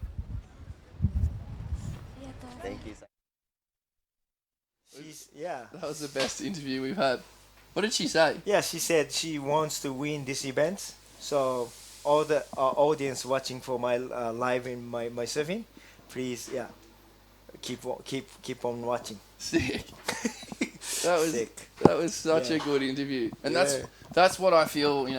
We've got the pointy end of Japanese surfing here. So you got your Reiko Noro, and those kind of surfers, but we've also got the next generation. So she will learn so much from not only having won a QS 1000 heat, but her next heat she gets another heat here at Shida Beach at Chiba, Yes. in the Chiba prefecture, and it's awesome to see not only the best current talent on the WQS from Japan, but also the next level of surfers, and to see Sai do well and that's for sure. She's gonna be our new tour member. So Yep. she's gonna be surfing the next junior contest and QS women's. That's for sure. Welcome. We found another one. Yeah, good. It's quite there's a lot of talk amongst the guys but we've been watching the women free surfing, and a lot of the guys are I don't think surprised is a good word, but the guys are really impressed by how many of the Japanese surfers are surfing really well. Yes. So we only see not all the guys events have women, so we only get to see Ran and Nagisa and now sometimes. Yep. But I didn't know, a lot of the guys didn't know just how many really talented Japanese female surfers there are. It's coming. Yeah. Just like the rising sun. So the women's, the girls, rising sun, it's coming. So far, the best score is from Natsuki Suda. Okay, she's got the 2 waves. 2.5 for last of red. So that's a good start for Natsuki. She's in the lead. And another 3-girl heat. We haven't seen the Hawaiian. That is Layla Rikibuano. Rikibuano, yes. Rikibuano, it sounds good. Later. So our first international surfer at this Yeah, event. oh, okay. But it's a little bit hard condition. I mean, not hard condition, but it's very, very inconsistent condition for the people who surfing in Hawaii. Yep. And especially she has to wear the wet full suits Yes. on this water temperature and stuff. Yeah, so It much has- different, I think. It got colder too from yesterday. Yesterday was warm, but this southerly Oh, couple the of days south of the wind. This southerly, beach, yeah, this side on the coast, always gets south wind, cold water. Yeah. Yes. So here we go. This is White. Mana Watanabe. One backside snap for Watanabe. And she goes down on the second. She was only looking for a 2.6 to go into first place. And Oh, we've here got comes. Blue. Layla. Oh, actually, Oh, she's leaping. so I saw this girl. Remember that? So the event started on Saturday, but on Friday we had. Sorry, this is Natsuki Suda. Yep. Nice backside snap for Natsuki. So on Friday there was the Japanese trials, the round of 216 or so. Yeah. Oh, for the excuse men. me. That was Sunday. Sunday, sorry. Yeah. So for Sunday morning, the waves were 2 foot. Well, this big. Yeah. Sunday night it was 6 foot. It was double, Yes, maybe we triple. are. Yeah. Triple It's overhead. Hawaiian size 6 foot. Yeah, it was Whoa. big.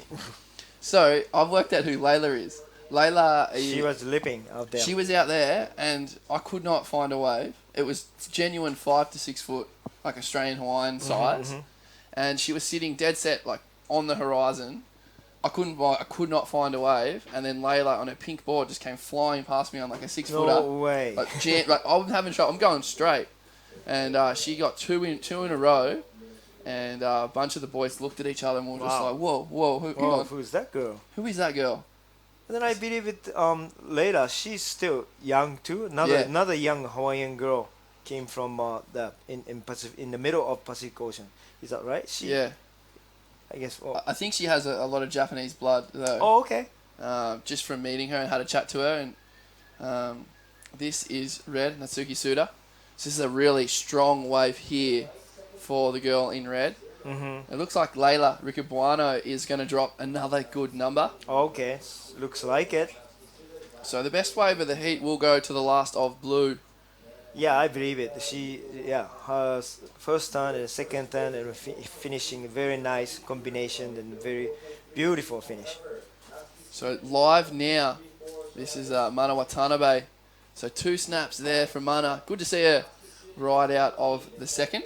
Yes. But that first wave for Blue, Layla Okay, she's Ricabuano, got the priority. And then 4.33. And here she is again. You see that she got a really nice technique, Yep. generating speed on this left. And that was a really challenging section. And she is tiny. She has to be 12 years old at the most. Yeah. She's very, looks very like, young. yep. So another good score for Blue, and another good score for Red. So this is Blue, the Okay. Hawaiian, Layla Okay, refrain. Ricabuano. That was a really challenging double up in the rip, Right. and she did really well. So second last wave of White was a 3, so that was the backhand snap she did, and then fell on the second turn. Okay. So we have a score for Red and Red, White and Sudanatsuki. Blue coming as well. Okay.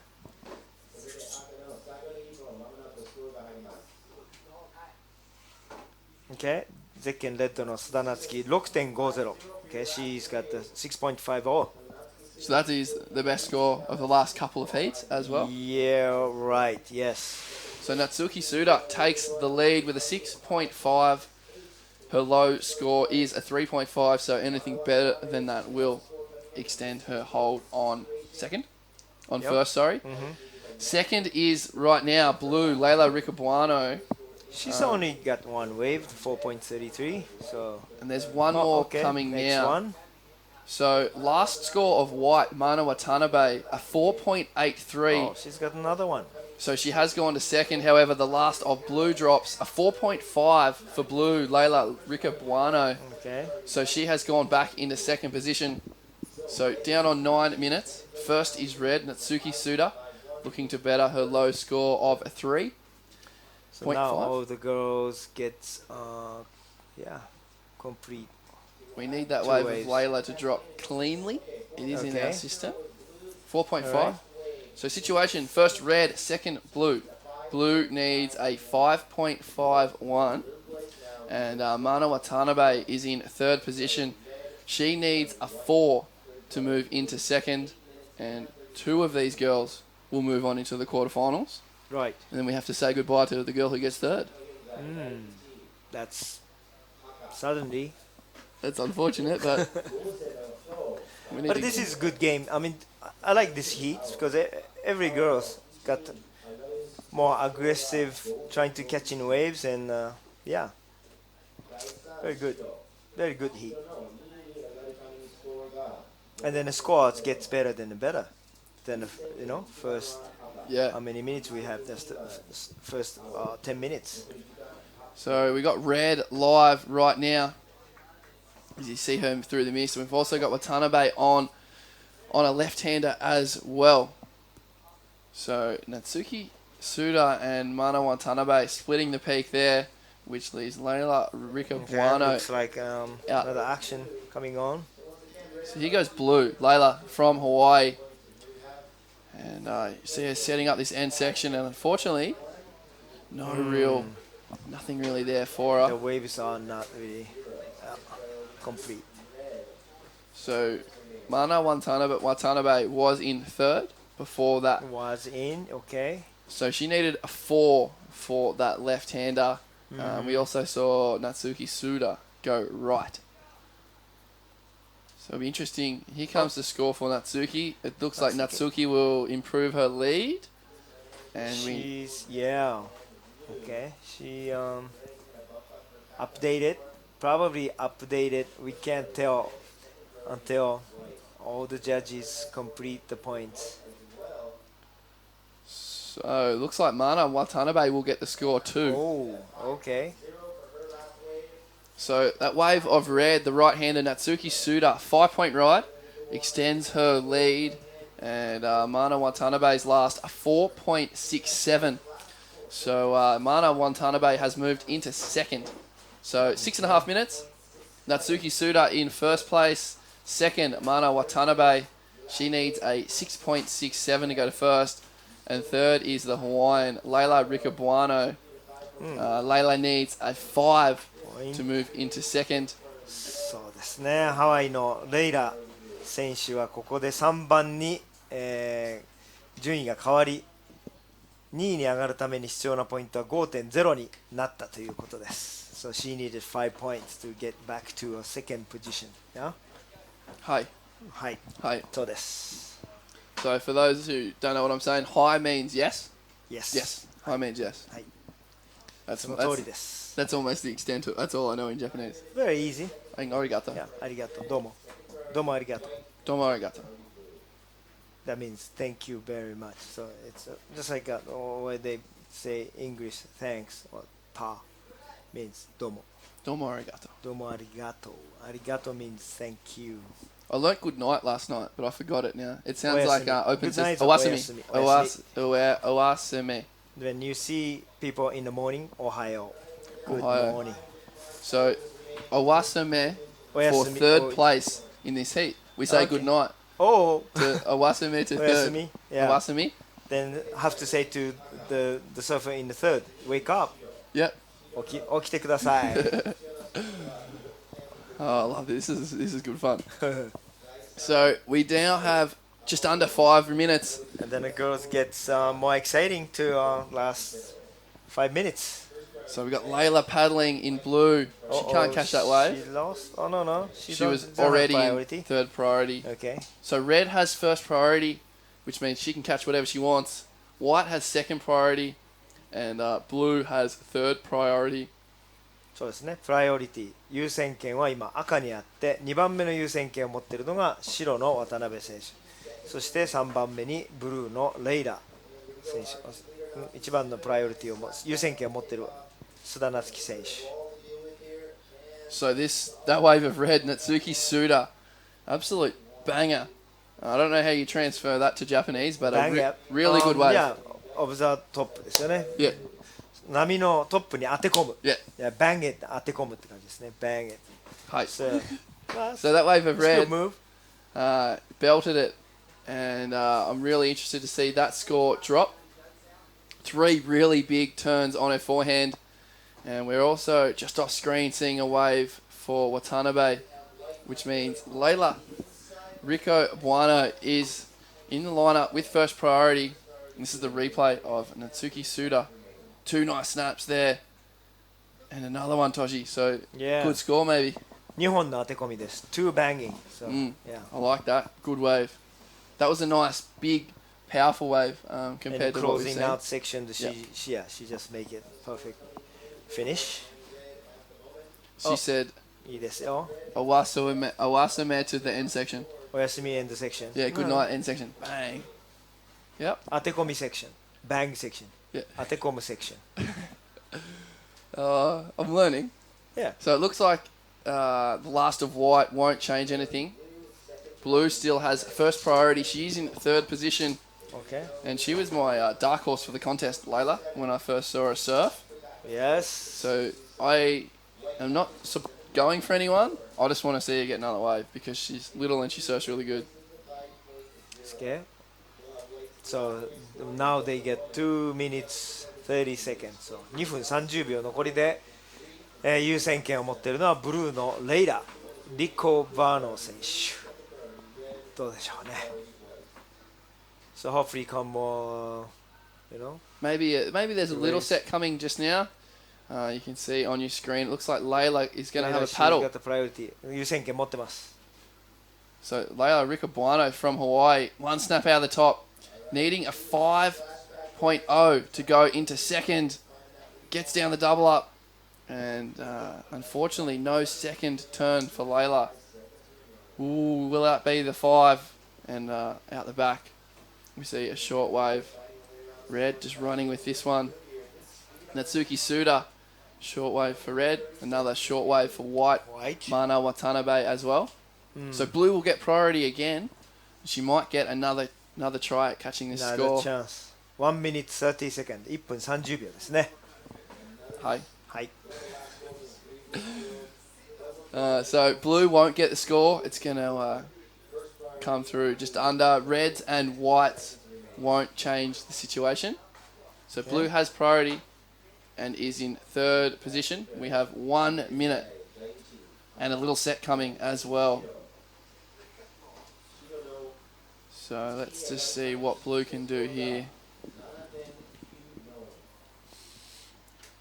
White and red won't change their scores. 45 seconds. Looks like another little sets coming in, but I don't know. Enough time for catching. 30 seconds. Oh. First red, second white, third blue. Blue needs a 5. And on screen you can see with 20 seconds, there could be one more chance for Layla Ricobuano from Hawaii. Ricobuano. She needs a 5. Okay. She has priority. Moving. She's paddling. Nice little left-hander here for the Hawaiian. One snap out of the top. And another. So 2 foam climb re-entries for blue. Oh. And last second. Wow. Layla Ricobuano. She's got the one. Maybe the score. Let's see the scores. What's the judges find out? What do you think? Her score. First snap is very nice, strong. Second turn, nice and smooth cutback. And then inside. Just smooth finish. Look at that. So here's the replay. Ooh. Is this a 5.0? So Layla Ricobuano, the really young girl from Hawaii. Inside and just not much there. Yeah. Maybe on high side that would have been a good wave. Of course, yeah. Nice sandbar like that. Getting low tide. Tide's going out, so. Yeah. Just looking at my watch. Yeah, we're close to the bottom of the tide. Right. And early, we haven't got any indications just yet for blue. So we are on hold the next heat. They can't surf just yet. ヒヤヒヤですね。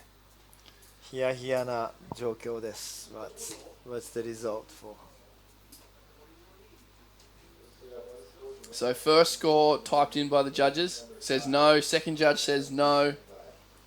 So it looks like Layla won't quite get the score she needs. Oh. Third judge says no. So I don't think she's going to go. There's last of blue, 4.37. So officially, Natsuki Suda wins. Yes. Mana Watanabe in second. And the Hawaiian Layla Ricobuano in third. And we got that's good heat. Have a look at this score for Natsuki coming through as well. Okay. Just to That's close not the the heat best off. score. Best score of the women's round. Best score. Yes. Okay. Natsuki Suda have another great score coming in. 7-1-7 for last of red. So she wins still. And Natsuki Suda takes that one out. And we're going to move into heat number 5. おめでとうございます。Congratulations for Natsuki. Yeah. Hi. Natsuki-san. Suda Natsuki-san. And here's the girl we've been talking about. So that's the start of heat 5 here at the ICHINOMIYA CHIBA Open, powered by GoPro. Okay. And this is the girl we keep talking about now, Amura. Very experienced on the WQS. Yes. She's very popular in Japan and QS. Of course, she was former domestic champion in JPSA. So she's got all the titles in Japan, and then she went to World Junior Championship a lot of times when she was 17, 18. So she could possibly be the favourite for this one. In blue, we've got Layla Takeda. Layla. And Another Layla. Minato Takahashi in white. Minato Takahashi, she is another popular woman, the girl surfer from our country. So, and then Layla Takeda, I think she is upcoming the young generation, another young generation woman from I think cadet division, which is called cadet, which is what under 16. Yep. Yeah. Oh, here comes now Omura's first score. 5.17. What do you think? Good start. Okay, good. I think that's a good start. 2 of those, and I think she should be right. We haven't seen a wave for Layla Takeda and Minato Takahashi. Takahashi is an easy name for me. Oh yeah? It's Takahashi. It's easy to say. Okay. Minato Takahashi. So another 3-girl heat. Yes, it is. We're moving quickly. 20-minute heat here, round number 1. Right. And see Natsuki Suda run past. She's got a big smile on her face. And I dare say we'll have an interview with her very soon. She is active, always smiling. The cute girl. Yeah. I like smiles. Japanese people smile a lot. Always. I like that. We love that smile. That's good. So our heat winner from that last one, Natsuki Suda. Big smiles, a couple of big scores. Finished with a 7.17. And, well, she sent Layla Ricabuano home. Oyasumi Layla. Burera. Oyasumi Burera. Oyasumi Layla. Yeah. All right, so what we're going to do, we're going to have a chat with Natsuki Suda, the winner of that last heat, down at the beach. はい、それでは、こちら先ほどのヒートウィナーの須田夏樹選手です。おめでとうございます。ありがとうございます。かなりトータル13ポイントぐらいいったんじゃないですか？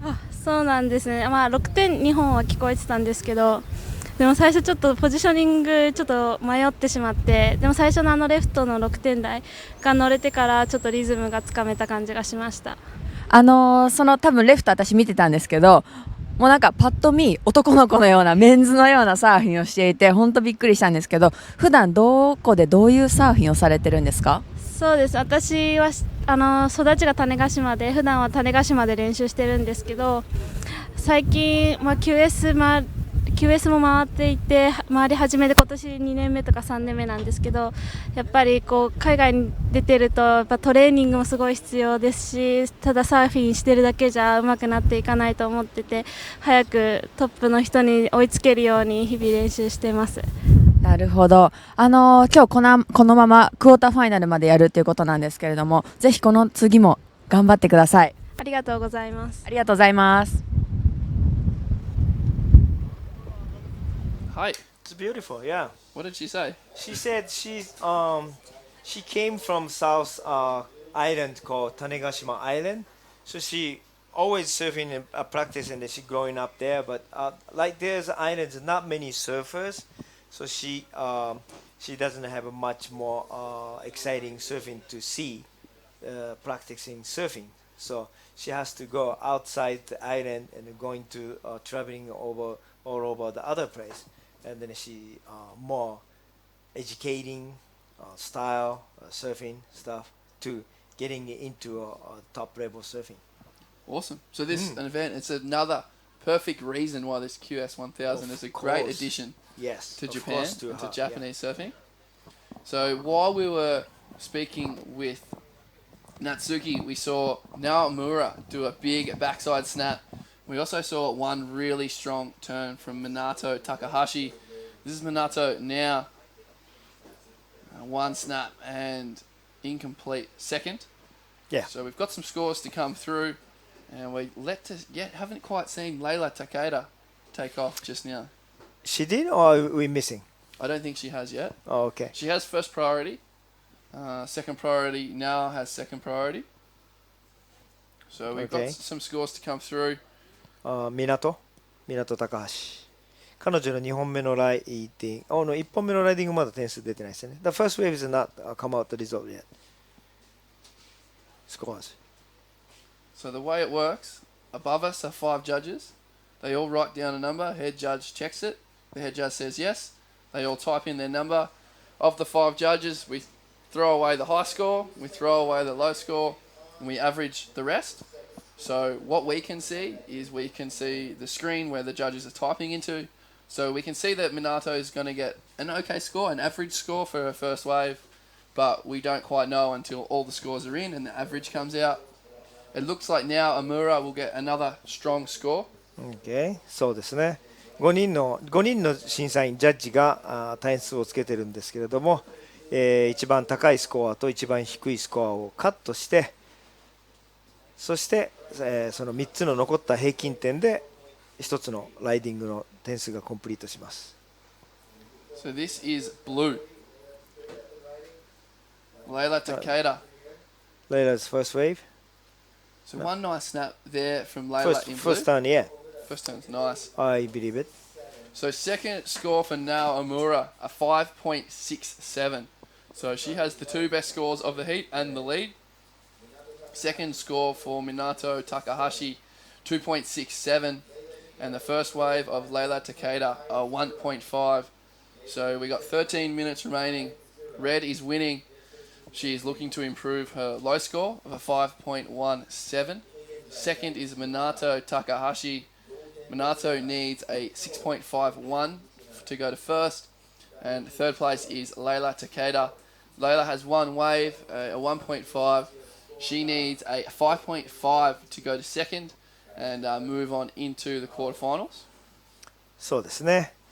5.17 と 5.67 を、持っている大村選手、今1位のポジションで、2位のポジションに白の高橋湊。彼女が持っている点数は 4.30 と 2.67 ということで、合計得点が、7.0 に1位になるためには 6.51 が必要で、今3位のところまだ1本しか波に乗ってないんですけど、ゼッケンブルーのレイラ武田選手ね、武田レイラ選手、彼女がまだ 1.5 しか持ってないですから、彼女が2番に上がるために必要なポイントは 5.50。 それでいいですか、ケイルさん。はい、はい、大丈夫です。Is that so? That was the situation. Same thing. Japanese? Yeah. I'm learning. Yeah. Domo arigato. Exactly same thing you would say about the situation and the points. Yeah. Well, this is good because we have lots of English viewers, we have lots of Japanese viewers. Yes. And lots of people are tuning in to the Ichinomiya Chiba Open. We have 50,000 people watching yesterday. Wow. So it's going to be more people today and more people tomorrow. Awesome. More people day after tomorrow. Yeah. To the finals. That's awesome for the sponsors and for the event. Yes. As we see now, Amura. Nice. 2 leaping. big turns. Yeah. Nice combination. Great surfing from now. And she's showing why she is a dominant Japanese surfer on the WQS. Yes. And when that score comes through, I'm going to say, I reckon the best wave of the heat so far. You think so? I think so. Okay. 2 big turns. Her first wave, here we see comes here. Big replay. snap first. Boom. And another. Atekomi. So good combination, as you Okay. said. And it looks like it's going to be a big score. Okay. You're right. So her first wave was a 5.17. Her second was a 5.67. They were just for one big turn. So this is two big turns. Almost perfect 8. Comes in an excellent. Yeah, excellent. 8-point ride. 8 point. Just to make it excellent turn point. So now Amura, still in the lead, has extended her hold on first. Now Minato Takahashi needs a 9.34. And then the blue second wave taking out. So short for blue. So Minato in second needs a 9.34. And Layla Takeda now needs a 5.50. So we are working our way through this women's draw. Heat number 5. We have 8 heats in the round of 32. And the conditions are improving. So it looks like we will do the quarterfinals as well today of the women. I think we're going to, yeah. Offshore, low tide right now, but this place always every day tides coming in.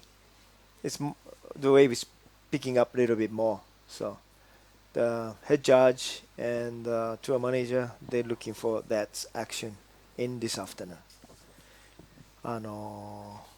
このシダ海岸、非常にいい地形、砂の溜まり方しているので、今週は大潮回りなので、今現在ちょうどお昼ですよね。お昼過ぎたところで大潮だと思うんですが、潮が完全に引いてます。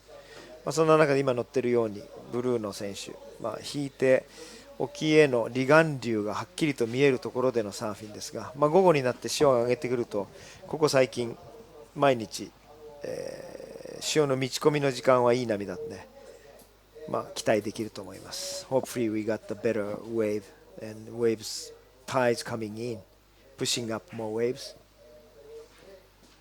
Sounds good. Yeah. Are you interested about the boat? What they doing? Yesterday we went to breakfast, and I was late for work. But we went to breakfast and the restaurant wasn't open yet. So we went out and had a look at the harbour. We walked out on the breakwalls and had a look. Fisherman harbours, yeah. Yeah. Okay. And it was cool. I don't know what that boat's for, but it's pretty nice place to be. There's a really nice longboard wave in the corner. In the next bay. Yeah, Taito Beach, famous longboard points.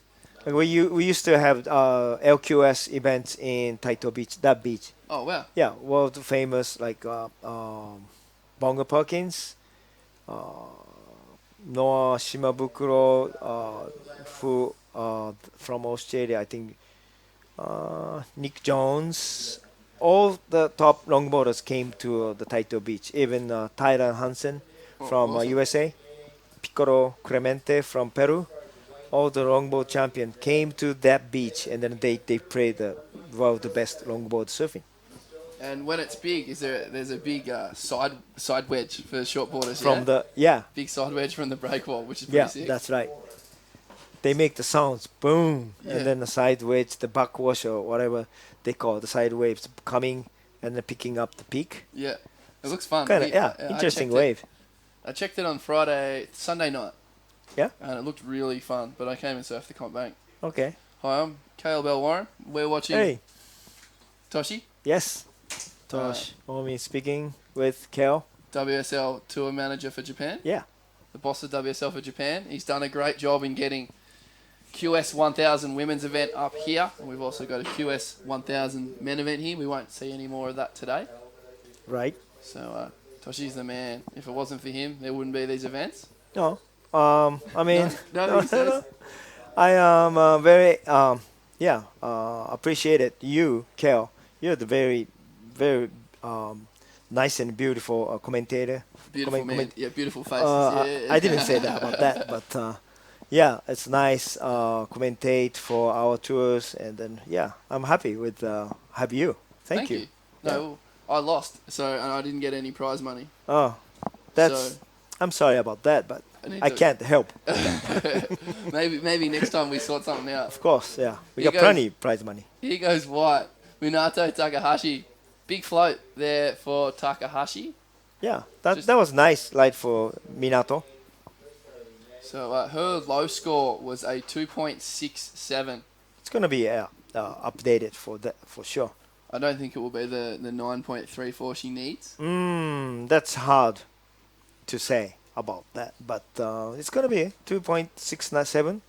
I think it's going to be updated for it sure. will be better than that, but Yeah. not the 9. She won't go to the lead. But it might make the score for Layla Takeda harder. Might make that score a bit higher. She needed more, yeah. Yeah, so Layla More Takeda waves. did need a 5.5, but when Minato's wave comes through, I dare say Blue will need a bigger score. We've still got plenty of time, 5 minutes on the clock. Next heat, I'm looking forward to this one. Okay. We have a Ren, my favourite, Ren okay. Hashimoto. She's coming out, yeah. Okay, Ren.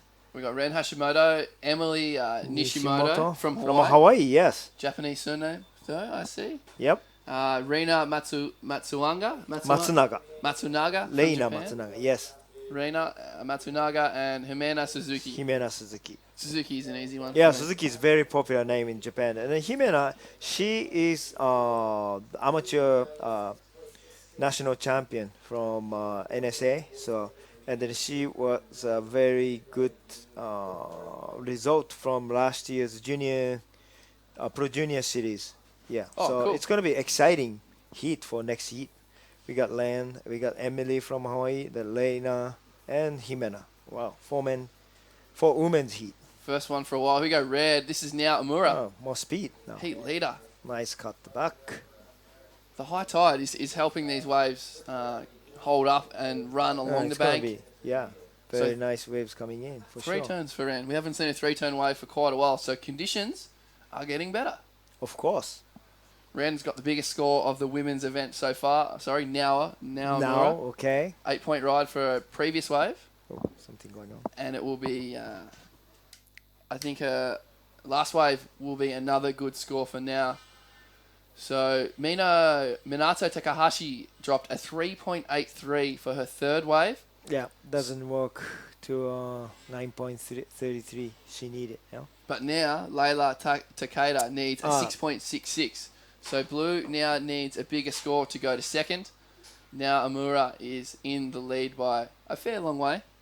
Minato Takahashi, her last 3.83 has made the job a little bit harder for Layla Takeda, but Layla does have priority. So if a wave comes, it's hers. Oh, here comes first judge, second judge, like it.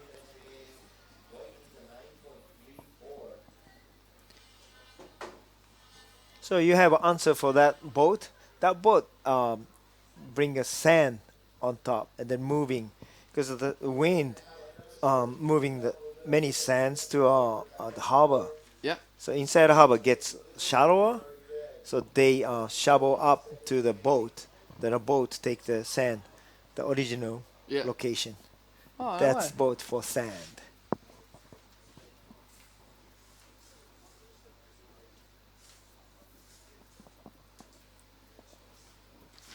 So that last wave of now Amura will go into her top 2, will extend her lead, and it's official. Official. We will be doing the quarterfinals. Yeah. So オフィシャル、アシスタントディレクターの高木さんからカンペがやってまいりました。ウーマンズはこのままクォーターファイナルに入ります。20分1ヒート、ノーマキシマム、ウェーブで4万プライオリティ、5分前にパドルアウト。So I explained to audience about we're going to hit it to the women's quarterfinal. 20 minutes, one heat, and no maximum waves, and the 4-man priority, 5 minutes paddle out. So our tour assistant director bring the papers for us. So it's official. We've got, well, this is heat 5. We've got 6, 7, 8. We've got 7 more heats to do today. Okay. Oh, 7 more exciting. Heats. And then we 1 minute 30 seconds to left. So that last wave of now Amura with the beautiful cutback, a 7-point ride. Another 7 points. So now it's going off. So she has a 15-point total and the lead. Minato Takahashi, her last wave, a 1 big backhand snap. Yeah, she a 5.07. Oh, another higher points. So Minato now needs a 9.93 to win. Okay. But Layla Takeda, her score keeps going up. Layla now needs a 7.9 to go to second. And so then time 50 seconds. Yeah, so not much time for Layla. We see her paddling on this and wave. then she's taking off inside. Boom. big backhand snap for the Japanese girl, Layla. She needed a 7.9, and it looks like she won't have enough time to get another wave. So that one will be for the judges. Okay. Doesn't look like it will be enough. Yeah, her highest score, but it's I think coming out for sure. But she needs 9.40, so it's gonna be very hard for later. So we have 10 seconds, couple more scores coming through. Layla Takeda, last wave, 2.53. So we're going to say goodbye to Layla. And now Amura and Minato Takahashi moving to the quarterfinals. To the quarterfinals. Okay. Which will be surfed later on today. And that's it. Heat 5, over. Oh, finish. And we're moving into heat number 6. So what we will do is...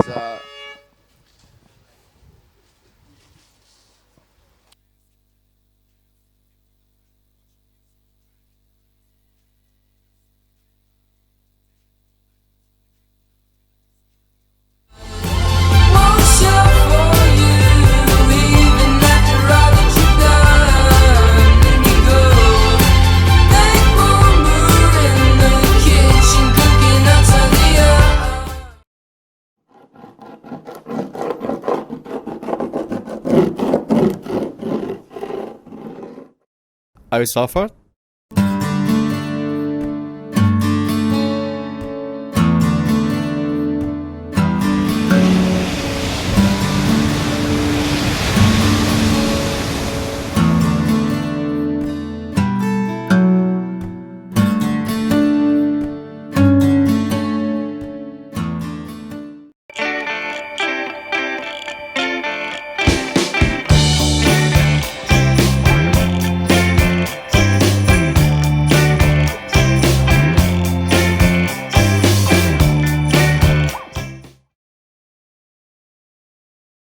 Are you suffered?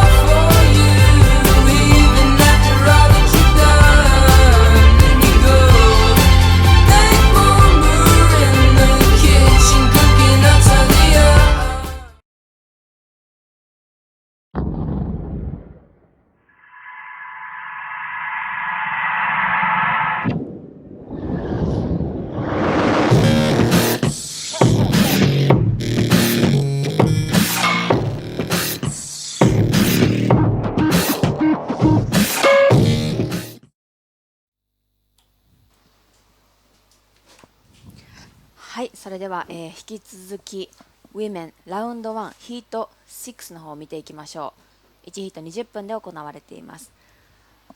レッドには橋本蓮選手、ブルー西本エミリー選手、ホワイト松永里奈選手、そしてイエロー鈴木姫奈選手、この4名の戦いとなっています。はい。さあ、そして今ゼッケンレッドの選手が、スピードに乗った。はい、見えてきましたね。すでに3分ぐらい経過してるということですかね。はい。はい。数個前のヒートと比べて割とこうポテンシャルのある波がこう出てきたかと思うんですけれども、潮が乗ってきましたね、またね。そんな感じがしますね。特にライトブレイク良くなってきましたね。はい。風は引き続きオフショアで、ストレートのオフショアでね。はい。3日間いい風が続いてますね。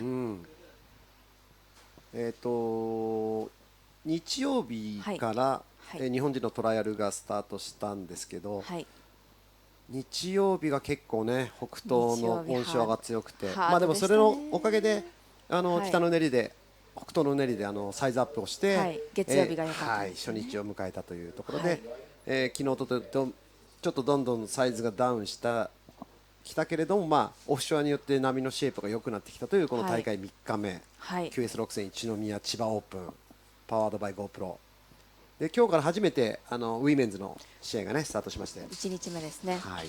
で今日さっきの発表だと今日の次クォーターファイナル、セミファイナルまで進んでいくんですよね。さあこのままではウィメンズ、はい、いきたいと思います。はい。じゃあちょっと前口さんの方インタビューの方ね、いきます。誰かな、前のヒートは大村奈緒ちゃん、15.0 ポイントぶっちぎりましたね。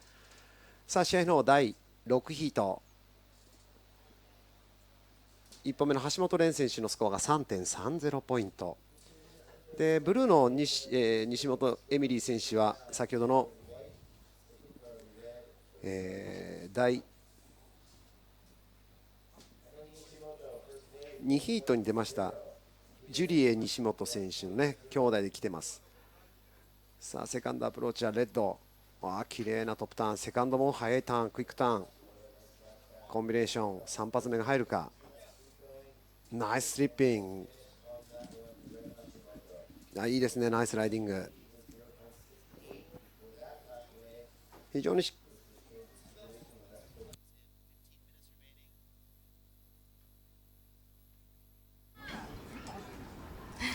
はい、先ほどダントツ1位決めてきてくれました大村奈緒選手です。おめでとうございます。ありがとうございます。波の方はどうでしたか？そうですね、見てても結構小さかったんですけど、その中でも形のいいのを見つけれたので良かったです。他の選手が縦の細かなパシッとした部で攻めてたんですけど、大村選手大きなカービングターンすごく綺麗に決まってたと思うんですけど、普段どういう練習されてるんですか？そうですね、波に合わせたサーフィンできたらいいなって思ってるんですけど、カーブは得意ですね。やっぱり女性のサーファーでカーブができるサーファーっていうのはそんなに多くないと思うんですけど、やっぱそこをメイクしてくることによって高得点出てくると思います。今後のサーフィンどうですか、奈緒さんの目標というか。そうですね、やっぱり世界の本当にトップの選手に勝っていけるようにどんどん練習したいと思います。ちょっと普段のトレーニングの方法とか何かあったら教えてください。そうですね、基本的にはやっぱり波がすごいいろんな波があるので、とにかくたくさんサーフィンするようにはしてます。なるほど、今日セミファイナルまでやるっていうことなんですけれども、今後の作戦とかありますか？そうですね、1回だと思ってたんでちょっと疲れないようにしたいなと思います、それでは引き続き頑張ってください。ありがとうございます。ありがとうございます。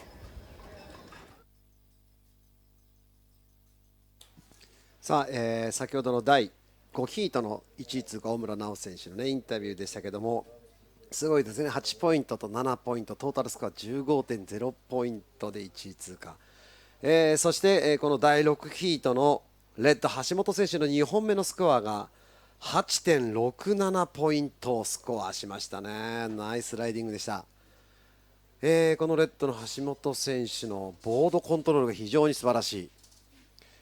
どうしてもちょっとウィメンズクラス女の子のターンだと少しなんか力が逃げちゃうような感じがあるんですけども、彼女はすごくしっかり板に体重が乗っててナイスライディング 8.67 今スコアしました。おかえりなさい。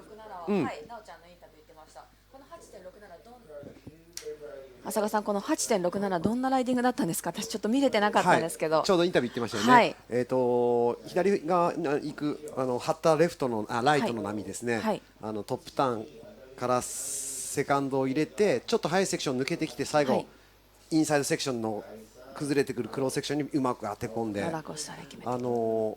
っと見た感じ体が小さい選手なんで、そのパワーという意味ではあれだったんですけど、そのスピードと板の返しのキレっていうんですかね、すごい良かったです。なるほど。今もちょっとアナウンスしてたんですけど、彼女ボードコントロールがすごくしっかりしててね、ターン。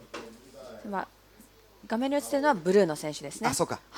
そして、右方向では、先ほど 8.67 のスコアした、レッドの橋本選手が今乗っていました。そして後ろからこれはイエローの選手もね、鈴木姫奈選手すごいですね。素晴らしい。これはきっちり決めてきましたね。かなりレギュラー方向からレフトからブレイクしてくるところに思いっきりフルパワーでスピード止めずに当てていきましたね。パワーという意味ではやっぱりちょっとイエローの姫奈選手の方が今良かったですね。少し一枚上手だったような気がしますけれども、ただコンビネーションとスピードということではちょっと 8.67 のレンジまで来るかわかんないですけども、いいスコア期待できるでしょうね。この橋本選手昨年度の WSL で優勝してますから、かなりヒートのなんていうんですか、試合運びだとか、はい、メンタルもとても強い選手だと思うので。橋本選手は前口さん、小さい彼女がね小さい時に一緒にサーフィンしたりだとか。彼女ももともと大阪で、はい、四国に移り住んできて、ね、今現在はオーストラリアに留学してます。さっき出てた話ですよね。はい、さあ乗ってますね。はい。その要は練習がもう結果として徐々にこう出てきたっていうところじゃないでしょうかね。はい、オーストラリアではコーチングもつけてトレーニングしてるんですけど。今彼女年齢はまだ若い。何歳だったかな、18とかじゃないですか。もうでもそんなになってるんですね。はい、小柄なのでね、とても可愛い。僕がやった頃はまだ13歳とか14歳ぐらいで、本当ですか。こう女性のサーファーにしては、すごくちゃんと膝が入ってて、綺麗なサーフィン。まあちょっと横にいて申し上げにくいんですけど。前口さんもちょっと選手の時はそういうね、スタイリッシュな綺麗なもう忘れましたね、自分のことは。忘れた。なるほど。いやでも橋本選手ね、今後まだまだ楽しみなので、そしてこのね全員4名全員がそうなんです。はい、実力持っている選手なので。ね。そして現在ブルーとイエロー、そしてホワイトのラストウェーブのスコアを待っているというところでしょうか。さあ現在イエローの選手が乗っているんですが、画面上にはちょっと映ってないですね。かなり左の方にはい、これラストセクション映りました。でも気合入ってますね、姫野選手もね。いいと思います。姫野選手2本目で 3.93 をスコアしています。湘南清少の選手ですよね。そうなんですね。名前はよく聞いてました、姫野ちゃん。はい。リバーマウスのポイントでいつもやってるんでね。じゃあ波が良くなればなるほど実力が出てくる。はい。そしてこのブルーの西本エミリーちゃんは先ほど、妹さんが出てましたね。さあレッドの3本目のスコアも気になるところですね。先ほど奈緒ちゃんの大村選手のインタビューをしていて、彼女が試合の前に見ていたコンディションより若干良くなってる、海に入ったら、波がよくてなんて言ってました。彼女も鵠沼がホームの選手なんで、僕もそうなんですけど、十分なんですよ。この波は十分。QS 来ましたね、ホワイト。ちょっと板降りていかないけどもアプローチはかけますが、これは残れません。ね、ちょっとさっき言ってたその日曜から始まって月火水とちょっとずつサイズダウンしていく中で、ちょっと物足りなさをね感じるとこなんですけど、これも鵠沼だったらもういい波いい波です。いい波です。奈緒ちゃんも高得点出してますからね。さあそしてレッドの3本目 6.50、 まとめてきますね。トータルがすでに 15.17、そして姫野選手の4本目もいいですね。 5.33 ポイント。さあこれでみんな4名の選手のシチュエーション出てきた感じがします。第1位のポジションがレッド、第2位のポジションにイエロー、そして第3位のポジションにブルー、第4位のポジションにホワイト。でブルーの西本選手、逆転に必要なスコアが 5.27、そしてホワイトの、松永選手、逆転に必要なスコアが 7.86 ということで、まだホワイトの選手ね、かなりプアなスコアしかないので、ちょっとまだエンジンかかってないですね。そうですね。さっきもちょっと見てたけど、ちょっと掴む波があまり良くないので、ちょっとブレイクの速さで、ちょっとこう焦りが見えてるかなっていうところ、ちょっと落ち着いて一歩まず決めると、そうですね、いいかと思いますけど、失敗してホワイトの選手はアプローチかけて失敗したんですけど、そのボトムターンからのアプローチの仕方とか、もうコース取りはね、そうなんです、いいのでタイミングだけだと、いい波がたくさん来てほしいですね。さあ現在優先権、ファーストプライオリティはブルー、セカンドプライオリティはレッド。さあそのレッド乗りました、バックハンド方向。橋本選手これちょっとスープに捕まっちゃいましたね。で寄りで見てたんですけど、スープには捕まっちゃったけども、ボトムターンのこの次に向かっていく姿勢がね、こっちのリードする肩がこう入ってるし、肩と目線、そうですね、いいですよね。そしてプライオリティの方が入れ替わり、ファーストプライオリティが現在ブルー、セカンドプライオリティはイエロー、エミリー選手。そしてサードプライオリティがホワイトで、まだフォースプライオリティの方はまだついてませんが、このままレッドになりそうですね。去年のWSL の試合、国内での試合、国内です。四国の、イクミで行われた、はい、オーストラリアからそのためだけに、その試合のためだけに橋本選手帰ってきて優勝していきました。かっこよかったです。はい、まあちょっとヒートを見ていく中で、はい、ちょっといいかな。いいですね。試合運びもちょっといいかなってね、何がいいんでしょうかね。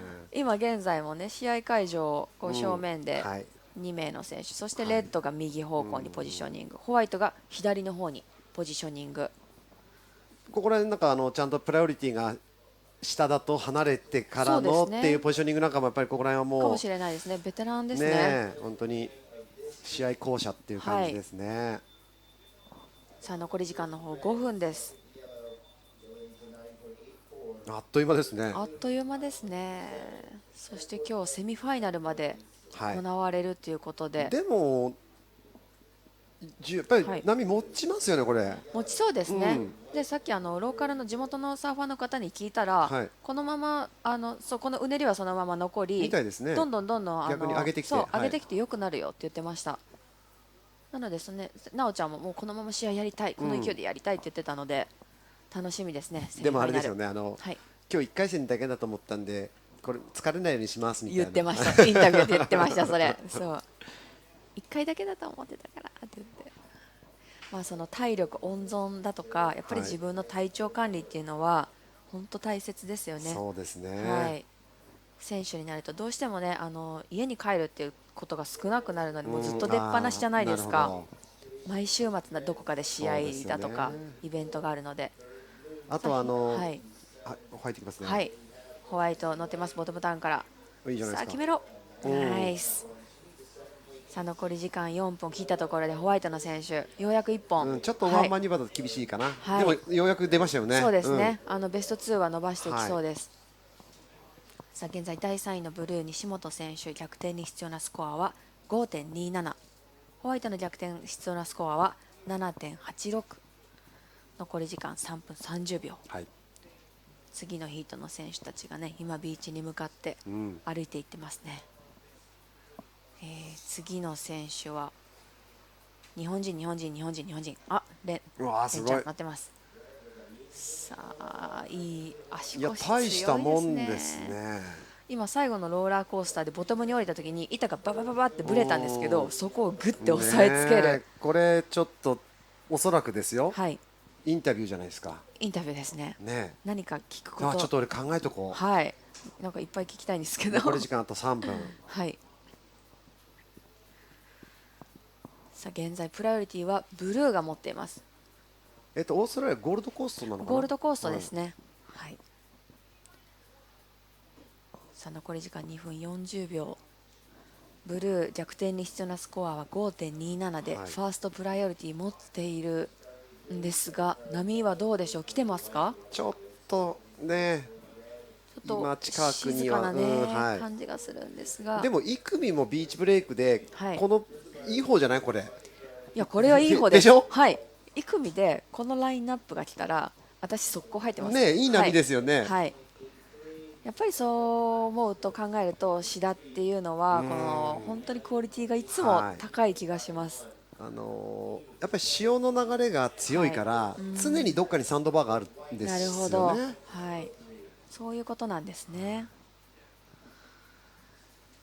さあ残り時間2分を切ったところで4名の選手きれいに並んでますね。さっき僕らがやってたのはちょうど3ヒート前、あの時はやっぱ一番潮がそこでやっぱりくしゃくしゃなっちゃうねっていう話をしてたとこでしたもんね。乗りにくそうでしたね。でそこから約1時間半ぐらい経って潮が乗ってきて、やっぱり今見ると、これ十分ですよね。さあホワイトの選手追い上げたいとこね。さっき1本決めたんで、よし合わせてく。いい、落ち着いてきましたね。いいじゃないですか。さあホワイト逆転に必要なスコアが 6.03 まで縮んでいました。そして後ろからレッド、これはカービングターンで彼女が得意とする。状態のバランスもいいですね。開き方もね、こうやってさあ手のリードが良かったですね。今手でこうねじり込んだ形で3マニューバー入れてきました。なんだろう、状態のリードが綺麗なのかな。そうですね、なんていうんですか、重心がすごくしっかりしていて、まあ、多分陸のトレーニングも頑張ってるっていうせいもあると思うんですが、見ていてこう安定感があるサーフィンですよね。1分切りましたね。はい、1分切ったところでレッドのラストウェーブが 6.83 これでベスト2スコア伸ばしていきます。トータルスコア 15.50。 シチュエーションの方は変わらず、そうですね、はい、ブルーの選手エミリー選手がちょっとワンライド、まだ2本しか乗ってないからね、はい、そうなんですよ。今プライオリティ、ファーストプライオリティなんで残り30秒でちょっとセットがね見えない感じかな、これ。そうなんですね。まあ多分ブルーの選手も西本選手もこう逆転に必要なスコア分かっているので、それ以下の波には手を出さなかったっていうのもあると思うんですけど、これ先ほどのね、さあこのカービングターンいいですね。波に合わせるっていうのも上手ですね。今のセカンドもね、はい、無理にいかず、さあカウントダウン入ってます。さあラウンド1第6ヒート終了しました。このヒートはどうやら、レッドの橋本選手、そしてイエローの鈴木姫菜選手がラウンドアップしてきそうです。決めました。はい、陸トレがどんなやっぱり体幹を鍛えることなのかね。はい、まあ、バランスボールを使ったトレーニングだとか、まあ、いろんなことをしてるようです。その辺はちょっと次のインタビューで聞いていきたいと思います。はい、じゃあマイクさんのはこれで、はい、これで失礼して、はい、はい、できます。寂しいから早く入ってきてね。はい、行ってきます。さあ試合の方は、第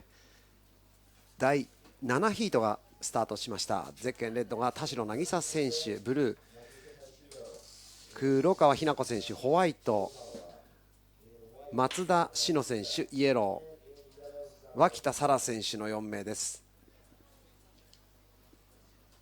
さあオープニングはレッドアップ。さあスピードをつけて軽く預けます。田代選手もね安定感がありますよね。彼女も非常にここ数年で技のキレとこの安定感が増してきましたんでね、非常に実力伸ばしている選手です。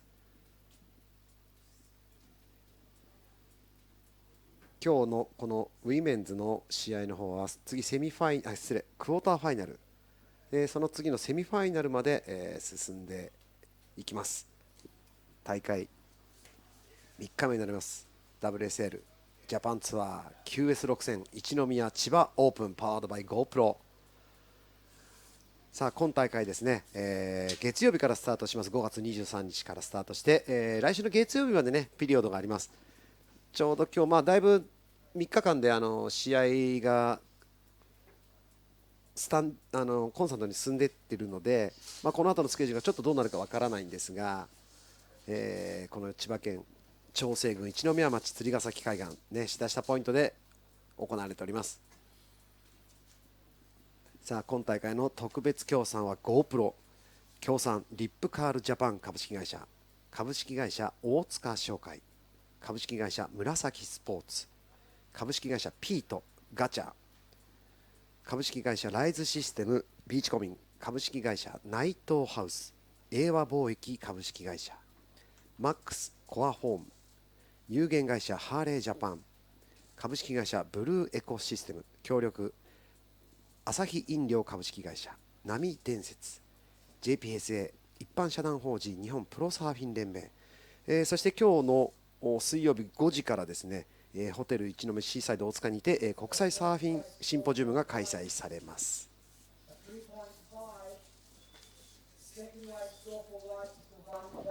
浅香さん戻ってきました。ベンさんがレンのインタビュー言ってくれるということで、はい、逆にしたかったんじゃないの、ね、ちょっと気になりますけど、いろいろ久々にねいろいろ聞きたいことはあるんですけど、師匠からいやいや、個人的に聞きます。はい、あ、そうね、はい、それ聞いてちょっと次のラウンドアップしてるから次のね、ここら辺で、はい、もうセミまでやるので、はい、いいじゃないですか。はい、このヒット20分、残り時間17分ぐらいですね。はい、で先ほど、レッドの田代選手は、大きなワンマニューバー入れて 4.33 をスコアして、で増田志乃選手の 3.50 っていう、まだちょっとスローな、ね、試合展開。今これどうですか、波がなんか来ているように見えるんですが、プライオリティの方はまだついてないですね。はい、なので、はいホワイト、レッド以外の選手が乗ってない。なるほど、はい、ブルーとイエローがノーライドまだっていうことですね。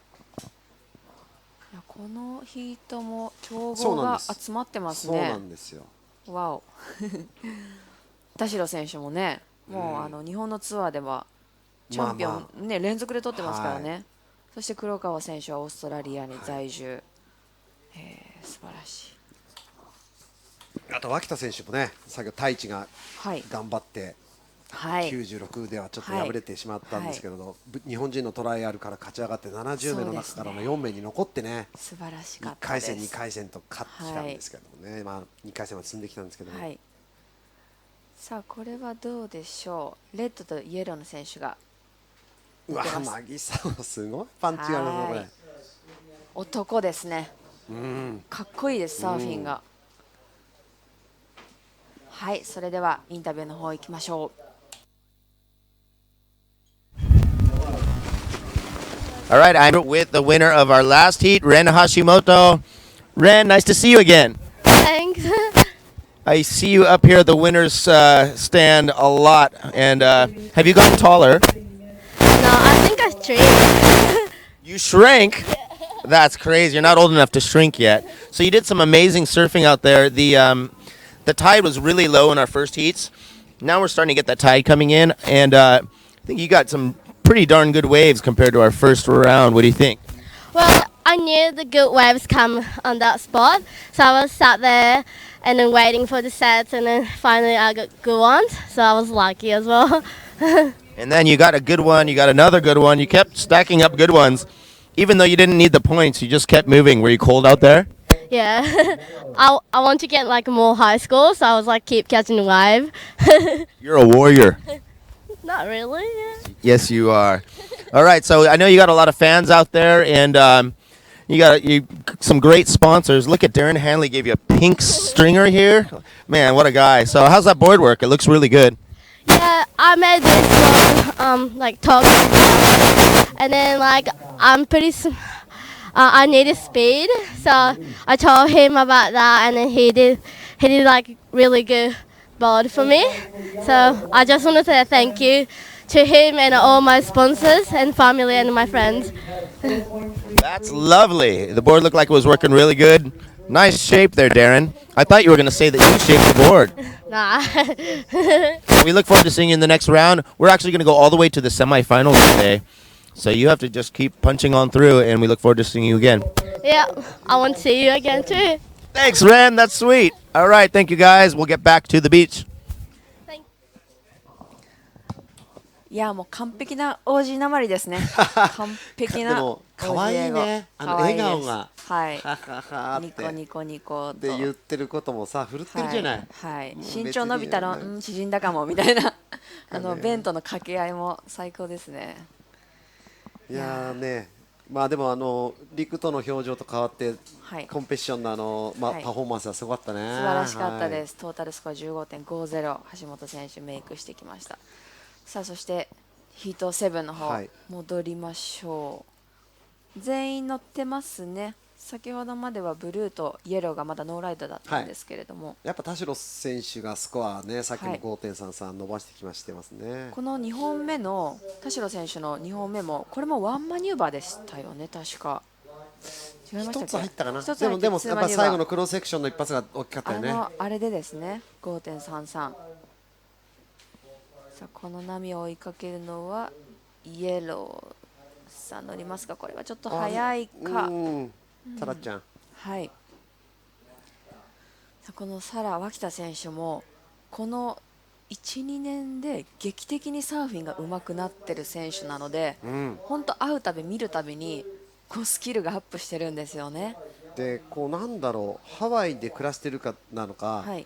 顔がちょっとなんていうの、ちょっと日本人離れ。そうなんですよ。やはり英語を喋ってるとこの英語の筋肉がついてくるらしく、それでこうやっぱり 100% 日本人でもなんていうんですか、もう向こうに長く住んでると顔つきが変わるっていうのを聞いたことがあります。だから俺たるんでんのかな。それ年か関係ないですよね。わからないですけどね。まあその話もわかんないです。けれども、でかもねってやつね。聞いた話ではってやつね。知らないけれども、はい。そうですね、サラ選手もやっぱりだって去年3セットの試合出てましたよ。出てましたね。ねで、あれすごいなって言ってお父さん高市選手来た時に、すごいじゃないのって言ったら、いやーまだまだっす、俺奥行けって言ったっすみたいな、いやいやもう十分じゃないですかみたいな。素晴らしいですね。もうエリートコースですね。いや本当にね、羨ましい。いや本当に素晴らしいですよ。だからリージョンハワイになってますよね。太一君はでも日本ジャパンだったかな。あ、そうだったんですね。さあ現在第1のポジションにレッド田代選手、第2のポジションにホワイト、松田選手、そして第3位のポジションにブルー。まだこの黒川選手はね、1本のライディングのみ、2.67、ベスト2ストはまだまとまっていません。そして第4位のポジションにイエロー、まだまだ時間の方もあります。でもサードプライオリティってことは、乗ろうとして乗れなかったのかな。かもしれないですね。そういうことだよね、1本で。もしかしたら、波にこうアプローチをかけてしまって、プライオリティが、ね、失われた可能性ありますね。現在のプライオリティはファーストプライオリティがホワイト、セカンドプライオリティがレッド、サードプライオリティがブルー、そしてフォースプライオリティがイエローという順番になっています。残り時間は間もなく10分です。さあ先ほどもね、各ヒートに強い選手入ってるんですけど、もちろんインターナショナルもそうなんですけど、最近女性のサーフィンが本当に形が男性っぽくライン取りとかもね、すごいですよね。カリッサだとか、世界でいうとステファニーとか、マサリー・フィッツギボンズだとかも本当にこう彼女たちまだ進化している段階なので、そういうことですよね。この先どうなっていくのか、楽しみです。まあでも僕なんかからすると、日本でやっぱり前草なんかがその走りなのかなっていう、なんていうの、切り替え点な感じは僕は受けてたんですよ。でもそこでご自身もちょっと意識してやってたとこあるでしょ。そうですね。もう絶対に DVD 見るときは男性のトップサーファーの海外の選手しかもう見ない、それしかも頭に叩き込まないようにっていうのは意識してました。下半身のこの入りとこの肩の動きとかがちょっとやっぱりね、やっぱり女性特有のこうちょっと開いちゃう感じの、どうしても膝腰が、ね、弱いっていうのは女性の特徴なので、そこをいかにこうスタイルでカバーするかっていうのと、最近の子たちはね、本当陸トレも頑張ってますね。素晴らしいと思います。だからさっきの橋本選手なんかも、だから、さっき言ってたその、形がこう、ね、ぶれないでっていうのはもう教科書通り、そうですね。もう重心をもうまっすぐ保ちながら、いかにこうクリティカルセクションを攻めれるかみたいな。さあこれをアプローチかけるのはイエロー、秋田選手。さあフロント、ようやくリズムが出てきましたかね。もうここはね、プライオリティ気にせず、そうですね、もうどんどんね、乗らないとわからないので、今日の波は特にどんどんアプローチかけてもらいたいです。さあ現在第1のポジションにレッド、第2のポジションにホワイト、そして、ラストイエローのスコアが 2.07 ということで、現在第3位のポジションにイエローが上がってきます。イエロー逆転に必要なスコアは 2.44、そして黒川選手、ブルー逆転に必要なスコアがわずか 1.84。 ちょっと今このやっぱりレッドが頭一つ出た感じなので、逆に、松田選手が早めのバックアップ、今ファーストプライオリティ持ってるんでね、差を広げたいところでしょうね。残り7分なんでね、まだね、2本のスコアが 3.50 ともう1本が1点しかないので、もうここは絶対塗り替えてくると思うんですよね。ここからどういう後半、どういう戦い方をしていくのか。あとはだから、女性の、先駆者として、先輩として今後のその若い彼女たちが、そのサーフィンに対する練習法と気をつけた方がいい、女性サーファーたちここら辺気をつけた方がいいっていうなんかあるんですかね。どうなんでしょう。もう私は上手い男性のサーファーと一緒にサーフィンをして、もういい波をたくさん乗ることだと思います。なるほどね。もしも世界を目指すのであれば、ワールドツアーっていうのはもういい波でしかやらないんですけど、もういい波が乗れないともうどうにでもならないので、まずこういい波を乗って自分のスキルを磨く。いい波っていうのはそのシェイプのことなんですか、それとも大きいなロングフェイスの波っていうことなんですかね。そうですね、それぞれ場所によって特徴ありますけど、一番練習になるのはインドネシアのようなパーフェクトな波だとか、スナッパーのようなパーフェクトな波だとか、そういうのは練習になるとは思います。なるほど。さあこれはホワイトの選手が、ホワイトいいですね、よかったですよ、これ。ですか、松田選手。うん、そして左方向ではね、凪がまたすごい。ゼッケンレッドの選手もいいですね。今のこのターン綺麗でしたね。いや素晴らしい。注文通りじゃないですか。はい、差を広げましょうなんつってね、はい、言ってたら確実にベスト2を上げてきましたね、このホワイト松田選手。今のこの松田選手のターンなんですけど、やっぱり女性だからといってその女性らしさを失ったらダメだと思うんですよね。今のターンとかもいいこと言うな、しなやかさ、美しさがあるので、もう私はもう大好きですね、今のターン。そうですね。はい。なんていうのかな、わかりますね。わかります。うまく表現できないんですけど。いやエレガントさ、エレガント、しなやかさ。ハンドアクションとかが少しなんていうのかな、ステファニー・ギルマンとかいい例えだと思うんですけど、彼女ねもう何回もワールドチャンプ取りながら、かといって彼女のサーフィンはもうメンズっていうとこまででもないんですよね。そうですね。おっとこれは脇田選手、どうでしょう。おー、ナイス。素晴らしい。耐えました。いいですね。さあ後ろからはゼッケンレッド、ホワイトとレッドが乗ってます。素晴らしい。もう一本。ナイス。もう一発いけました。いや、一発目も厳しいとこ行ったもんね。来ましたね。さあ残り時間5分を切ります。今の3人のライディングのリプレイみたいな、それぞれ対照的でしたよね。はい、対照的でした。乗った波も対照的でしたね。だからそのコンテストっていうところのジャッジの点数でいくとちょっとあれですけど、サーフィンの好みでいくと、さっきおっしゃったように僕、そのホワイトの松田選手のこういうラインっていうのは意外とね、嫌いじゃないですね。いやそれにしてもレッドの田代選手のファーストマニューバーもすごかったんですけど、セカンドマニューバーにかける時のアプローチの体勢、姿勢がもうかっこいいな。パワーあふれてますね。そのジャッジが求めるスピードとパワーっていうのをきっちり兼ね揃えてる。さあこれはホワイトとブルーの選手が乗ります。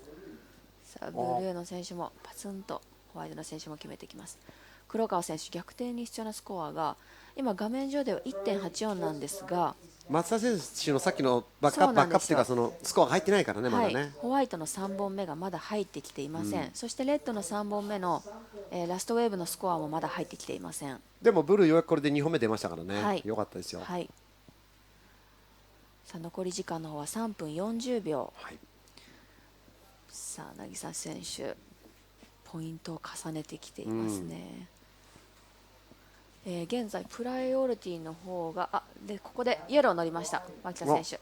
小ぶりな波なんですが、スプレー綺麗に上げています。さあセカンドナイス、綺麗ですね。エンジンかかってきましたね。ようやくこのトップでのテールの蹴り込みも自分でコントロールして、ようやくこうファイヤーしてきたかなっていうところで、さあ後ろはこちらはホワイトの選手。力強い。選手いいっすね。スタイルいいですね。グーフィーフッターってこう天才的なサーフィンする人が多いと思いません？なるほど。ロブ・マチャドとか。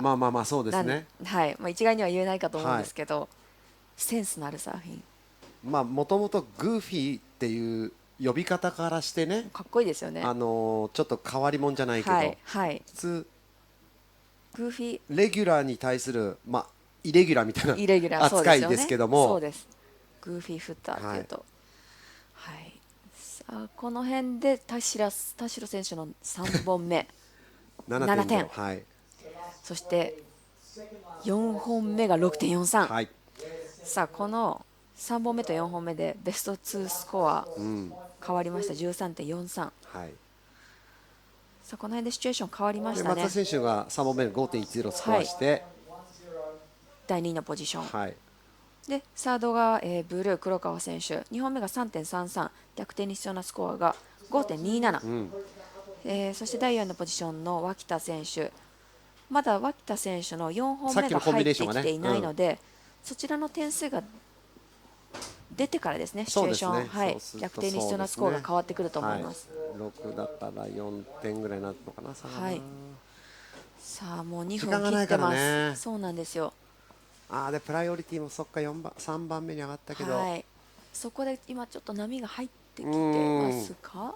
波良くなってきたね。そうですね、はい、高さも出てきてますし、技の入る波が増えてきたような気がします。残り1分20秒でプライオリティはリードしてるレッドとホワイトが1番目、2番目の優先権ですからね。さあブルーが離れたところでレギュラー方向、アップススピードつけて合わせて、さあここでファーストセカンドマニューバー、そこ決めたかったね。そこでねインコンプリートになると、さあ残り時間1分、ただ黒川選手他の3名と離れているので、その波の取り合いっていうところはプライオリティも関係なく残り1分で可能だと思います。現在ファーストプライオリティはレッド、セカンドプライオリティがホワイト、サードプライオリティがイエロー、だからサラ選手のだから5本目のスコアで、はい、4本目と5本目のスコアがイエローの、だからホワイトにどう迫れるか。そうなんですよ。さあどうなるんでしょう。サラ選手の4本目と5本目が入ることによって、ちょっとこう変わってきますね、全体というか、はい。っていうところでも、はい、カウントダウンに入っていきます。これはヒート終了後のアナウンスになりそうですね。そうですね、オフィシャルの方はそうですね。はい、5秒。さあウィーメンラウンド1第7ヒートが、今終了しました。はい、ファーストポジションは変わらずレッドの田代選手になりそうでしょうか。トータルスコア 13.43。これは間違いないでしょう。はい、ここでホワイトのラストウェーブスコアとイエローのスコア2本待っています。これでまたぐっと差を開けちゃうんですね。先にホワイトが 5.03 スコア、はい、脇田選手がだからまだ出ないんですね。そうですね。でもちょっと 5.3 で最後とどめ刺されちゃうかな、これね。そうですね。ホワイトの選手は 5.10 と 5.03 をマークしてトータル 10.13、2位とのね3位との差をちょっと離した感じですね。ちょっとリズムがつくのが遅かったね。そうですね。しょうがない、結果論ですからね。はい、ということでこのヒートは、第1位がレッド、第2位がホワイト、第3位がイエロー、第4位がブルーという結果になりました。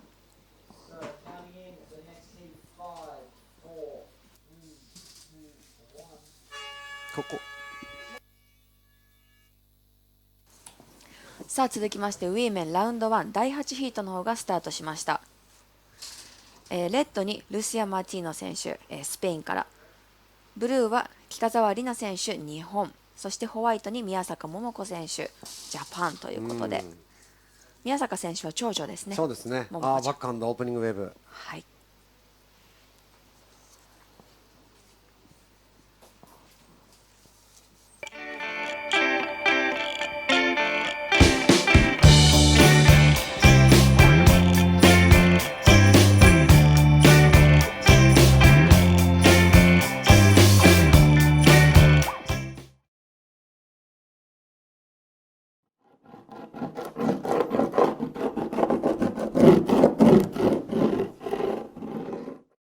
Are you suffered?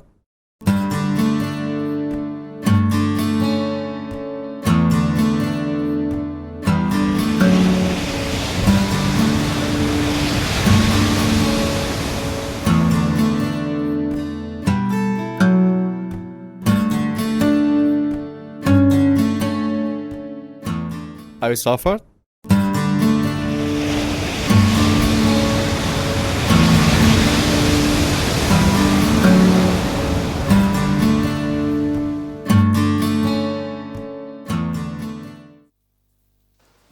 はい、現在行われているのはウィーメンラウンド1第8ヒートの方がスタートしています。最終ヒートです、ラウンド1。このヒートが終わった後、そのままクォーターファイナルの方に進みますので、そちらの方も楽しみにしたいと思います。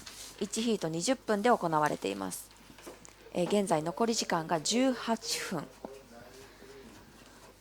さあブルーには北澤選手、レッドにはスペインからルシア選手、そしてホワイトに宮坂桃子選手、この3名の戦いです。ルシア選手がちょっと楽しみですね。そうですね。初めて私は聞いた名前なんですけれどもね、はるか、さあ今ホワイト乗ってましたね。どうでしょ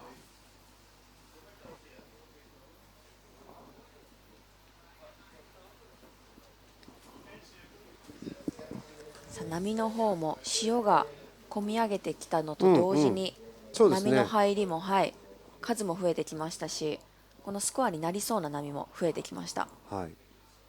まあ1位通過の選手はトータルスコアで15ポイント以上みんな出てますからね。そうですよね。今のところ大村奈緒選手、橋本蓮選手、そして田代渚選手、素晴らしかったですね。まあその中でも別ヒートだから比べちゃいけないんだけど、やっぱり橋本蓮選手がハイスコア出てたかな。そうですね。素晴らしかったですね。さあこのヒート若干スロースタートな感じもするんですが、ホワイトの桃子選手1本目が 3.33、ブルーの1本目が 1.93。 さあ3名争い。宮坂兄弟も意外とスタイリッシュなサーフィンしますよね。彼女たちはね、もう本当意識してると思います。スタイル重視というか、やはりサーフィンってこうセンスじゃないですけど、どんなにかっこいいパワフルなリッピングしてもガニ股だとみたいな、そういう意識が彼女たちにはある気がします。宮坂兄弟で、彼女たちは特に手足もこう長いから、この大きなハンドムーブというか、そういうのも綺麗にこううまく利用してるっていうかね、意識、まあ多分ね意識してやってるんだとは思いますけれども、いやかっこいいサーファーですよね。もう本当日本でもレディースサーファーたくさん増えてきて、それぞれ個性持ってるので、ライディングにももちろん個性出ますし、さあここで先ほどの、ヒーローインタビューの方に行ってみましょう。So I'm here with the last heat winner, Nagisa Tashiro. おめでとうございます。ありがとうございます。素晴らしい huge frontside ripping がすごいうまかった。パワーもあるですね。あれコーチはいますか？コーチはいないんですけど、今回はロス・バトソンさんがコーチで来てくれてます。すごいね、ロス・バトソン選手ずっとこっちに住んでですね。それなかなかいいコーチ。彼もヒロと新井選手と仲いいですね。そうです。で、千葉のローカルですか？千葉の九十九里の方に住んでてローカルですね。そう、今日初めてあなたのサーフィンを見てて素晴らしいと思いました。おめでとう、本当に。じゃあ次のラウンドも頑張ってください。はい、ありがとうございます。次のラウンドも頑張るので応援よろしくお願いします。渚選手のインタビューだったんですが、マシュー節が炸裂していましたね。凪にインタビューしてるんじゃなくて、マシューの感想を喋ってたみたいなね。そうですね。まあマシューのいいところでもあるんですが、マシューもね、マシューピッツも本当いろんな選手のコーチングもしてきてますし、彼自身もサーフィン本当上手ですよね。いやかっこいいんですよ。そうなんですよね。確か昔 ASP の多分かなり上位にいたんじゃないですか。日本のツアーとかもやってましたよね。多分初代の、ASP じゃなかったかな、 ESP アジアの初めてのチャンピオンなんですよね。そうなんですね、マシュー・ピッツ。さすがコーチングもすごい分かりやすくねしてくれて、私もとても助けられてたんですが、考え方がシンプルなんですよね、あの人は。でメロですね。まあ頑固ですけどね。今のはいらなかったですか？いえ、そういう裏情報は面白いです。それはある意味良さですからね。ぶれないという。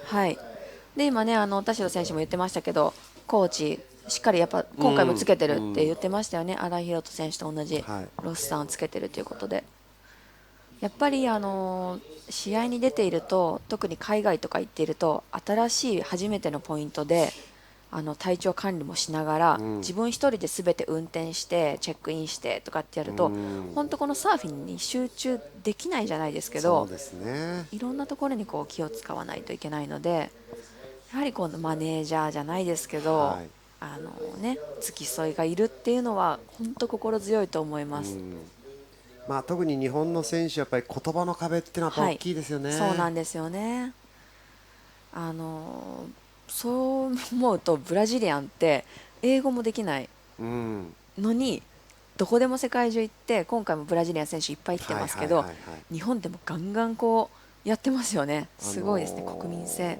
なんというんだろうか、はい、すごくこれ表現がいいか悪くないんだけど、ちょっと野生的というか、例えば住むとこでも、例えば日本ちょっと蒸し暑かったり、ベッド硬いとか布団ない、でも屋根ついてるじゃんみたいな、わかんないですよ、僕のイメージね。だからそういうそういう環境も別に、これ普通ですけどみたいなさ、食べ物も合わないとかじゃなくて食えるしみたいな、あるものをなんかね、なんかそんな感じで、だからちょっと日本他の選手わかんないけど、僕なんか海外でちょっとこれちょっと食べられるかなとか、なんかなります。シーツ大丈夫かなとか、つぶやきしろみたいになっちゃうけども、まあそういうのは多分ねないような気が、彼ら見てると。中南米の選手は本当にこうタフですよね、心も、そう心も体もタフだし、その割にって言っちゃなんなんですけど、日本人はやっぱりセンシティブな部分もありですよね。あと人をすごく気を使っちゃう国民性だからね。あれいい部分でもあるんですけど。さあファイトいきますか。さあここは宮坂選手スピードをつけて、ホームですからね。ナイスリップ、今綺麗ですね、かっこよかった。さあそしてセカンドのねローラーコースター軽くだったんですけど、コンプリートしてきました。さあホワイト宮坂桃子選手、今のが2本目の演技となります。さあ残り時間、これは北澤選手。さあ高さのあるローラーコースター決めてきます。さあレッド、なかなか決めてきますね。でも 3人の選手が順番に乗ってきましたね。レッドはこれがファーストライドになります。ちょっと2ポイント3ポイントぐらいで考えると、宮坂選手のさっきの2本目は少し良かったんじゃないですか。評価がいいような気がしますよね。遠目に見てやっぱりスピード感がねありますよね。ジャッジもねやっぱりそのスピードっていうのをかなり重視してますので、ジャッジの基準の中にねしっかりスピードって入ってますもんね。あとはパワーと流れとね、パワー、フロー、スピード。さあ来ましたね、ホワイトの宮坂選手2本目のライディングが 5.83。もうちょっと伸ばしていきたいね。でもね、そうですね、バックアップがまだ 3.33 なので、ブルーの選手の2本目のスコアももうしばらくすると入ってくるかと思います。さあ残り時間10分です。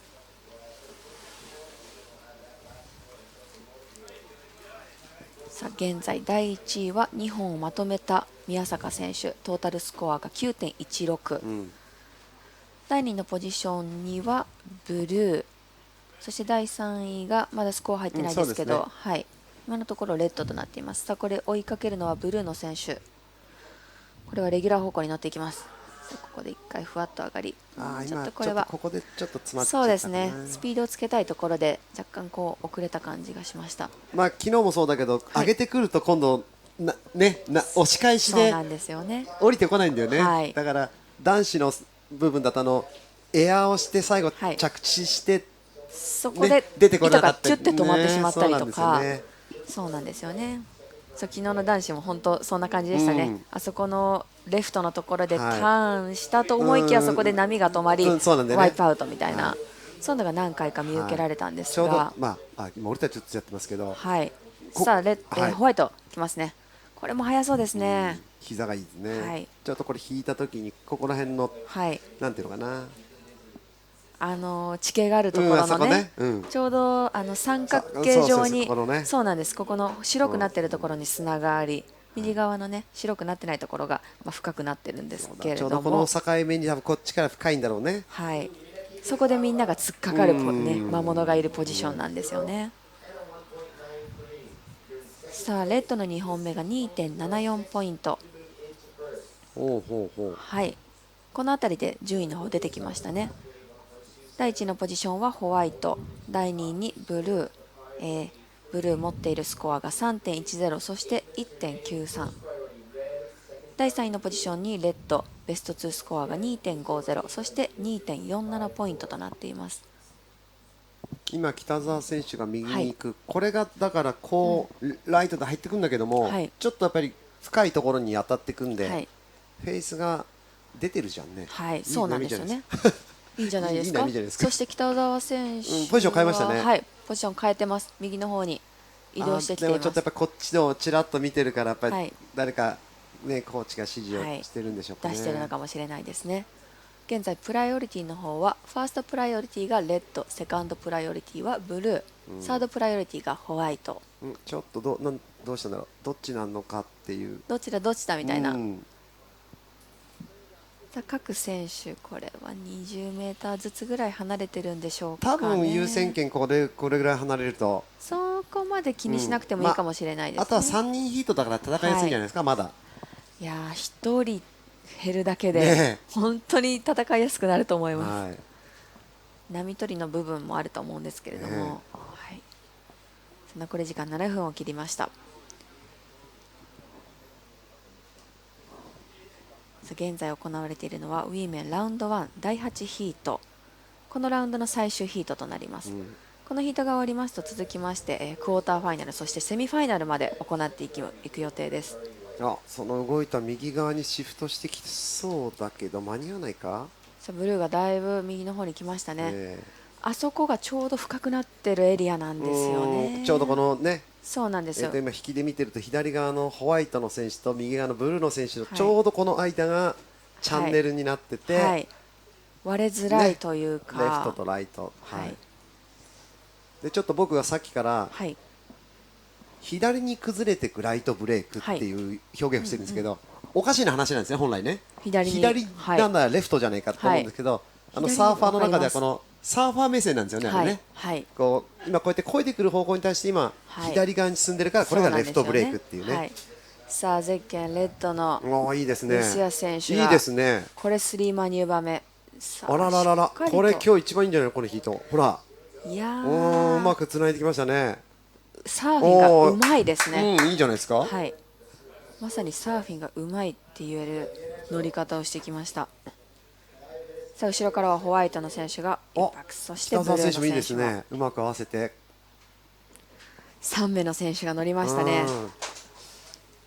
ただワンマニューバーだとちょっと同じイメージだから、それよりちょっとこうコンビネーションであそこまで乗ってこれたレッドのコンビネーションはかなり良かったです。ルシア選手がいい波つかめましたよね。波のね全体最初から最後までうまく使ったっていうのもありますし、さあ残り時間5分となります。残り時間5分です。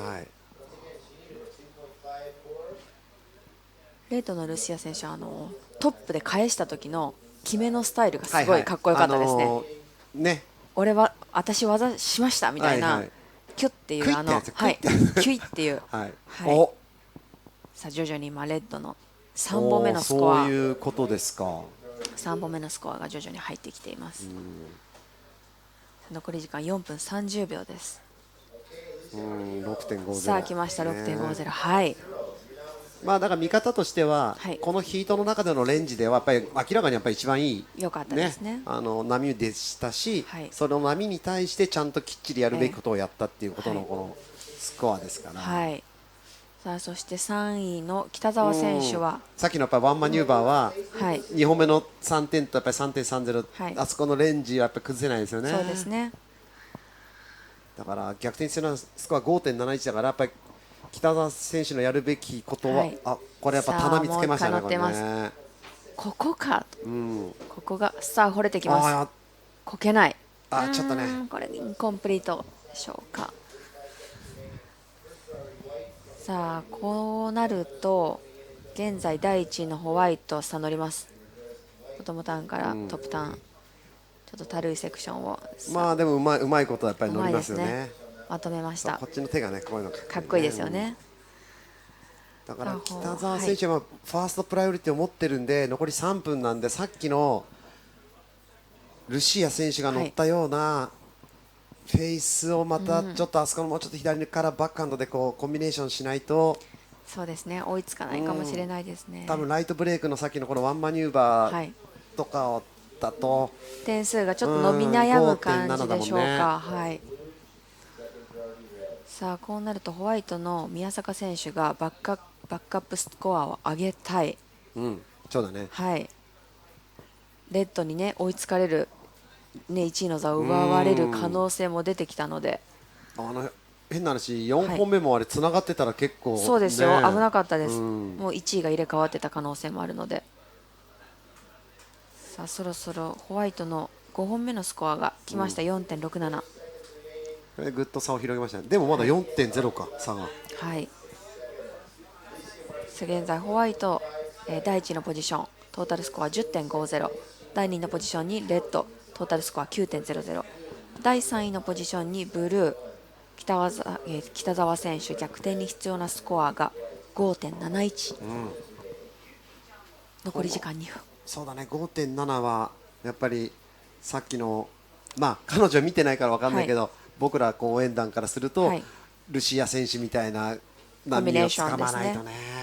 ワンマニューバーで 5.71 はそうですね、今のコンディションだとね。そうなんですよね。前回のヒートと比べちゃいけないんですけど、田代選手のワンマニューバー、ものすごいワンマニューバーでも4点台止まりだったので、単純に考えるとね、そうですね、コンビネーションでの技が欲しいですね。さあそのブルーの北澤選手、やっぱり左を選んで、これまたスプレー飛ばして、でも決めろ。でもそうか、決めたいですよね。レフトでも詰まっちゃって背中がだと難しいのかな。ね、そう考えると、ルシア選手うまいことやりましたよね。そうですね、乗った波も本当良かったと思います。このヒートで一番いい波ですよね、レフト。さあそしてそのルシア選手テイクオフしてきます。フロントハンドフォー、はい、ちょっとたるい波なんですが、さあこれは早めにプルアウト。残り時間1分です。結構乗り方がアグレッシブだね。はい、ボーイズ的な乗り方してますね。さあブルー逆転に必要なスコアが 5.71。 変わらないね。はい、彼女ね実力あるので、本当波次第だと思うんですよね。ただちょっと沖の方に今うねりが来てない、どうでしょう。少し来てますか？プライオリティどうなってますかね。ファースト、はい、ファーストプライオリティホワイト、はい、残り時間まもなくもう15秒。来ないかな。そうですね。逆に言うとこれレッドのルシア選手がうまくやったってことなんじゃないですか。待って待って、さあカウントダウン入りました。はい、ウィメンラウンド1、はい、8ヒート今終わりました。さあこれでブルーの北澤選手、残念ながらラストウェーブ乗れなかったので逆転ということはなく、どうやらホワイトが第1位、そして、ホワイトが第2位という結果ですね。それでは、引き続きウィメン続きましてクォーターファイナルの第1ヒートの方がスタートしていきます。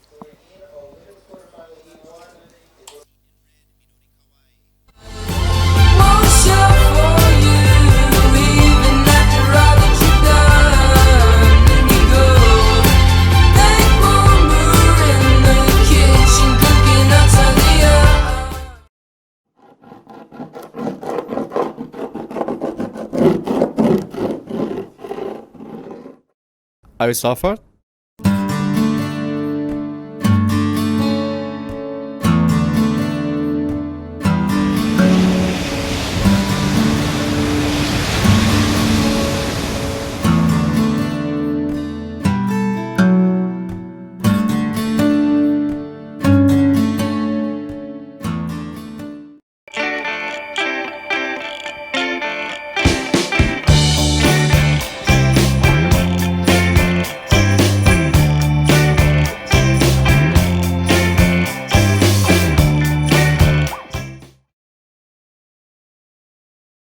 Are you suffered?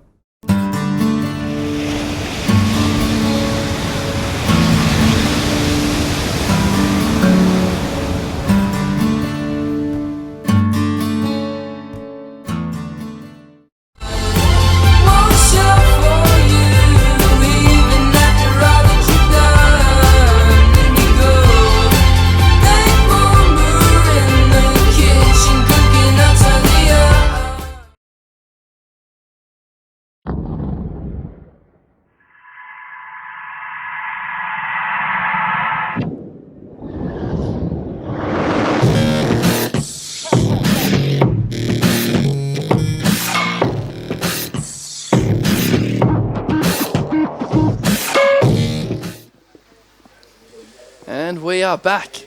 Quarterfinals action here at the ICHINOMIYA CHIBA Open, powered by GoPro. My name is Caleb Warren. I'm joined by my great mate Matt Pitts, and we are firing through the last 4 heats of today, and this is quarterfinal number 1. Right now out there in the water we have that lady Minami Nonaka in the white. We also have Minori Kawai in the red, Mana Watanabe in yellow, and Miho Ihara is in the blue. And we have a few small scores locked in already. Minori Kawai in red, just a 1. 3.5 for Minami Nonaka, and a small score in for yellow Mana Watanabe as well. I'll tell you what, you're doing very well with your Japanese pronunciation. Secret. You'll get the language down in no time. The secret is you just attack it with confidence. If you hesitate, you sound like you don't know what you're saying. Just attack it with confidence. Yeah. Well, you did sound like you knew what you were saying. Yeah. So there you go. Attack it. It's all about attack, Matty. Yeah? Minori Kawai, just a 1.0. Minami Nonaka with a 3.5. And another score to come in. So she's off to a pretty good little start in this heat. First 4 minutes, she's clocked up 2 reasonable scores. A 4.27 for a second ride.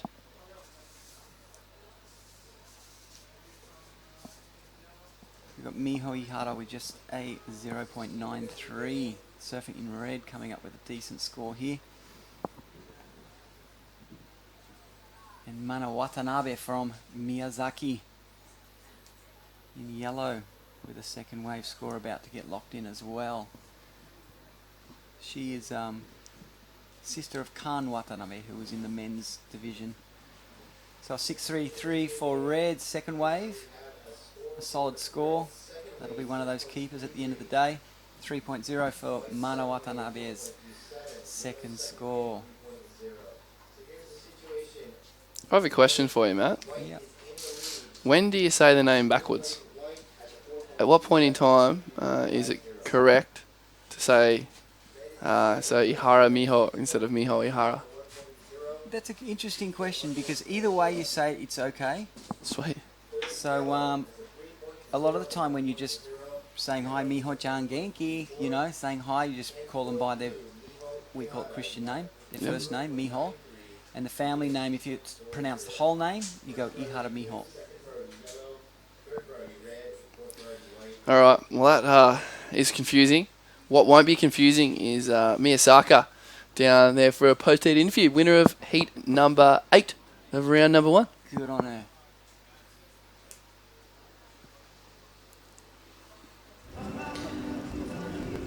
はい、先ほど見事第1位でラウンドアップされた、宮坂桃子選手です。おめでとうございます。ありがとうございます。どうでしたか、波の方は。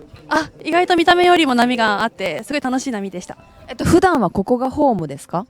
下ではないんですけど、ここら辺ですかね。はい。この辺の波は、ここの波はもう熟知されてる？いや、全然です。全然ですか？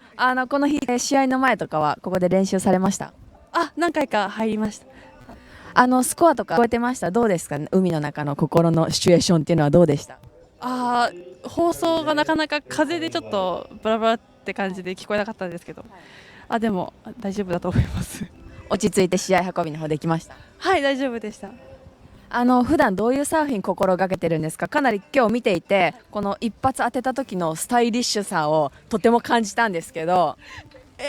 もう自分がやりたいようなサーフィンをやってるだけなんですけど、ちょっとよくわからないですね。よくわからないですか？わかりました。この後引き続きセミファイナルまでするということなんですけど、どうですか？この後の作戦とかありますか？もういい波に乗れるように楽しみたいと思ってます。わかりました。ありがとうございます。頑張ってください。So interesting interview there, her not giving away too many of her tactical secrets, just saying she wanted to catch a couple of waves and have a bit of fun. She said you couldn't hear anything really out the back because the wind was disturbing the sound travelling out to the surfers in the water. There you go. So there you go. And she's a local Chiba girl from this area, but she didn't want to let on where exactly she was from, other than the fact that she does pop out here for a free surf every now and again.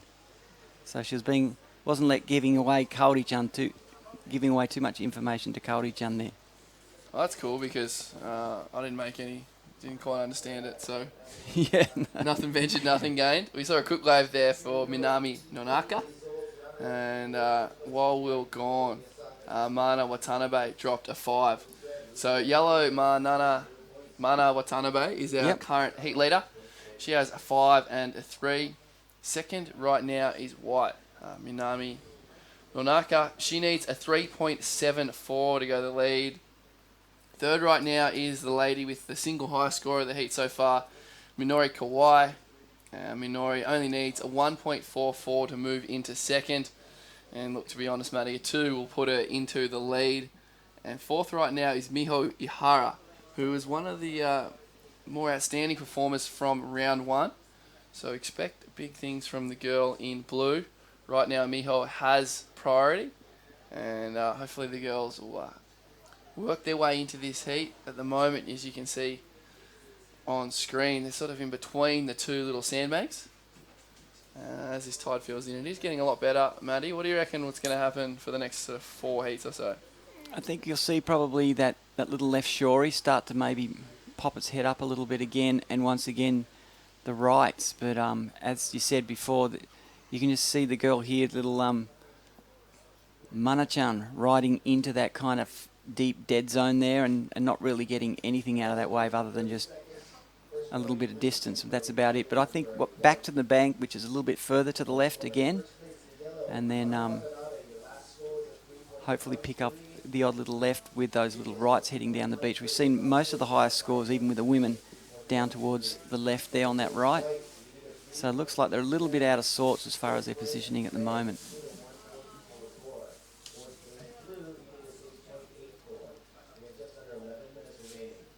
It is getting a lot better. I feel like that wind's backed off as well, Maddie. Got quite windy for a while there. We had to. Yeah, it's interesting because the girl from the last heat was saying, you know, that the wind was blowing away and she couldn't really hear any of the scores, and that's a bit disturbing to find out because it's actually not that strong, you know. And you know, the other day when the waves were big and it was windy, would be very hard time hearing what's going on. Here we got up and riding here in blue. So this is blue, Mio Ihara.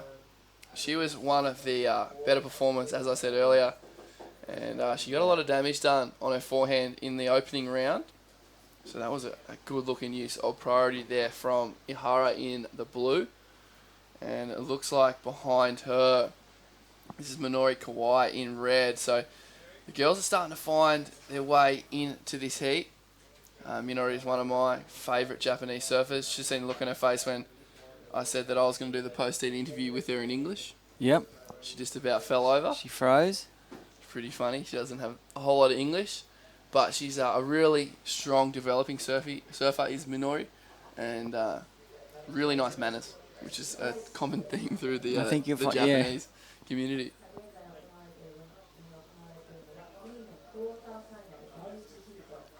Minori turned some heads when she was in Australia. She was in Australia for sort of January, February, March. Did a few of the QS 1000s. And I think she snuck into one of the QS 6000s as well. So yeah, it's good to see I was talking to a couple of the parents of the younger girls competing here today, and they're all heading off around the world chasing the events. A decent sized wave here, surfer in yellow getting a nice front side. So that was Mana-chan from Miyazaki, up and riding out the back here on another pretty good looking wave, and just getting hung up at the top. The surfer in blue, Miho Ihara. We also saw Minami Nonaka do a pretty massive forehand re-entry for a girl who couldn't be much more than 13 years old. Yeah. Yeah, she's a cute little thing, tiny little girl. And when she walked up the beach, I was surprised how young she was. So yeah, you never know, she could have a decent future ahead of her as well. Starting young, they're getting younger and younger over here and really embracing the sport, so it's great to see. We also had the oldest ever surfer in WSL women's surfing history in the early round. Really? She was 51 years old. She scored a 0.6. She didn't have, let's just say she didn't have a good heat. She didn't have a good heat. She didn't have a good heat. Well, I mean, if we... Sorry for getting critical. She didn't actually get to her feet. She had 3 rides. She had fun though. Michiko Ishikawa it was. She's been kicking around the event side. She's been full of smiles and colourful personality. I was calling her the Japanese women's version of Eddie the Eagle, and when you look at the situation she was in, she's obviously just learning to surf and thought she'll take the bull by the horns, join a competition, get out there, and just get amongst it. And it's great to see, you know, it's that sort of thing that, you know, as I was saying, the Japanese women are strong, and she's into it, and she's like, well, I'm going to go all the way and just get in a competition and get out there. So I'm sure she probably would have learned a lot because she kept busy. She caught quite a few waves. She learned to surf at Porto Escondido, of all places. Would you believe? No, I wouldn't. Yeah, she did. I don't believe you. She learned in the corner at Porto. So you got a few more secrets about her? Nah, that's about it. You know, we had a little chat, very average, average English. Yeah. And, I lie, we had Toshi in here before, and he knew that, so. Been a good spread. We probably had from the ages of 12 to 51 by the sounds of things. Yeah. 39-year spread. Yeah, Ichiko and Michiko. So she didn't progress through that heat, but what we did have was, there was one young girl, I think it was Minami, it's the girl in the next heat, Sai Minawa Sai. She was one of my favourite surfers in round one. She's in red in the next heat. Dropped a couple of big scores on her much older competition. Yep. Let me see her was she in red in her first round? She was in white. She beat Miho in the first round, which is no mean feat when you look at the ability of Miho Hara, who's out there right now in the blue. Okay. We're down to 6 minutes. I don't know where this heat has gone. Our heat leader is Minori Kawai. Minori has a 6.33 and her last a 4.1. Second is, this is really close. 0.1 separating second and third. So Minami Nonaka needs a 4.61 to go to first. And third is the surfer in yellow, Watanabe. Yellow needs a 5.11 to go to second. And it's Miho Ihara who has one strong score of a 4.83. She's in fourth position, only needing a 5.28 to move to second. 5.5 minutes on the clock in this one, first quarter final. We're going to move through the 4 quarterfinals of the women and call it quits for today. Day number 3. We're not going to the semis? Nope. Okay. Nope. So yeah, Mana-chan, she's from Miyazaki. She's got a big family and a big following here. So minasan, konnichiwa, genki desu ka? ちゃんと彼女も今このヒートのシチュエーションで頑張ってますね。先の胸が 5.0 ポイント出してあと 5.0 だからマナ渡辺さんみんな元気また宮崎に来たいどうも。Hi. Yeah, she's got her family. They'll all be crowded around the internet somewhere watching the heat for sure. They all surf, the whole lot of them, and when they were all little babies, their dad would drive down the beach with his wife, and get out there and surf, and all the kids would be crashed out in the back, and they were babies, all the doors open, windows open, and then Khan was cruising around his skateboard, always making a racket and being what grommets do and stirring everyone up. And the 2 girls were just little babies back then, but her older sister was a pro bodyboarder here in Japan, and her older brother Khan is a well-established pro surfer here in Japan and resident big wave surfer over here as well. So she's got a really great surfing background. That's Mana Watanabe from Miyazaki, currently in 3rd position, needing a 5.11. So the bar raised pretty high in this heat, you know, with a 6.341 for the surfer in red in the lead. Minami Nonaka, a 5.8 and a 4.27. So with 2 5s, Mana-chan's not too far off the pace right there, but needing a 5.11, which is still a decent score out here. 3 minutes on the clock, and we've got Miho Ihara, arguably the favourite of the heat, sitting back there in 4th place, needing a 5.28.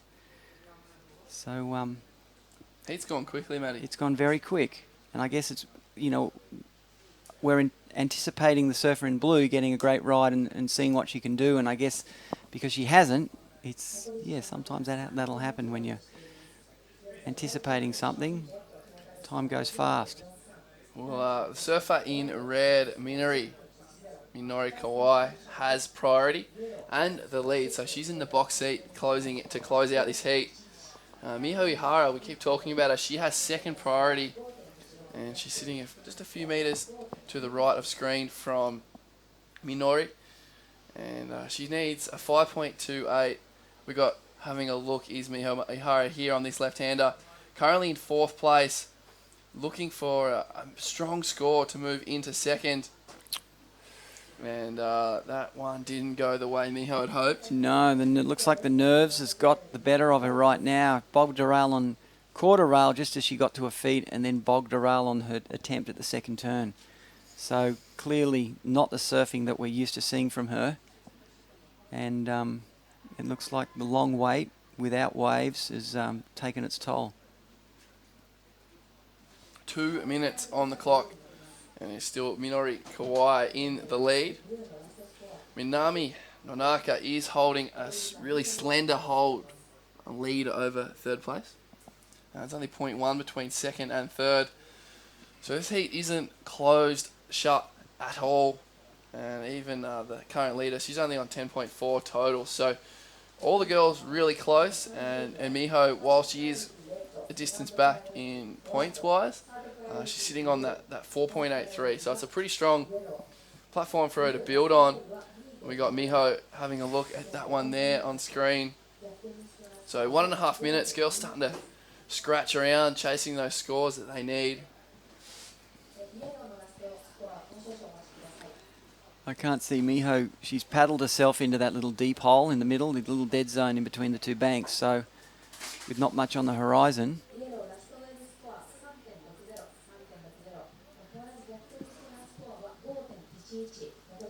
And now she's parked up right in the hole. So I'll be very surprised if she can get the way she's looking for where she's sitting right now. Now she's starting to move just over to the other bank. As you can see, a little bit of a swell coming in.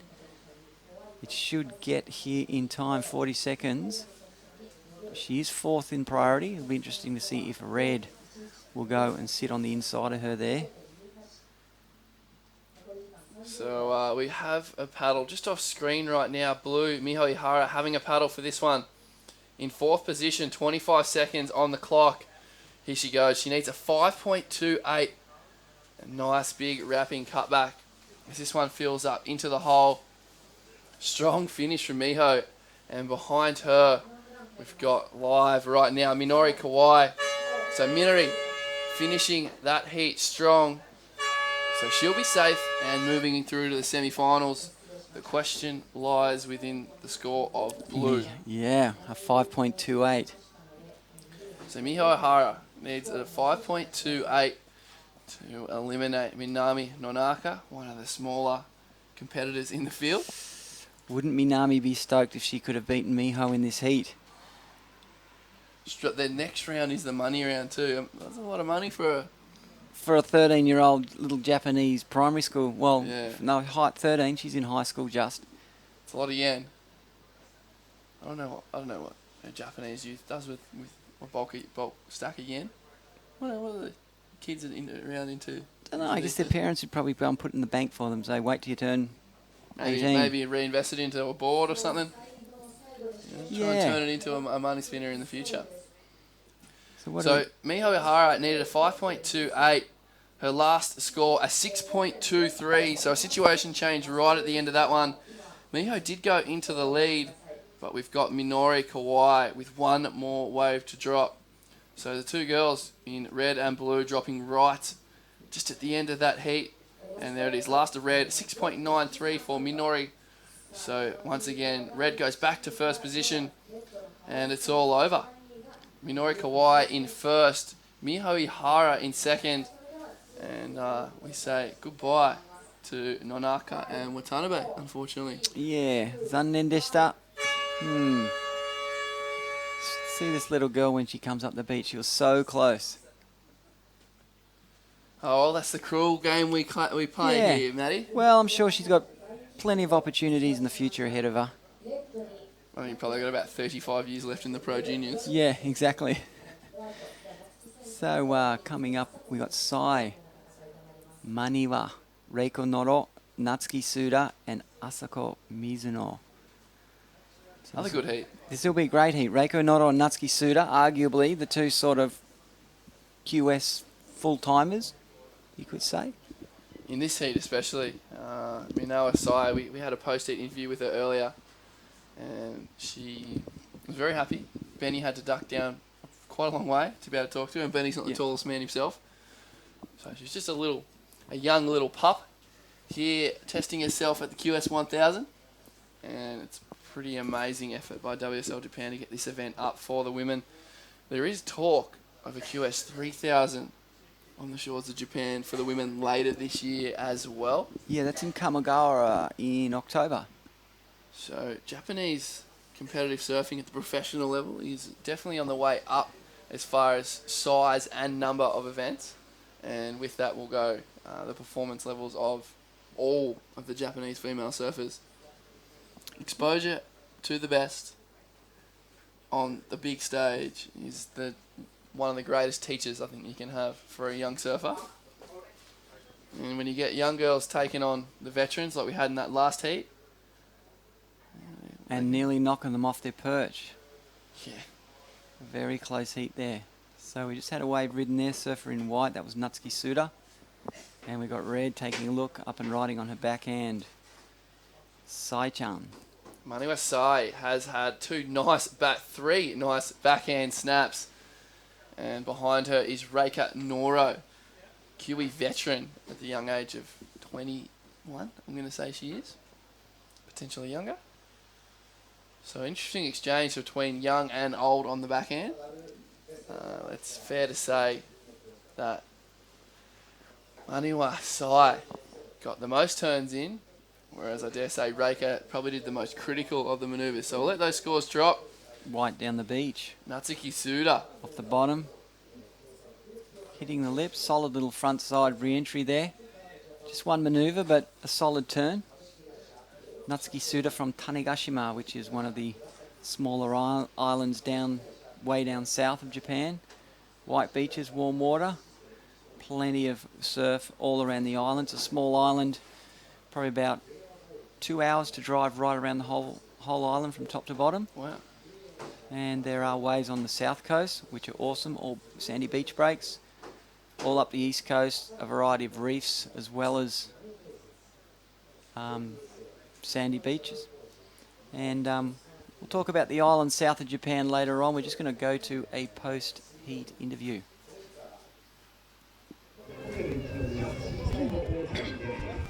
はい、それでは先ほど、見事第1位でラウンドアップされた河合みのり選手、おめでとうございます。ありがとうございます。かなり高得点をポンポンと出してて、簡単にラウンドアップされたように見えるんですけど、いかがでしたか？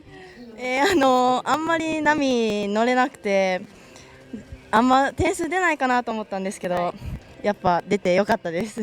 いやリッピング最後のローラーコースターの部分とかすごい力強いなと思ったんですけど、普段の練習だとか意識されていることってあります？普段はやっぱりこけないようにしようとしてます。こけないようにするためにはどんなトレーニングをされてるんですか？トレーニングですか？最近私はすごい体が硬くてスパイナルトレーニングとか行ったり体幹トレーニングして下半身弱いんで下半身鍛えてます。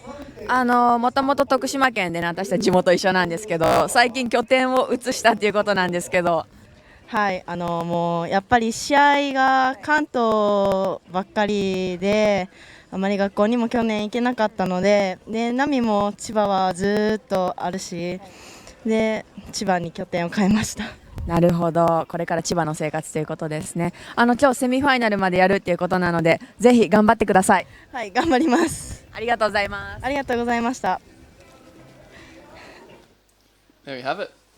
Minori, heat winner. It's a second interview for today. Yeah, she's from Shikoku, which is another one of the islands down south, and she's moved up here to Chiba so that she can surf out here and compete with all the the top ranked pros in Japan. And she said last year she went to so many comps that she pretty much gave up on going to school. Wow. Yeah, so she's decided that moving up here and really focusing on her surfing career is probably the best way to to do it. So that's what she's done. So from now on, this is where her new home break is, right out here. Alongside Hiroto Ohara, although Hiroto is residing in Hawaii now. Hawaii at the moment. You usually find that every pro surfer in Japan who lives in Shikoku, Miyazaki, Tanegashima, Amami-Osha, any of the southern islands that start showing genuine promise and get some good sponsor backing, they pretty much all move up to Chiba here. It's one of the requests of their sponsors to get amongst, the hotbed of talent here in Chiba and surf shitter every day, because it's convenient to Tokyo to do sponsor, requirements, and also the magazines are in this area. The cameramen can come out here anytime the waves pump. So they're on the pulse. And also you find that the Japanese surfers travel a lot to Bali and Hawaii, and jumping on a plane out of Narita and going on a surf trip, it's great exposure if they're getting editorial pages in Surfing Life and the local mags. And so this is sort of where it's a very easy accessible to high performance surfing, as well as doing the job for the sponsors. The old surf coast, the old Torquay of Japan is Chiba, by the sounds of things. I don't know if Torquay's the surf coast. It's the hot spot, mate. I'll give you the hot tip. I reckon Cooley's probably... you can have your Cooley. Probably the hot spot right now. Well, it's three have offices, and we won't go down that. That's not a discussion for now. Natsuki Suda, white, 5.67 for her last. So we have a new heat leader. She holds her low score for 4.17. Second now is Maniwa Sai. Her last wave, a 3.6. And Sai needs a 5.67 to go to first. We're looking at Reika Noro. Big backside snap there from Reika. And we saw on screen a short one there from Sai. Asaka Mizuno in third. He's looking for a 2.1 to go to second. And, well, that wave we just saw of Reika Noro, anything more than a 3.95 will put her into second. And what do you reckon, Matty? That one big snap from Reika? Quality over quantity? Yeah, it was a one-turn manoeuvre, but a bit of speed involved, and a 3.83. I'm hoping that she'll replace that for sure. So it was kind of like just a little warm-up wave for her. We were discussing women's surfing yesterday, and you're saying Reika Noro is one of the standout surfers in Japan as amongst the women, and let's hope we can see a few waves that'll offer her the opportunity to show us why that is. She connects onto a right with two of those sections. We're looking up in towards that excellent range. So unfortunately for Reika, just one turn waves at the moment. Early indications are that judges like the commitment and the critical components of that last wave from Reika in blue. And she was going to get the score that she needs to go into second. We've also got a couple of scores coming through. So Maniwa Sai has another one on the way for her, I should say. And it looks like that one is going to match, maybe a second score. Natsuki Suda has another one coming through as well as a small one for Asako Mizuno. So Natsuki-chan and Reika-chan, they're almost best friends here. And, arguably the two leading girls, on the QS Tour. So interesting having them both in the same heat. Reika's also originally from Shikoku Island. I think she's living in California now. Yeah, she's living in Huntington. Yeah. And I saw her mum a couple of days ago saying that they really want to get them out to Australia. Yeah, get them out to the Gold Coast and just throw them into the frenzy of snapper with all the rest of the crowd there, so that they just get super hungry and get good at, trying to get a wave amongst 100 people. Probably going to get better living on the Gold Coast than at Huntington wave-wise. Huntington's fun, but it's quite grovelly more often than not. So interesting call from the Noro family. I'd like to see Reika in Australia too. I think especially on the Gold Coast, she'll be able to bounce off Ren Hashimoto on the Japanese front, but there's a lot of elite girls either living on the Gold Coast or travelling to the Gold Coast consistently. Yeah. So it'd be good for Reika to get there. Right now she is in second position we've got a couple small scores for yellow on the way through. Last of white, Natsuki isn't going to change the situation. Last of red, Sai Maniwa is a 4.03, so he's in her top 2. She now needs a 5.1 to move into second. So a really close heat. First has only got a 9.8 total. And all girls, within 1.6 of each other. 10 minutes to go. And this heat's really just asking for one big score to blow it apart. Hopefully we don't have to see another scrap to the death. I'd love to see, a couple of big 7s and 8s to separate the girls right now. Yeah. But right now, look, the biggest score required is from Maniwa Sai in 4th. She only needs a 5.1 to move into second. But I think once, if Reiki can get rid of that 3.8, or Natsuki can get rid of her 4.1, I think we'll see this heat expand a bit and sort of the quality rise above. Although right now, Asaka Mizuno up on a right-hander. Aggressive snap. Yeah, she was going for that. What's she looking for? 3.59. She was going to try and get that score with one turn and just coming unstuck. Red up and riding off the bottom. This girl's awesome. Little roller coaster. Surfer in red, Sai Maniwa. And then out the back, who've we got? A decent sized little wave just approaching the lineup. And both girls caught out of position. So red chasing 5.1. The one at big forehand re-entry will fall short score-wise. Still just under 8 minutes remaining, so plenty of time for the girls. But it is the more experienced of the 4 in Natsuki Suda and Reika Noro. Looking good in this heat. We saw another wave off screen for yellow. Asaka Mizuno, just another one turn backside snap. So time will tell. We'll let this score filter its way in.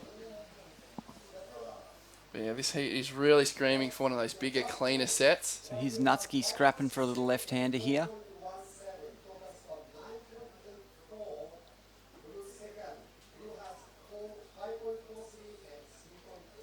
Just need a little bit more water on that bank. She would have got a couple of nice little turns in there. Conditions are on the improve as we move our way through the quarterfinals. First call tomorrow, Thursday, local date. Over here will be 7:30 a.m. call. We've had some early starts lately. We've had some 6:45 starts, so we've got a 7:30 call tomorrow morning. And to be honest, tomorrow isn't looking the best, but we do have some more waves coming towards the end of the event window. So we should be able to see a good finish to the men's QS 6000 and also to this women's QS 1000. We haven't really got a whole lot of heats left on either sides of the draw. At the end of today, we'll have 3 women's heats, the semis and the final. And then we'll be up to the round of 64? 64 for the men. So we're working our way through, plodding along, Matty. Yeah, I spoke to Ali, says we got about 15 and a half hours of surfing left for the whole event with 4 days to do that. Big day. Saturday maybe. Yeah. Maybe knock over some heats Friday. Big day Saturday. Knock over Sunday morning on the high tide. I reckon we could finish up around lunchtime on Sunday. Strange things have happened. Here we go. So we got blue and white splitting the peak. And there's Reika with a little bit more open face, and both of them just catching a rail on their first turns. So not the surfing we were looking for out of the first and second place of this heat. Natsuki and Reika letting the team down there by splitting that peak and then both going down. But Besties, mate. Besties surf together, fall together by the looks of things. Yeah. But to the joy of yellow and red, because potentially they could have really put the other 2 surfers in a really hard position there if they were to get 2 good scores. Currently in first and second. So the struggle continues with 5 minutes to go. Anyone still has a decent chance of getting through this heat. Red only needing a 5.1 and yellow right there with just a 3.59 to knock Reika off her second place position. And here we got a paddle. So this is Asaka Mizuno, the Japanese girl. Nice purple spray. And hey, one more strong turn. There it is. only chasing a 3.59. So we'll have to wait for that one to drop. I think Reika-chan is in trouble right now. She had the opportunity, she blew it, and then Asako capitalised on the wave behind. Yeah, got her wave and took the, as you said, capitalised and did what Reika should have done. And that was hit the wave a couple of times and get up a decent score. So that's what she's going to do, and I'm got no doubt she's going to move up into second spot. And now Reika Noto is going to sweat it out for the next 4 minutes. What that also does, if Asako does get the score, it will increase the requirement for Sai as well. So 4 minutes on the clock, really important score on the way. Early indications are very positive for Asako Mizuno. It will put her into second, potentially into first place. So we're going to see a big flip of the situation. There it is, last of yellow, 5.27. And Asako Mizuno is our new heat leader. Second now, Natsuki Suda needs a 5.27 to return to first. And it is the girl who's held second for the most of this heat. Reika Noro now needs a 4.42 to go to second. And fourth place right now is Maniwa Sai. She needs a 5.67 to progress. Down to 3 minutes remaining. Reika Noro, who did just get bumped into third place, does have priority. Second priority sits with Natsuki Suda. So Reika also sitting right in that hole that we've spoken about. There is a wave approaching, but I've got a feeling it's not going to work out for her. Let's see how she goes. So Reika Noro on the left, Natsuki Suda we're going to follow on the right. So if Natsuki can improve her scoreline, it will increase the task for third and fourth. Two strong snaps there from Surfer in White. Maddie, do you follow left, the girl Reika on the left? I followed Reika on the left. She did get a nice drawn-out bottom turn and a decent one manoeuvre that could go very close to a 4.42. I thought Natsuki kind of mistimed that wave pretty badly, so I don't think she's going to improve her position. I like Natsuki's wave. You did? Yep. Look at that one nice strong snap. And just right here, just a little cut back and miss that last lip. I like it. I'm going to disagree with you, Maddie. I'm going to say that could better her 4.17. She only needs a 5.2 to go to the lead. It could better the 4.17, but I just want to see her get up that board up nice and high over that closeout section, just to put a solid stamp on that score. Well, I reckon we don't have any scores in the system yet. We're just under 2 minutes on the clock. Natsuki, judges like me, Maddie. Uh-oh. Oh, they know who's judged at a WSL level. Let's see. White will go to first. She's chasing a 5.27. And Reika Noro is also going to drop a pretty big score for that one turn. So you're right, Maddie. Great surfing from Reika for just the one manoeuvre. So once these Natsukis and Reika wave drop, we will see a potential situation, maybe a double flip, and see Asako, who's up right now, drop back into potentially third place. So she's found this inside left connection. Tide maybe not quite high enough to give her anything of value on the inside. No. So Maniwa Sai also dropped another nice number as well. So she was on the right coming towards Reika. So three girls up on that one wave. Let's just see what happens. So Reika Noro drops a 5.73, Maddie. Goes into first place temporarily because we're still waiting for that one wave of Natsuki Suda in the white. There it is, 6.67. So Asako Mizuno, we said she could be in trouble. She's dropped from first to third with 40 seconds on the clock. So it's now first white, second blue. And Asako Mizuno now needs a 5.50. We are waiting for her last score to work its way through. Really close between second and third. And now Maniwa Sai needs a 6.53 in fourth. 15 seconds. Maddie, what do we got coming for the girls to close out this quarterfinal? Nothing. No, it's looking pretty bad. Wow. What a finish you hear in the effects mic. The heat counting down. So that was the end of quarterfinal number 2 at the ICHINOMIYA CHIBA Open, powered by GoPro. And it was the veterans. We were requesting to get the veterans stand up, and Natsuki Suda and Reika Noro dropping their best scores at the end of that heat and progressing through to the money round to the semi-finals, which we won't see this afternoon. No, they'll be very happy, both of them, to get through that heat, because there was a few anxious moments there where, when they fell on that one wave, when they split at the peak, some anxious moments. And we'll throw to a quick commercial break, and we'll be right back with quarterfinal number 3. And ICHINOMIYA CHIBA Open, powered by GoPro.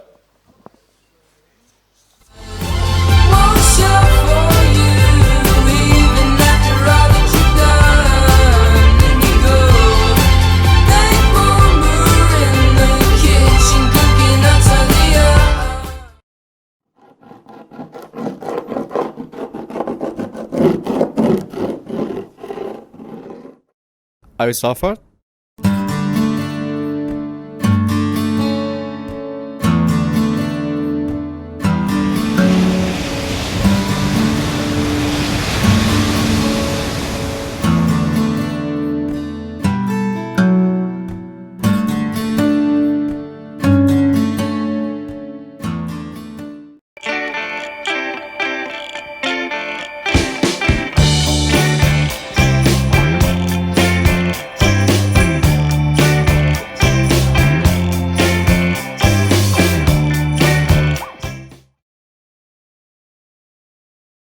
Are you suffered?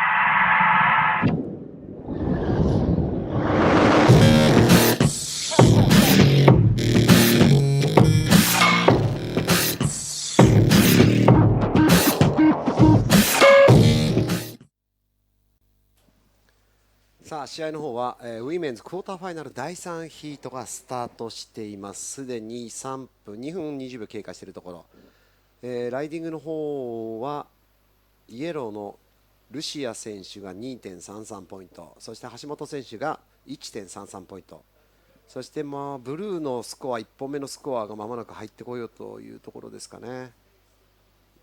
松田選手、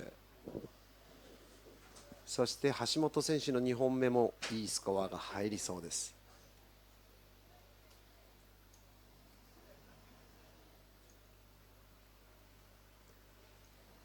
さあ WSL ジャパンツアー 2016QS6 戦一宮千葉オープン。さあスコアが入りました。ブルーの松田選手の1本目のスコアが 6.0 ポイント、いいスコアが入ります。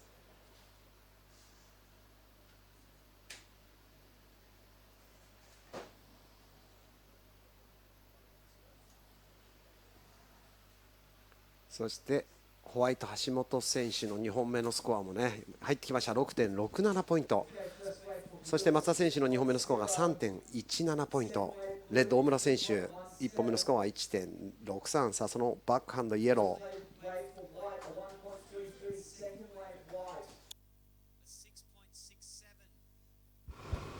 はい、先ほど、第1位でラウンドアップされた須田夏樹選手、今日2回目のインタビューです。おめでとうございます。ありがとうございます。いかがでしたか、波の方は前のラウンドと比べて。そうですね、前ラウンドしたのが1時間前ぐらいなんですけど、それに比べてセットのサイズがちょっと上がったような気もして、波数もさっきよりもあったんで、多分これから潮が上げてくると思うんで、波もコンディションも良くなってきそうな感じがします。途中後半の方まで第2位のポジションだったんですかね。その時の心境とかどうでした？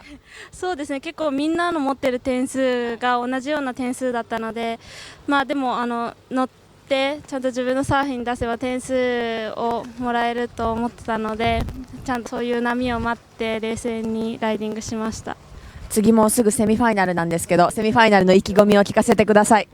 そうですね、とりあえず優勝を狙っていますけど、その前のセミファイナルの目の前のヒートに集中して次のラウンドも頑張りたいと思います。ありがとうございます。頑張ってください。ありがとうございます。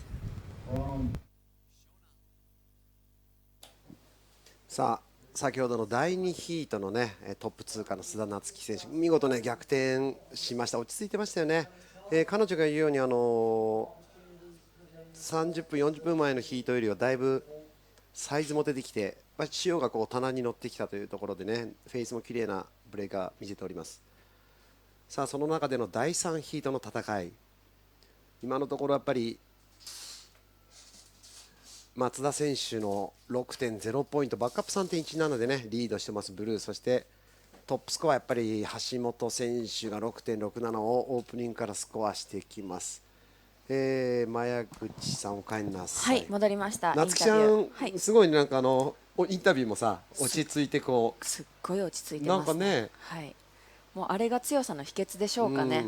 勝ったからといって別に浮かれる様子も見せず、はい、自分のスコア信じて、自分の負担のことやってればもうスコア出ると思ってましたっていうね。やっぱりよっぽど練習してるんだろうね。だからね。と思います。努力してるんだと思います、普段から。さあ今乗ってるのはブルーの選手。もう14分切ってるんですね。そうなんです。はい。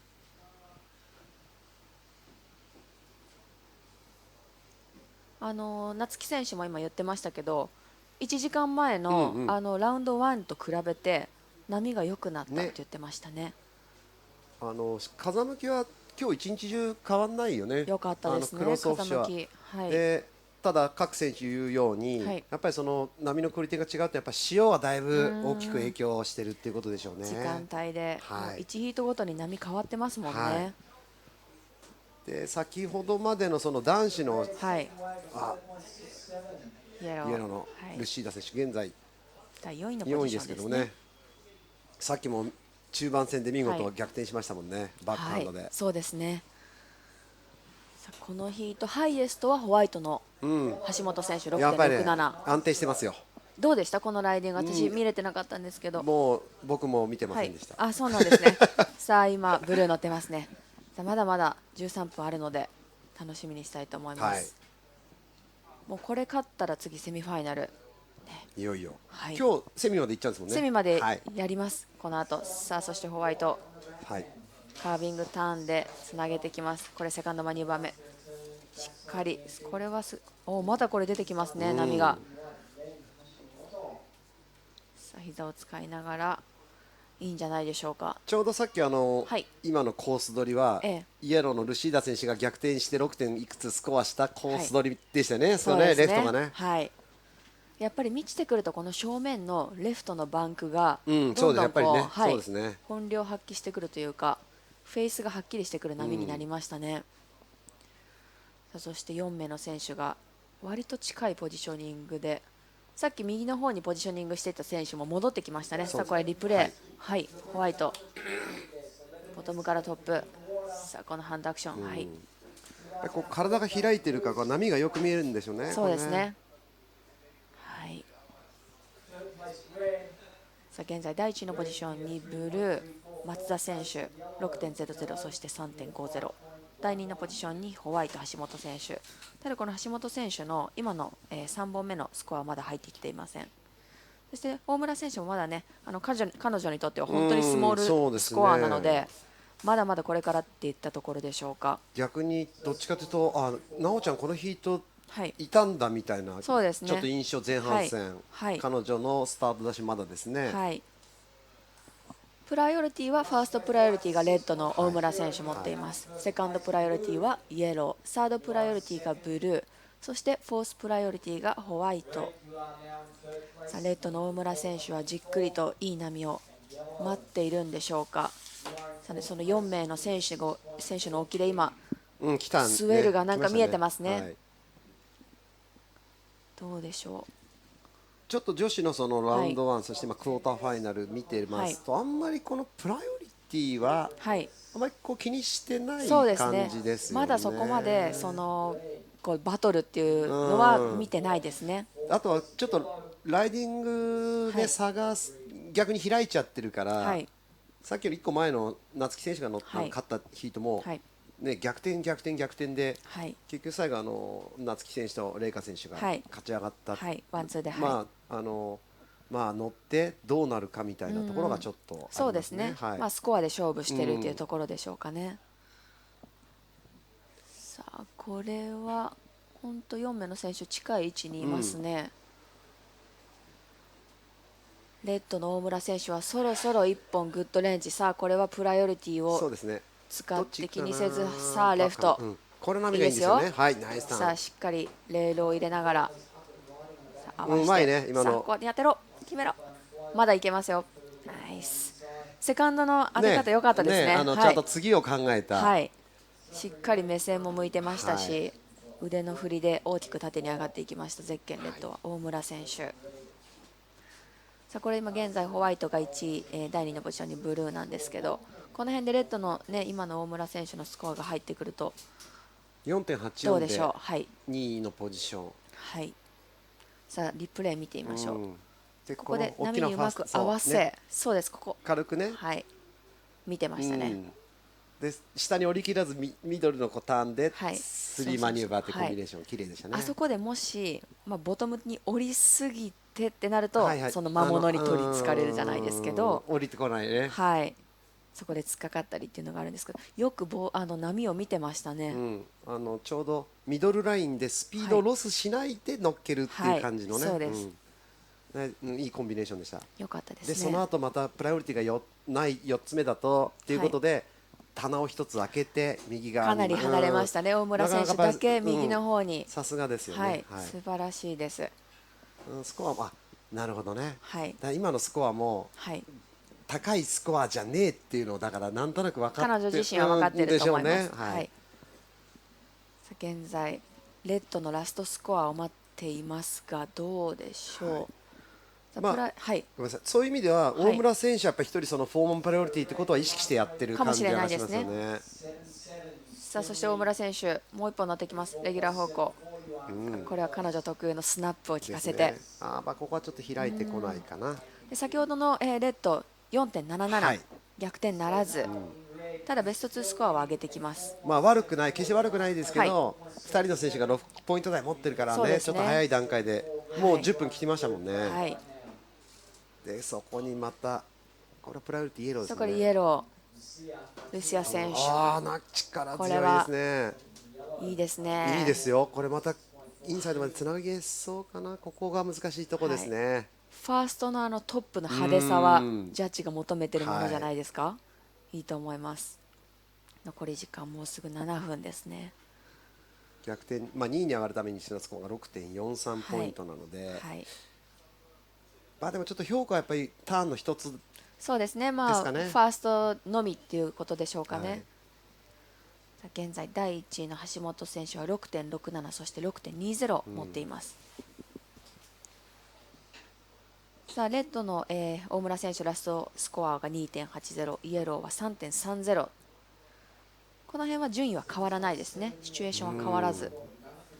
ちょっとここででも1位と2位のブルー、ホワイトブルーの選手がファーストプライオリティ、セカンドプライオリティを持っているので、そうですね、ちょっと大村選手ここの後半戦どう動くか、プライオリティにとらわれずに、ただちょっと右の棚もさっき見てる限りだとかなり右の棚気にしてますね。そうでしょ。さあレッド、これはバックハンドセクション、逆に当ててからフロントに戻していく。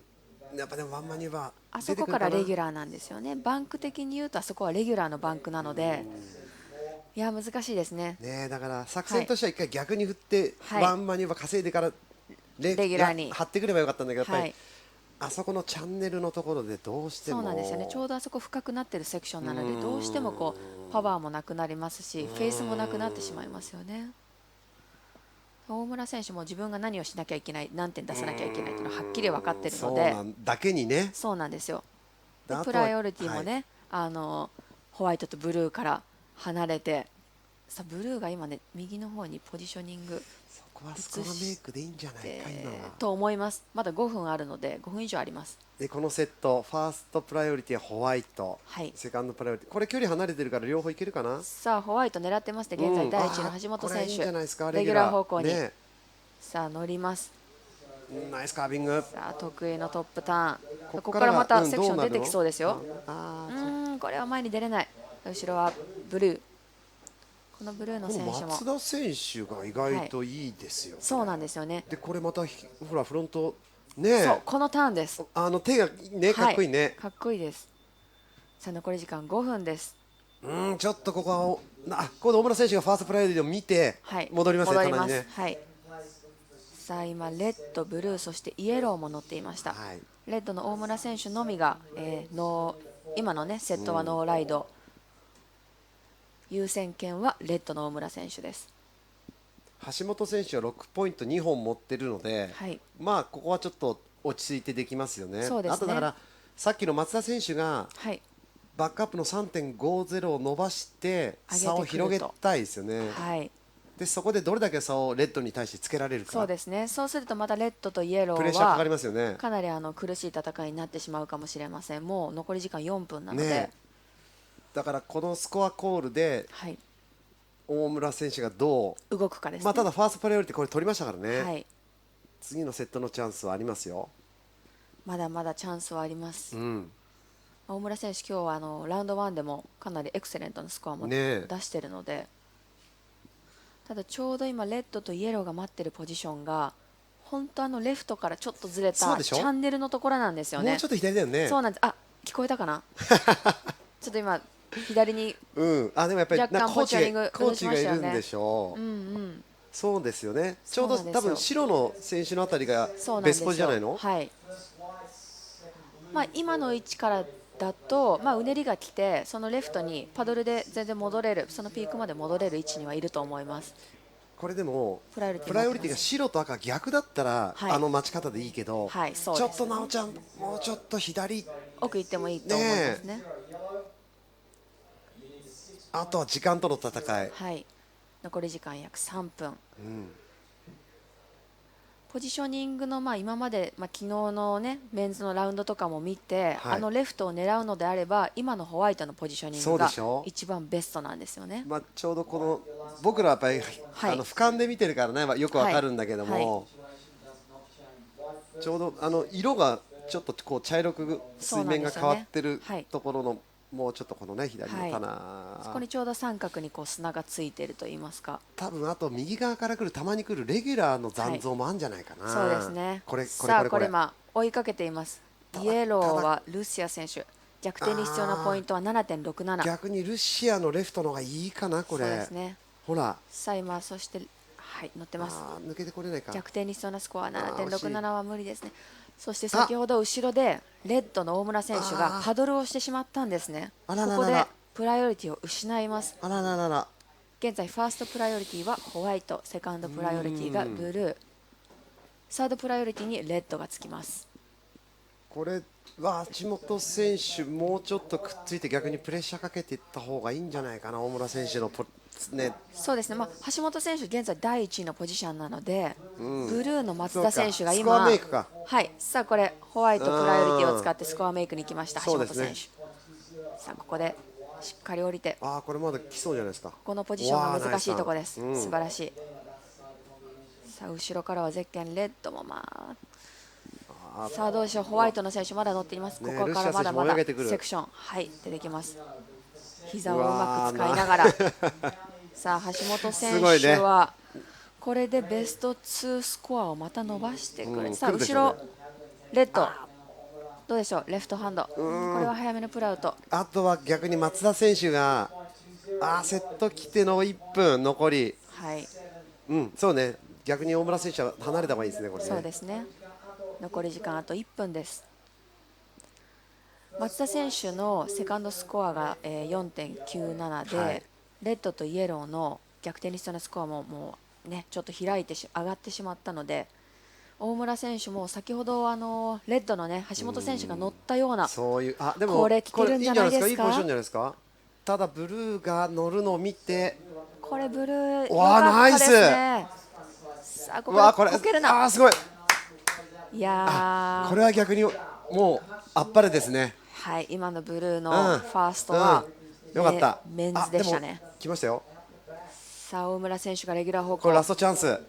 いいですよリッピング。いいですよ美しい。さあここからラストセクションボトムからトップ。こけるな。さあカウントダウンに入ります。どうでしょう。さあカウントダウン入っています。さあこれ橋本選手のリプレイ見てみましょう。現在出ています。これファーストターン。いいですね。セカンドターンはまあ戻す感じになったんですが、ここからのセクションでまだまだ攻めていくんですよね。膝で合わせながら。いいです。見えてますね、波がね。さあそしてブルーのラストウェーブがどうです？なんか僕ヒート1番みたいな。ちょっと言い過ぎた？はい、いやそんなことないと思います。これです。ねえ。ここです。でその次も。はい。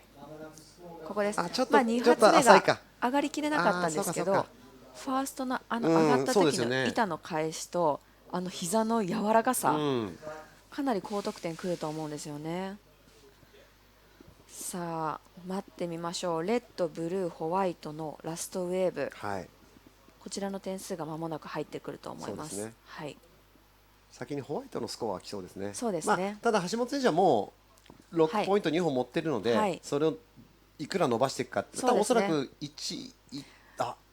でもどうでしょう。わからないですね。ブルーの選手のライディングがかなり良かったので、まあ今日のウィメンズのライディングの全ヒートの中の一つの技だけ見た時に多分一番キレがあったと思います。厳しいとこ来ましたよね。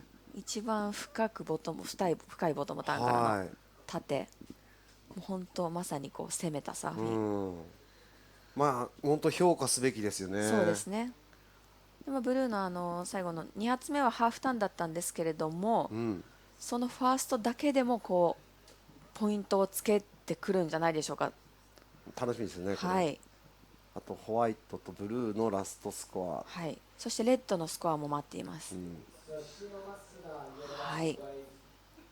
さあ来ました。ブルーのラストウェーブ 7.50、そしてホワイトのラストウェーブスコアも入ってきます。一回今の段階ではブルーが1位のポジション上がりましたね。はい。これはジャッジのね入力の時間の加減で、はい。さあそしてレッドは残念ながらラストウェーブスコアは 4.50、逆転はならず。まだ若い選手ですね。はい。さあホワイトのラストウェーブはどうでしょう。さあブルーは見事に橋本選手も長くまでいいライディングしましたからね。良かったですね。だから先ほどの松田選手のトゥーマニューバーに対してロングライディングの手数の多さがどう来るかですね。さあ最終的にはホワイトの橋本選手、ラストウェーブスコア 7.67 をメイクして第2位がブルーということで、いい試合でしたね。いいヒットでした。さあ残念ながらレッドの大村選手は3位、第4位の、ルシア選手はイエロー第4位という結果。ブルーの松田選手が力負けしてませんでしたね。そうですね。体自体は小柄な感じがしたんですけど、細くて。さあそれではウィメンクォーターファイナル第4ヒートの方がスタートしていきます。さあ、第4ヒート最終クォーターファイナル最終第4ヒートですね。ゼッケンレッドが田代渚選手、ブルー高橋湊選手、ホワイト宮坂桃子選手、イエロー鈴木姫菜選手の4名ヒートで、これももう決勝戦みたいな顔ぶれですけれども、QS6 戦一宮千葉オープンウィメンズディビジョンクォーターファイナル最終第4ヒートがスタートしました。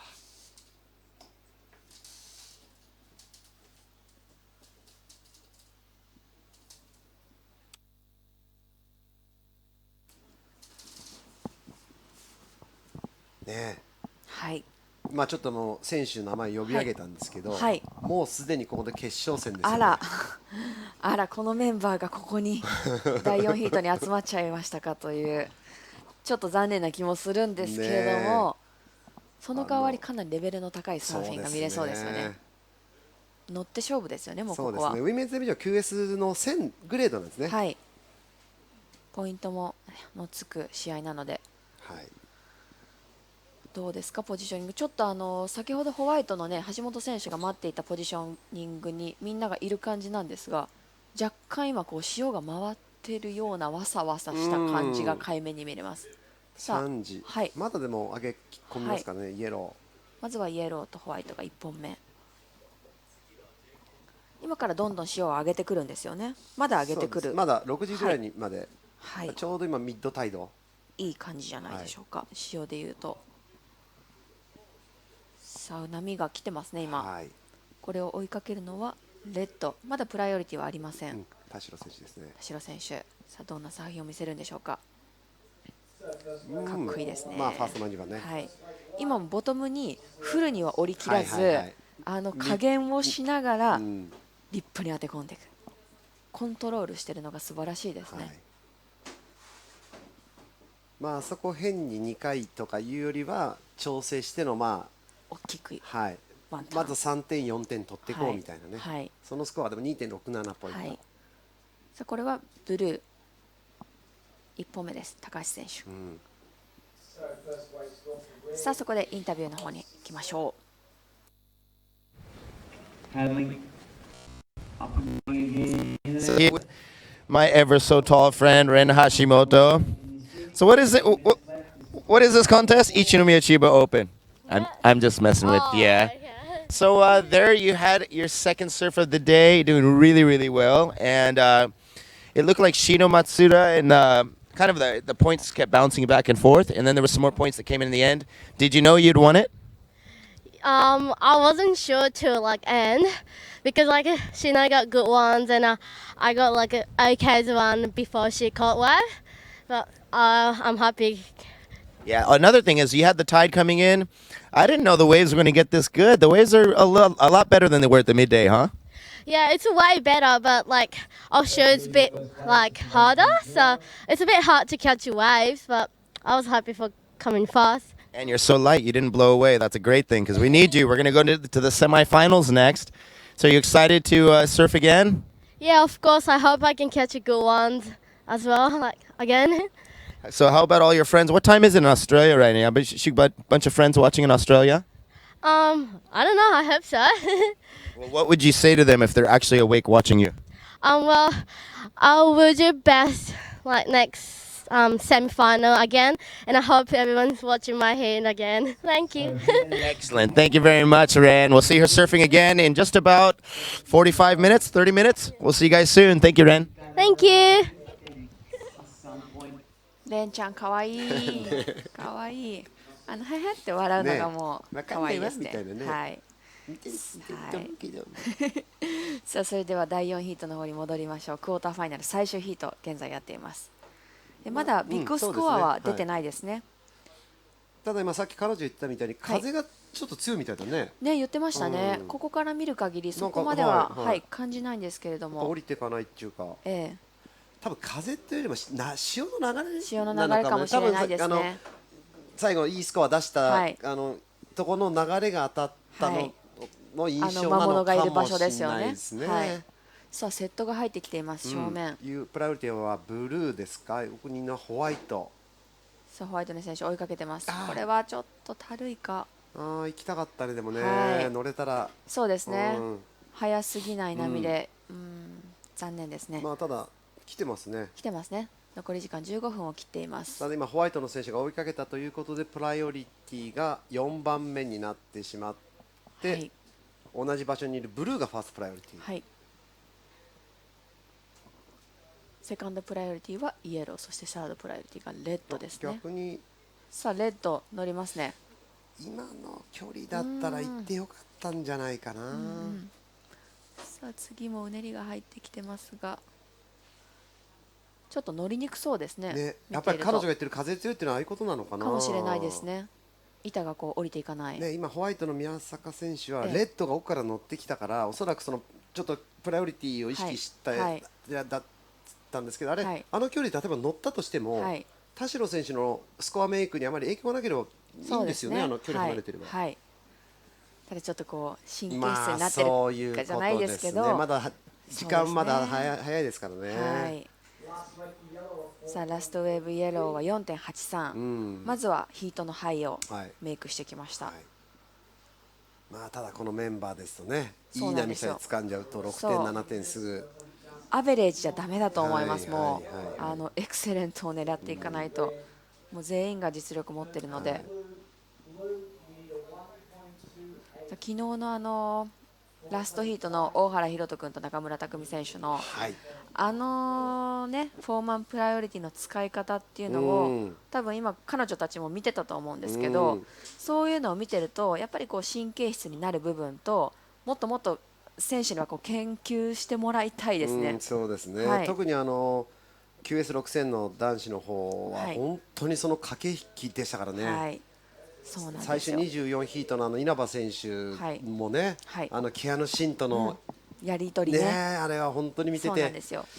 1個間違えるとそこでもうインターフェアもしくは逆転されますから。そうなんですよ。もうこれは私もそうなんですけど、本当に研究して選手の心理も知りたいですし、フォーマンプライオリティはちょっと勉強する必要がありますね。レッドアップ。はい。さあ田代選手、今のが5本目です。そうですね。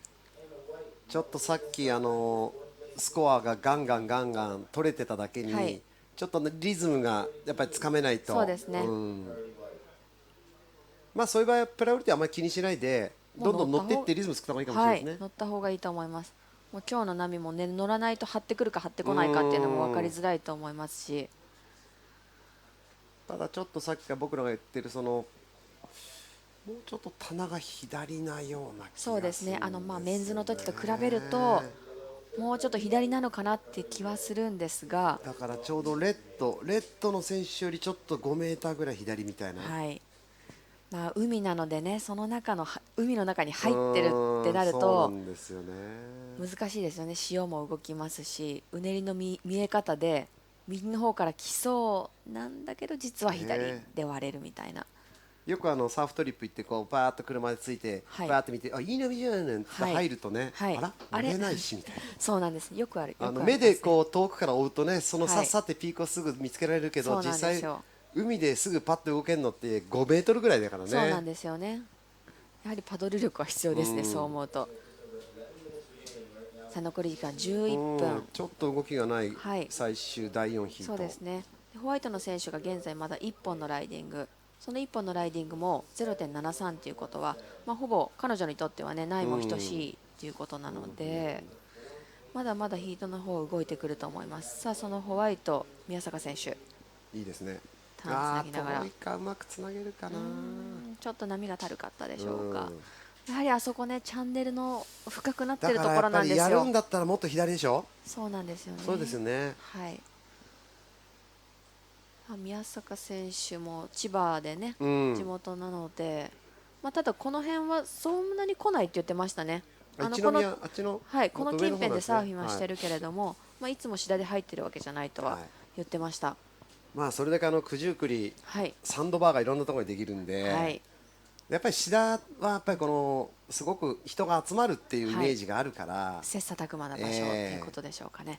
さあイエローどうですか。これセットアプローチかけて乗っていきます。いいですね。姫野選手。姫野選手もうまいですね。これつないでこい。惜しい。今乗りながら顔を拭いてましたね。余裕みたいな。やっぱり風が強いんですよこれ。さあ宮坂選手も乗ってきますが、これはショートライド。ちょっとこれレフト捨てた方がいいかな、なんかイメージ。そうですね。先ほど橋本選手がスコアをメイクしたので、それを見てもしくはそこのポジションに行ったっていうのもあるかもしれませんし、そうですね。さあこの辺りで各選手2本ずつ乗ってきているので、シチュエーションの方が出てきますね。そうですね。ラストイエローが出てからのはっきりするかな。そうですね。そうしましょう。残り時間は間もなく9分。ラストイエロー 2.50。現在第1のポジションにイエロー、そして第2のポジションにレッド、第3のポジションにブルー逆転に必要なスコアがわずか 1.45、そしてホワイト、宮坂選手逆転に必要なスコアわずか 1.85。 やっぱりイエローの姫野選手が少しキュッと頭出ましたかね。はい、さあそして正面では2名の選手が乗っています。来てましたね。はい、今ホワイトが画面に映ってたんですけれども、左の、レギュラー方向にはレッドの田代選手が乗っていました。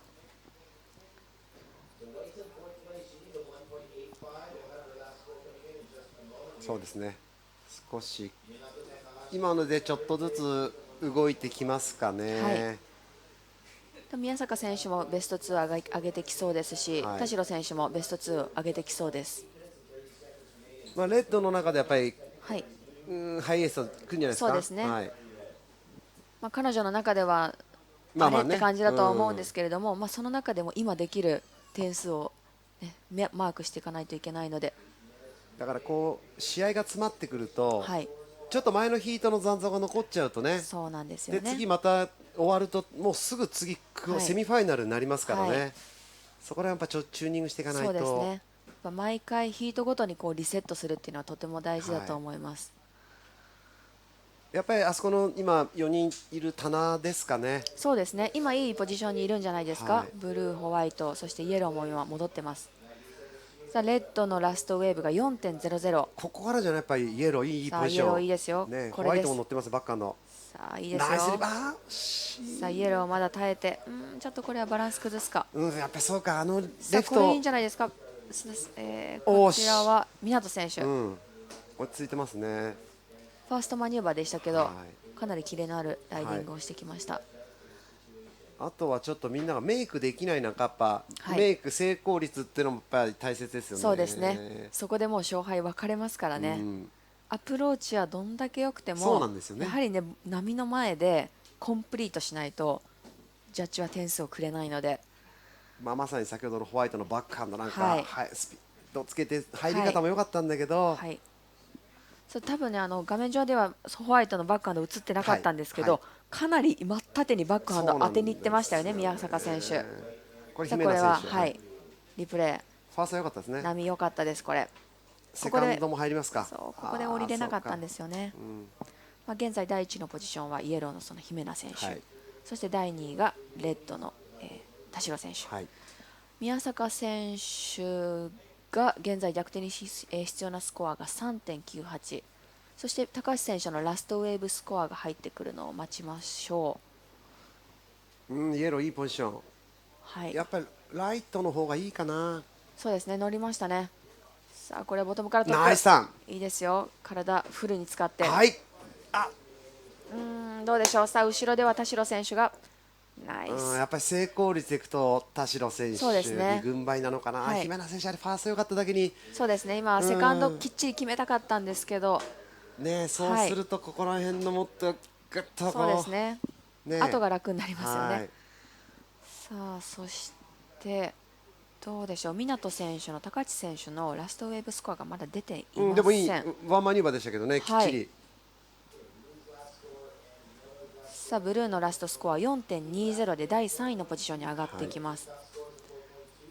そして、姫野選手のラストウェーブスコアも 3.27 でトータルスコア 8.10 上がりましたね。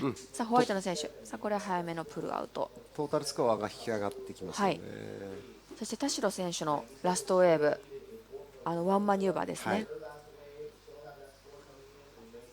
さあどうでしょう、姫野選手のラストウェーブもまだ入ってきていません。これ 4.11 を出すと1位のポジションに上がりますからね。シチュエーションの方まだね画面上まだまだ変わるので、どうでしょうか。残り時間はもう5分を切っています。まあそれだけシーソーゲームってことですよね。見てる方としてはとても面白いですね。さあ来ましたね、田代選手が現在第1位のポジションに。ラストウェーブは 4.73。やっぱりその姫野選手の 3.87 に対してワンマンニューバーだけど 4.73 ってのはこの成功率がね、そうですね、こういう差がぐっと出てくるんですよね、コンペティションは。このイエローの姫野選手のねこの先ほどの 3.87 で決めていたら、まだもしかするとファーストのポジションをキープしてたかもしれないですよね。さあそしてブルーの高橋選手、逆転に必要なスコアが 4.51。桃子選手ホワイト、逆転に必要なスコアは6点ジャスト。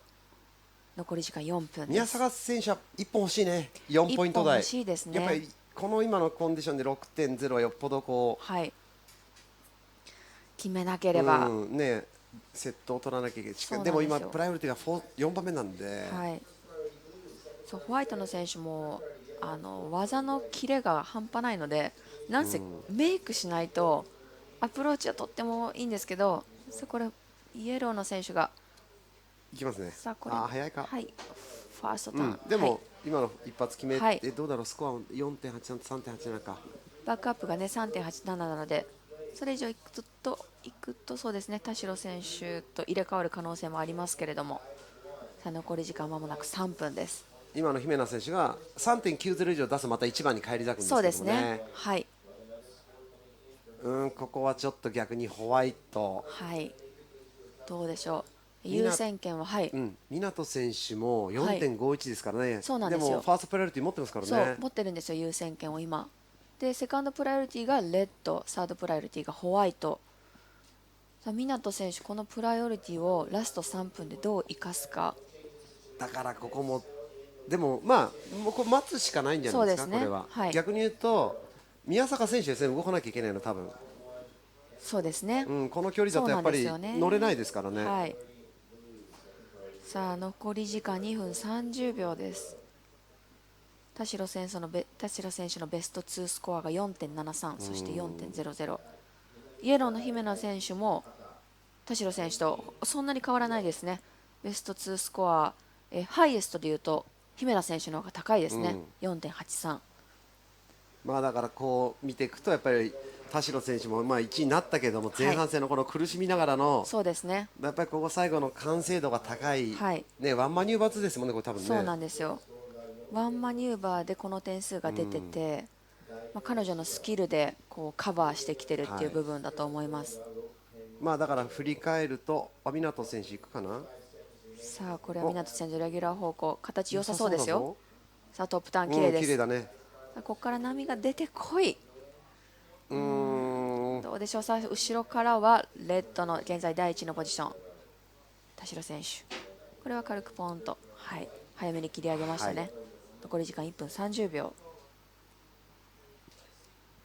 湊選手、今ので 2.40 以上いけばトータルスコアは上がるんですが、ただ逆転に必要なスコアは 4.51 です。ちょっと微妙なスコアだね。はい。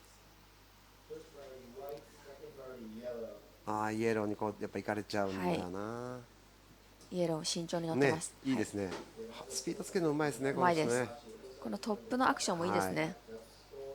さあインサイドまでつないでいきます。今2位のポジション、ここは逆に湊選手に差をつけたいところですもんね。そうです、はい、だからバックアップの 3.87 以上がどうかな、出るのかな。さあ逆転に6点必要なホワイトの選手は現在ファーストプライオリティを持っています、残り時間は間もなく30秒となってきていますね。さあ現在第1位はレッド、第2位がイエロー、第3位ブルー、4.51 必要、そしてホワイト逆転に6点必要。はい、湊選手の20秒切りました、スコア待ちかな。はい、もうセットは来ないでしょこれ。はい、そうですね、どうやら見えてないですよね。だからさあ10秒、はい、あとはブルーが 4.51 ラストライドで出るかどうか。はい、さあカウントダウン入ってます。さあクォーターファイナル、第4ヒート終了しました、はい、ブルーのラストウェーブスコアとイエローのラストウェーブスコア、はい、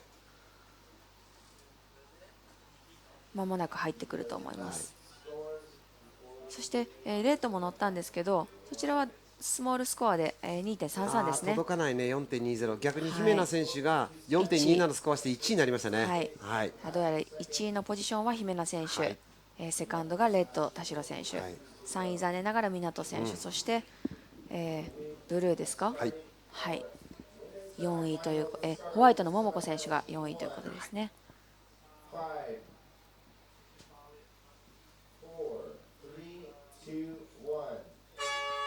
それでは続きましてウィーメンセミファイナル準決勝の第1ヒートが始まりました、はい、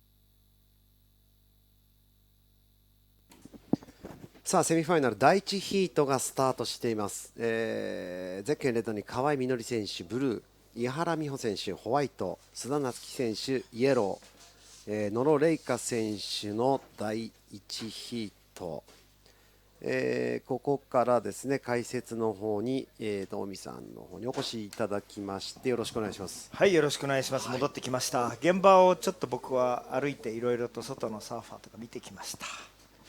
今までね前口さんとやってて、はい、ここ最近の女性のウィメンズクラスのやっぱりこう質がどんどん上がってきているというところで、今の前のヒートもデッドヒートだったんですけども、姫菜選手が逆転して1位通過ですね、はい、会場の方盛り上がってました、はい、彼女のサーフィン、もちろん全員がみんな応援してるんだと思うんですけど、はいはい、で田代渚選手を抑えてですから、なるほど、はい、面白い。やっぱり世代交代ですよね。2人ともまだ高校田代選手はもう田代さんは高校卒業したばかりだから今19歳ぐらいじゃないですか。はい、姫菜選手が逆に高校1年生とか、高校1、2年だと思います。そうですよね、はい、だから、はい、もうこれからさらに伸びしろがあるところですからね。そうですね、ジュニアワールド選手権チャンピオンシップとか、はい、その辺の代表を狙って彼女たち本気でやってくるだろうし、はい、すごく楽しみだと思いますよ。はい、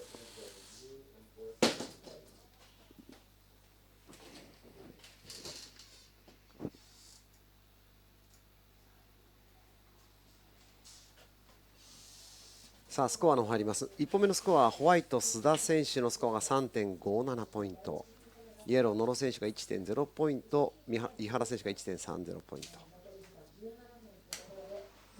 そうですね、河合みのり選手、そして井原美穂、夏木須田、レイカ野呂、ナイスリップ、大御所ばっかりじゃないですか面白いですね。はい、はい、若手もいるしベテランもいるしで中堅どころ、そうですね、もうワールドツアーに出て、クオリファインシリーズのねハイレベルスターを回っている野呂玲香選手の帰国しての、はい、参戦と、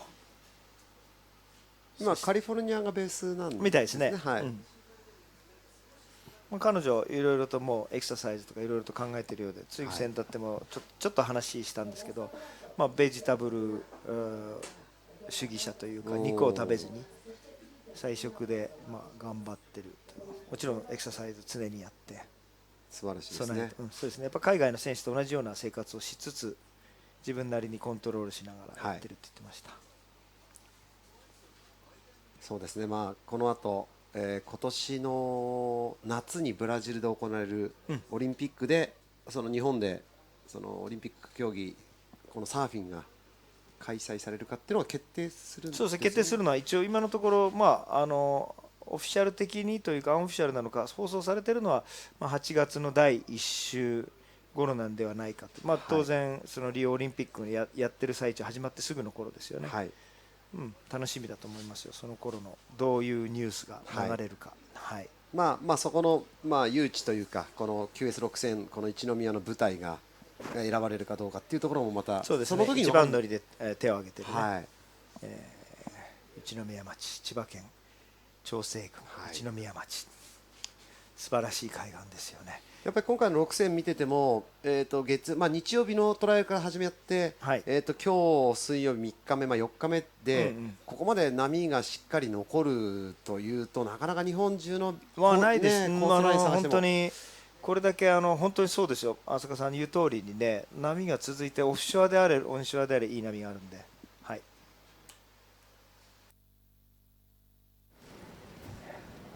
All right, I am winner here with the win of our last quarterfinal. Himena Suzuki, おめでとうございます。ありがとうございます。それもさっきもう一番知らなかったね。わからなかったです。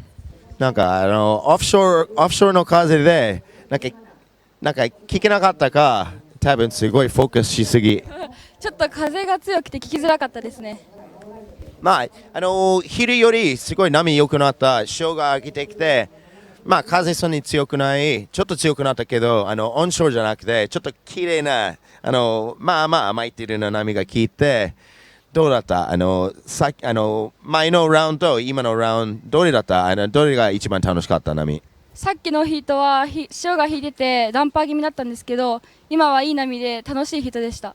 じゃあそれもうすぐセミファイナルに入る、多分この次かな。そしたら気が出らない。でも今潮が上がる、ちょっと良くなるかな。ちょっと楽しみにしてますか？そうですね、波もいいし、セミファイナルまで行けたらもう勝つしかないんで頑張ります。Alright, good job, Jimena. We'll see you surfing in just a couple minutes. セミファイナル頑張ってください。すみません。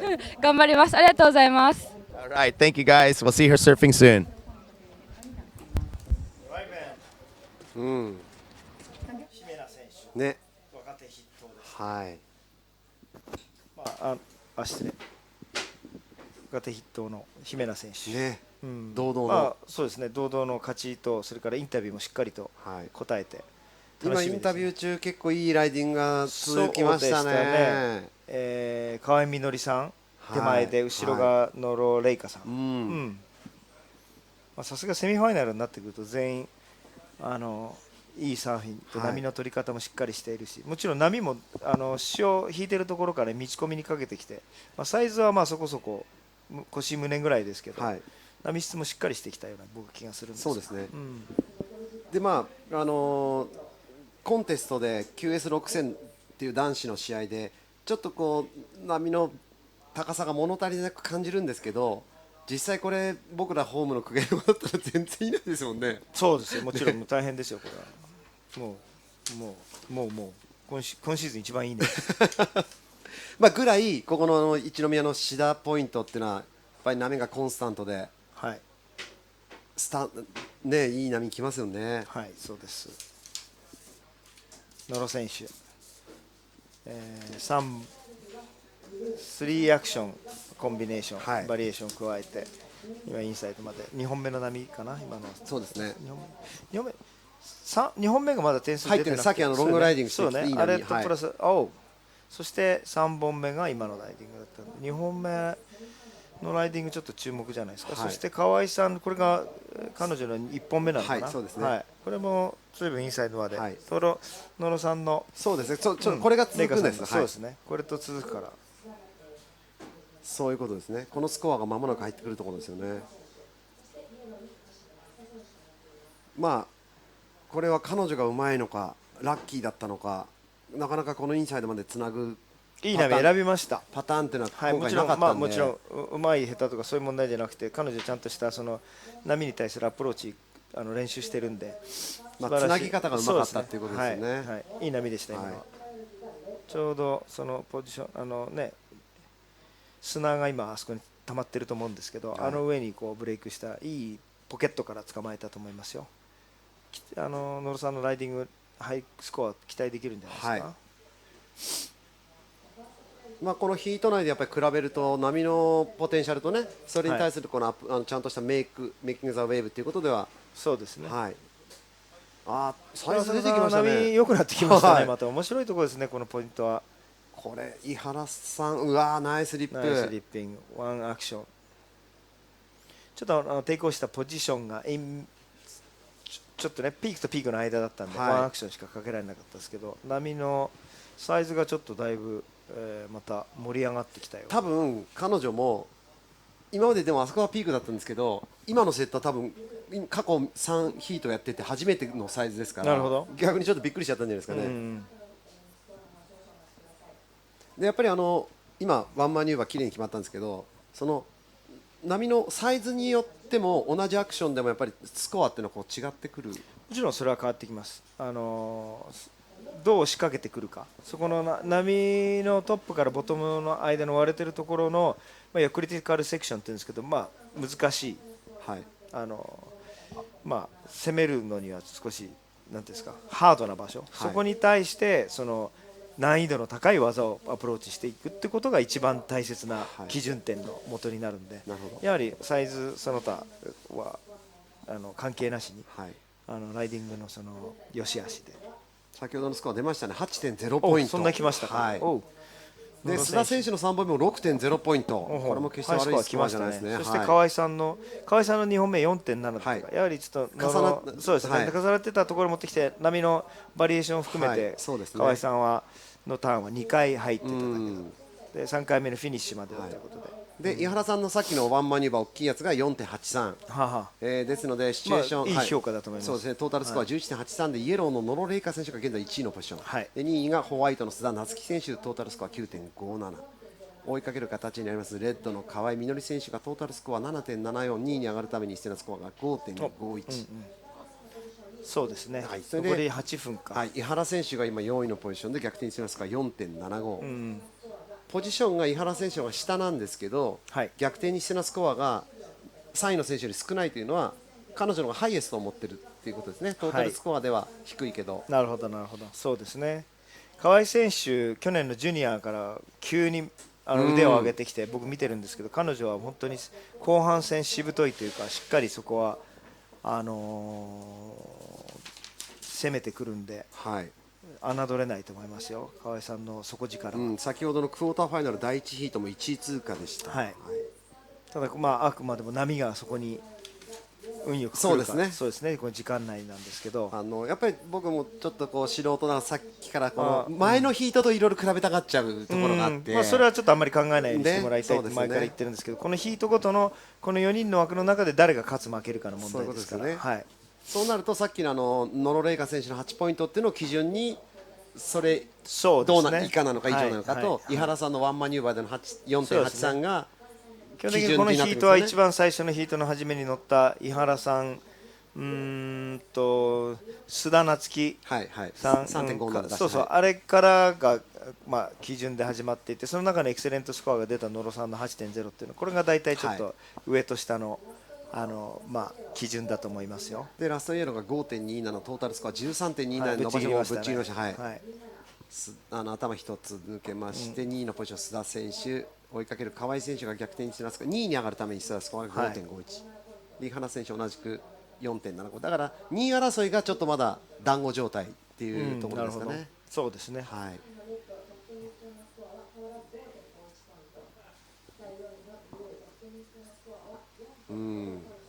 ちょっとあっという間に時間が経って残り6分30秒。今ファーストプライオリティが4位のポジションの井原選手持ってますんで、井原選手もどこにいるのかな。井原さんちょっと右側、そうですね、ブルーですね。それでセカンドプライオリティがレッド、そうですね、今動かない状態で、サードプライオリティがイエローの4番目がホワイトと、そうですね。ここは井原さんが6分あればもう2回ぐらいセットのチャンスがあるんで、ここはじっくり待って自分に必要なスコアを塗り替えていくってことが大事ですね。今のこのプライオリティは大切にしたいですね。この時間帯重要ですよ。そうですね、非常に重要な時間帯です。残り時間あと6分なんでね。ちょうど今このインサイド見えてるこのところに潮が乗ってきて難しいところなんですよね、あれ。そうですね。井原さん、今夏樹さん、須田さん、シチュエーションはすみません、プライオリティは動いてないです。今もともと4人目のプライオリティでした。なるほど。だからあれは正解なんですよね。そうですね。プライオリティが4番目だから手前でどんどん乗ってって、でも今2位のポジションだからね、3.57 以上の、ただ今一番持ってないところだから、他の選手が乗る前に1回仕掛けておいて乗っとくっていうのも手ですけどね。それで待つ、そうすれば乗ったところですぐに沖に出ていけば3番目のプライオリティが取れるんで、早い段階で仕掛けた方がいいんではなかろうかと。そうですね。残り時間あと5分。だいぶポジションも奥になった。井原さんこれ乗らないとなくしましたね。ホワイトアップ逆に、ナイスリップ、セカンドフローター、須田夏樹選手良かったですね。ブルーレッド早いかな、合わせられない。そうですね。今須田夏樹選手の1本アクション、これはきっとセカンドスコア塗り替えてくると思います。僕は 3.57 は上回ってくるんじゃないかと。と思います。そうなると3位4位が逆転2位に上がるために必要なスコアがさらに開いてくるんですよね。ここは冷静に、次に沖に出て、今イエローがファーストプライオリティ、現在1位のポジションノロ選手がファーストプライオリティ、ですね。そしてブルーで今レッドがラインナップポジション戻ったの、あ、違いますね。またどっちが先なんだろう。レッドがセカンドだ。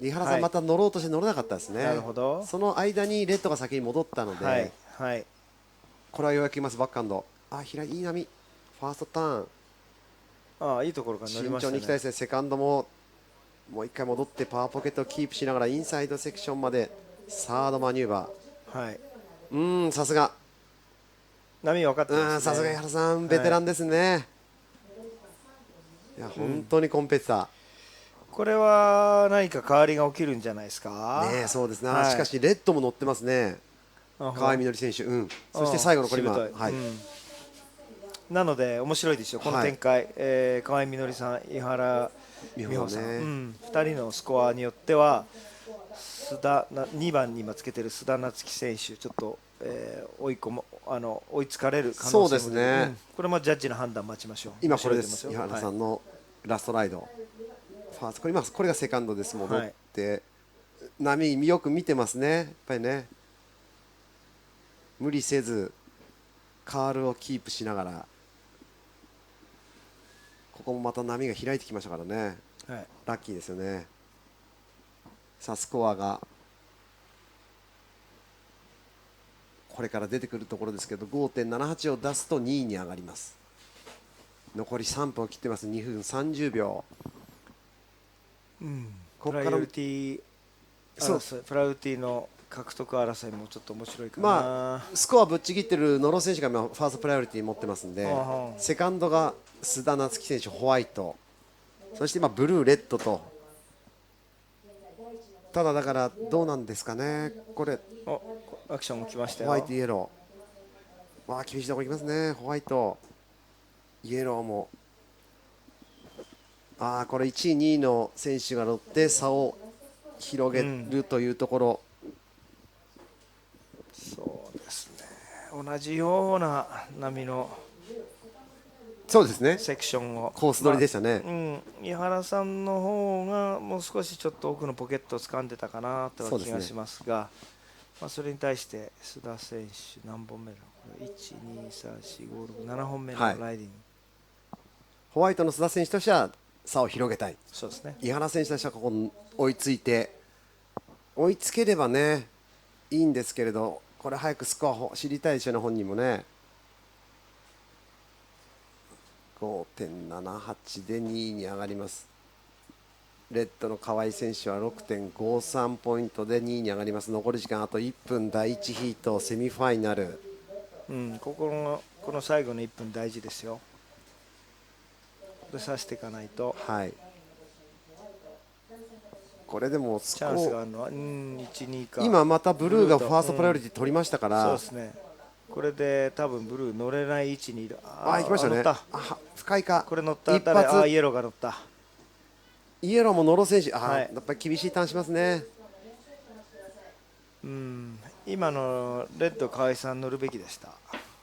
そうですね、残り時間見るともう30秒ですもんね。あそこいい場所にいいポジションにいたんで。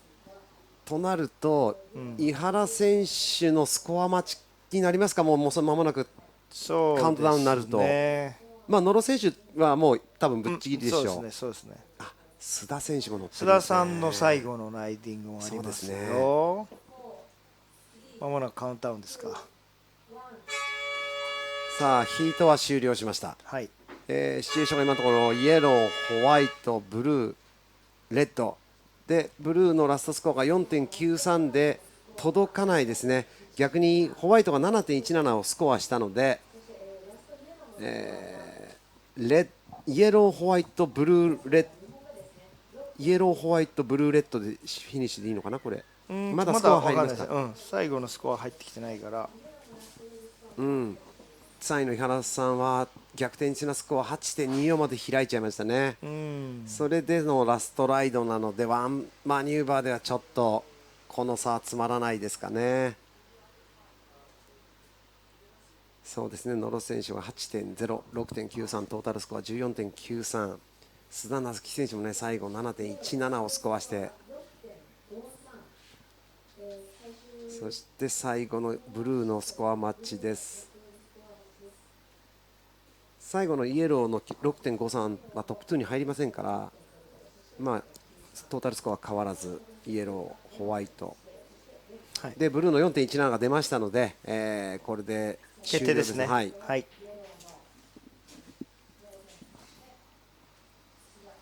須田夏樹さん逃げ切りました。そうですね、はい、まあ、見事な試合プレーだと思います。はい、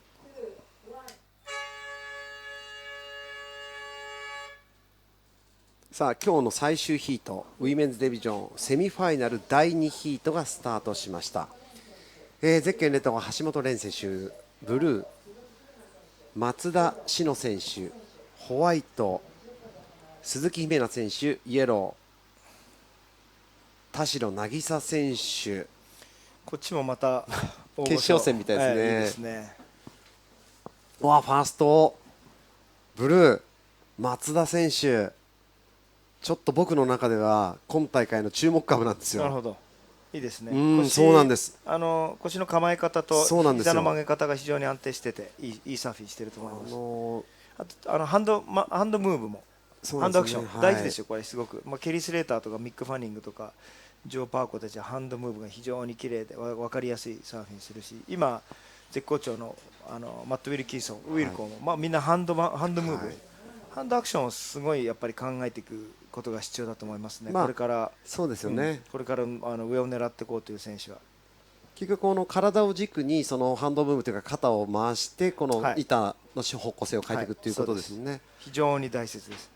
アイススケートなんかでもそうですけど、バランススポーツは絶対この体の中にくっついているこの重たい手の動きによってどれだけなんていうんですか、バランス平衡感覚が変わるっていうのはもう分かりきっていることですから。オリンピックゲームの体操あるじゃないですか、平均台、もちろん全てハンドムーブじゃないですか、だからそれをみんな見習ってやっぱり他のスポーツを研究するべきですね、サーフィン。オープニングウェーブ、8.17 が出ました。ブルー最初から、もう間違いなくあれはジャッジ見てますよ。マニューバリティの使い方、それからバラエティコンビネーション、正直言っても最高にうまく掴んでるんじゃないですか。橋本蓮選手、この選手もなかなかいいですね。彼女も今オーストラリアでトレーナーをつけて修行中ということで、このコンテストのために帰国した。彼女のサーフィンはね、もう小さい頃から、注目の的で、そして白がこれは誰ですか、姫奈鈴木さん。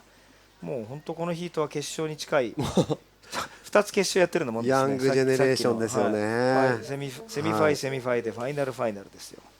見てる方は見応えありますよね。それぐらい日本の女子のサーフィンこれからもうどんどんレベル上がってくるんじゃないですか。もう誰が勝ってもそうつけがたいって。コーツですね、間違えました。コーツつけがたい。先ほどまで解説に入っていた前口さん、彼女がまたここら辺のジェネレーションの先駆者って言ってもそうですね、彼女が育てたサーファー何人かいるんじゃないですか。特に橋本蓮選手が若い頃ね、一緒にやっていたっていうことなので、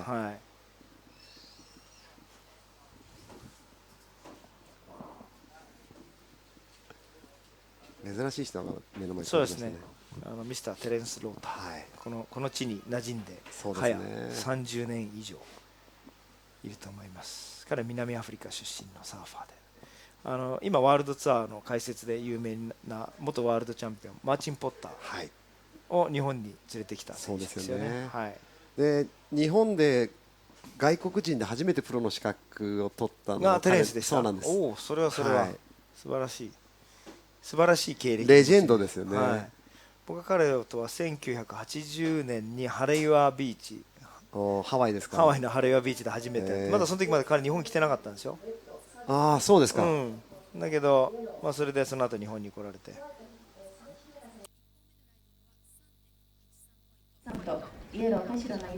Hi, I'm here with Reika Noro, the winner of our first women's semi-final. Reika, your quarter-final, you got through, you surfed okay.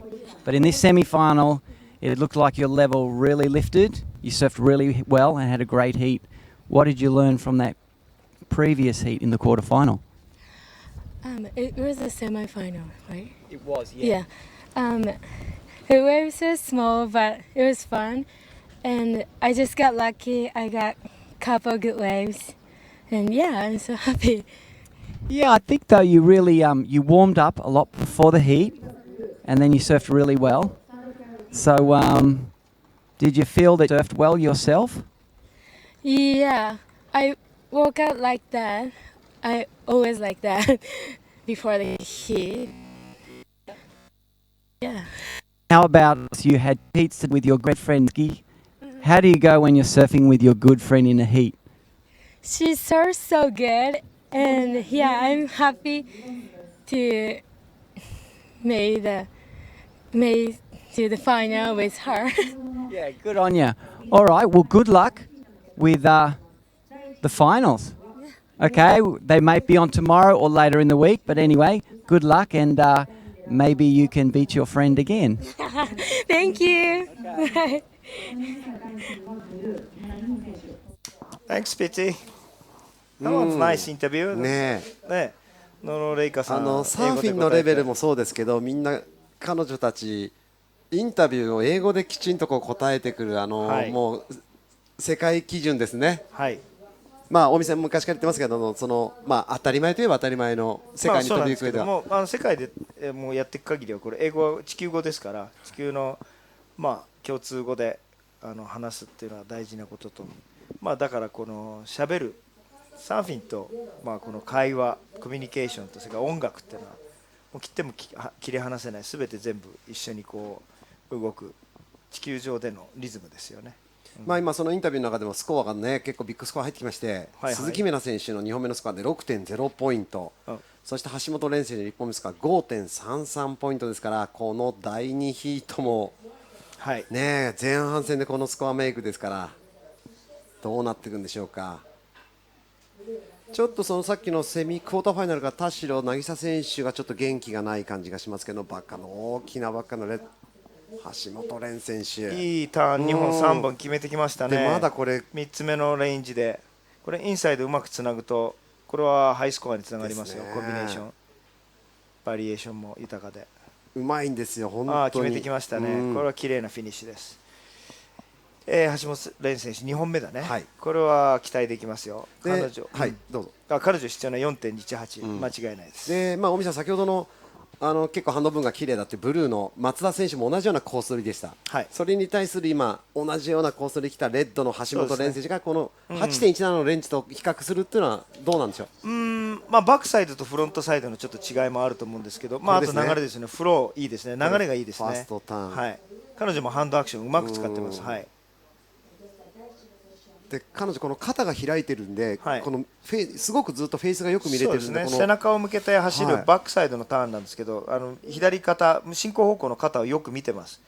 首の角度、目の角度がいいんで、やはりバックサイドはそこが命なので。そうですね。だから、本当はバックサイドが難しいんですよね。そうですね。ただしあそこで肩がちゃんと入って腰と肩が回って肩の部分に首が曲がってるってことでレールが入りやすくなる。これは偶然なのか 8.17 同じスコアです。ああ素晴らしい、なるほどなるほど、おみさんこのスコアリングっていうのは、5名のパネル、そうです。5人のパネルがいて、今この場合、まあ最高スコアが 9.0 が出てて、一番低いのが 8.0、まあこの2つがカットされて 8.5、8.0 の平均点ですよね。これがまあ最終的な問題で、だからでまあ片や1本目に 8.17 を出した松田選手の場合は最高得点が 8.8 なんですけど、その一番低いのが 7.5、お互いに 8.5、8.8、8.5、まあ偶然です。これ平均点がここまで合ってしまうの。どっちかというとブルーの松田選手の方がばらつきがあったってことですね、ジャッジの間で。そうですね。でもこれもね、すごいですね。はい。面白い展開になってきました。まあでもこの2人かなりぶっちぎっちゃいましたね。で、まあでも松田彼女3本目のスコア 7点きたから、ハイスコアレンジ2本きました。トータルスコアこれは15.17 2桁台が一気に出たんで、松田詩野選手一気に上にのし上がりましたね。ファイナル進出にちょっと王手かけてきたけど、まあでも今残り時間まだ10分で中盤戦なんでね、まだ後半戦あるからどういう風に変わってくるかまだまだ分かんないですよ。で僕もちょっとウィメンズディビジョンの試合は結構久しぶりなんですけれども、この松田選手って結構新星ですよ。ですよね。このまだ中学生だと思いますよ。去年ぐらいに、河合みのりさん、彼女中学生で、うわすごいプロが出てきたと思ったんだけど、またさらに年が若くなって、その下の年齢層とか、まあ1個2個の差だと思うんですけど、その下が出てきたという、もうとにかくジャパンサーフィンのウーメン使いどんどんすごいですよね。若返り化ですごいことになってます。今その後ろイエローの田代選手が2回目のねハードアタックしたんですけど、ちょっと渚選手焦りが出、ちょっとなんかその前のヒートからかけ違ってきたかね、本当はものすごい実力ある選手なんですけども、早い段階で1本決めてほしいな。そうですね、やっぱそこ焦り出ちゃいけないですよね。前半これ20分の試合なんで、前半がそうですね6分7分台ぐらいで、7分ぐらいの間にやっぱり各選手高いポイント出していきたいと思うんですけど、しかしそこで出せなくても、これプライオリティ性もあるんで、後半ちょっ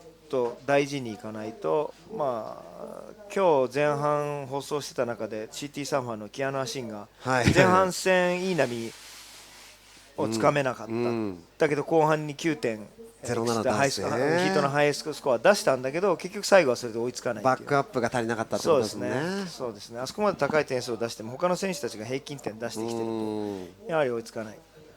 これもサーフィンのゲームの面白いところですね。見てるうちにだんだん慣れてくるんでね。ちょっとメンタル面でいくと、これちょっと海ではないところで田代選手とちょっと会話する機会があったんですけども、やっぱりちょっと最近この集中しきれないところがあるみたいなところを言ってたのが、もしかするとこういうところなのかな。本人はちょっと理解をしているのかもしれないし、たまたまなのか。サーフィンって本当にメンタル的な部分が非常に強いスポーツで、やはりそこで自信がある時と自信がない時ですごいサーフィンって変わってくるんですよ。だから一つ前のヒートで素晴らしいパフォーマンスを見せたと思ったら、次のヒートで突然自分の思い通りのサーフィンができないっていうことになるんで、もちろん全てのスポーツでそれは共通するんですけど、昨日もちょっとゴルフに例えましたけど、乗ってる時はねパッティングも力強くいけるけど、なんか自信がない、迷ったりすると弱い、ショートしちゃうとかいろいろとあるんで、全くそこにすごい似たようなものがあるんで、僕の中で今このね本当にブルーの松田選手がリズムがどんどん上がってきてる気がするんですよね。なるほど、面白いですね。ちょうど今大会の今の試合がちょうどレフトがセットが入るとちょうどいい波が来るところでフロントハンドではまったのかもしれないんですけども、いや本当にね前のヒートからリズムがどんどん上がってきて、さっきもこれ1位通過だったんじゃないかな。それがもし本人にコントロールしながら決勝に向けて自分の一番ピークを持ってってるとしたら相当な選手ですよ。ちょっと僕はまだ彼女どんな人かお話ししたことないんですけど、それがちゃんと考えられてできてるとしたら、今後、このツアーの中で恐ろしいコンペティターだと思いますよ。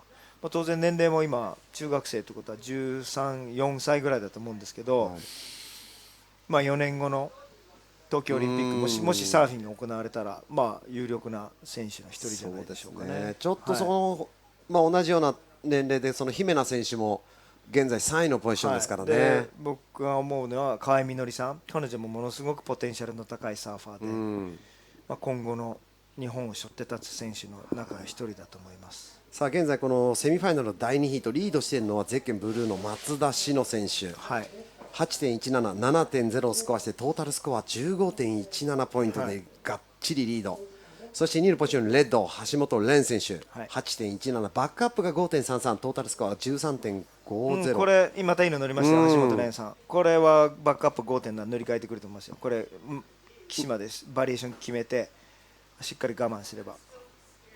ちょっと今インサイドちょっと波はさっきの8点の波に比べると少し波の質良くなかったけど、でも今多分リプレイ出るといいんですけど、彼女の今ファーストターン一番今日の彼女のライディングの中で一番いいファーストターン出たと思いますけどね。バックサイド一つのターンを切り取れば、僕がよく最近流行らせようとしているマネーターンですね、出てくるんです。海外じゃ普通に言うことなんですけど、ごめんなさい、ホワイト来ましたね。ホワイトイエロー、プライオリティは白が持ってる。でもまあイエローそうですね、距離が、はい、これで渚選手がようやくちょっとリズムがつかめるといいんですけど、まだ 2.10、1.37 しか持ってませんからね。そうですね。ただ残り時間があと5分30秒。いや5分は十分ありますよ。で、尾身さん、そのマネーターンというのはどういう解釈するんでしょうか。そのワンアクションでその一本一本の波に乗った時にまあ数回ターンができるんですけど、その1個のターンアクションでもう間違いなくその1本で次のラウンドに上がる、またしては優勝するぐらい、その一発のアクションに対して金がかかってくる。賞金という意味でいいですか。そうですね、そのターンによっても料金変わってくるみたいな課金制の、そこのターンに対して外国人はみんなあれはもうなんて言ったらいいのか、すげえとかワオとか言わないし、もうジャストマネーターンです。金かかってますねって言うです。わかりやすいですね。そうですね。でもそういうことですもんね。プロのインターナショナルサーフィンの中で普通にあとチェックターンとかいろいろあったんですけど、何にもしてないでちょろちょろと、まあ、日本語で言うとアップスンダウンとかアップスとかいうあんですけど、あれはもうチェックターンって、まあつなぎってほことですね。とんど点数にならない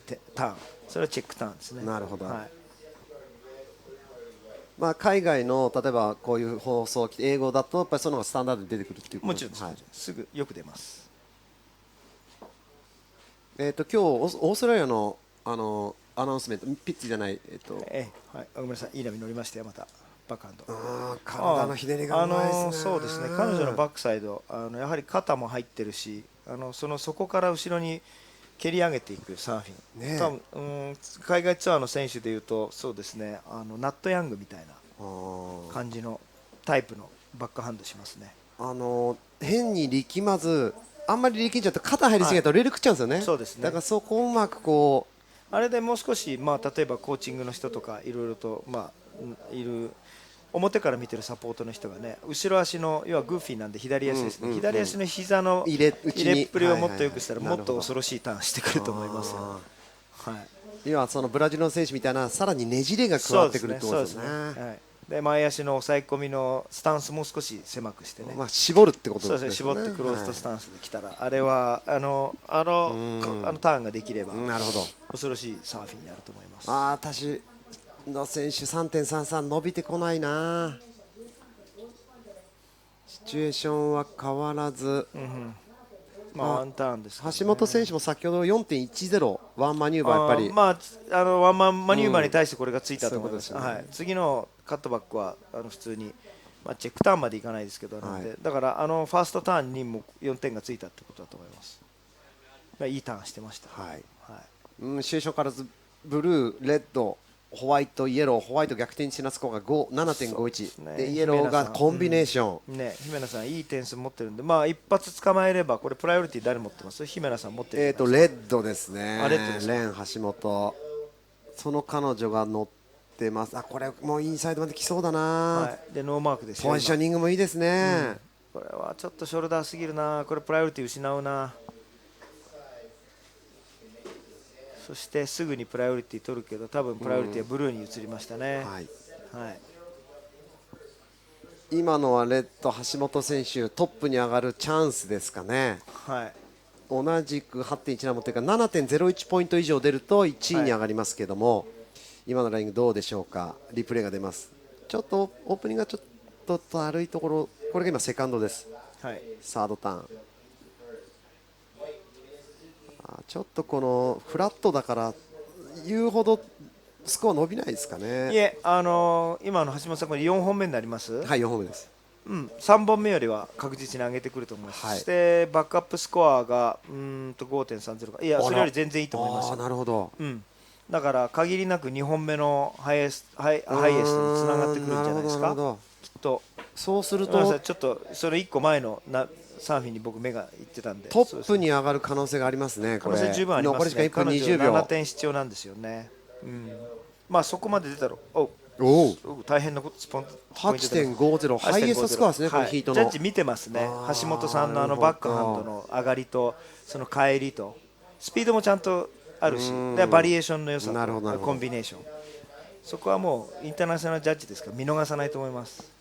これでレッドの橋本蓮選手がトップに上がりまして、2位のポジションにブルーの松田志乃選手、1位に上がるために必要なスコアが 8.50、そして姫野選手追い込まれましたね。逆転してのスコア 9.17、これ最後のラストチャンスじゃないですか。あと40秒あるからどれぐらいの波に乗るのか。で渚がコンビネーションか。どうですかね、まだあと30秒あるんで一発乗れば、はい、でプライオリティがブルーとホワイト、だから姫野選手セットが入ればチャンスですが、ちょっと右に逃げていくとレギュラーはフェイスが張ってこないんだよな。20秒ラストチャンスですね。来ましたね。でもね、これどうでしょう、アクション間に合うでしょう。ブルーはこれは乗り切れない位置にいますね。これうまく捕まえればラストチャンスです。ラストチャンス、さあ行け。これ大事にしたいですね。開いてくるか。パンピングして諦めませんけど、ここでタイムアップ。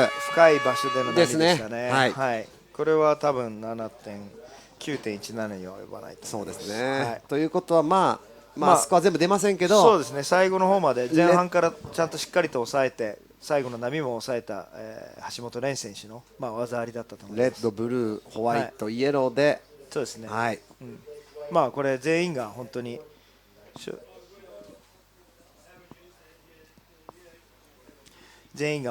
次の、4年後に向けて非常にすごい選手だと思います。で明日のファーストコールが、7時半ということで、明日も応援をよろしくお願いいたします。大見さん、ありがとうございました。ありがとうございました。楽しかったです。素晴らしいサーフィン見せてもらってどうもありがとう。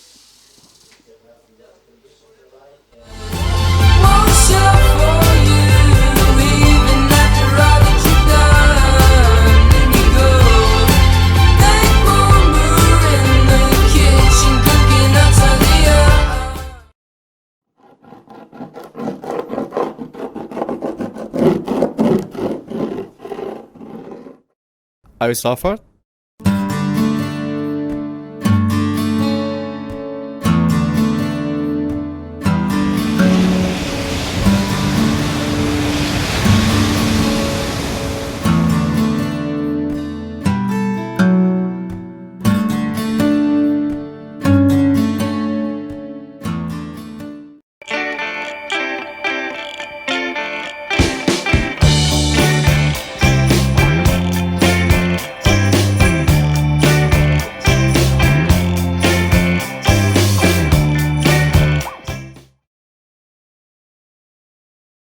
Are you suffered?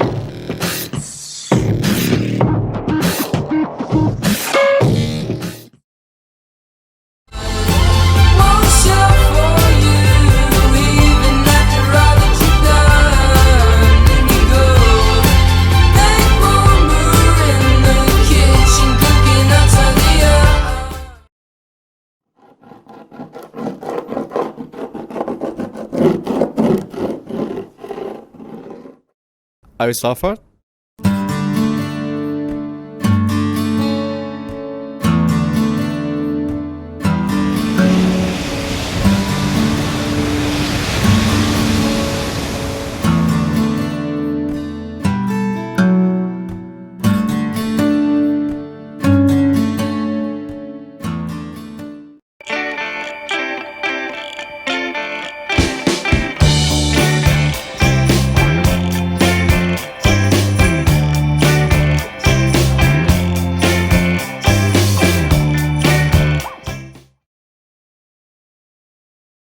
Are you suffered?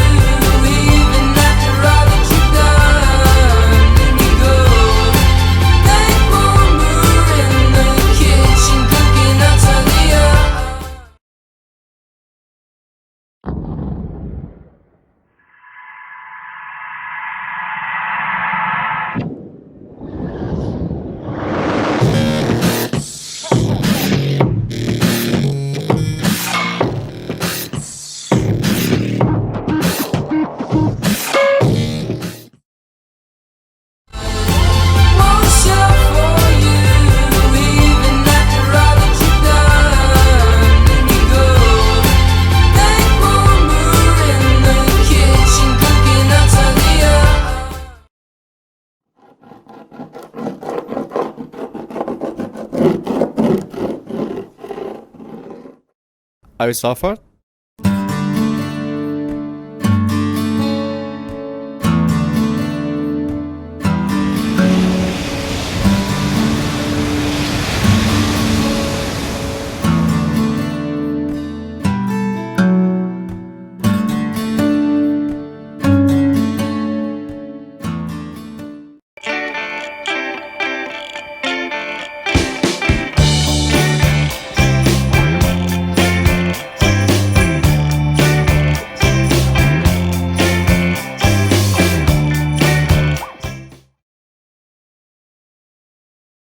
Are you suffered?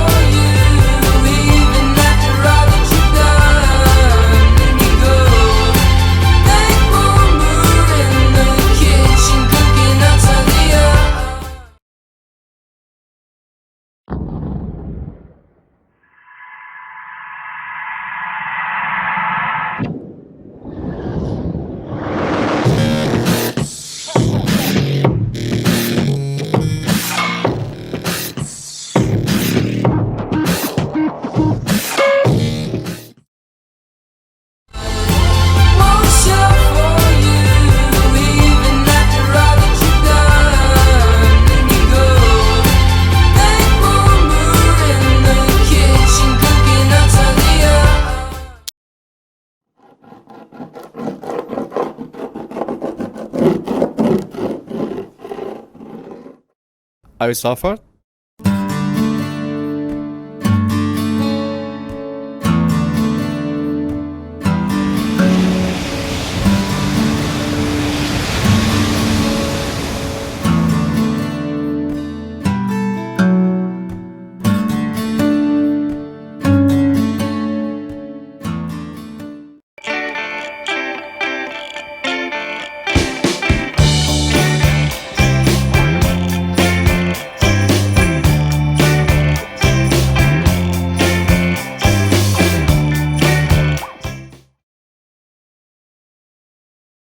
Are you suffered?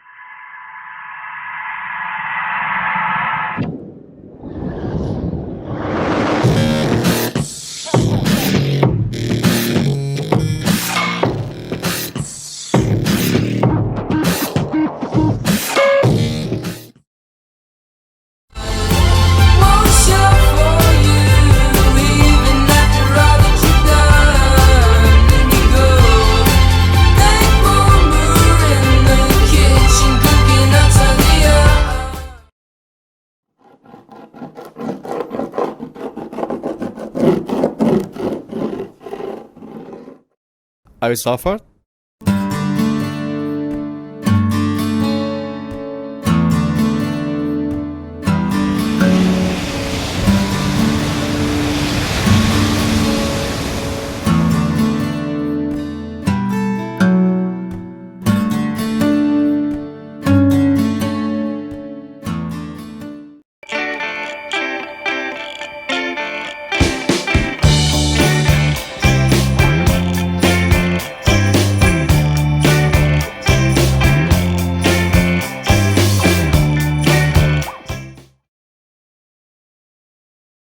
Are you suffered?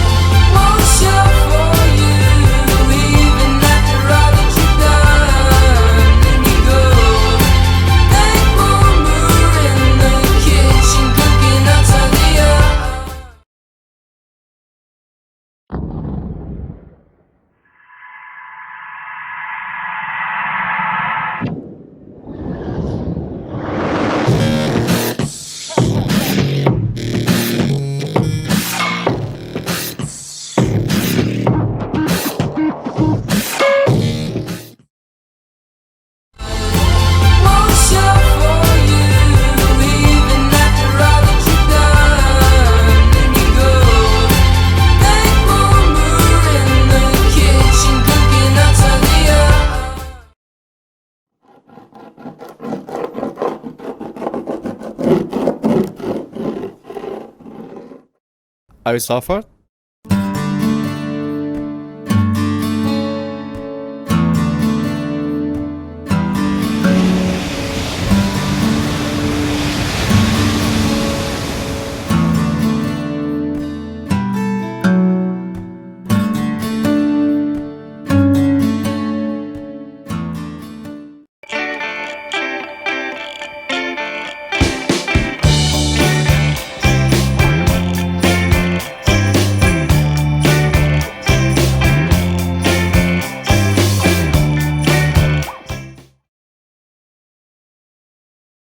Are you suffered?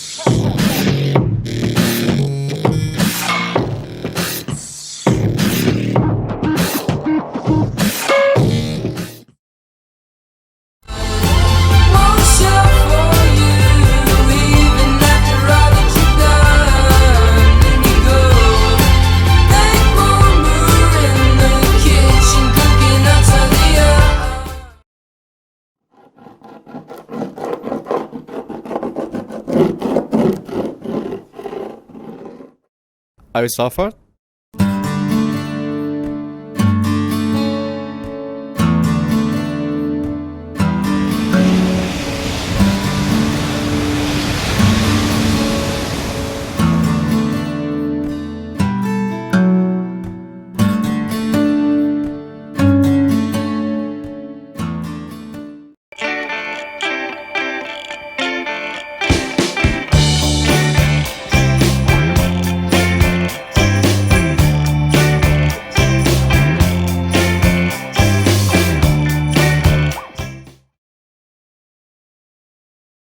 Are you suffered?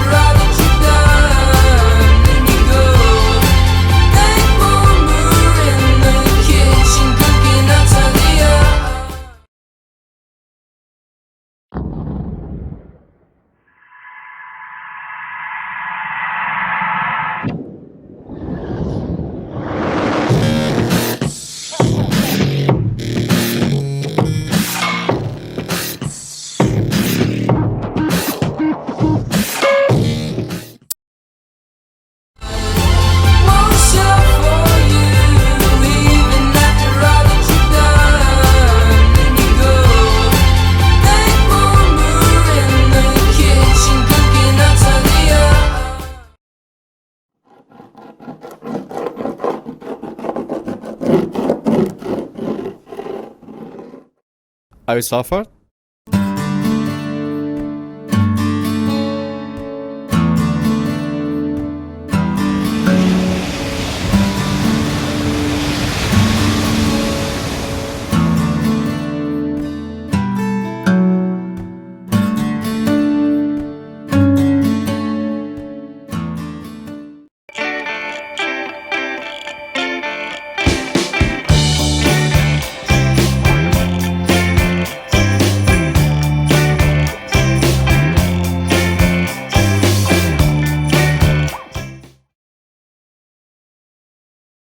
Are you suffered?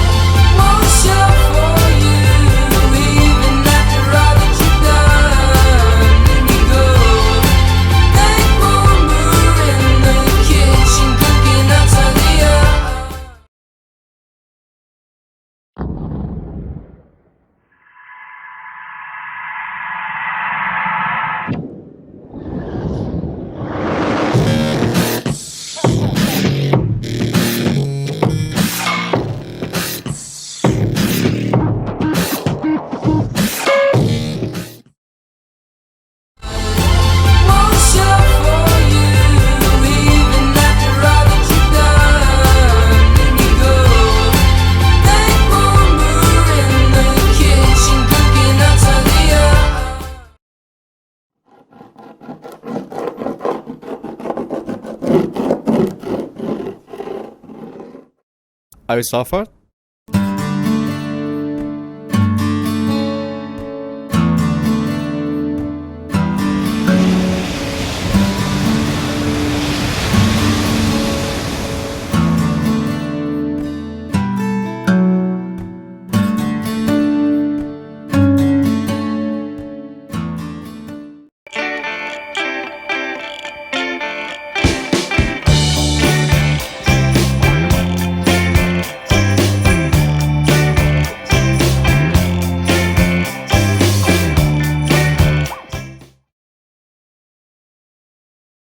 Are you suffered?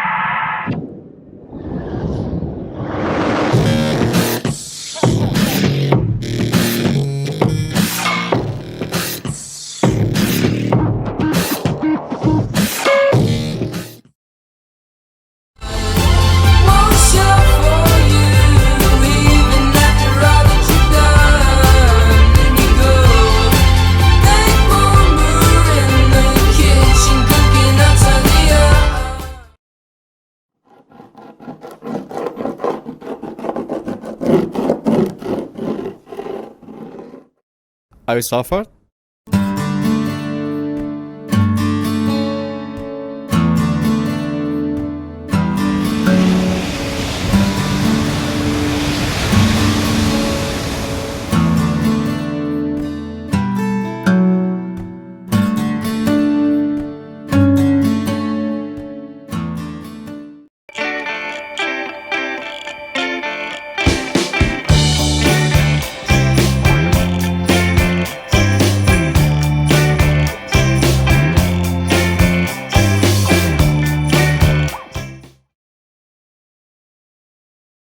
Are you suffered?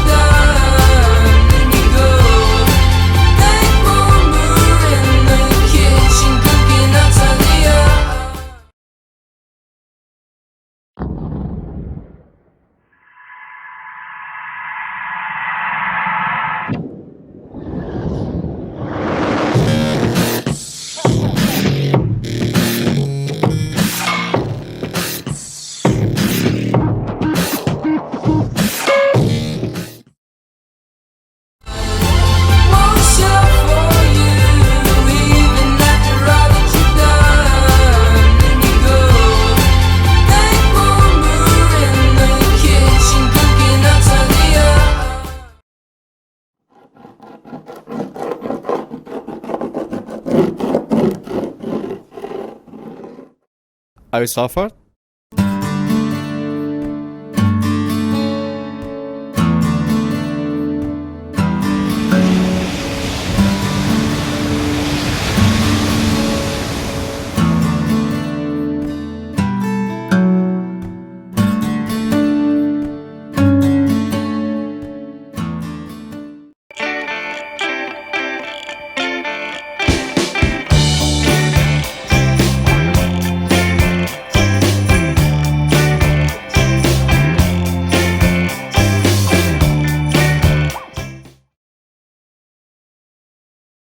Are you suffered?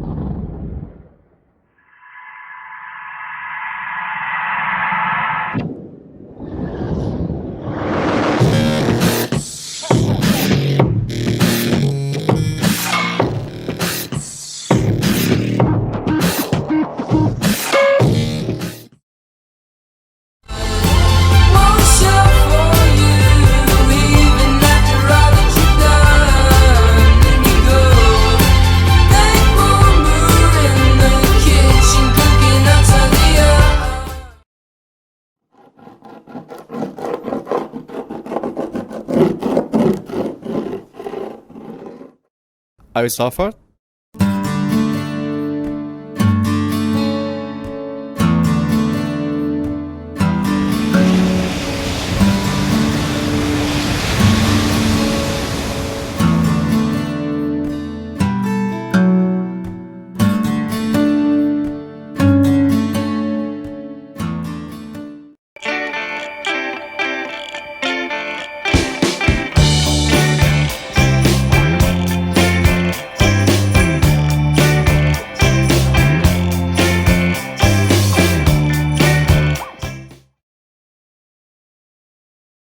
I suffer.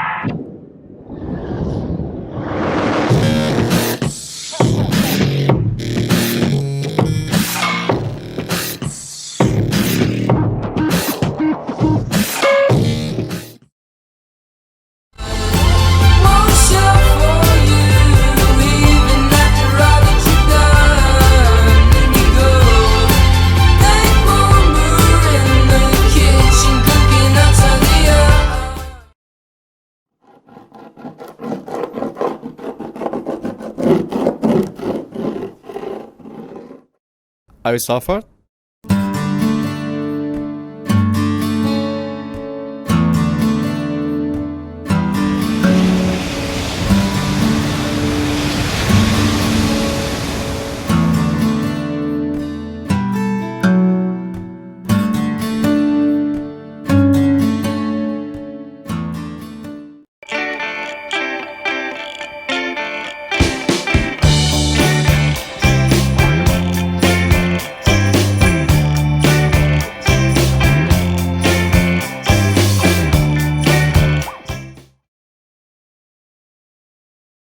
I suffer.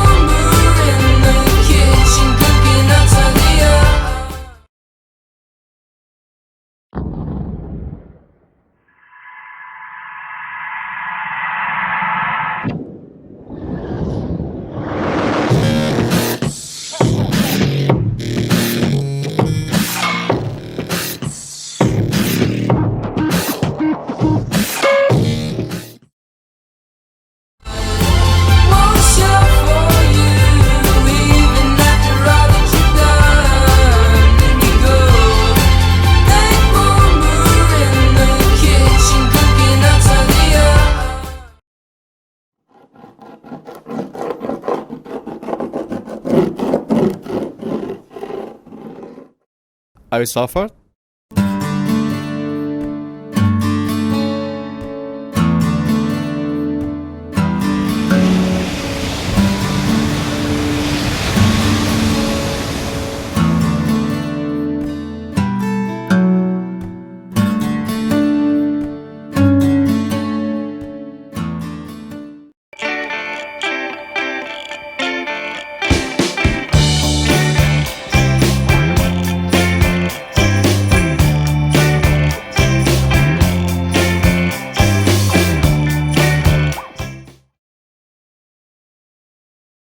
I suffer.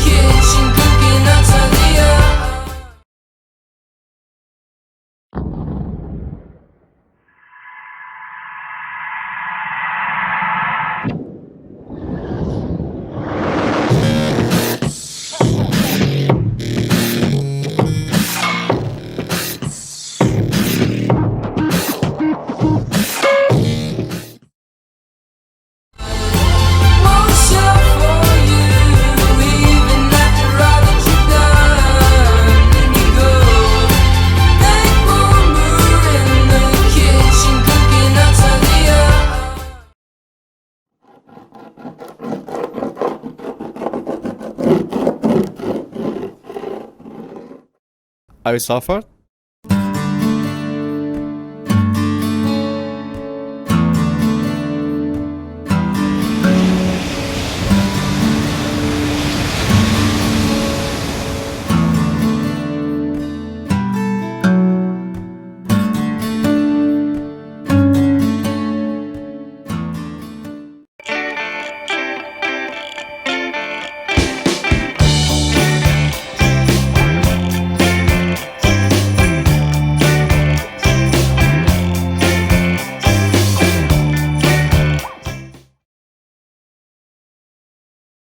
Are you suffered?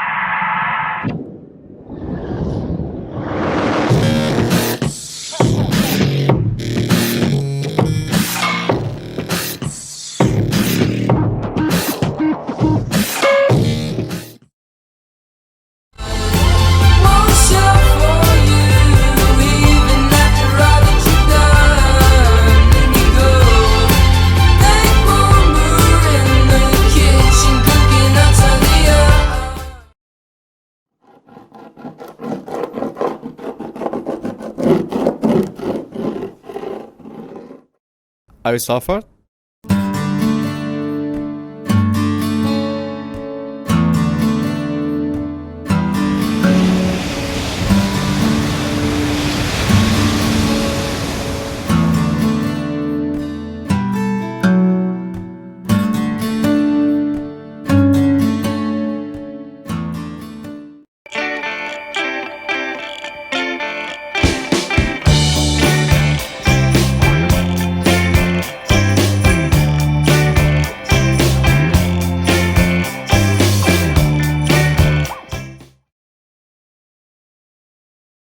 Are you suffered?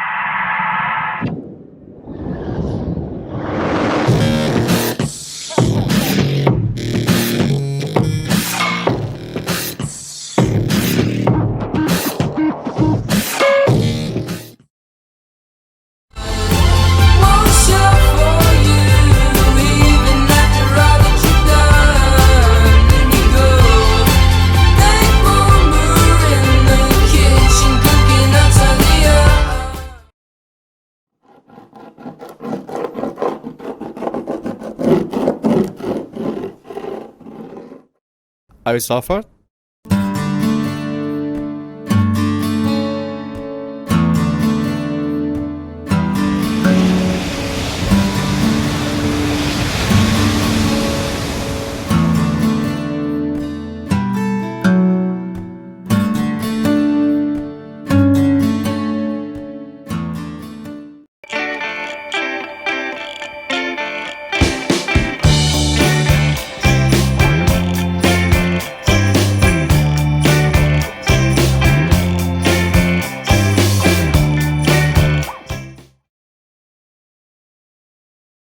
Are you suffered?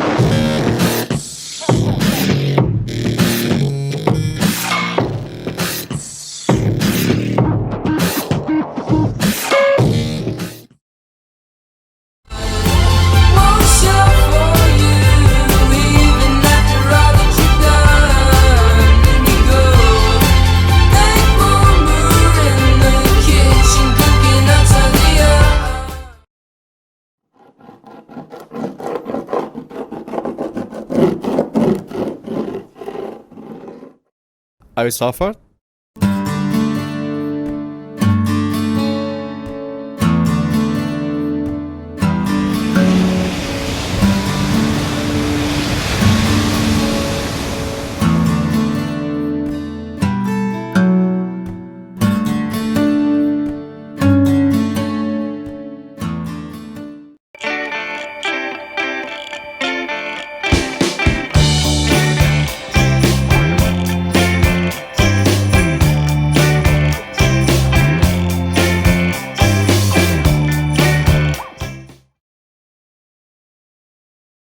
Are you suffered?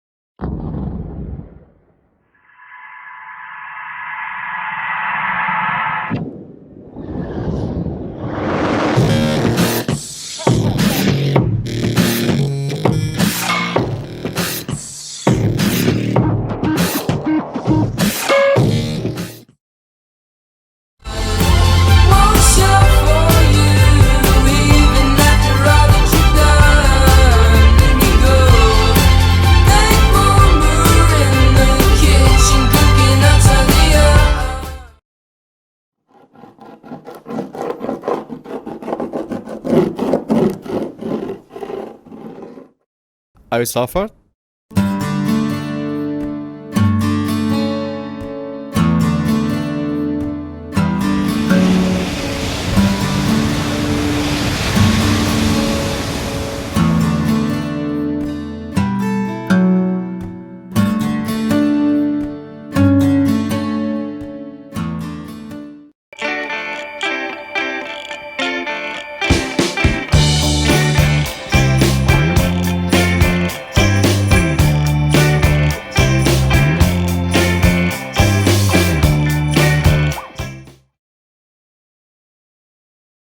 Are you suffered?